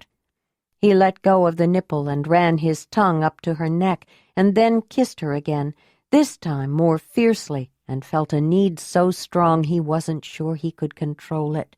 He stopped and buried his face in her neck, trying to regain his composure. She began tugging on his tunic to pull it over his head. It's been a while, he said, sitting up on his knees. I can't believe how ready I am. "Are you?" she said with a teasing grin. I'll show you, he said. He stripped off his tunic with a two-handed pull over his head, then, standing, untied the drawstring around his waist and pulled off his short-legged trousers. Under those he wore a protective pouch that covered his man parts, tied on around his hips with thin strips of leather. Usually made of chamois or rabbit or some other soft skin, the thong pouches tended to be worn only in summer. If the weather became very warm or a man was working especially hard, he could strip down to just that and still feel protected. Jondalar's pouch was bulging with the member it contained. He slipped the thongs down, releasing his straining manhood. Ayla looked up at him, a slow smile showing her response. There was a time when the size of his member had frightened women before they knew with what care and gentleness he used it. His first time with Ayla, he was afraid she might be nervous before they both understood how suited they were to each other. Sometimes Jondalar really couldn't believe how lucky he was. Whenever he wanted her, she was ready for him. She never acted coy or disinterested. It was as if she always wanted him as much as he wanted her. He responded with a grin of such happiness and delight that in response her smile grew into the glorious manifestation that transformed her in his eyes, and those of most men, into a woman of unsurpassed beauty. The fire in their small hearth was burning down, not yet out, but not giving much light or heat. It didn't matter. He dropped down beside her and began to remove her clothing, first the long tunic, stopping to suck on her nipples again, before untying the thongs around her waist, holding up her half-leggings. He loosened the waist ties and pulled the leggings down, running his tongue down her stomach, dipping into her navel, then pulling them down more, uncovering her pubic hair. When the top of her slit showed, he dipped his tongue there, savoring her familiar taste and searching for the small knob. She made a small squeal of pleasure when he found it. He pulled off her leggings and bent down to kiss her again, then tasted milk and worked his way down and tasted her essence again. He spread her legs, opened her lovely petals, then found her swelling nodule. He knew just how to stimulate her. He suckled it and worked it with his tongue while he put his fingers inside her and found other places that stirred her senses. She cried out, feeling jolts of fire rising through her. Almost too soon he felt a spurt of fluid, tasted her, and his urge to let himself go was so strong he very nearly couldn't hold back. He raised up, found her opening with his swollen manhood, and pushed in, grateful that he didn't have to fear that he would hurt her, that she could take him all, that he fit so well. She cried out again and again, each time he pulled out and moved in, and then he was there. With a groaning shout that he seldom expressed when others were around, he reached an intensely powerful peak and surged into her. As she heard his cries, she felt herself matching his movements, not even hearing her own sounds as the waves of sensation matching his flooded over her. She arched her back, pushing into him as he pushed against her. They held for a moment, shaking with the convulsions, pushing against each other as though trying to get inside each other and become one, and then they dropped down, panting to catch their breaths. He lay on top of her, the way she liked it, until he thought he must be too heavy on her, and rolled over. "I'm sorry it was so fast," he said. "I'm not. I was just as ready as you were, maybe more." They lay together for a while. Then she said, "I'd like to take a quick dip in the stream." "You and your cold water baths. Do you have any idea how cold that water is? Remember when we stayed with the Zelandonii on our journey here? The hot water that came out of the ground and the wonderful hot baths they built," Jondalar said. "They were wonderful, but cold water makes you feel fresh and tingly. I don't mind cold water baths," she said. "And I've become accustomed to them. All right, let's build up the fire so it's warm when we come back, and go take a cold wash, a quick cold wash." When glaciers covered the land not far to the north, even at the height of summer, the evenings could be cool at latitudes midway between the pole and the equator. They took with them the soft, chamois drying skins that had been given to them by their Sharamudoi friends on their journey, and wrapping themselves in them, ran out to the stream downriver of their usual water source, but not as far down as the wastebasket washing place. "This water is cold," Jondalar protested when they ran in. "Yes, it is," Ayla said, crouching down so that the water reached her neck and covered her shoulders. She splashed cold water on her face, then used her hands to rub herself all over under the water. She ran out, picked up the chamois towel, and wrapped it around herself, and dashed toward their shelter. Jondalar was close on her heels. They hovered over the fire and dried off quickly, then hung the wet skins on a peg. They crawled into their sleeping roll and cuddled close to get warm. Once they felt comfortable again, he whispered in her ear, "If we go slowly, do you think you can be ready again?" "I think so, if you can." Jondalar kissed her, searching with his tongue to open her mouth, and she responded in kind. This time he didn't want to rush it. He wanted to linger over her, explore her body, find all the special places that gave her pleasure, and let her find his. He ran his hand down her arm and felt her cool skin that was beginning to warm, then caressed her breast, feeling the contracted, hardened nipple in his palm. He manipulated it between his thumb and finger, then ducked his head under the cover to take it in his mouth. There was a noise outside. They both lifted their heads above the covers to listen. There were voices coming closer, and then the flap over the entry was pushed aside as people walked in. They both lay still, listening. If everyone went right to bed, they could continue their new explorations. Neither one of them felt entirely comfortable sharing pleasures while other people were sitting nearby, fully awake and talking, although some people didn't seem to mind. It wasn't all that unusual, Jondalar realized, and tried to remember what he did when he was younger. He knew they had grown used to seclusion when they spent a year traveling alone together to his home, but he thought that he was always a man who liked his privacy, even when Zelina was teaching him, especially when the teaching became more than a Danyi woman and her young charge, when they actually became lovers and he wanted her to be his mate. Then he recognized her voice, along with that of his mother and Willamar. The first had come with them to the camp of the 9th cave. "Let me get some water heating for tea," Marthona said. "We can get a light from Jondalar's hearth." "She knows we're awake." Jondalar whispered to Ayla. I think we're going to have to get up. I think you're right, Ayla said.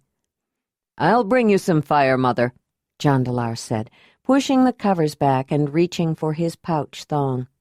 Oh, did we wake you? Marthona said. No, Mother, he said. You didn't wake us. He got up and found a long, thin piece of kindling and held it to the fire until it caught, then brought the fire to the main hearth in the shelter. Why don't you have some tea with us? His mother said. I guess we might as well, he said. He knew that they were all fully aware that they had interrupted the young couple. I've been wanting to talk to both of you anyway, Zelandonii said. Let me go back and put some warmer clothes on, he said. Ayla had already dressed herself when Jondalar got back to their small sleeping area.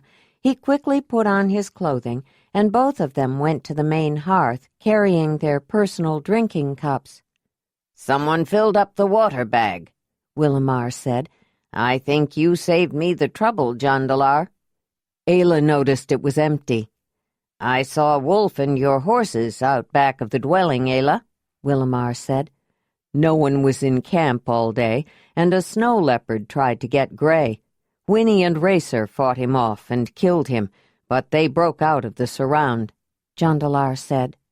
Wolf found them way in the back of this meadow, near the cliffs and a small stream. It must have been terrible for them. They were even afraid of him and us at first, Ayla said. And they wouldn't go anywhere near that surround, so we brought them here, Jondalar said. Wolf is watching them now, but we'll have to find some other place to keep the horses, Ayla said. I was going to find some place to get rid of that snow leopard carcass tomorrow and give away the wood from that surround. It would make good firewood.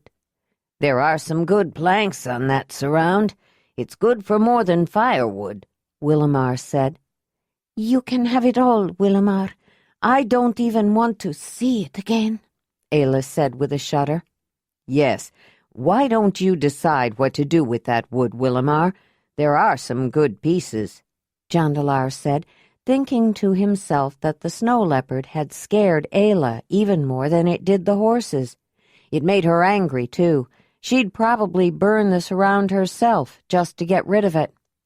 How do you know it was a snow leopard?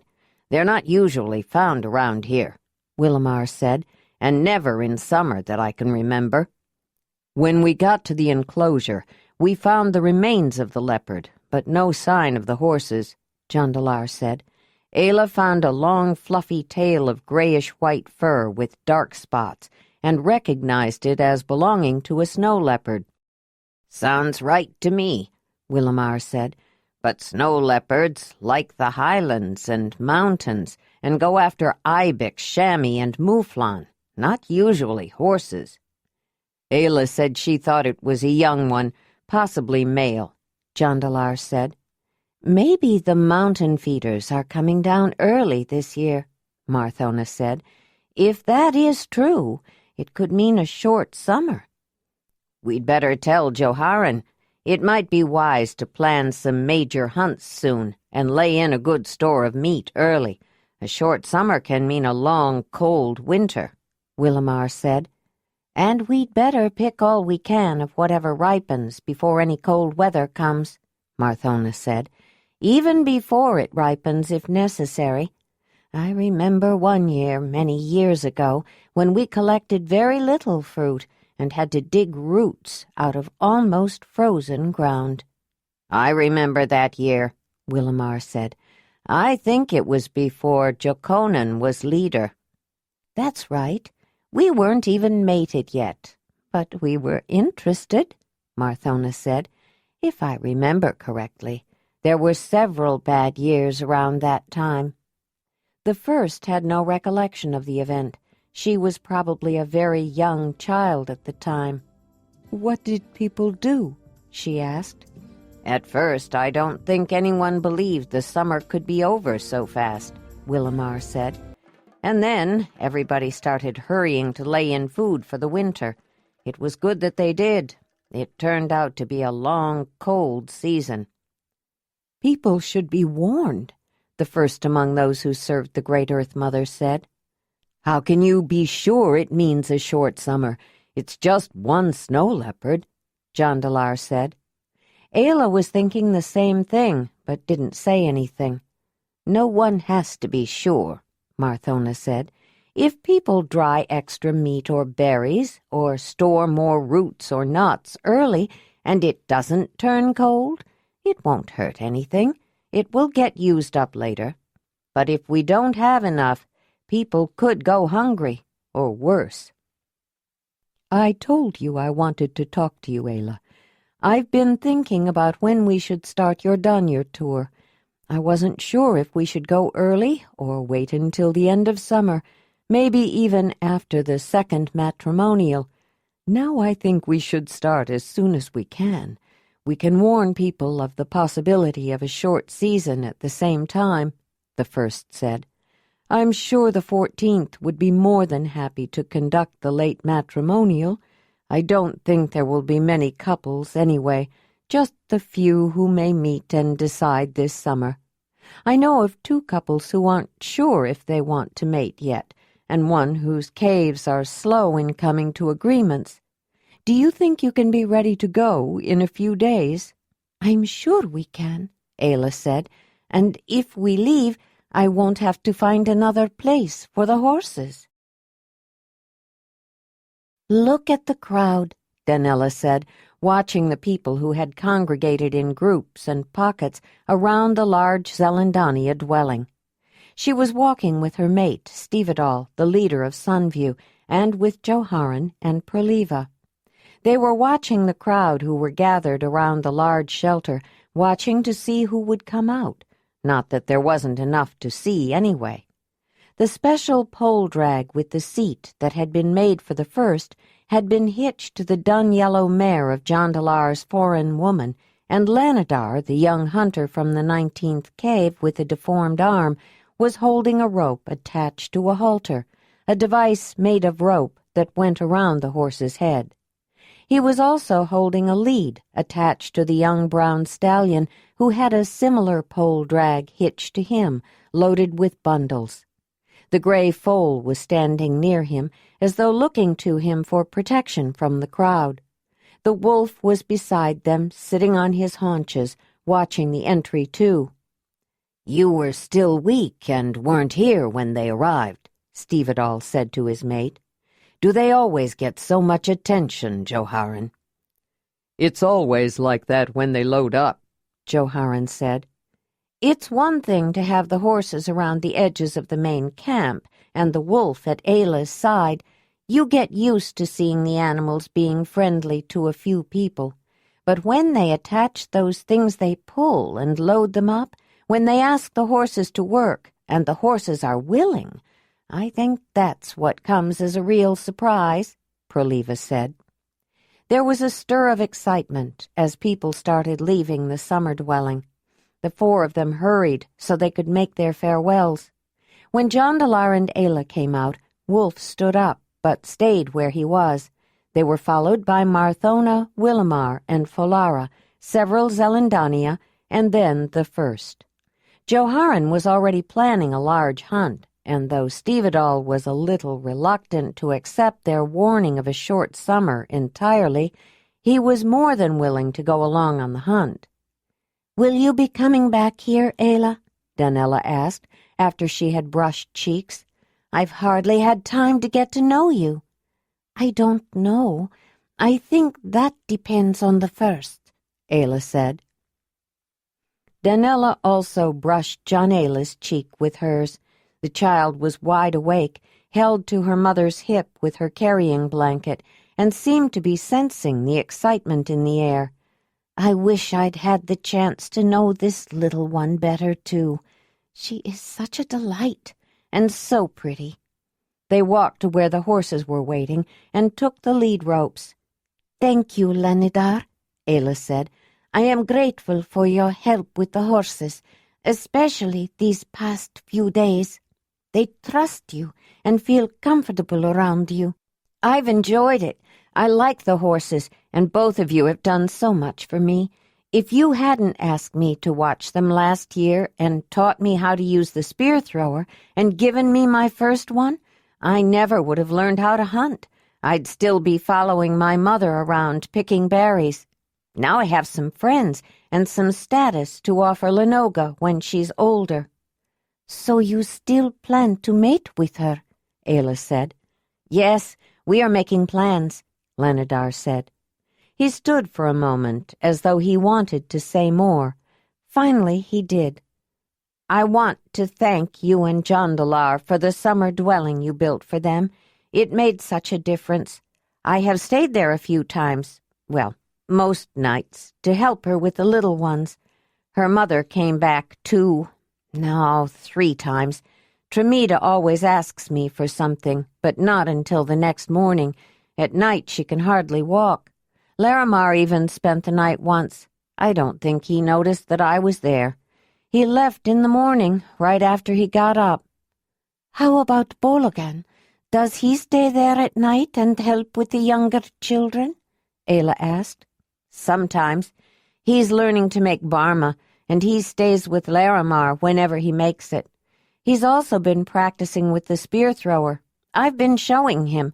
Last summer he didn't seem interested in hunting, but this year, I think after he saw what I've learned, he wants to show that he can do it." "Good. I'm glad to hear that. Thank you for telling me about them and yourself," Ayla said. "If we don't come back here after our travels, I will look forward to seeing you next year." She brushed her cheek with his and gave him a hug. Ayla noticed the crowd's attention was drawn to Winnie's pole drag. The large woman who was the Zelandonii of the 9th cave and the first among those who served was walking towards it. Ayla had some idea how nervous she was, but she didn't show it. She walked with an air of confidence, as though it was nothing at all. Jondalar was standing there with a smile and held out his hand to assist her. Ayla stayed at Winnie's head to steady her when she became aware of the added load. The woman stepped up on the lower step and felt it give as the poles bent with her weight, but no more than the normal spring of the wood. Still holding Jondalar's hand for balance and reassurance, she continued up, then turned around and sat down. Someone had made a very comfortable pad for the seat and backrest, and once she had seated herself, she felt better. She noticed arm supports that she could hold on to once they started moving, which also eased her concerns. Once Zelandonii was settled, Jondalar went to Ayla and locked both hands together to make a place for her foot. He stood beside Winnie and helped Ayla, carrying Jondalar, get up on her horse. When she was carrying her baby, it was difficult to jump up in her usual way. The man tied the long lead that was attached to Gray's small halter to the frame of the pole drag, then went to Racer, who was beside them, and easily climbed on. Ayla started out, leading the way out of the main camp of the summer meeting. In spite of all her encumbrances, supporting a rider and hauling a heavy load on the pole drag, Winnie was not about to let her offspring get in front of her. She was lead mare, and in a herd, the lead mare always led the way. Ayla smiled down at him as Wolf fell in beside her. Racer and Jondalar fell in behind them. He was glad to be bringing up the rear. It gave him the opportunity to keep an eye on Ayla and her baby, not to mention Zelandonii, to make sure nothing went wrong. Since the first was facing backward, he could smile at her, and if he got close enough, even have a conversation, or at least say a few words.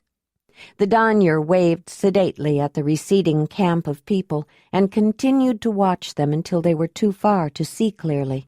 She, too, was glad Jondalar was behind her. She was still a little nervous about riding behind the horse, and just watching the place she had been and the landscape passing by was not terribly interesting after the first few miles. It was a bumpy ride, especially when the going was a little rough, but all in all, it was not a bad way to travel, she decided. Ayla headed back the way they had come until they came to a stream coming down from the north, near a landmark they had discussed the night before. Then she stopped. Jondalar, with his long legs, had to do little more than step off the young stallion and went ahead to help Ayla, but she had already swung her leg over and slid down. The horses were compact animals, not ponies, but wild horses in their natural state were not tall. They were, however, sturdy, robust, and exceedingly strong, with a rather thick neck capped by a short mane that stood upright. They had tough hooves that could run over any land, sharp stones, hard ground, or soft sand, without needing protection. They both walked back to Zelandonii and held out hands, which she took to help her balance as she got down. "It's not difficult to travel like that," the first said. "A little bumpy sometimes, but the seat pad eases that, and the arm rests give you something to hang on to. It feels good to stand up and walk, though." She looked around, then nodded. "From here we travel north for a while. It's not too far, but it will be uphill and the climb is steep." Wolf had raced ahead, following his nose to explore the area, but returned when they stopped. He loped back into sight as they were helping Zelandonii back on the pole drag. Then they got up on their horses. They crossed the stream and followed it north, upstream on the left bank. Ayla noticed cut marks on trees and knew the trail had been blazed by someone who had gone that way before. When she looked closely at one of the marks used to indicate the path, she could see it was just a fresh renewal of an older blaze that had darkened and was not as readily seen. There was an older mark that was partly grown over, and she thought another, even older one. Ayla kept the horses at a slow walk so as not to tire them. Zelandonii talked to Jondalar, who felt like walking and had gotten off Racer and was leading the brown horse along the marked trail. It was a rigorous uphill climb, and as they ascended, the landscape changed with deciduous trees that became brush that was interspersed with taller conifers. Wolf kept disappearing into the woods, then he'd materialize from another direction. After about 5 miles, the trail led them to the entrance of a large cave high up in the hills of the watershed between the river and West River. It was well into the afternoon by the time they reached the place. "That was much easier than walking up," Zelandonii said, as she stepped down from her seat on the pole drag, not even waiting for help from Jondalar this time. "When do you want to go in?" Jondalar asked, going to the entrance and looking in. "Not until tomorrow," Zelandonii said. "It's a long way in. It will take all day to go in and come back." "Do you plan to go all the way in?" "Oh, yes, all the way to the back." "Then we should probably set up camp here, since we'll be staying at least 2 nights, Jondalar said. "It's still early. After we set up camp, I think I'll look and see what is growing around here," Ayla said. "I may find something nice for our evening meal." "I'm sure you will," Jondalar said. "Do you want to come?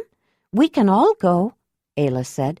"No, I've already seen some outcroppings of flint coming out of the rock walls, and I know there's some inside the cave, too," Jondalar said. "I'm going to take a torch and go in and look." "What about you, Zelandonii?" Ayla said. "I don't think so. I want to meditate a bit about this cave, and I want to check the torches and lamps, and think about how many we will need, and what else we should bring in with us," the one who was first said. "It looks like a huge cave," Ayla said, stepping inside, peering into the darkness, then looking up at the roof. Jondalar followed her in. "Look, here's another piece of flint coming out of the wall, right near the entrance. I'm sure there's more deeper inside," he said, his excitement evident from the sound of his voice. "It would be heavy to carry very much of it out, though." "Is it this high all the way in?" Ayla asked the woman. "Yes, more or less, except at the very end. This is more than a cave. It is a huge cavern. Actually, there are many large rooms and tunnels. There are even lower levels, but we won't need to explore them this time. Cave bears have come in here in winter. You can see their wallows and scratchings on the walls, the first said. Is it big enough for the horses to walk in? Ayla asked. Maybe with a pole drag, so we could take some of Jondalar's flint out? I think so, Zelandonii said. We'll have to make blaze marks on our way in to make sure we can find our way out, Jondalar said. I'm sure Wolf could help us get out if we get turned around, Ayla said. Will he come in with us? Zelandonii asked. If I ask him to, Ayla said. The area had obviously been used before.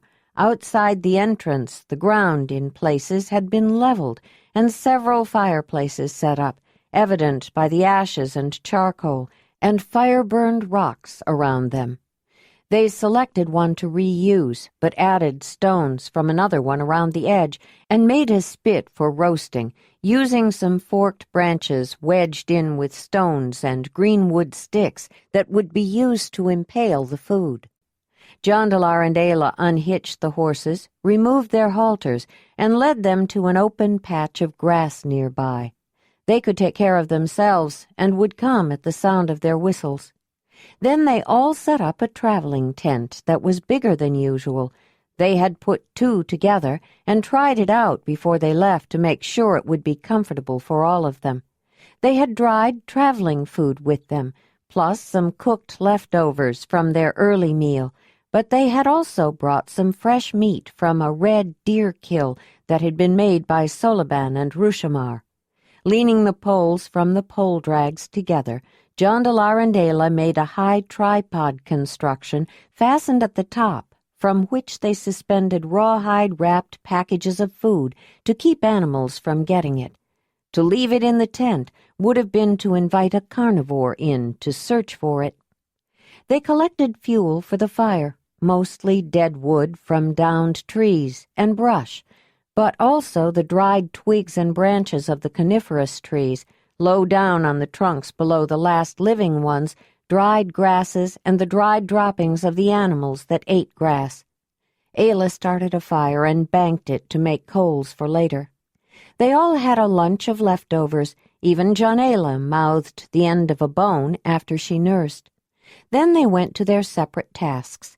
Zelandonii began checking the bundles that had been on Racer's pole drag, looking for torches and lamps, bags of fat for lamp fuel, and lichen, dried mushroom, and various other wick materials. Jondalar picked up his bag of flint-knapping tools, lit a torch from the fire, and went into the large cavern. Ayla put on her haversack, the mamutoi carrying bag that was worn over one shoulder, somewhat softer than Zelandonii back frames, though still roomy. She wore it on her right side, along with her quiver with its spear-thrower and spears. She tied her baby high up on her back with the carrying blanket on the other side, but Jondalar could be easily shifted around to sit on her left hip. In front, on her left side, she shoved her digging stick under the sturdy leather thong she wore around her waist, while the sheath with her knife hung down the right. Several pouches hung from her waistband, too. She wore her sling around her head, but she carried the stones for her weapon in another pouch fastened to her waist thong.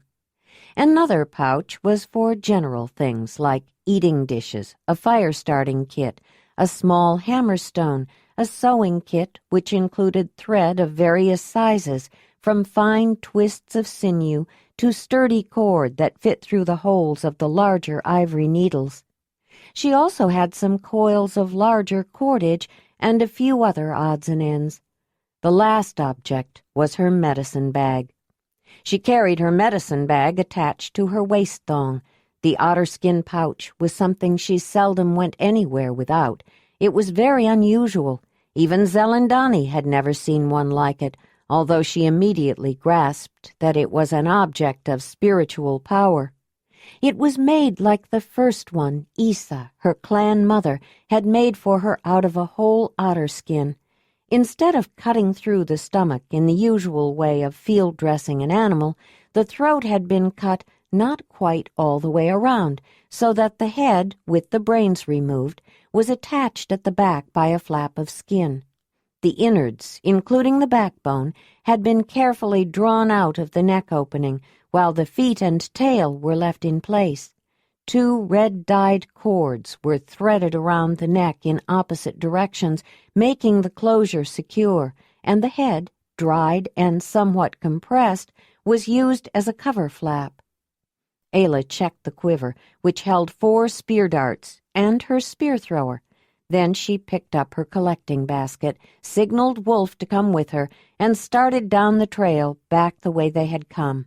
When they were approaching the cave, she had seen and evaluated most of the vegetation that was growing along the way and had assessed its uses. It was something she had learned as a girl and was by now second nature. It was an essential practice for people who lived off the land, whose survival depended on what could be hunted or gathered or found as they foraged each day. Ayla always categorized the medicinal as well as the nutritional properties of what she saw. Isa was a medicine woman who had been determined to teach her knowledge to her adopted daughter along with her own daughter. But Uba was born with memories inherited from her mother, and she only needed to be reminded once or twice to know and understand what her mother showed or explained. Since Ayla didn't have the clan memories, Isa discovered it was much more difficult to train her. She had to teach her by rote. Only by constant repetition could the girl of the others be made to remember. But then Ayla surprised Isa because once she did learn, she could think about the medicine she had been taught in a new way.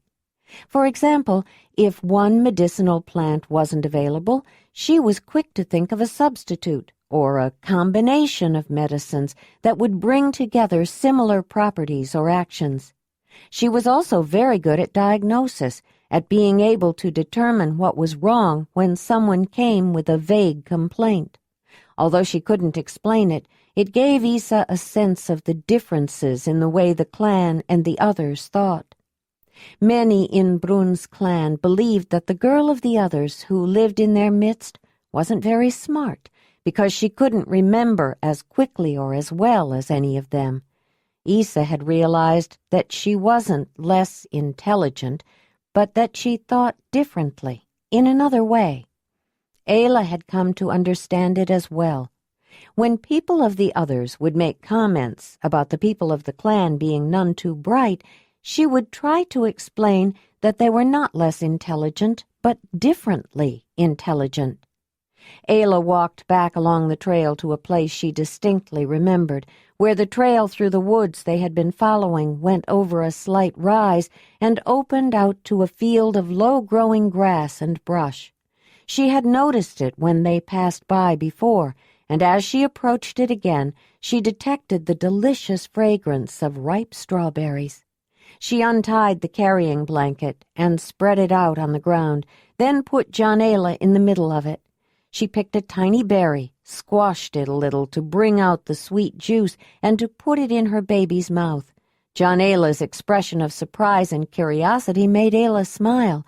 She put a few in her own mouth, gave another to her baby, then looked around to see what she could use to bring some back to camp.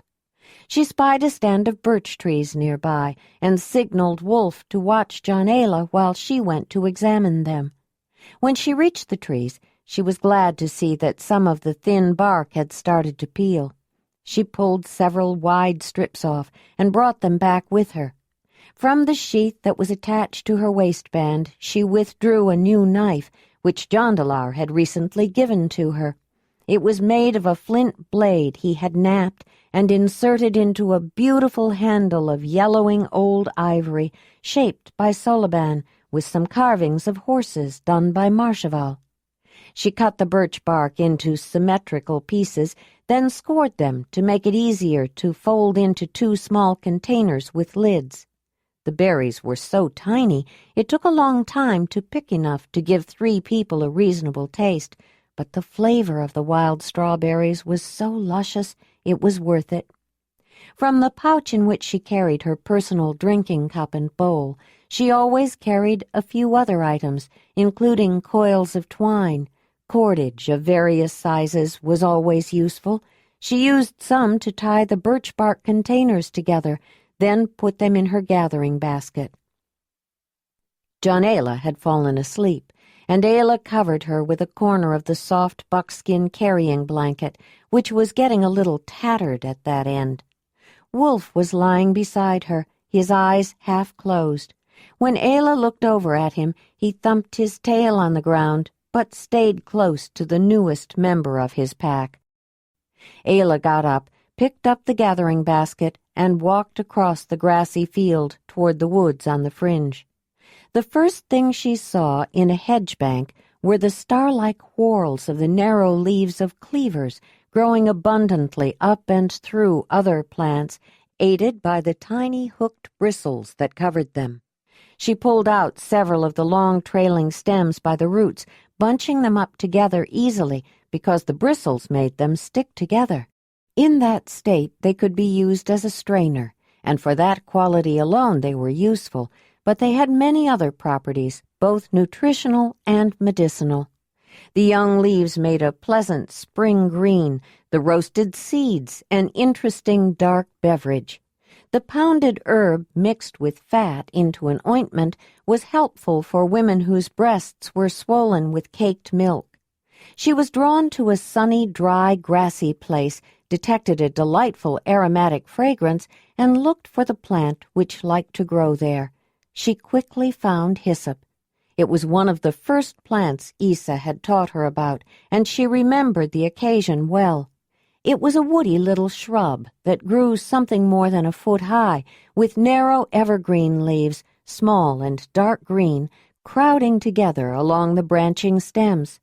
The intense blue flowers, circling the stem among the upper leaves on long spikes, had just started to appear, and several bees were buzzing around them. She wondered where the hive was, since honey flavored with hyssop was especially tasty. She picked several of the stalks, planning to use the flowers for tea, which was not only delicious, but especially good for coughs, hoarseness, and deep chest conditions. The leaves, when bruised, were also good for relieving cuts, burns, and reducing bruises. Drinking the tea of the leaves and soaking the limbs in a bath of it was a good treatment for rheumatism. Thinking of that brought a sudden thought of Kreb, which made her smile even as it brought a memory of sadness. One of the other medicine women at the clan gathering had explained that she also used hyssop for the swelling of the legs caused by retaining too much fluid. Ayla glanced up and saw Wolf still lying beside her sleeping baby. Then she turned and went more deeply into the woods. On a shady bank near some spruce trees, Ayla spied a patch of woodruff, a little plant about 10 inches high with leaves growing in circles similar to cleavers, but with a weak stem. She bent down on her knees to carefully pick the plant with its leaves and tiny white 4-petaled flowers. It had its own delicious scent and made a tasty tea, and Ayla knew the fragrance would grow stronger when it was dried. The leaves could be used for wounds, and when boiled they were good for stomach aches and other internal disorders. It was useful to disguise the sometimes unpleasant smell of other medicines, but she also liked to spread it around her dwelling and to stuff pillows with it because of its natural perfume. Not far away, she saw another familiar plant that liked shady banks in woods, this one close to 2 feet high, wood avens. The toothed leaves, shaped somewhat like wide feathers and covered with small hairs, were sparsely scattered along its wiry stems, which branched slightly. The leaves were not uniform in size or shape, depending upon their position on the stem. On the lower branches, the leaves grew on long stalks and had irregular spaces between the leaflets, with the terminal one large and rounder. The intermediate pairs were smaller and somewhat different in shape and size. The higher-up leaves were three-fingered and narrow, the lower ones rounder. The flowers, which rather resembled buttercups, had 5 bright yellow petals with green sepals between, and seemed too small for such a tall plant. The fruits, which appeared together with the flowers, were more conspicuous and ripened into the small, bristly heads of dark red burrs. But Ayla dug down for the rhizome from which the plant grew.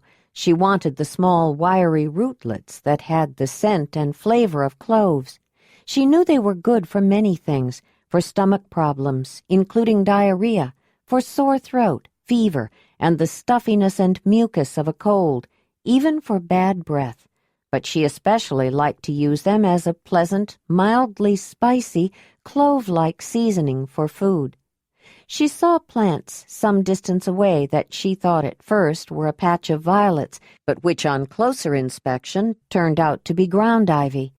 The flowers were different in shape and grew from the base of leaves that grew in whorls of 3 or 4 around the stem. The kidney-shaped leaves with rounded teeth and a network of veins grew opposite each other on long stalks on alternate sides of square stems and stayed green all year, but the color varied from bright to dark green. She knew ground ivy was strongly aromatic and sniffed it to confirm the identity. She had made a thick infusion along with licorice root for coughs, and Isa had used it to soothe inflamed eyes. One mammut at the Mamutoi summer meeting had recommended ground ivy for humming noises in the ears and for wounds. The damp ground led to a marshy area and a small stream, and Ayla was delighted to see an extensive stand of cattails, a tall reed-like plant, 6 feet or more in height, and among the most useful of all plants. In spring, the young shoots of new roots could be pulled loose from the rootstock, exposing a tender young core. The new shoots and the core could be eaten raw or cooked lightly. Summer was the season for the green flower stalks growing at the top of the tall stems, which, when boiled and gnawed off the stem, were deliciously edible. Later they would turn into brown cattails, and the long pollen spike above each cattail would ripen, making the protein-rich yellow pollen available for harvesting. Then the cattail would burst into tufts of white down, which could be used as stuffing for pillows, pads, or diapers, or as tinder for starting fires.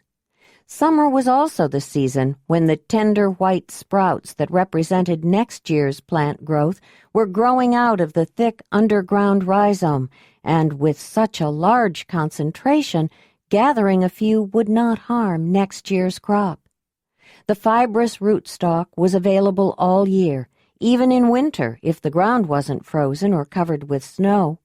A white, starchy flour could be extracted by pounding it in a shallow, wide bark container of water so that the heavier flour would settle to the bottom while the fibers floated, or the rhizome could be dried and later pounded to remove the fibers, leaving the dry flour. The long, narrow leaves could be woven into mats for sitting upon, or could be turned into envelope-like pouches or waterproof panels, several of which could be made into a temporary shelter, or into baskets or cooking bags, which could be filled with roots, stalks, leaves, or fruits, lowered into boiling water and easily retrieved. And if they cooked long enough, the leaves could also be eaten. The dried stalk from the previous year's growth could be used as a fire drill when spun between the palms against a suitable platform to make fire. Ayla put her gathering basket down on dry ground, pulled her digging stick, which was made out of an antler of a red deer, out of her waistband, and waded into the marsh. With the stick and her hands, she dug down through the mud about 4 inches and pulled out the long rootstocks of several plants. The rest of the plant came with, including the large sprouts attached to the rhizome and the 6-inch-long, nearly inch-thick, cattail-shaped green flower seed heads, both of which she was planning to cook for their evening meal. She wrapped some cordage around the long cattail stalks, making a bundle that was more easily managed, and headed back to the open field. She passed an ash tree along the way, and she recalled how prevalent they had been near the home of the Sharamudoi, although there were a few in Wood Valley. She thought about preparing the ash keys the way the Sharamudoi did, but the winged fruit had to be picked when very young, crisp, but not stringy, and these were already past their prime. The tree had many medicinal uses, though. When she returned to the meadow, she was immediately alarmed. Wolf was standing near her baby, staring at some high grass, making a low, menacing growl. Was something wrong? Chapter 13. She hurried to find out. When she reached them, she saw that Jondalar was awake and oblivious to the danger the canine seemed to sense, but she had somehow turned herself over from her back to her stomach and was holding herself up on her arms, looking around. Ayla couldn't see what Wolf was looking at, but she heard movement and snuffling sounds. She put down her collecting basket and the bundle of cattails, picked up her baby, and put her on her back with the carrying blanket. Then she loosened the ties and reached into the special pouch for a couple of stones as she pulled her sling off her head. She couldn't see what was there. No point in using a spear if there was nothing to aim at. But a stone flung hard in the general direction might scare it off. She cast one stone, followed quickly by another. The second hit something with a thump and a yelp. She heard something moving in the grass. Wolf was straining forward, whining softly, eager to go. "Go ahead, Wolf," she said, making the signal at the same time. Wolf dashed ahead, while Ayla quickly wrapped her sling back around her head, then took her spear thrower out of its holder and reached for a spear as she followed behind. When Ayla reached Wolf, he was facing off with an animal the size of a bear cub, but much more fierce. The dark brown fur with a lighter band that ran along its flanks to the upper side of its bushy tail was the distinctive marking of a wolverine. She had dealt with this largest of the weasel family before and had seen them drive bigger four-legged hunters away from their own kills. They were nasty, vicious, and fearless predators who often hunted and killed animals much larger than themselves. They could eat more than looked possible for a creature its size, which probably accounted for their other name, glutton. Yet sometimes, it seemed, they slaughtered for pleasure, not hunger, leaving behind what they killed. Wolf was more than ready to defend her and Jondalar, but in any fight, a wolverine could inflict serious injury, or worse, if not on a pack, certainly on a solitary wolf. But he wasn't a lone wolf. Ayla was part of Wolf's pack. With cool deliberation, she fitted a spear onto her thrower and without hesitation hurled it at the animal, but Jondalar made a crying sound that alerted the wolverine. The creature had seen the woman's swift movement at the last moment and started to scurry away. It might well have dashed out of her line of fire entirely if it hadn't been distracted by having to watch the wolf. As it was, it moved enough that her spear missed its mark slightly. Though the animal was hurt and bleeding, the sharp tip had only penetrated the hindquarters, which was not immediately fatal. The flint point of her spear was attached to a short, tapering length of wood that fit into the front of a longer shaft and had separated from the long end of the spear as it was supposed to. The wolverine ran for cover in the wooded underbrush, with the point still embedded in him. Ayla could not leave the injured animal. Though she thought it was mortally wounded, she needed to finish it. It was probably hurting, and she didn't want anything to hurt unnecessarily. Besides, wolverines were bad enough under normal circumstances. Who knew what kind of damage it might inflict if it was frantic with pain, perhaps to their own camp, which wasn't so far away. In addition, she wanted to retrieve her shaped flint point to see if it was still usable, and she wanted the fur. She took out another spear, noting where the shaft of the first lay, so she could come back for it. "Find him, Wolf!" she signaled without saying the words, and followed behind. Wolf, running in front, quickly sniffed out the animal. Not far ahead, Ayla found the canine snarling threateningly at a mass of dark brown fur snarling back from within a coppice of bushes. Ayla quickly studied the position of the animal, then flung her second spear hard. It pierced deeply, going all the way through its neck. A spurt of blood declared that an artery was severed. The wolverine stopped snarling and dropped to the ground. Ayla disengaged the second spear shaft and considered dragging the wolverine back by its tail, but the nap of the fur lay in the other direction, and pulling with the grain rather than against it would make it easier to tow the animal across the grass. Then she noticed more wood avens with their strong, wiry stems growing nearby and yanked them out by the roots. She wrapped the stems around the head and jaws and hauled the wolverine back to the clearing, stopping to pick up her first spear shaft on the way. When she reached the place where she had left her gathering basket, Ayla was shaking. She dropped the animal a few feet away, loosened the carrying blanket, and shifted Jondalar around to the front. She hugged her daughter as tears rolled down her cheeks, finally letting her fear and anger out. She was sure the wolverine had been after her baby. Even with Wolf on guard, and she knew he would have fought to his death for her, the large, vicious weasel could have hurt the healthy young canine and attacked her child. There were very few animals that would go up against a wolf, especially one as big as Wolf. Most large cats would have backed off or just passed them by, and those were the predators that were most on her mind. That was the only reason she left Jondalar, not wanting to disturb her sleeping infant while she went to gather a few greens. After all, Wolf was watching her. Jondalar wasn't out of her sight more than a few moments, just when she was in the marsh getting the cattails, but she hadn't considered a wolverine. She shook her head. There was always more than one kind of predator around.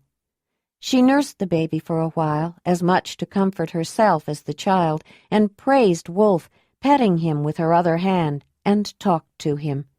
"Right now, I have to skin out that wolverine. I would rather have killed something we could eat, though I suppose you could eat him, Wolf, but I do want that fur. It's the one thing wolverines are good for. They are mean and vicious and steal food from traps, and when meat is drying, even if people are around. If they get inside a shelter, they destroy everything they can and make a big stink, but their fur makes the best trim around the winter hood. Ice doesn't cling to it when you breathe. I think I'll make a hood for Jondalar and a new one for me, and maybe Jondalar too. But you don't need one, Wolf. Ice doesn't cling much to your fur either. Besides, you'd look funny with wolverine fur around your head." Ayla recalled the wolverine that had been bothering the women of Brun's clan when they were cutting up an animal from a hunt. It kept dashing into their midst and stealing the freshly cut strips of meat they had set out to dry on cords stretched close to the ground. Even when they threw stones, it wasn't deterred for long. Finally, some of the men had to go after it. That incident had given her one of the reasons she had used to rationalize her decision when she resolved she would teach herself to hunt with the sling she had secretly learned to use. Ayla put her baby down on the soft buckskin carrying blanket again, this time on her stomach, since she seemed to like pushing up and looking around. Then she dragged the wolverine carcass a few more paces away and turned it on its back. First, she cut out the 2 flint points that were still embedded in the animal. The one stuck in the hindquarters was still good. She would only need to wash off the blood. But the one she had thrown with such force that it went clear through the neck had a broken tip. She could resharpen it and use it for a knife, if not a spear point, but Jondalar could do it better, she thought. With the new knife he had recently given her, she turned to the wolverine. Starting at the anus, she cut away his genital organs and made a deft cut up towards the stomach, but stopped short of the ventral scent gland. One of the ways wolverines marked their territory was to straddle low logs or bushes and rub the strong-smelling material that issued from the gland on them. They also marked territory with urine and feces, but it was the gland that could ruin the fur. It was almost impossible to get the smell out, and unbearable to wear the fur around the face if it was contaminated by the gland, whose smell was almost as strong as a skunk's. Carefully pulling the skin away to avoid cutting through the stomach lining and breaking into the intestines, she cut all the way around the gland, then gingerly, feeling with her hand, reached under it with the knife and cut it free. She was going to just toss it toward the woods, then realized that Wolf would likely pick up the odor and go after it, and she didn't want him smelling terrible either. She cautiously picked it up by the edge of the skin and walked back toward the woods where she had killed the creature. There was a fork in a tree above her head, and she laid it on top of a branch. When she came back, she finished cutting through the skin, making a slit up the stomach to the throat. Next, she went back to where she started at the anus and began to slice through both skin and flesh. When she got to the pelvic bone, she felt for the ridge that was between the left and right sides and cut through the muscle down to the bone. Then, forcing the legs apart and again feeling for just the right spot, she exerted more pressure and split the bone, cutting the stomach membrane just a bit to relieve tension. Now the bowel could be removed with the rest of the innards after she finished cutting the opening. Once this delicate task was accomplished cleanly, she cut the meat up to the breastbone, being careful not to penetrate the intestines. Cutting through the breastbone would be somewhat more difficult and would require more than just her stone knife. She needed a hammer. She knew she had a small hammerstone in the same pouch in which she kept her bowl and cup. But she looked around first to see if she could find something else to use. She should have taken the rounded stone out before she started the task of field dressing the wolverine, but she had been a little disconcerted and forgot. She had some blood on her hands and didn't want to reach into her pouch and leave wolverine blood inside. She saw a stone sticking out of the ground and, using her digging stick, tried to pry it out, but it turned out to be bigger than it seemed. Finally, she wiped her hand on the grass and removed the hammerstone from her pouch. But she needed more than a stone. If she just hit the back of her new flint knife with a hammerstone, it would chip. She needed something to soften the blow. Then she remembered that a corner of the baby's carrying blanket was getting tattered. She got up and walked back to where the baby was kicking her feet and trying to reach for Wolf. Ayla smiled at her, then cut off a piece of soft leather from the ragged corner. When she got back to her chore, she placed the blade of her knife lengthwise along the sternum, put the folded-up soft leather over the back of the blade, then picked up the hammerstone and hit the blade. The knife made a cut, but did not split the bone. She hit it again, and then a third time before she felt the bone give way. Once the breastbone was split open, she continued to cut up to the throat to free the windpipe. She stretched the rib cage apart. Then with her knife, she cut the diaphragm, which separated the chest from the stomach, free from the walls. She got a good hold on the slippery windpipe and began to pull out the viscera, using her knife to free it from the backbone. The whole connected package of internal organs fell out on the ground. She turned the wolverine over to let it drain. It was now field-dressed. The process was essentially the same for any animal, small or large. If it was an animal that was intended for food, the next step would be to cool it as quickly as possible by skinning it, rinsing it with cool water, and if it had been winter, laying it on snow. Many of the internal organs of herbivorous animals like bison or aurochs, or any of the various deer or mammoth or rhinoceros, were edible and quite tasty. The liver, the heart, the kidneys, and some parts were usable. The brains were almost always used for tanning the hides. The intestines could be cleaned out and stuffed with rendered fat or cut up pieces of meat, sometimes mixed with blood. Well-washed stomachs and bladders made excellent water bags and were good containers for other liquids. They also made effective cooking utensils. Cooking could also be done in a fresh skin spread out and stuffed loosely into a hole dug in the ground, adding water, then boiling it with heated rocks. When used for cooking, stomachs, hides, all organic materials shrank some because they also cooked, so it was never a good idea to fill them too full of liquid. Though she knew some people did, she never ate the meat of carnivores.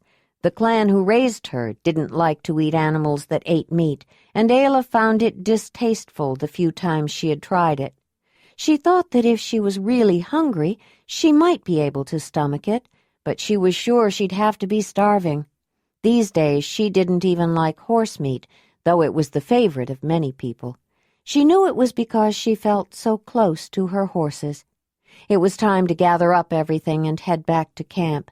She stashed the spear shafts in the special quiver, along with her spear thrower, and put the point she had retrieved into the cavity of the wolverine.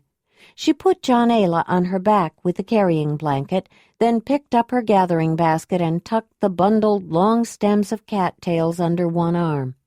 Then, grabbing the avens stems still tied to the head of the wolverine, she started out dragging it behind her. She left its innards where they had fallen. One or more of the mother's creatures would come along and eat them. When she walked into their camp, both Jondalar and Zelandonii gawked for a moment. "It looks like you've been busy," Zelandonii said. "I didn't think you were going hunting," Jondalar said, walking toward her to relieve her of some of her burdens, especially for a wolverine. "I didn't plan to," Ayla said, then told him what happened. "I wondered why you were taking your weapons with you just to gather some growing things," Zelandonii said. "Now I know." "Usually women go out in a group. They talk and laugh and sing and make a lot of noise," Ayla said. "It can be fun, but it also warns animals away." "I hadn't thought of it that way," Jondalar said, "but you're right. Several women together probably would keep most animals away." "We always tell young women whenever they leave their homes to visit or to pick berries or gather wood or whatever to go with someone," Zelandonii said. "We wouldn't have to tell them to talk and laugh and make noise. That happens whenever they get together, and it is a measure of safety." "In the clan, people don't talk as much, and they don't laugh, but they make rhythms as they walk by banging digging sticks or rocks together," Ayla said, "and sometimes shouting and making other loud noises along with the rhythms. It's not singing, but it feels something like music when you do it." Jondalar and Zelandonii looked at each other, at a loss for words. Every so often Ayla would make a comment that gave them an insight into her life when she was young and living with the clan, and how dissimilar her childhood had been from theirs or anyone they knew. It also gave them an insight into how much the people of the clan were like themselves, and how much different. "I want that wolverine fur, Jondalar. I could make a new lining around the face of a hood for you with it, and for me and Jondalar too, but I need to skin it right away. Would you watch her?" Ayla asked. "I'll do better than that. I'll help you with it, and we can both keep an eye on her," Jondalar said. "Why don't you both work on that animal, and I'll watch the baby?" Zelandonii said. "It's not like I haven't cared for babies before, and Wolf will help me," she added, looking at the large, usually dangerous animal. "Won't you, Wolf?" Ayla dragged the wolverine to a clearing some distance beyond the boundaries of their camp. She didn't want to invite any passing scavengers into their living area. Then she took her salvaged flint points out of its belly cavity. "Only one has to be reworked," she said, giving them to Jondalar. "The first spear went into his hindquarters. He saw me make the throw and moved fast. Then Wolf chased it and cornered it in some bushes. I threw the second spear harder than I needed to. That's why the tip broke. But I knew he was going after Jondalar, and I was angry. I'm sure you were. I would have been too. I think my day was much less exciting than yours, Jondalar said, as they began skinning the wolverine. He made a cut through the pelt, down the left hind leg to the belly cut Ayla had made earlier. "Did you find flint in the cave today?" Ayla asked, making a similar cut down the left foreleg. There's a lot there. It's not the finest quality, but it's serviceable, especially for practice, Jondalar said. Do you remember Madigan, the boy who was gored in the leg by the rhino last year, the one whose leg you fixed? Yes, I didn't get a chance to talk to him, but I saw him. He walks with a limp, but he seems to get around fine, she said, making a cut in the right front leg while Jondalar worked on the right hind leg. I talked to him and to his mother and her mate, and some others from their cave. If it's agreeable to Joharan and the cave, and I can't imagine why anyone would object, he's going to come and live at the 9th cave at the end of summer. I'm going to show him how to knap flint and see if he has any talent or inclination for it, Jondalar said. Then, looking up, Do you want to save the feet? Those are sharp claws, but I don't know what I'd use them for, Ayla said. You can always trade them. I'm sure they'd make good decorations for a necklace or sewn on a tunic. The teeth, too, for that matter. And what do you want to do with this gorgeous tail? Jondalar said. I think I'll keep the tail, along with the pelt, Ayla said, but I may trade the claws and the teeth, or maybe I could use a claw as a hole maker. They cut off the feet, breaking through the joints and cutting the tendons. Then they pulled the furry skin off the right side to the backbone, using their hands to tear it off more than their knives. They balled up fists to break through the membrane between the body and the hide as they got to the meatier part of the legs.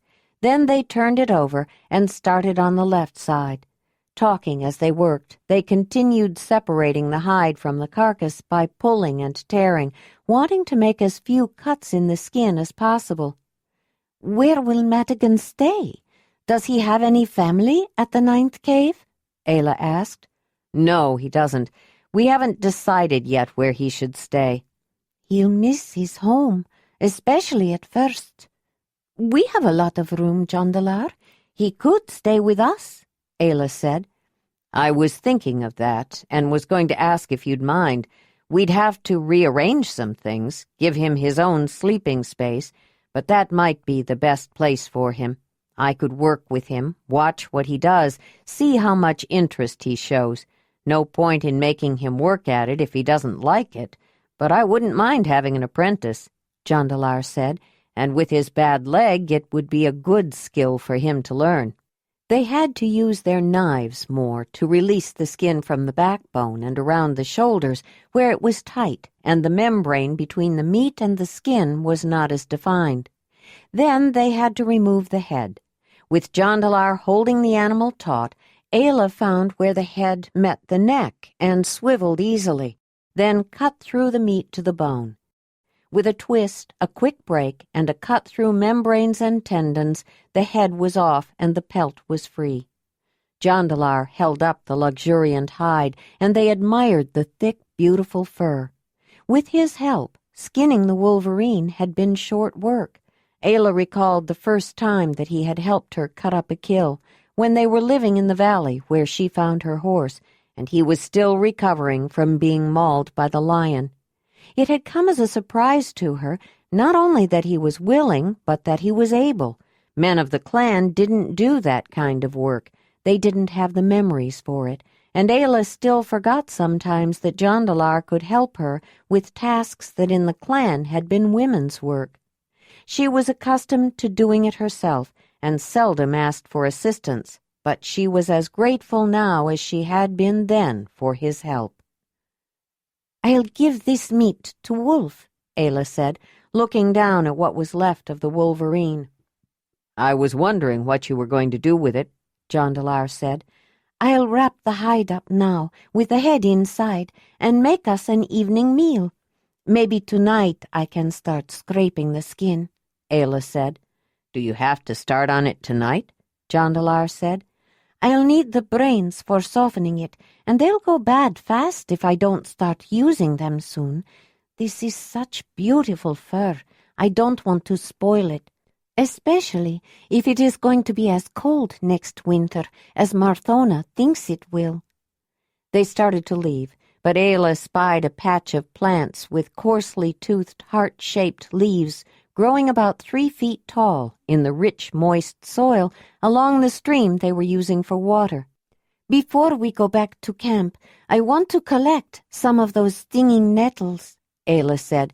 "They'll be good to eat tonight." "They sting," Jondalar said. "Once they are cooked, they don't sting, and they taste good," Ayla said. "I know, but I wonder how people first thought of cooking nettles for food. Why would they even think of eating them?" Jondalar said. "I don't know if we'll ever find out, but I have to find something to pick them with, some big leaves to cover the hands so the nettles won't sting me." She looked around, then noticed a tall, stiff plant with showy, thistle-like purple flower heads and big, heart-shaped, soft, downy leaves growing from the ground around the stems. "There's some burdock. Those leaves feel like fine buckskin. They'll work." "These strawberries are delicious," Zelandonii said. "A perfect ending to a wonderful meal. Thank you, Ayla." "I didn't do much. The roast came from the hindquarters of a red deer that Solaban and Rushamar gave me before we left. I just made a stone oven and roasted it, and cooked up some cattails and greens."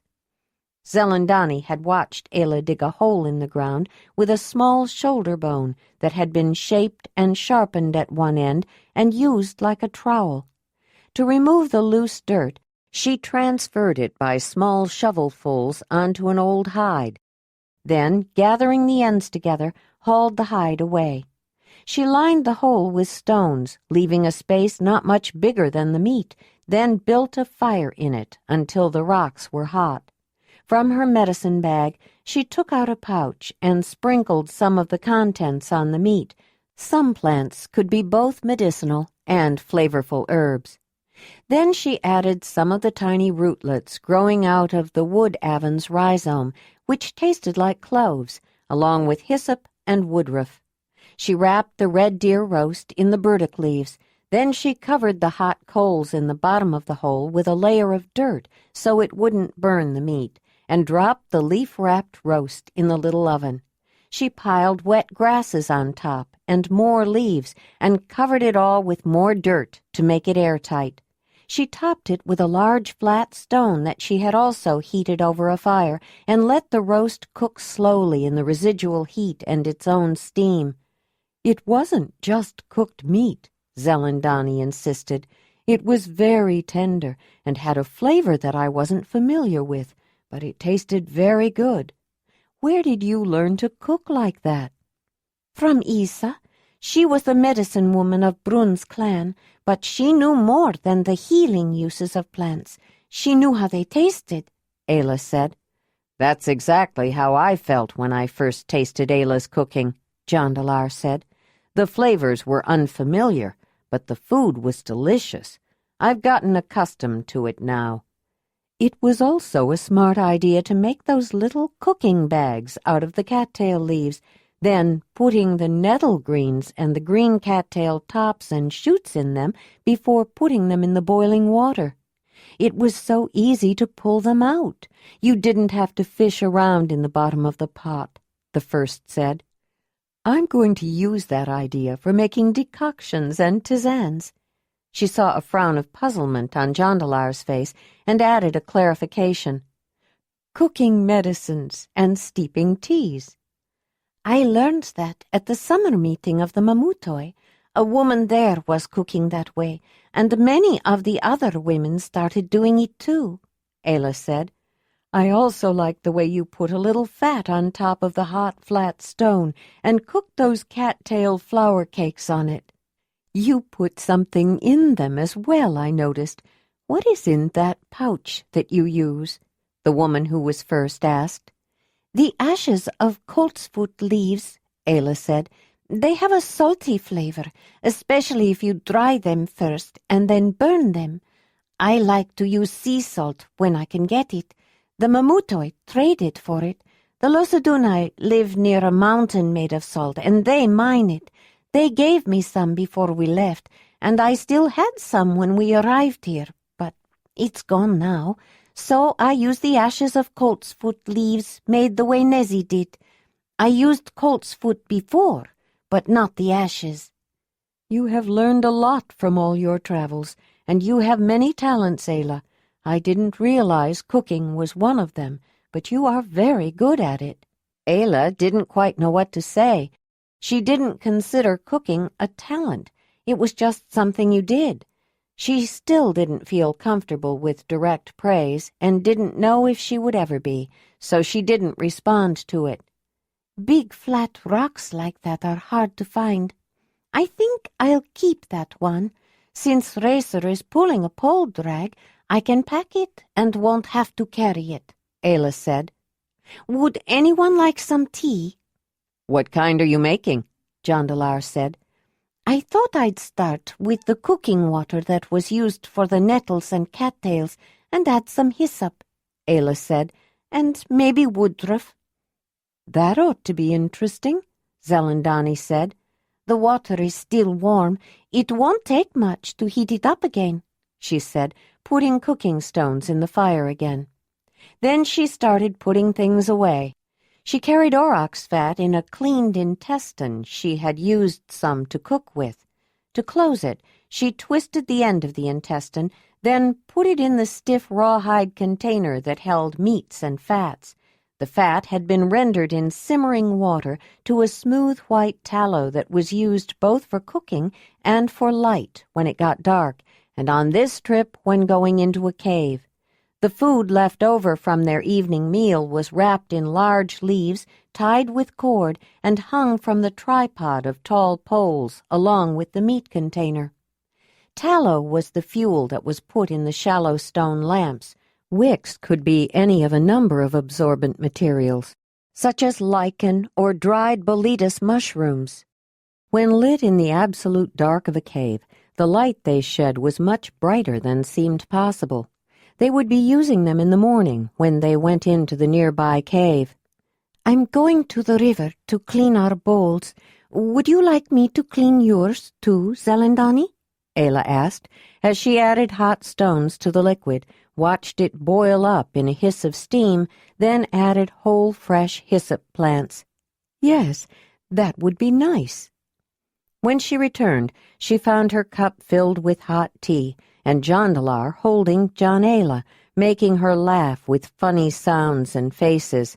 I think she's hungry, he said.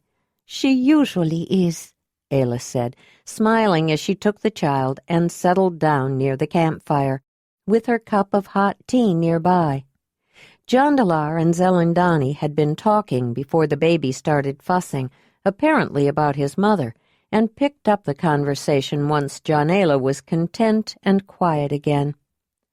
I didn't know Marthona all that well when I first became a Zelandonii, though there were always stories about her, stories of her great love for Dalinar, the first said.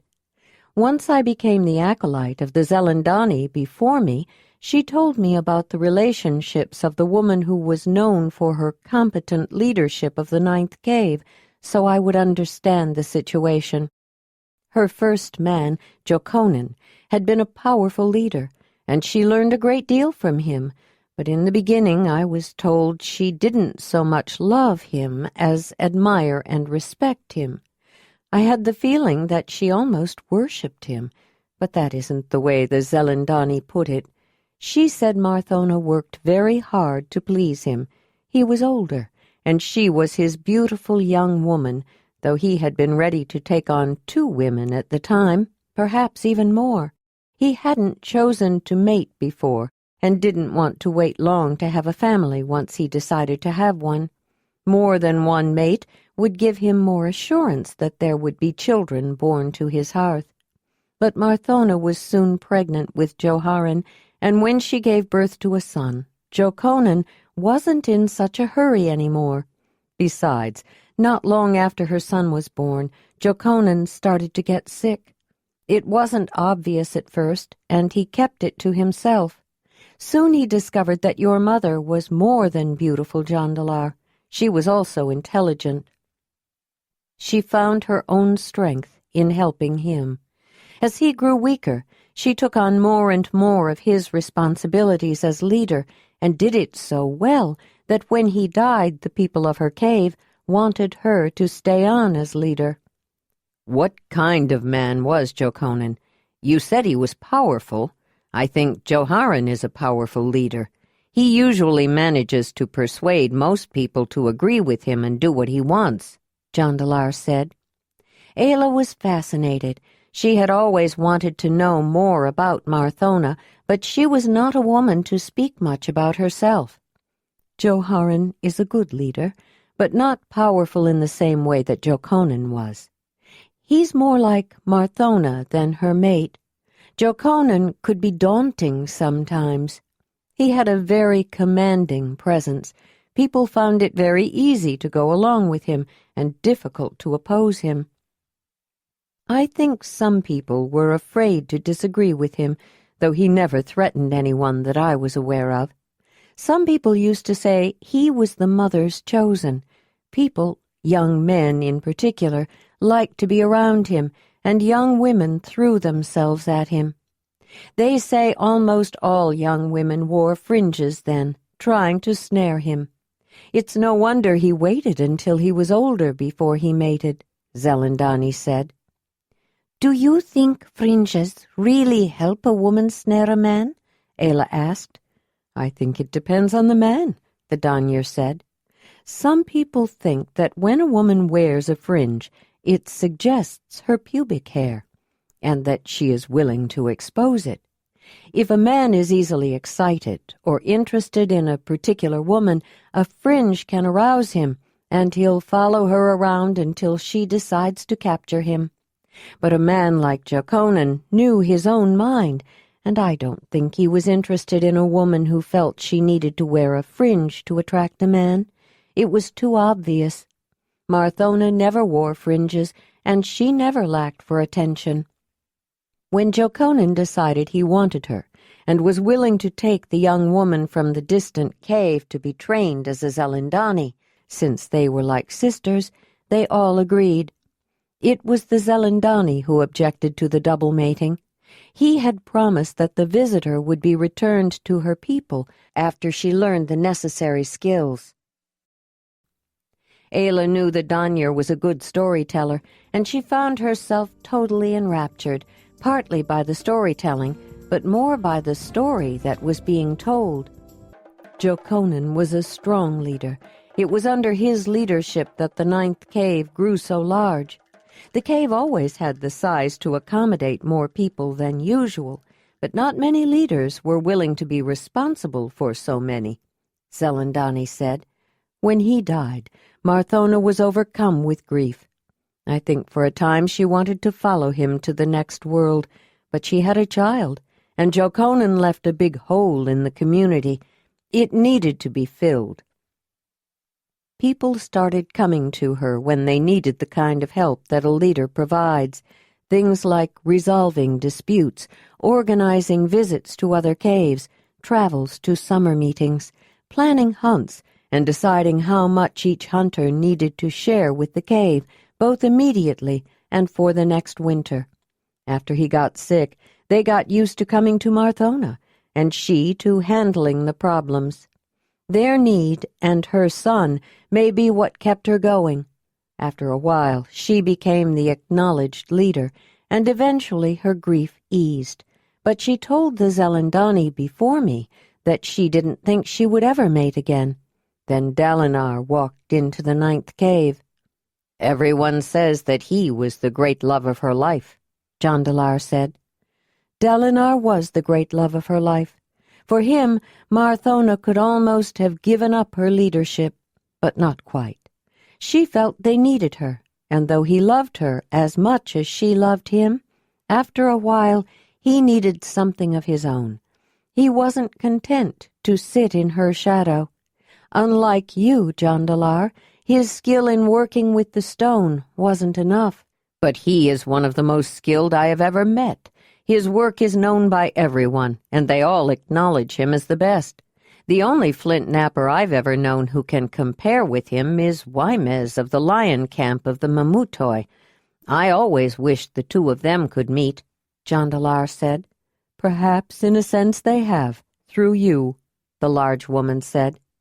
Jondalar, you must know that if you aren't already, you will soon be the most renowned flint napper of the Zelandonii. Dalinar is a skilled tool-maker, there's no question of that, but he's Lanzadonii now. Anyway, his real skill was always people. He is happy now. He has founded his own cave, his own people, and though in a way he will always be Zelandonii, his Lanzadonii will someday come into their own. And you are the son of his heart, as well as the son of his hearth, Jondalar. He's proud of you. He loves Jerica's daughter Joplea, too. He's proud of you both. Although in a hidden place in his heart he might always love Marthona, he adores Jerica. I think he loves that she looks so exotic, and that she's so little, yet so fierce. That's part of what attracts him. He's so big that next to him she looks half his size. She looks delicate, but she is more than a match for him. She has no desire to be leader. She's happy to let him do it, although I have no doubt that she could. Her strength of will and character are formidable. "You are certainly right about that, Zelandonii," he said with a laugh, one of his big, lusty, warm laughs, its spontaneous enthusiasm all the more astonishing because it was unexpected. Jondalar was a serious man, and though he smiled easily, he seldom laughed out loud. When he did, the unreserved exuberance of it came as a surprise. Dalinar found someone after he and Marthona severed the knot, but many doubted that she would ever find a man to replace him, would ever love another man in the same way. And she didn't, but she found Willamar. Her love for him is not less than her love for Dalinar, but of a different character, just as her love for Dalinar was not the same as her love for Jokonan. Willamar also has a skill with people. That's true of all the men in her life, but he satisfies it as the trade master, traveling, making contacts, seeing new and unusual places. He has seen more, learned more, and met more people than anyone, including you, Jondalar. He loves to travel, but even more, he loves coming home and sharing his adventures and knowledge about the people he met. He has established trading networks all across the Zelandonii land and beyond, and has brought back useful news, exciting stories, and unusual objects. He was a tremendous help to Marthona as leader, and now to Joharan. There is no man I respect more, and of course her only daughter was born to his hearth. Marthona always wanted a daughter, and your sister Folara is a lovely young woman, Zelandonii said. Ayla understood the feeling. She too had wanted a daughter very much, and glanced down at her sleeping infant with a strong feeling of love. "Yes, Folara is beautiful, and also intelligent and fearless," Jondalar said. "When we first arrived and everyone else was so uneasy about the horses and all, she didn't hesitate. She ran down the path to greet me. I'll never forget that." "Yes, Folara makes your mother proud. But more, with a daughter one always knows that her children are your own grandchildren. I'm sure she loves the children born to her sons' hearths, but with a daughter there is no doubt. Then, of course, your brother Thanalan was also born to Willamar's hearth, and though she played no favorites, he was the one who made her smile. But he made everyone smile. He had a way with people that was even more winning than Willamar's. Warm, open friendliness, qualities no one could resist, and he had the same love of travel. I doubt that you would ever have gone on such a long journey if not for him, Jondalar. You're right. I never thought of making a journey until he decided to go. Visiting the Zelandonii was far enough for me. Why did you decide to go with him? Zelandonii asked. I don't know if I can explain it, Jondalar said. He was always fun to be around, so I knew it would be easy traveling with him, and he did make the trip sound exciting, but I didn't think we'd go as far as we did. I think part of it was that sometimes he could be a little reckless, and I felt a need to look out for him. He was my brother, and I think I loved him more than anyone I knew. I knew I'd come home someday if it was possible, and I felt that if I was with him, he'd come back home with me eventually. I don't know. Something was pulling me, Jondalar said. He glanced at Ayla, who had been listening even more intently than Zelandonii. He didn't know it, but my totem and maybe the mother pulled him, Ayla thought. He had to come and find me. What about Morona? Obviously you didn't feel enough for her to make you want to stay. Did she have anything to do with your decision to go? The first asked. This was the first time since his return that the Danyer had an opportunity to really talk to him about why he took his long journey, and she was going to take advantage of it. What would you have done if Thonolin had not decided to make a journey? I guess I would have gone to the summer meeting and probably mated Morona, Jondalar said. Everyone expected it, and there wasn't anyone I cared for more at that time. He looked up and smiled at Ayla. But to be honest, I wasn't thinking about her when I decided to go. I was worried about Mother. I think she guessed Thonolin might not return, and I was afraid she might worry that I wouldn't either. I did plan to come back, but you never know. Anything can happen on a journey, and many things did. But I knew Willamar wouldn't be going away, and she had Falara and Joharan. What makes you think Marthona did not expect Thonolin to return? The first asked. It was something that she said to us when we left to go visit Dalinar. Thonolin was the one who noticed it. Mother said, "Good journey" to him, not "until you return," as she did to me. And remember when we first told Mother and Willamar about Thonolin? Willamar said that Mother never expected him to return, and as I feared, she was afraid I wouldn't come back either when she found out I had gone with him. She said she was afraid she had lost 2 sons, Jondalar said. That was why he couldn't stay with the Sharamudoi when Toli and Markino asked us to, Ayla thought. They were so welcoming, and I had grown so fond of them during our visit. I wanted to stay, but Jondalar couldn't. Now I know why, and I'm glad we came all the way back. Marthona treats me like a daughter and a friend, and so does Zelandonii. I really like Falara and Proliva and Joharan and many others. Not everyone, but most people have been nice. Marthona was right, Zelandonii said. Thonolin was favored with many gifts, and he was greatly loved. Many people used to say he was a favorite of the mother. I never like it when people say that, but in his case it was prophetic. The other side of being one of her favorites is that she can't stand to be separated from them for too long and tends to take her favorites back early when they are still young. You were gone so long. I wondered if you were a little too favored also. I didn't think I'd be gone 5 years, Jondalar said. Most people doubted that you or Thonolin would ever return after you were gone 2 years. Occasionally someone would mention that you and Thonolin had gone on a journey, but they were already starting to forget you. I wonder if you know how stunned people were when you returned.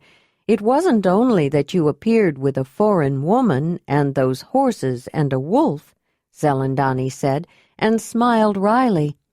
It was that you came back at all. Chapter 14. Do you think we should even try to take the horses inside that cave? Ayla said the next morning. Most of the cave has high ceilings, but it is a cave. That means once we get away from the entrance, it's dark, except for the light we bring with us, and the floor is uneven.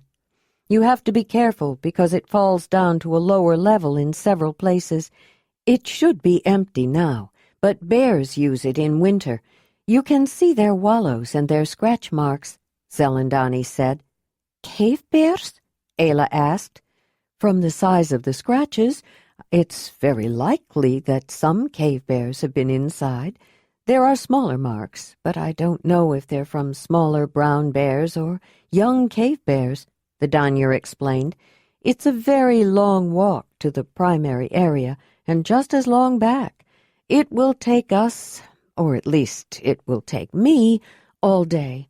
I haven't done it for some years, and to be honest, I suspect this will be my last time. Why don't I take Winnie inside and see how she behaves? Ayla said. I should take Gray, too. I think I will use halters for both of them. And I'll take Racer, Jondalar said. We can walk them in by themselves and see how they take to it before we connect the pole drags. Zelandonii watched as they put halters on the horses and walked the animals towards the mouth of the large cave. Wolf followed them. The Danyer didn't plan to take them through the entire cavern. She herself didn't know exactly how extensive this sacred site was, though she had a good idea. It was a massive cavern, more than 10 miles long, made up of a maze of galleries, some connected and some going off in every direction, with 3 underground levels and about 7 miles to the part she wanted to show them. It would be a long walk, but she had mixed feelings about using the pole drag. Even if she was slower, she felt she could still make the trek, and while it might be easier, she didn't really want to be going into the sacred cavern looking backward. When Jondalar and Ayla came out, they were shaking their heads and comforting the horses. I'm sorry, Ayla said. I think it could be the scent of bears, but both Winnie and Racer were very nervous in that cave. They shied away from the bear wallows, and the darker it got, the more uneasy and agitated they became. I'm sure Wolf will come with us, but the horses don't like it in there. I'm sure I can walk it, but it will take more time, Zelandonii said with a feeling of relief. We will need to bring food and water with us, and warm clothes. It will get cold in there, and plenty of lamps and torches. Also those thick mats you made out of the cattail leaves, in case we want to sit. There will be some rocks or cave growths on the ground, but they will likely be damp and muddy. Jondalar packed most of their supplies in his sturdy back frame, but Zelandonii also had one, like Jondalar's, though not as big, made of stiff rawhide attached to a frame. The slender round poles of the frame came from the new stems of fast-growing trees, like the variety of willow known as poplar that shot up straight in one season. Jondalar and Zelandonii also had implements and pouches dangling from their waist thongs. Ayla had her haversack and the rest of her equipment, and, of course, John Ayla. They made one last check of their campsite before they left, with Ayla and Jondalar also trying to make sure the horses would be fine for the day while they were deep in the cavern. They lit one torch to start with from the fire before they banked it down. Then Ayla signaled to Wolf to stay with them, and they started into Mammoth Cavern. Though the entrance was rather large, it was nothing to the actual size of the cave, but it gave natural light for the first part of the trek, and their single torch was sufficient. As they continued into the enormous space, the only thing to be seen was the inside of a huge cave that had obviously been used by bears. Ayla wasn't sure, but she thought that no matter how big a cave was, only one bear at a time would use it in any one season. Many large oval depressions cratered the ground, which implied that bears had used the cave for a very long time, and the bear claw scratches on the walls left no doubt about what had made the bear hollows. Wolf stayed close, walking beside her, occasionally brushing against her leg, which was reassuring. After they had proceeded deeply enough into the cave that no outside light could be detected, and the only way they could find their way was with the light sources they brought with them, Ayla began to feel the cold inside the cave. She had brought a warm tunic with long sleeves and a separate head covering for herself, and an elongated parka with a hood for her infant. She stopped and untied Jondala's carrying blanket, but as soon as she was away from her mother's warmth, she too noticed the cold and began to fuss. Ayla quickly dressed both of them, and when the baby was close to her mother again and felt her warmth, she settled down. The others also put on warmer clothing. When they started out again, the first began to sing. Both Ayla and Jondalar looked at her, rather surprised. She started with a soft hum, but after a while, though she didn't use words, her singing grew louder, with greater changes in scale and in pitch, more like tonal exercises. Her voice was so full and rich it seemed to fill the huge cave, and her companions thought it was beautiful. They had gone about a half-mile into the cavern and were walking three abreast in the large space, with Zelandonii in the middle between Ayla and Jondalar, when the sound of the woman's voice seemed to change, to gain an echoing resonance. Suddenly Wolf surprised them all and joined in with the eerie howl of wolf song. It sent a shiver down Jondalar's back, and Ayla felt Jondala squirming and seeming to crawl up her back. Then, suddenly, without saying a word but still singing, the Danyar reached out with both hands and stopped her companions. They looked at her, and seeing that she was gazing at the left wall, they also turned to see what was there. That was when they saw the first sign that the cavern was more than a huge, rather frightening, empty grotto that seemed to go on forever. At first, Ayla didn't see anything except some reddish-colored rounded flint outcroppings, which had been a common sight on all the walls. Then, high on the wall, she noticed some black marks that did not look natural. Suddenly her mind made sense of what her eyes were seeing. Painted on the wall in black outline were the shapes of mammoths. As she observed more closely, she saw 3 mammoths facing left, as though marching out of the cave. Then behind the last one, the outline of the back of a bison, and slightly confused with that, the distinctive shape of the head and back of another mammoth facing right. A short distance and a little higher up was a face with a distinctive beard shape, an eye, 2 horns, and the hump of another bison. 6 animals in all, or enough of an impression to identify that many, had been painted on the wall. Ayla felt a sudden chill and shuddered. "I've camped in front of this cave many times, and I didn't know these were here. Who made these paintings?" Jondalar asked. "I don't know," Zelandonii said. "No one knows for sure. The ancients, the ancestors, they are not mentioned in the elder legends. It is said that long ago there were many more mammoths around here, and woolly rhinoceroses too. We find many old bones and tusks yellowed with age, but now we rarely see the animals. It has become quite an event when they are spotted, like the rhinoceros those boys tried to kill last year." "There seemed to be quite a few where the mamutoi live," Ayla said. "Yes, we went on a big hunt with them," Jondalar said, and added thoughtfully, "But it is different there. It's much drier and colder, not as much snow. When we hunted mammoth with the mamutoi, the wind just blew the snow around the dry grass still standing on the open land. Here, when you see mammoths heading north in a hurry, you know a big snowstorm is on the way. The farther north you go, the colder it is, and after a certain distance it gets drier, too. Mammoths flounder in heavy snow, and cave lions know it and follow them. You know the saying, 'Never go forth when mammoths go north,'" Jondalar said. If the snow doesn't catch you, the lions will." Since they had stopped, Zelandonii took out a new torch from her back frame and used the one Jondalar was holding to light it. Although his was not burned out yet, it was smoldering and had been giving off a lot of smoke. When she was through, he hit his torch against a stone to knock off the burnt charcoal from the end, which caused it to burn brighter. Ayla felt her baby still squirming a little in the blanket on her back.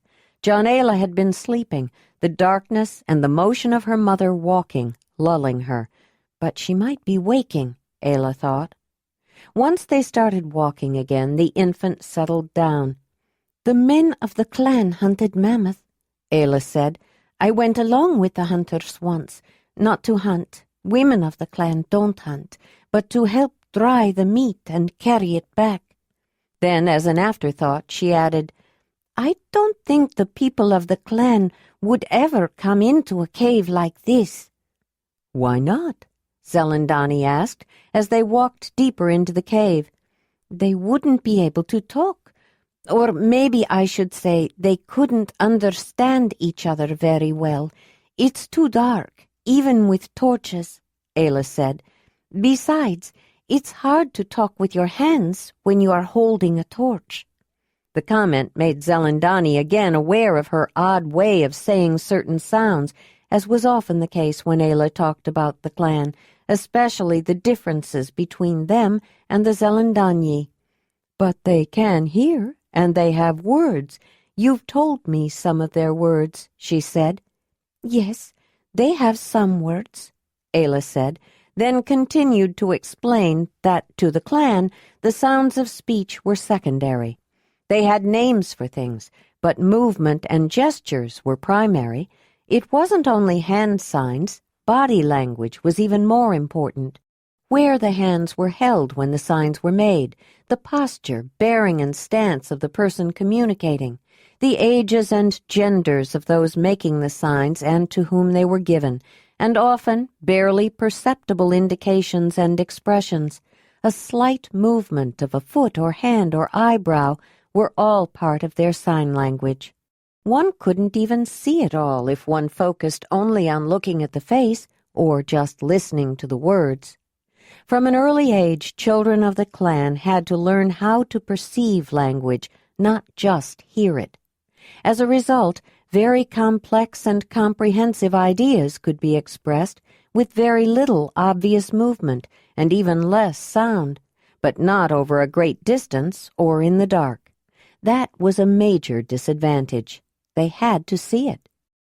Ayla told them of one old man who had been going blind, who finally gave up and died because he couldn't communicate anymore.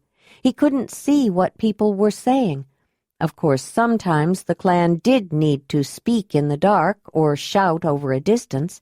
That was why they had developed some words, used some sounds, but their use of speaking words was much more limited. "Just as our use of gestures is limited," she said. "People like us, the ones they call the others, also use posture, expression, and gesture to speak, to communicate, but not as much." "What do you mean?" Zelandonii said. "We don't use sign language as consciously or as expressively as the clan. If I make a beckoning gesture," she said, showing the movement as she explained, "most people know it means to come. If I make it quickly or with some agitation, it implies urgency, but from any distance there's usually no way to tell if the urgency is because someone is hurt or if the evening meal is getting cold. When we look at each other and see the shape of the words or the expressions on a face, it tells us more. But even in the dark or in a fog or from a distance, we can still communicate with almost as much understanding. Even shouting from a great distance, we can explain very complete and difficult ideas. Such ability to speak and understand under almost any circumstance is a real advantage." "I never thought of it that way," Jondalar said. When you taught the Mamutoi lion camp to speak the clan way with signs so Rydag could communicate, everyone, particularly the youngsters, made a game of it, had fun giving each other signals. But when we got to the summer meeting, it became more serious when we were around everybody else but wanted to let someone from the lion camp know something privately. I remember one time in particular when Talut was telling the lion camp not to say something until later because there were some people nearby whom he didn't want to know. I don't recall what it was now. So, if I understand you correctly, you could say something in words and at the same time say something else or clarify some meaning privately with these hand signs, the one who was first said. She had stopped walking, and the frown of concentration indicated that she was thinking of something she felt was important. Yes, you could, Ayla said. Would it be very difficult to learn this sign language? It would be if you tried to learn it completely, with all of its shades of meaning, Ayla said. But I taught the lion camp a simplified version, the way children are taught at first. But it was enough to communicate, Jondalar said. You could have a conversation. Well, maybe not about the finer points of some intricate idea.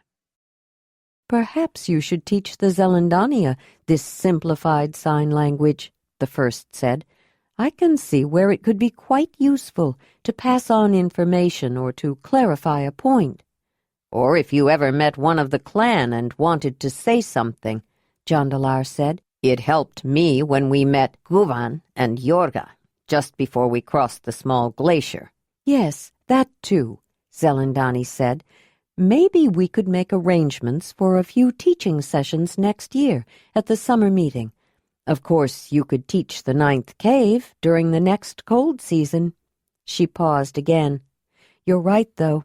It wouldn't work in the dark. So they don't go into caves at all? They go into them.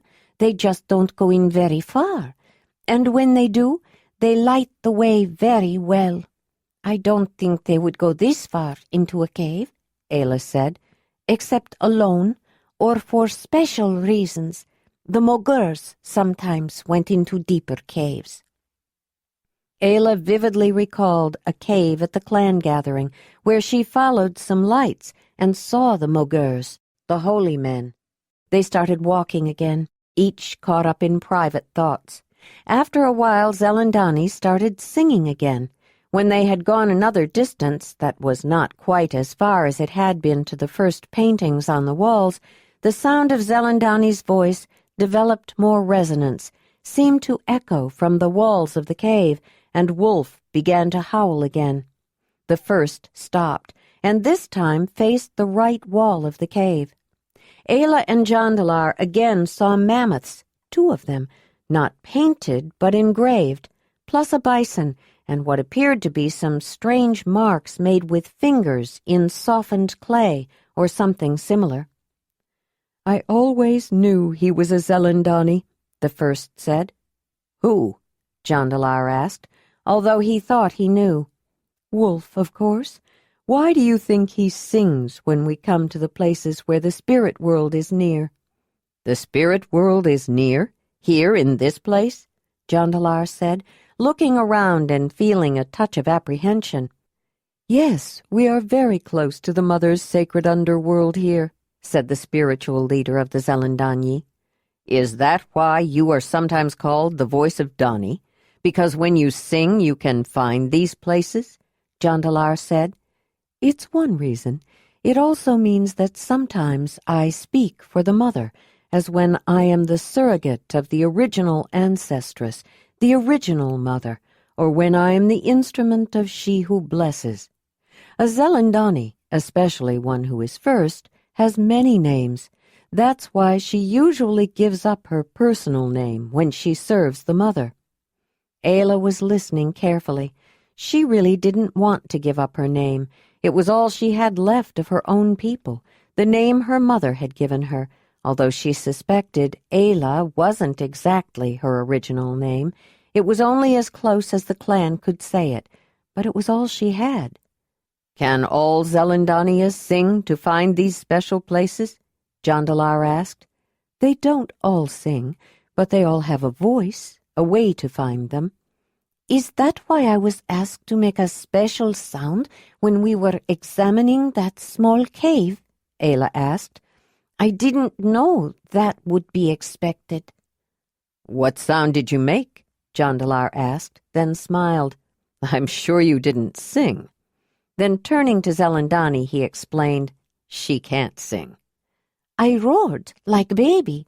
It brought back a nice echo. Jonacol thought it sounded like there was a lion in the back of that little cave. "What do you think it would sound like here?" Jondalar asked. I don't know. Loud, I suppose, Ayla said. It doesn't feel like it would be the right sound to make here. What would be the right sound, Ayla? Zelandonii asked. You will have to be able to make some sound when you are Zelandonii. She paused to think about it. I can make the sound of many different birds. Maybe I could whistle, Ayla said. Yes, she can whistle like a bird, like many birds, Jondalar said. She is such a good whistler they will actually come and eat out of her hand. Why don't you try it now? The Danyer said. Ayla thought for a while, then decided on a meadowlark and brought forth a perfect imitation of a soaring lark. She thought she heard more resonance, but she would have to do it again in another part of the cave, or outside, to be sure. Somewhat after that, the sound of Zelandonii's singing changed again, but in a slightly different way than it had before. The woman motioned to the right, and they saw that a new passageway opened out. There is a single mammoth down that tunnel, but it's quite a long ways, and I don't think we should take the time to visit it now, the Danyer said, and added in an offhand way, There's nothing in there, indicating another opening almost directly across on the left. She continued singing past another passage opening off to the right. There's a ceiling in there that brings us close to her, but it's a long walk in, and I think we should wait until we're coming out to decide if we want to visit it. Somewhat farther on, she warned them. Be careful ahead. The passageway changes direction.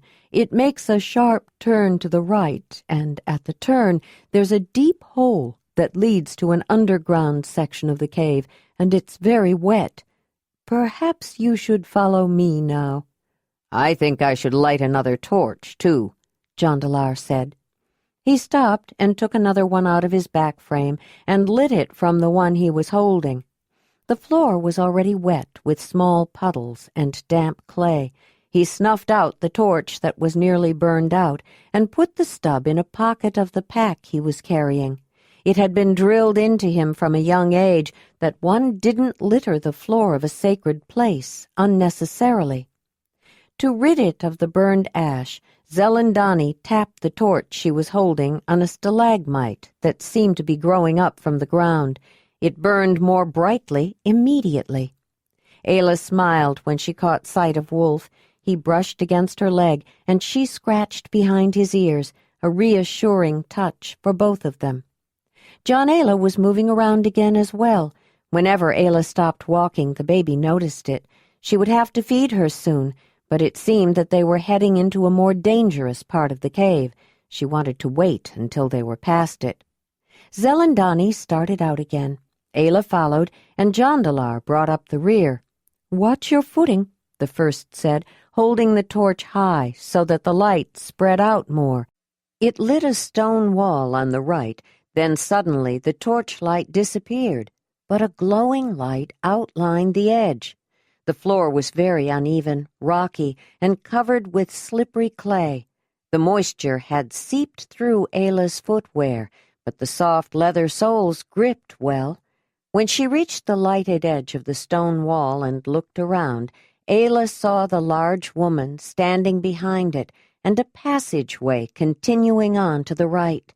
North. I think we're heading north now, she said to herself. She had been trying to pay attention to the direction they had been moving since they entered the cave. There had been a few slight turns in the passageway, but they had traveled essentially west. This was the first major change in direction. Ayla looked ahead and saw nothing beyond the light of the torch held by Zelandonii, except the dark, yawning intensity found only in subterranean depths. She wondered what else there was further on in this cavernous hollow. Jondalar's torchlight preceded him around the edge of the wall that changed their direction. Zelandonii waited until they were all together, including Wolf, before she spoke. A little ways ahead, where the ground levels out, there are some good stones to sit on. I think we should stop there and have something to eat and fill our small water bags, she said.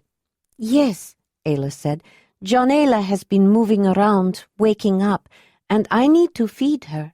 I think she would have been awake some time ago, but the darkness and movement while I walked have kept her quiet. Zelandonii started humming again until they reached a place where the cave resonated with a different sound. She sang with more tonal clarity as they neared a small side tunnel on the left. She stopped where it opened out. "This is the place," she said. Ayla was glad to unload her haversack and spear thrower. They each found a comfortable stone, and Ayla took out 3 mats woven of the cattail leaves to sit upon. As soon as she moved her infant to her breast, Jondalar was more than ready to nurse. Zelandonii took 3 stone lamps out of her pack, a decorated one made of sandstone, which Ayla had seen her use before, and 2 of limestone. The stone of all of them had been shaped and abraded into small bowls with straight handles formed on a level with the rim. The first also found the carefully wrapped package of wicking materials and extracted 6 strips of dried boletus mushroom. "Ayla, where is that tube of tallow you had?" the woman asked. It's in the meat parfleche in Jondalar's back frame, Ayla said. Jondalar took out the food packages and the large water bag that he had been carrying on his back as well and brought them to Ayla. He opened the rawhide meat container, and she pointed out the intestine that was stuffed with clean white grease that had been rendered from the hard fat near the kidneys, which gave it a little more body. He brought it to the donyar, while Jondalar refilled the small water bags they had with them from the large one he carried. Zelandonii put some globs of the tallow into the bowls of each of the 3 stone lamps and used her torch to start them melting. She then laid 2 dried mushroom wicks into the pools of melted fat in each of the lamps, so that more than half the length of each absorbent strip was in the liquid fat, leaving 2 small ends sticking out over each rim. When she lit them, they sputtered a bit, but the heat drew the fat into the wicks, and soon they had 3 additional sources of light, which made it seem quite bright inside the absolute darkness of the cave. Jondalar passed out the food that had been cooked during their morning meal for their trek inside the cave. They put pieces of roasted red deer meat into their personal eating bowls and used their cups for cold broth with cooked vegetables from another water bag. The long pieces of wild carrots, small, round, starchy roots, trimmed thistle stems, shoots from hops, and wild onions were quite soft and required little chewing. They drank them into their mouths with the soup. Ayla had also cut up some meat for Wolf. She gave it to him, then settled down to eat her own food while she finished nursing her daughter. She had noticed that though he explored a little during their walk, Wolf didn't stray too far. Wolves could see amazingly well in the dark, and sometimes she could see his eyes from the dark recesses of the cave, reflecting even their small light. Having him nearby gave her a feeling of security. She felt sure that if something unforeseen happened to make them lose their fire, he would be able to lead them out of any cave using only his nose. She knew his sense of smell was so keen he could easily retrace their steps. While everyone was quietly eating, Ayla found herself paying attention to her surroundings, using all her senses. The light from their lamps illuminated only a limited area around them, The rest of the cave was black, a rich, all-encompassing darkness that was never found outside, even in the deepest gloom of night. But while she could not see beyond the glow of the small double fires in each of their lamps, if she tried, she could hear the soft mutterings of the cave. She had seen that in some areas the ground and stones were fairly dry. Others glistened with shimmering wetness as water from rain and snow and melting runoff seeped slowly, with inestimable patience, through earth and limestone, accumulating calcareous residue on its way, and depositing it drop by drop to create the stone icicles above them and the rounded stumps of stone below. She could hear faint, soft drips, both nearby and farther away. After time beyond measure, they joined into pillars and walls and draperies that shaped the inside of the cave. There were tiny scrabblings and chitterings of minute creatures and an almost undetectable movement of air, a muted soughing that she had to strain to perceive. It was almost drowned out by the noise of the breathing of the 5 living beings who had entered the silent space. She tried to smell the air and opened her mouth to sample it. It felt moist, with a slight decaying taste of raw earth and ancient seashells compressed into limestone. After their meal, Zelandonii said, "There is something I'd like you to see in this small tunnel. We can leave the packs here and pick them up on the way back, but each of us should carry a lamp." They all found a private corner to pass water and relieve themselves first. Ayla held the baby out to let her pass her wastes as well, and cleaned her with some soft, fresh moss she had brought with her. Then she used the carrying blanket to hold Jondalar on her hip, picked up one of the limestone lamps, and followed Zelandonii into the passageway that split off toward the left. The woman started singing again. Both Ayla and Jondalar were becoming familiar with the echoing timbre of the tone that informed them they were near a sacred site, a place that was closer to the other world. When Zelandonii stopped, she was looking at the right wall. They followed her gaze and saw 2 mammoths facing each other. Ayla thought they were particularly remarkable and wondered what all the different placements of mammoths in this cave meant. Since they were created so long ago that no one knew who made them, or even the cave or the people to whom the artists belonged, it wasn't likely that anyone would know, but she couldn't resist asking, "Do you know why the mammoths are facing each other, Zelandonii?" "Some people think they are fighting," the woman said. "What do you think?" "I don't think so," Ayla said. "Why not?" the first said. "They don't look fierce or angry. They seem to be having a meeting," Ayla said. "What do you think, Jondalar?" Zelandonii asked. "I don't think they're fighting or planning to fight," he said. "Maybe they just happened to meet." "Do you think whoever put them there would go to the trouble if they just happened to meet?" the first asked. "No, probably not," he said. "Maybe each mammoth represents the leader of a group of people who are coming together to make a decision about something important," Ayla said. "Or perhaps they have made the decision and this commemorates it." "That's one of the more interesting ideas I've heard," Zelandonii said. "But we'll never know for sure, will we?" Jondalar said. "No, not likely," the one who was first said. "But the guesses people make often tell us something about the one doing the guessing." They waited together in silence. Then Ayla had an urge to touch the wall between the mammoths. She reached out with her right hand and placed it palm down on the stone, then closed her eyes and held it there.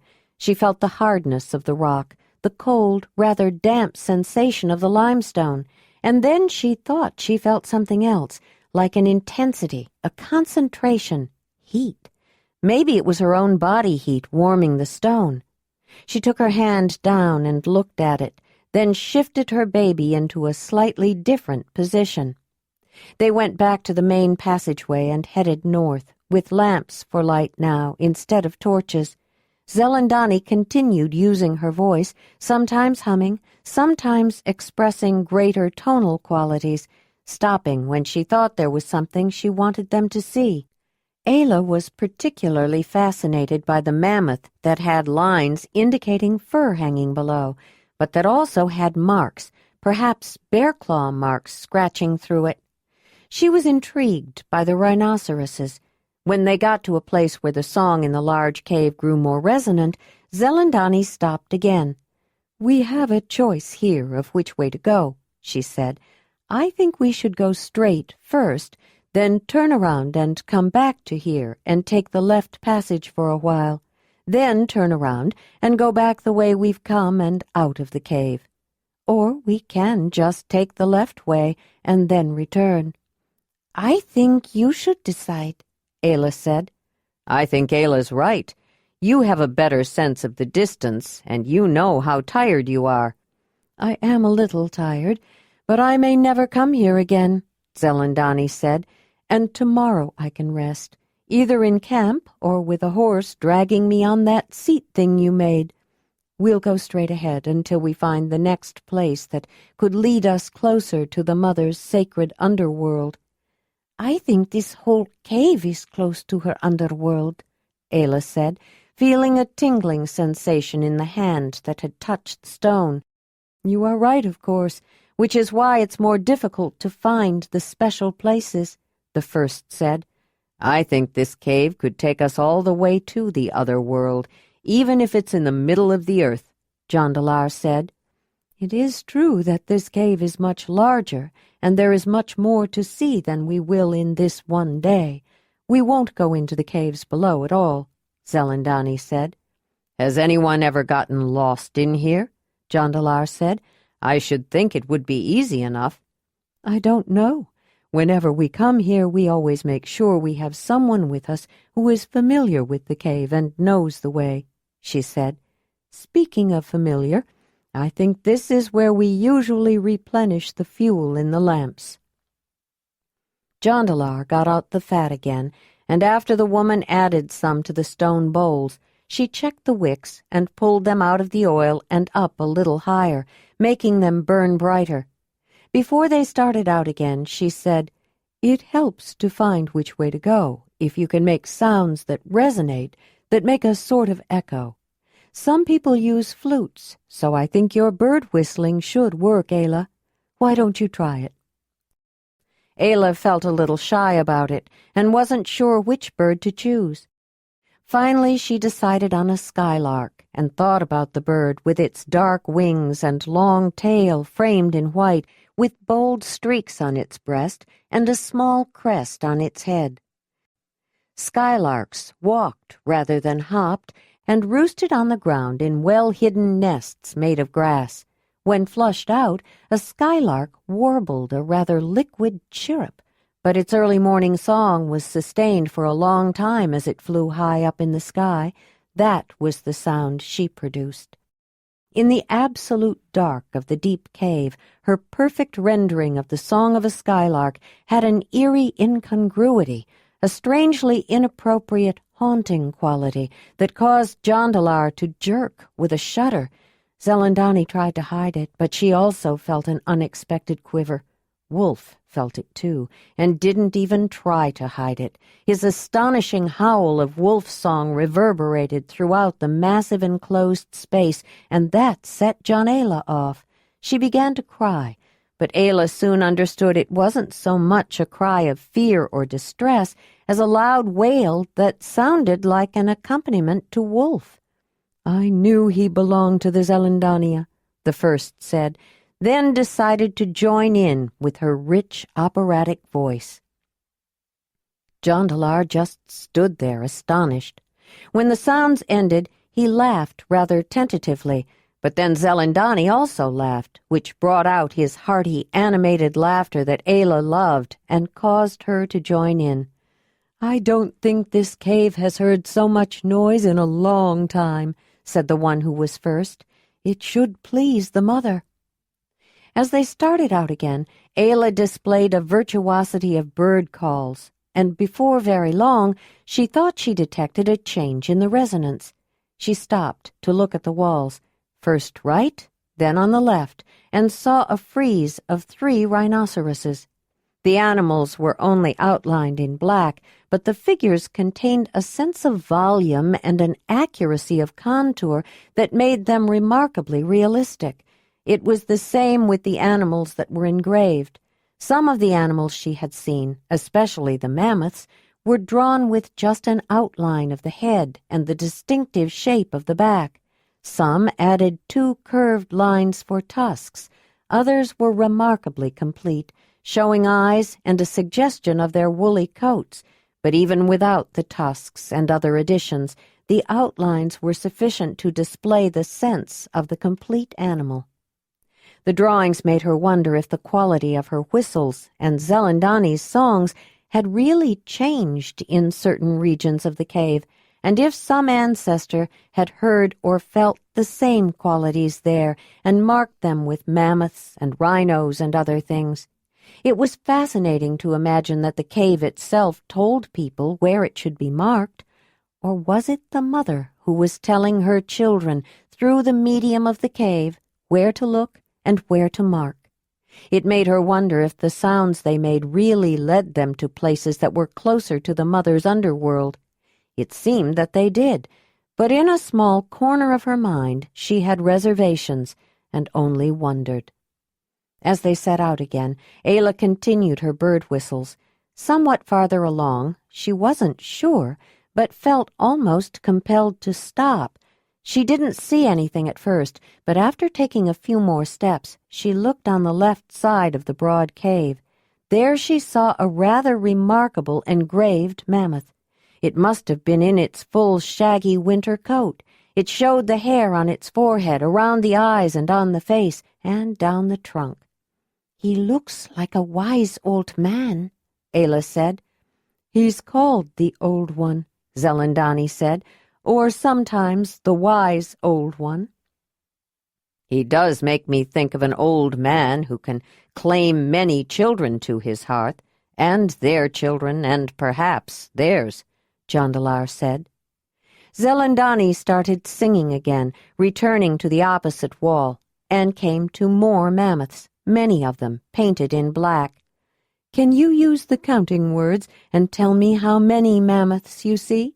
she said to both Jondalar and Ayla.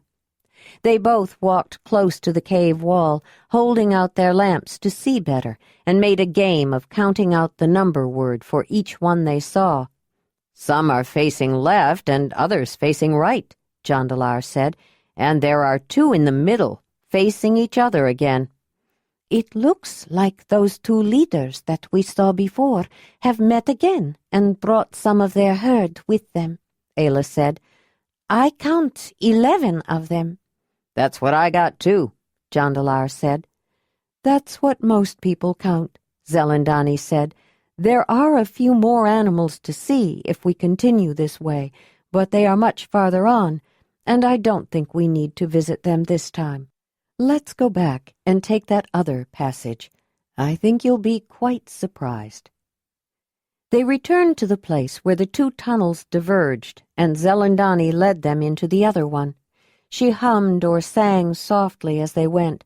They passed by more animals, mostly mammoths, but also a bison, perhaps a lion, Ayla thought, and she noticed more finger markings, some in distinctive shapes, others seemed more random. Suddenly the first raised the tone and timbre of her voice and slowed her steps. Then she began the familiar words of the mother's song. "Out of the darkness, the chaos of time, the whirlwind gave birth to the mother sublime. She woke to herself, knowing life had great worth. The dark, empty void grieved the great Mother Earth. The mother was lonely. She was the only. From the dust of her birth she created the other, a pale, shining friend, a companion, a brother. They grew up together, learned to love and to care, and when she was ready they decided to pair. Around her he'd hover, her pale, shining lover. Her full, rich voice seemed to fill the entire space and depth of the great cave. Ayla was so moved. She not only felt shivers, she felt her throat constricting and tears forming. The dark, empty void and the vast, barren earth, with anticipation awaited the birth. Life drank from her blood, it breathed from her bones, it split her skin open and sundered her stones. The mother was giving, another was living. Her gushing birth waters filled rivers and seas and flooded the land, giving rise to the trees. From each precious drop new grass and leaves grew, and lush, verdant plants made all the earth new. Her waters were flowing, new green was growing. In violent labor, spewing fire and strife, she struggled in pain to give birth to new life. Her dried, clotted blood turned to red-ochred soil, but the radiant child made it all worth the toil. The mother's great joy, a bright, shining boy. Mountains rose up, spouting flames from their crests. She nurtured her son from her mountainous breasts. He suckled so hard, the sparks flew so high, the mother's hot milk laid a path through the sky. His life had begun. She nourished her son. He laughed and he played and he grew big and bright. He lit up the darkness, the mother's delight. She lavished her love. He grew bright and strong. But soon he matured, not a child for long. Her son was near grown. His mind was his own. The deep cave seemed to be singing back to the one who was first, the rounded shapes and sharp angles of the stone causing slight delays and altering tones so that the sound coming back to their ears was a fugue of strangely beautiful harmony. For all that her full-bodied voice filled the space with sound, there was something comforting about it to Ayla. She didn't hear every word, every sound. Some verses just made her think more deeply about the meaning, but she had the feeling that if she was ever lost, she could hear that voice from almost anywhere. She watched Jondalar, who seemed to be listening hard, too. Jondalar and Wolf both seemed to be as enraptured by the sound as she was. As the singing continued, Ayla was lulled into feeling the story, but not really hearing every word, until Zelandonii came to the verse that Ayla loved best. The great mother lived with the pain in her heart that she and her son were forever apart. She ached for the child that had been denied, so she quickened once more from the life force inside. She was not reconciled to the loss of her child. Ayla always cried at this part. She knew what it was like to lose a son, and felt as one with the great mother. Like Donnie, she also had a son who still lived, but from whom she would be forever apart. She hugged Jondalar to her. She was grateful for her new child, but she would always miss her first one. With a thunderous roar her stones split asunder, and from the great cave that opened deep under, she birthed once again from her cavernous room, and brought forth the children of earth from her womb. From the mother forlorn, more children were born. Each child was different. Some were large and some small. Some could walk and some fly. Some could swim and some crawl. But each form was perfect, each spirit complete. Each one was a model whose shape could repeat. The mother was willing. The green earth was filling. All the birds and the fish and the animals born would not leave the mother this time to mourn. Each kind would live near the place of its birth and share the expanse of the great Mother Earth. Close to her they would stay. They could not run away. Both Ayla and Jondalar looked around the great cavern and caught each other's eye. This was certainly a sacred place. They had never been in such a huge cave, and suddenly they both understood the meaning of the sacred origin story better. There might be others, but this had to be one of the places from which Donnie gave birth. They felt they were in the womb of the earth. They all were her children. They filled her with pride. But they used up the life force she carried inside. She had enough left for a last innovation, a child who'd remember who made the creation, a child who'd respect and learn to protect. First woman was born full-grown and alive, and given the gifts she would need to survive. Life was the first gift, and like Mother Earth, she woke to herself knowing life had great worth. First woman defined, the first of her kind. Next was the gift of perception, of learning, the desire to know, the gift of discerning. First woman was given the knowledge within that would help her to live and pass on to her kin. First woman would know how to learn, how to grow. Her life force near gone, the mother was spent. To pass on life's spirit had been her intent. She caused all of her children to create life anew, and woman was blessed to bring forth life too. But woman was lonely. She was the only. The mother remembered her own loneliness, the love of her friend and his hovering caress with the last spark remaining. Her labor began. To share life with woman, she created first man. Again she was giving. One more was living. Both Zelandonii and Ayla looked at Jondalar and smiled, and their thoughts were similar. They both felt that he was a perfect example. He could have been first man, and they were both grateful that Donnie had created man to share life with woman. From their expressions, Jondalar could almost guess their thoughts, and felt a little embarrassed, though he didn't know why he should. To woman and man the mother gave birth, and then for their home she gave them the earth, the water, the land, and all her creation. To use them with care was their obligation. It was their home to use, but not to abuse.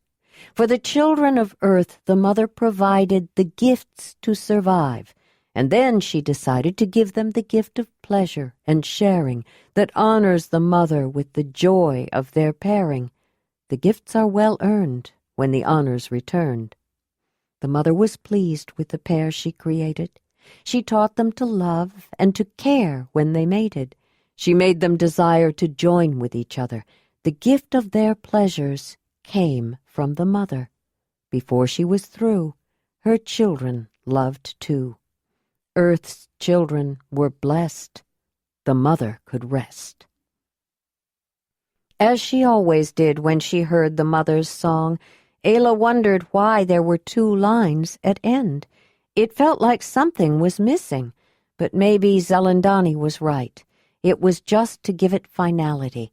Just before the woman finished her song, Wolf felt the need to respond in the way wolves always communicated with each other. While the first continued her singing, he sang his wolf song, yipping a few times, then making a great, loud, eerie, full-throated howl, followed by a second and a third. The resonances in the cave made it sound that wolves from a great distance were howling back, perhaps from another world. And then John Ayla started her wailing cry that Ayla had come to understand was her way of responding to wolf song. In her mind, Zelandonii thought, whether Ayla wants it or not, it seems that her daughter is destined to become part of the Zelandonii. Chapter 15. As the first continued into the cave, she held her lamp high. For the first time they began to see a ceiling. As they neared the end of the passage, they entered an area where the ceiling was so low, Jondalar's head almost brushed it. The surface was almost, but not quite, level and very light-colored. But more than that, it was covered with paintings of animals in black outline. There were mammoths, of course, some almost completely drawn, including their shaggy fur and tusks, and some showing just the distinctive shape of their backs. There were also several horses, one quite large that dominated its space, many bison, wild goats, and goat antelopes, and a couple of rhinoceroses. There was no order to their placement or size. They faced all directions, and many were painted on top of others, as though they were falling out of the ceiling at random. Ayla and Jondalar walked around, attempting to see it all and trying to make sense of it. Ayla reached up and brushed her fingertips across the painted ceiling. Her fingers tingled at the uniform roughness of the stone. She looked up and tried to take in the entire ceiling, the way a woman of the clan learned to see an entire scene with a quick glance. Then she closed her eyes. As she moved her hand across the rough ceiling, the stone seemed to disappear. She felt nothing but empty space. In her mind, a picture was forming of real animals in that space, coming from a long distance, coming from the spirit world behind the stone ceiling and falling to the earth. The ones that were larger or more finished had almost reached the world she walked in. The ones that were smaller or barely suggested were still on their way. Finally, she opened her eyes, but looking up made her dizzy. She lowered her lamp and looked down at the damp floor of the cave. "It's overwhelming," Jondalar said. "Yes, it is," Zelandonii said. "I didn't know this was here," he said. "No one talks about it." "The Zelandonii are the only ones who come here, I think. There's a little concern that youngsters might try to look for this and lose their way," the first said. "You know how children love to explore caves. As you noticed, this cave would be very easy to get lost in. But some children have been here. In those passages we passed on the right near the entrance, there are some finger marks made by children, and someone lifted at least one child up to mark the ceiling with fingers."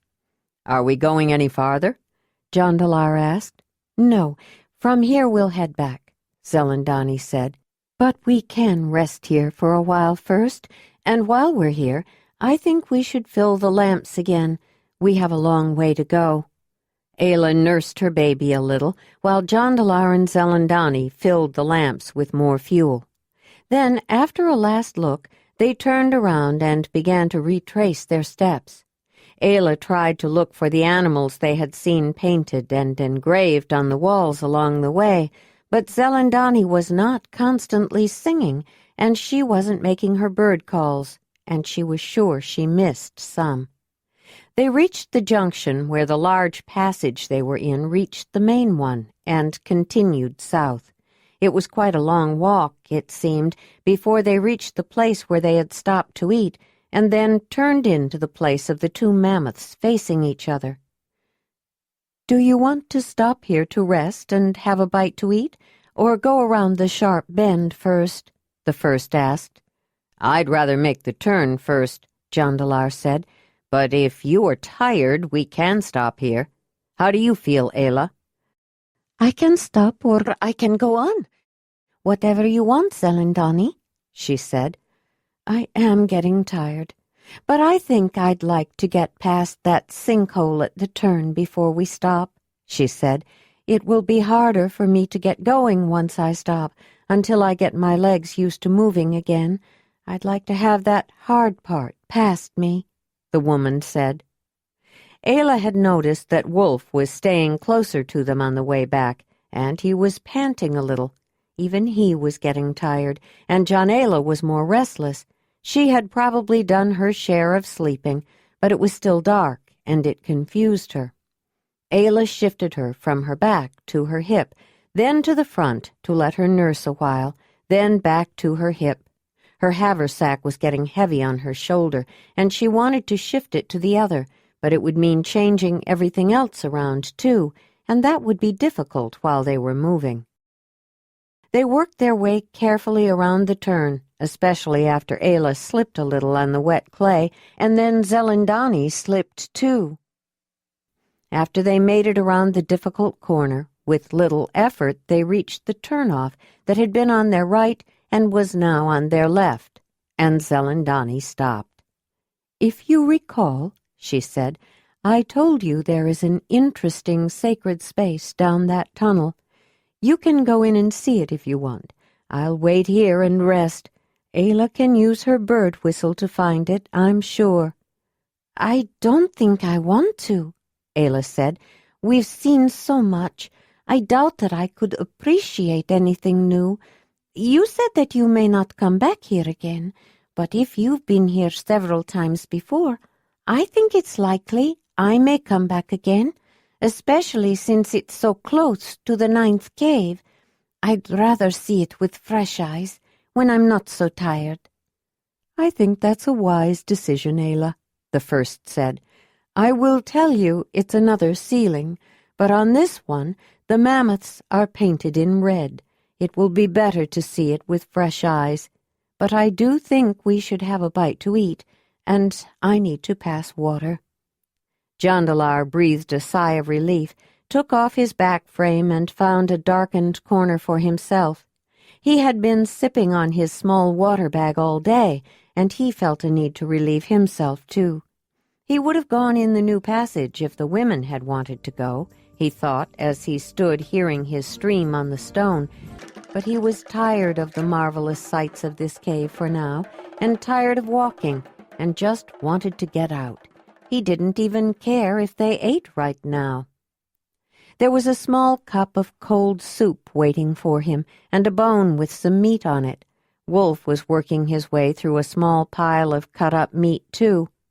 "I think we can chew on the meat as we walk," Ayla said. "But save the bones for Wolf. I'm sure he'd like to gnaw on them while he's resting by a fire." "We'd all like a fireplace about now," Zelandonii said. "I think we should also put the lamps away when they run out of fat and use these torches for the rest of the way out." She had a fresh torch ready for each of them. Jondalar was the first to light his as they walked by the other passage opening out on their left, across from the first painted mammoth they had seen. "This is the place where you turn in to see the children's finger marks, and there are other kinds of interesting things on the walls and ceilings deep in that passageway, and its several turn-offs," Zelandonii commented. "No one knows what they mean, though many have made guesses. Many are painted in red, but it's a bit of a walk from here." Not long afterward, both Ayla and Zelandonii lit their torches. Ahead, where the tunnel split, they took the right-hand path, and Ayla thought she could see the hint of light ahead. When it angled farther to the right, she was sure. But it wasn't bright light, and when they finally walked out of the cave, the sun was setting. They had spent the entire day walking in the great cavern. Jondalar stacked wood in the pit to light with his torch. Ayla dropped her haversack on the ground near the fire pit and whistled for the horses. She heard a distant whinny and started in that direction. "Leave the baby with me," Zelandonii said. "You've been carrying her all day. You both need a rest." Ayla put the blanket down on the grass and put Jondalar on it. She seemed glad to kick her feet in freedom as her mother whistled again and ran toward the answering sounds of horses. She always worried when she was gone from them for some time. They slept late the next morning and didn't feel any particular rush to continue their travels, but by mid-morning they were getting restless and anxious to go. Jondalar and Zelandonii discussed what would be the best way to get to the 5th cave.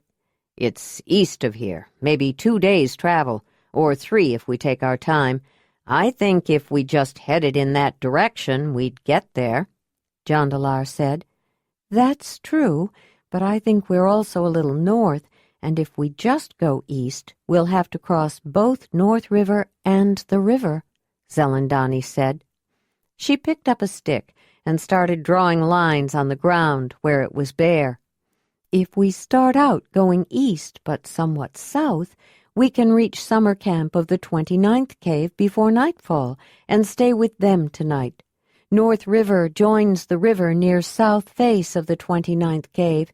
We can cross the river at the ford between summer camp and south face and have only one river to cross. The river is bigger there, but shallow, and then we can go on toward Reflection Rock and to the 5th cave, the way we did last year." Jondalar studied her scratchings on the ground, and while he was looking at them, Zelandonii added another comment. "The trail is fairly well blazed on the trees between here and summer camp, and there's a path on the ground the rest of the way." Jondalar realized that he had been thinking about traveling the way he and Ayla did on their journey, on horseback, with the bowl boat attached to the end of the travois to float their things across streams. They didn't need to concern themselves much about crossing any but the biggest of rivers. But with the first sitting on the pole drag Whinny was pulling, it wasn't likely to float, and neither was the one Racer was dragging with all their supplies. Besides, it would be easier to find their way with blazed trails. "You are right, Zelandonii," he said. "It might not be quite as direct, but your way would make it easier and likely get us there just as fast or faster." The trail blazes weren't quite as easy to follow as the first had remembered. It seemed that people hadn't been that way very often lately, but they renewed some of them as they went along, so the trail would be easier for the next person to use. It was nearing sunset when they reached the home of summer camp, also known as the West Holding of the 29th Cave, which was sometimes known as 3 Rocks, meaning 3 separate locations. The 29th Cave had a particularly interesting and complex social arrangement. They once had been 3 separate caves that lived in 3 different shelters that looked out on the same rich expanse of grassland. Reflection Rock faced north, which would have been a major disadvantage, except that what it had to offer more than compensated for its north face. It was a huge cliff, a half-mile long, 260 feet high, with 5 levels of shelters and a vast potential for observing the surrounding landscape and the animals that migrated through it. And it was a spectacular sight that most people looked upon with awe. The cave called South Face was just that, a 2-story shelter facing south, situated to get the best of the sunlight in summer and winter, high enough up to get a good view of the open plain. The final cave was summer camp, which was on the west end of the plain and offered, among other things, a wealth of hazelnuts, where many of the people from the other caves went to pick in late summer. It was also the one with the closest proximity to a small, sacred cave, which was called by the people who lived in the vicinity simply Forest Hollow. Since all 3 caves utilized essentially the same hunting and gathering areas, hard feelings were developing, leading to fights. It wasn't that the area couldn't support all 3 groups. It was not only rich in itself, it was a major migration route, but often 2 or more gathering groups or hunting parties from different caves went after the same things at the same time. 2 uncoordinated hunts, trying for the same migrating small herd, interfered with the plans of both and had been known to chase away the animals with neither group getting a kill. If all 3 groups went after them independently, it was worse.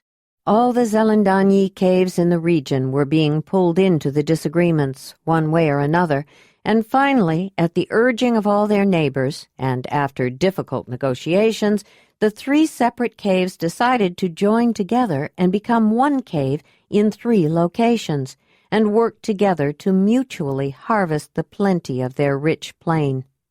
Though there were still occasional differences, the unusual arrangement seemed to be working.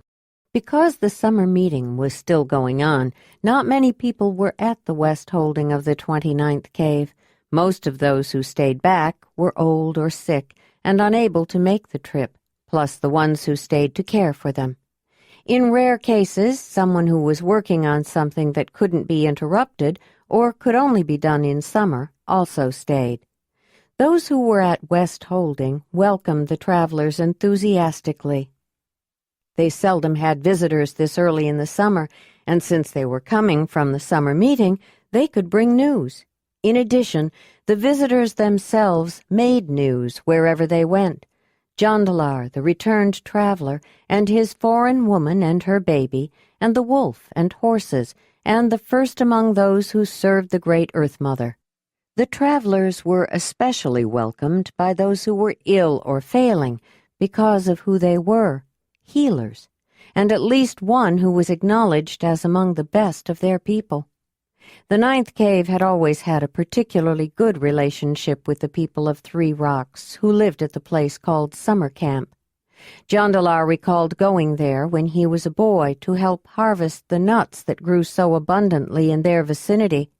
Whoever was invited to help harvest always got a share of the nuts, and they didn't invite everyone, but they always invited the other 2 caves of Three Rocks and the ninth cave.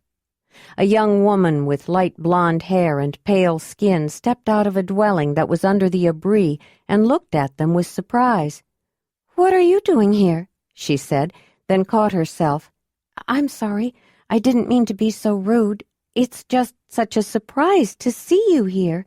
I wasn't expecting anyone." Ayla thought she looked sad and drawn. A darkness circled her eyes. Zelandonii knew it was the acolyte to the Zelandonii of the West Holding of the 29th cave. "Don't be sorry," said the first. "I know we caught you by surprise. I'm taking Ayla on her first Danyar tour. Let me introduce you." The first went through an abbreviated version of a formal introduction, then said, "I'm wondering why an acolyte would stay behind. Is someone especially sick here?" "Perhaps no more than others here who are close to the next world, but she's my mother," the acolyte said. Zelandonii nodded with understanding. "If you like, we can take a look at her," the one who was first said. "I'd be grateful if you would, but I didn't want to ask. My Zelandonii seemed to help her when she was here, and she did give me some instructions, but Mother seems to have gotten worse. She's much more uncomfortable, but I can't seem to help her," the young acolyte said. Ayla remembered meeting the Zelandonii of Summer Camp the year before. Since each one of the caves of Three Rocks had a Zelandonii that lived with them, it had been concluded that if all 3 had a deciding voice at the meetings of the Zelandonii, it would give the 29th cave too much influence. Therefore, a 4th Danyar was chosen to represent the entire group, but she functioned more as a mediator, not only between the 3 other Zelandonii, but also between the 3 separate leaders, and it took much time and a great deal of skill with people. The other 3 Danyars were called colleagues. Ayla remembered the Zelandonii of Summer Camp as a middle-aged woman, nearly as fat as the one who was first, but rather than tall, she was quite short and seemed warm and motherly. Her title was Complimentary Zelandonii of the West Holding of the 29th Cave, although she was a full Zelandonii and accorded the complete respect and status of her position. The young acolyte seemed relieved to have someone else look at her mother, especially someone of such prominence and knowledge, but seeing that Jondalar was just beginning to unpack the things from the pole drag, and Ayla's baby, who was riding her back, seemed to be getting fussy, she said, "You should get yourselves settled in first." They greeted everyone who was there, put down their sleeping rolls, settled the horses to a good open space of fresh grass, and got Wolf acquainted with the people, or rather, the people familiar with him. Then Zelandonii and Ayla approached the young acolyte. "What is it that is troubling your mother?" Zelandonii asked.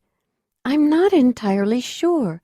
She complains about stomach aches or cramps, and lately she has no appetite," the young woman said.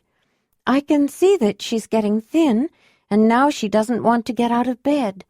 I'm very worried." "That's understandable," Zelandonii said. "Do you want to come with me to see her, Ayla?" "Yes, but let me ask Jondalar to watch Ayla first. I just nursed her, so she should be fine." She took the baby to Jondalar, who was talking to an older man that didn't seem weak or ill. Ayla supposed he was there on behalf of someone else, like the young acolyte. Jondalar was delighted to look after Ayla, smiling as he reached for her. Ayla smiled back. She liked being with him. Ayla returned to the place where the other two women waited and followed them into a dwelling similar to the ones made by the 9th cave, but this one was much smaller than most of those she had seen.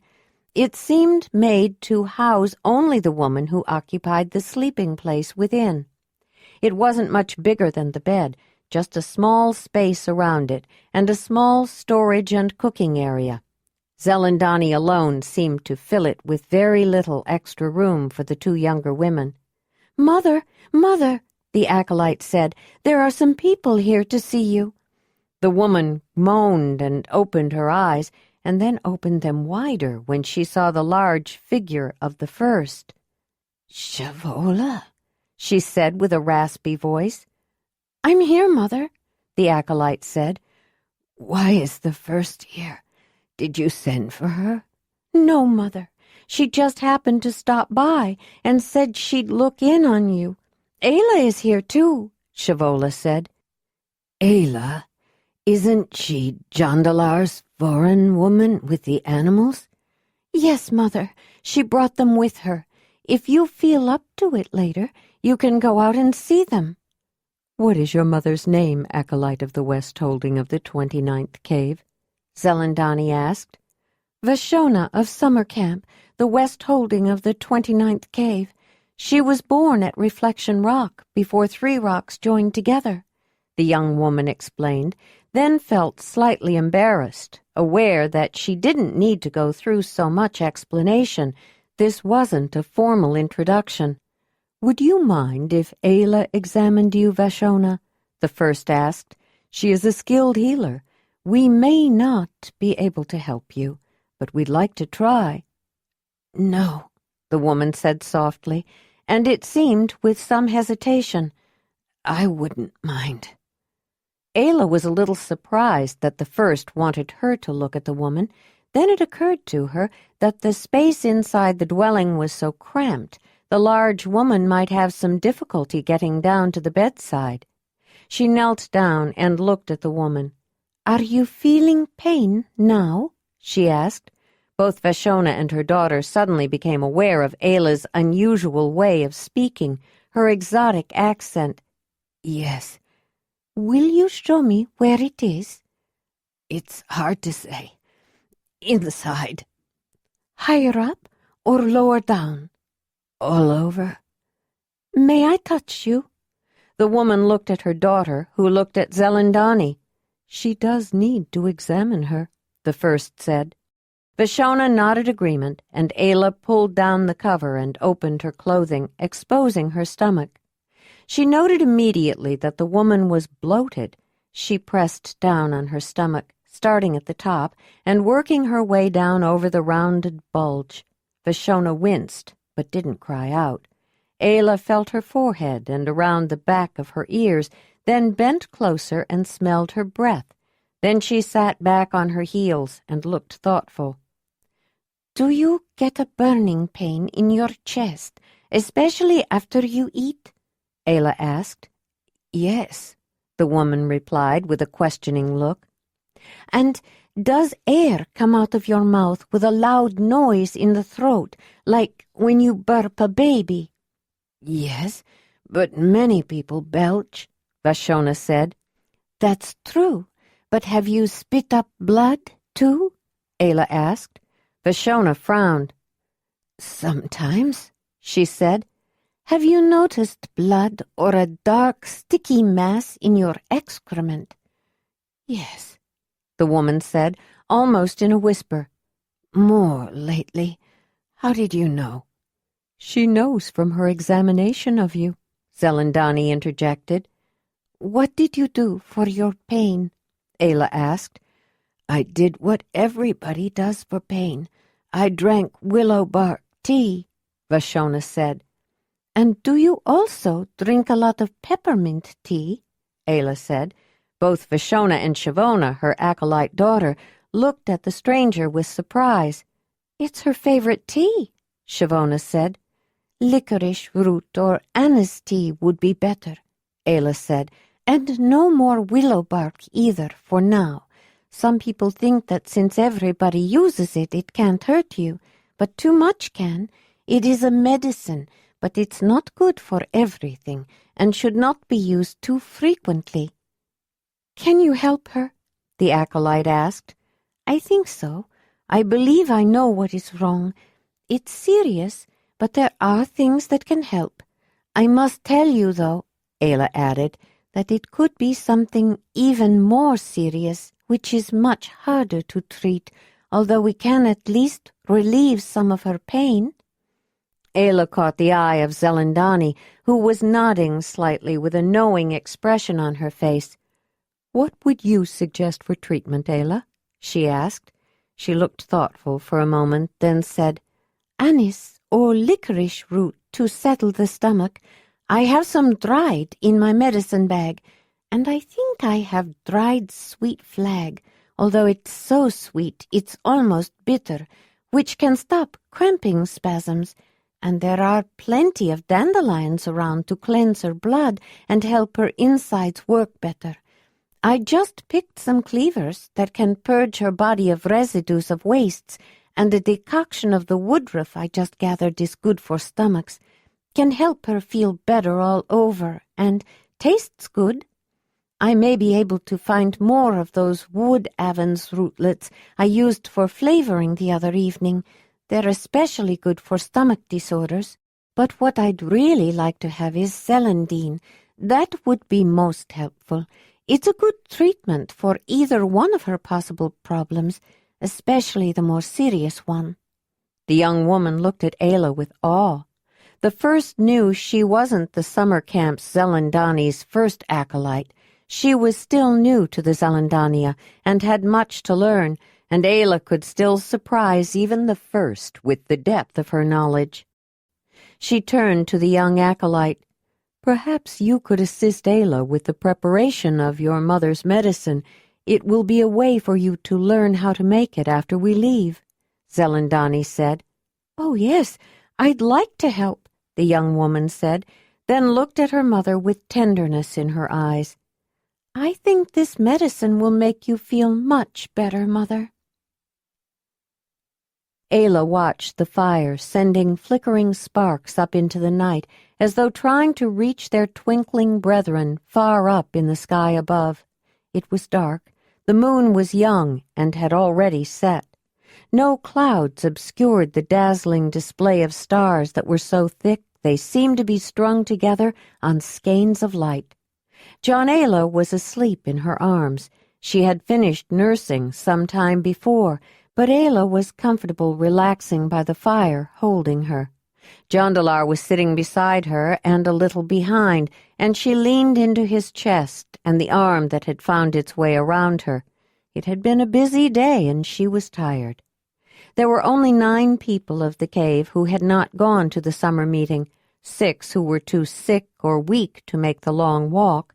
She and Zelandonii had looked at all 6, and 3 who had stayed behind to care for them. Some of those who couldn't make the journey were nonetheless well enough to help with certain chores like cooking and gathering food.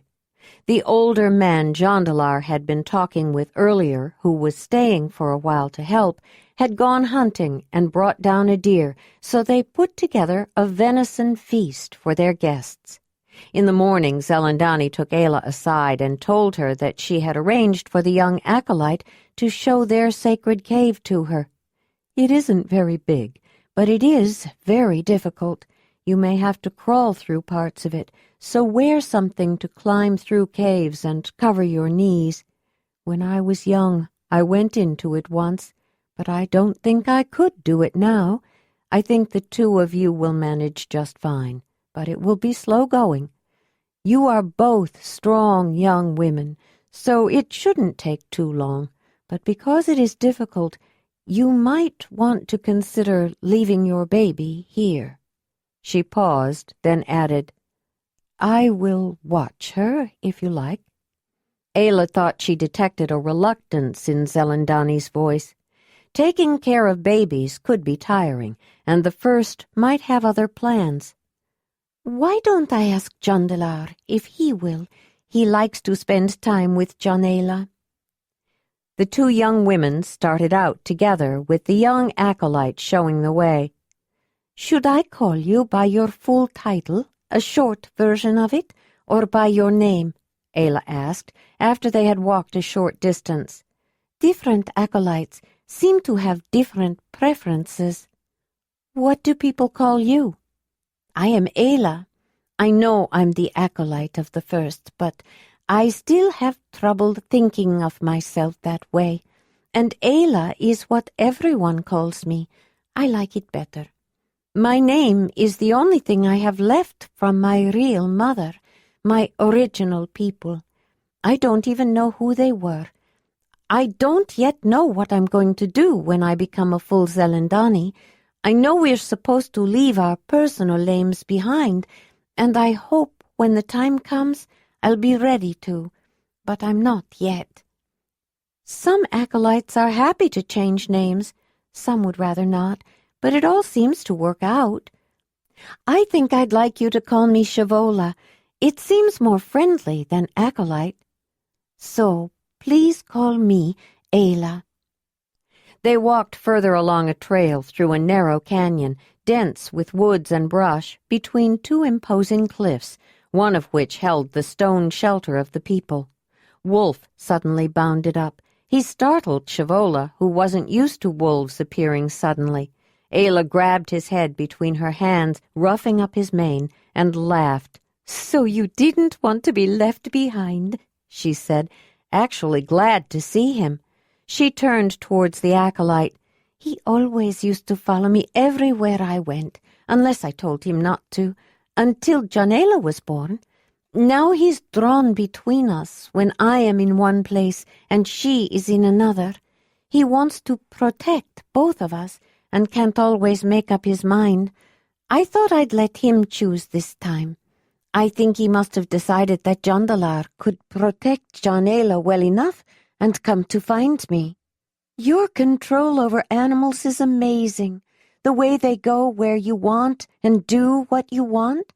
One gets used to watching you after a while, but it is still hard to believe," Shavola said. "Did you always have these animals?" "No.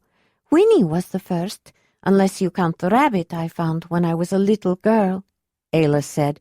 "He must have gotten away from some predator, but he was hurt and didn't or couldn't run away when I picked him up.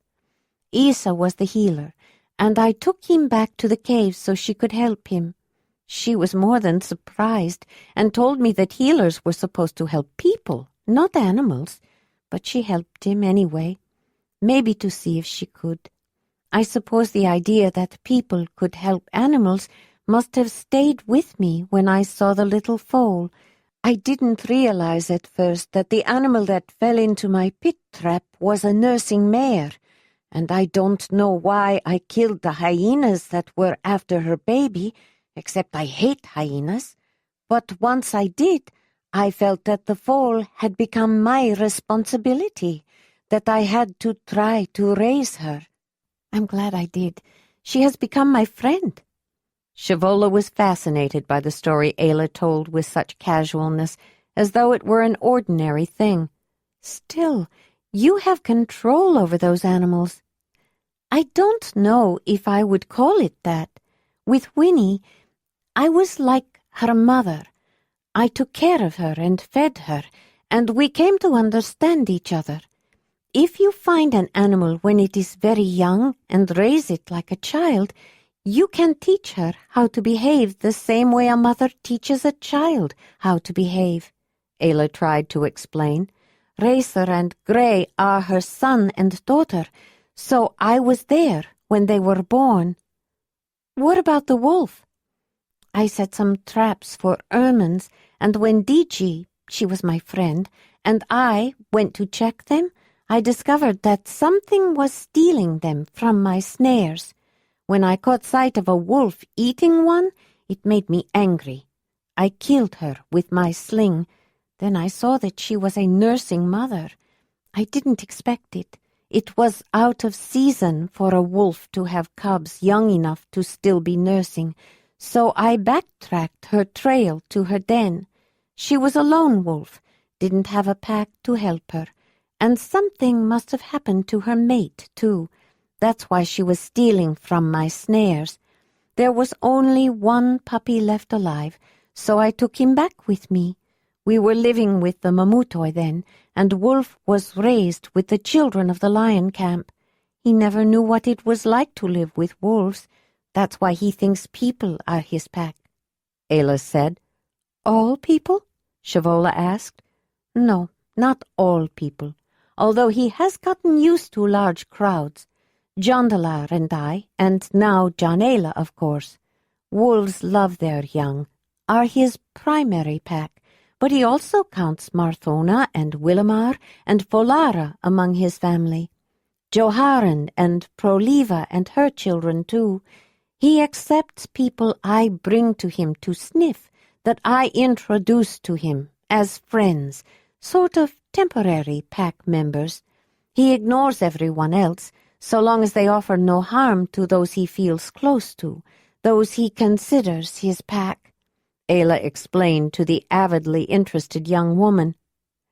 "What if someone did try to harm someone that he felt close to? On the journey Jondalar and I made to get here, we met a woman who was evil, who took pleasure in hurting people. She tried to kill me, but Wolf killed her first." Shavola felt a chill, a rather delicious thrill like she did when a good storyteller recounted a scary tale. Although she didn't doubt Ayla, she didn't think the acolyte of the first would make up something like that. Nothing like that had ever happened in her life, and it just didn't seem quite real. But there was the wolf, and she knew what wolves could do. As they continued along the trail between the cliffs, they came to an offshoot toward the right that led up to a split in the stone face, an entrance into the cliff. It was a rather steep climb, and when they reached it, they found that a large block of stone partially closed off the way in, but there was an opening on both sides of it. The left side was narrow but passable. The right side was much larger, and it was obvious that people had stayed there before. She saw an old pad on the ground with grass stuffing sticking out where the leather was split on one side. Scattered around it was the familiar debitage of chips and pieces left from someone knapping flint to make tools and implements. Bones that someone had chewed on had been thrown at the wall nearby and fallen to the ground at the foot of it. They went inside and walked a ways into the cave. Wolf followed them. Shavola led them to some stones, then slipped off her back frame and propped it up on one. "It will soon be too dark to see," Shavola said. "It's time to light our torches. We can leave our packs here, but drink some water first." She started looking into her pack for fire-making material, but Ayla already had her fire-starting kit out, and a small unwoven basket-like shape made of dried shreds of bark pushed together. She stuffed it with some of the quick-burning fireweed fluff that she liked to use for tinder. Then she withdrew a piece of iron pyrite, her firestone, with a groove already worn into it from the many times it had been used, and a fragment of flint that Jondalar had shaped to fit the groove. Ayla struck the firestone with the flint and drew off a spark that landed in the flammable fluff. It sent up a faint curl of smoke. Ayla picked up the bark basket and began to blow on the tiny ember, which caused it to flare up in small licks of flame. She blew again, then set the little basket of fire down on the stone. Shavola had 2 torches ready and lit them from the small fire. Once the torches were burning, Ayla squeezed the bark shreds together and tamped them down to put out the fire so the bark that was left could be used again. "We have a couple of firestones, but I haven't learned to use them yet," the young acolyte said. "Would you show me how you do that so fast?" "Of course. It just takes some practice," Ayla said. "But now I think you should show me this cave." As the young woman headed deeper in, Ayla wondered what this sacred place would be like. Some light was coming from the opening that led outside, But without the light from the torches, they would not have been able to see their way, and the floor of the cave was very uneven. Pieces of the ceiling had fallen down, and sections of walls had collapsed in. They had to walk very carefully, climbing up and over the stones. Shivola headed for the left wall and then stayed close to it. She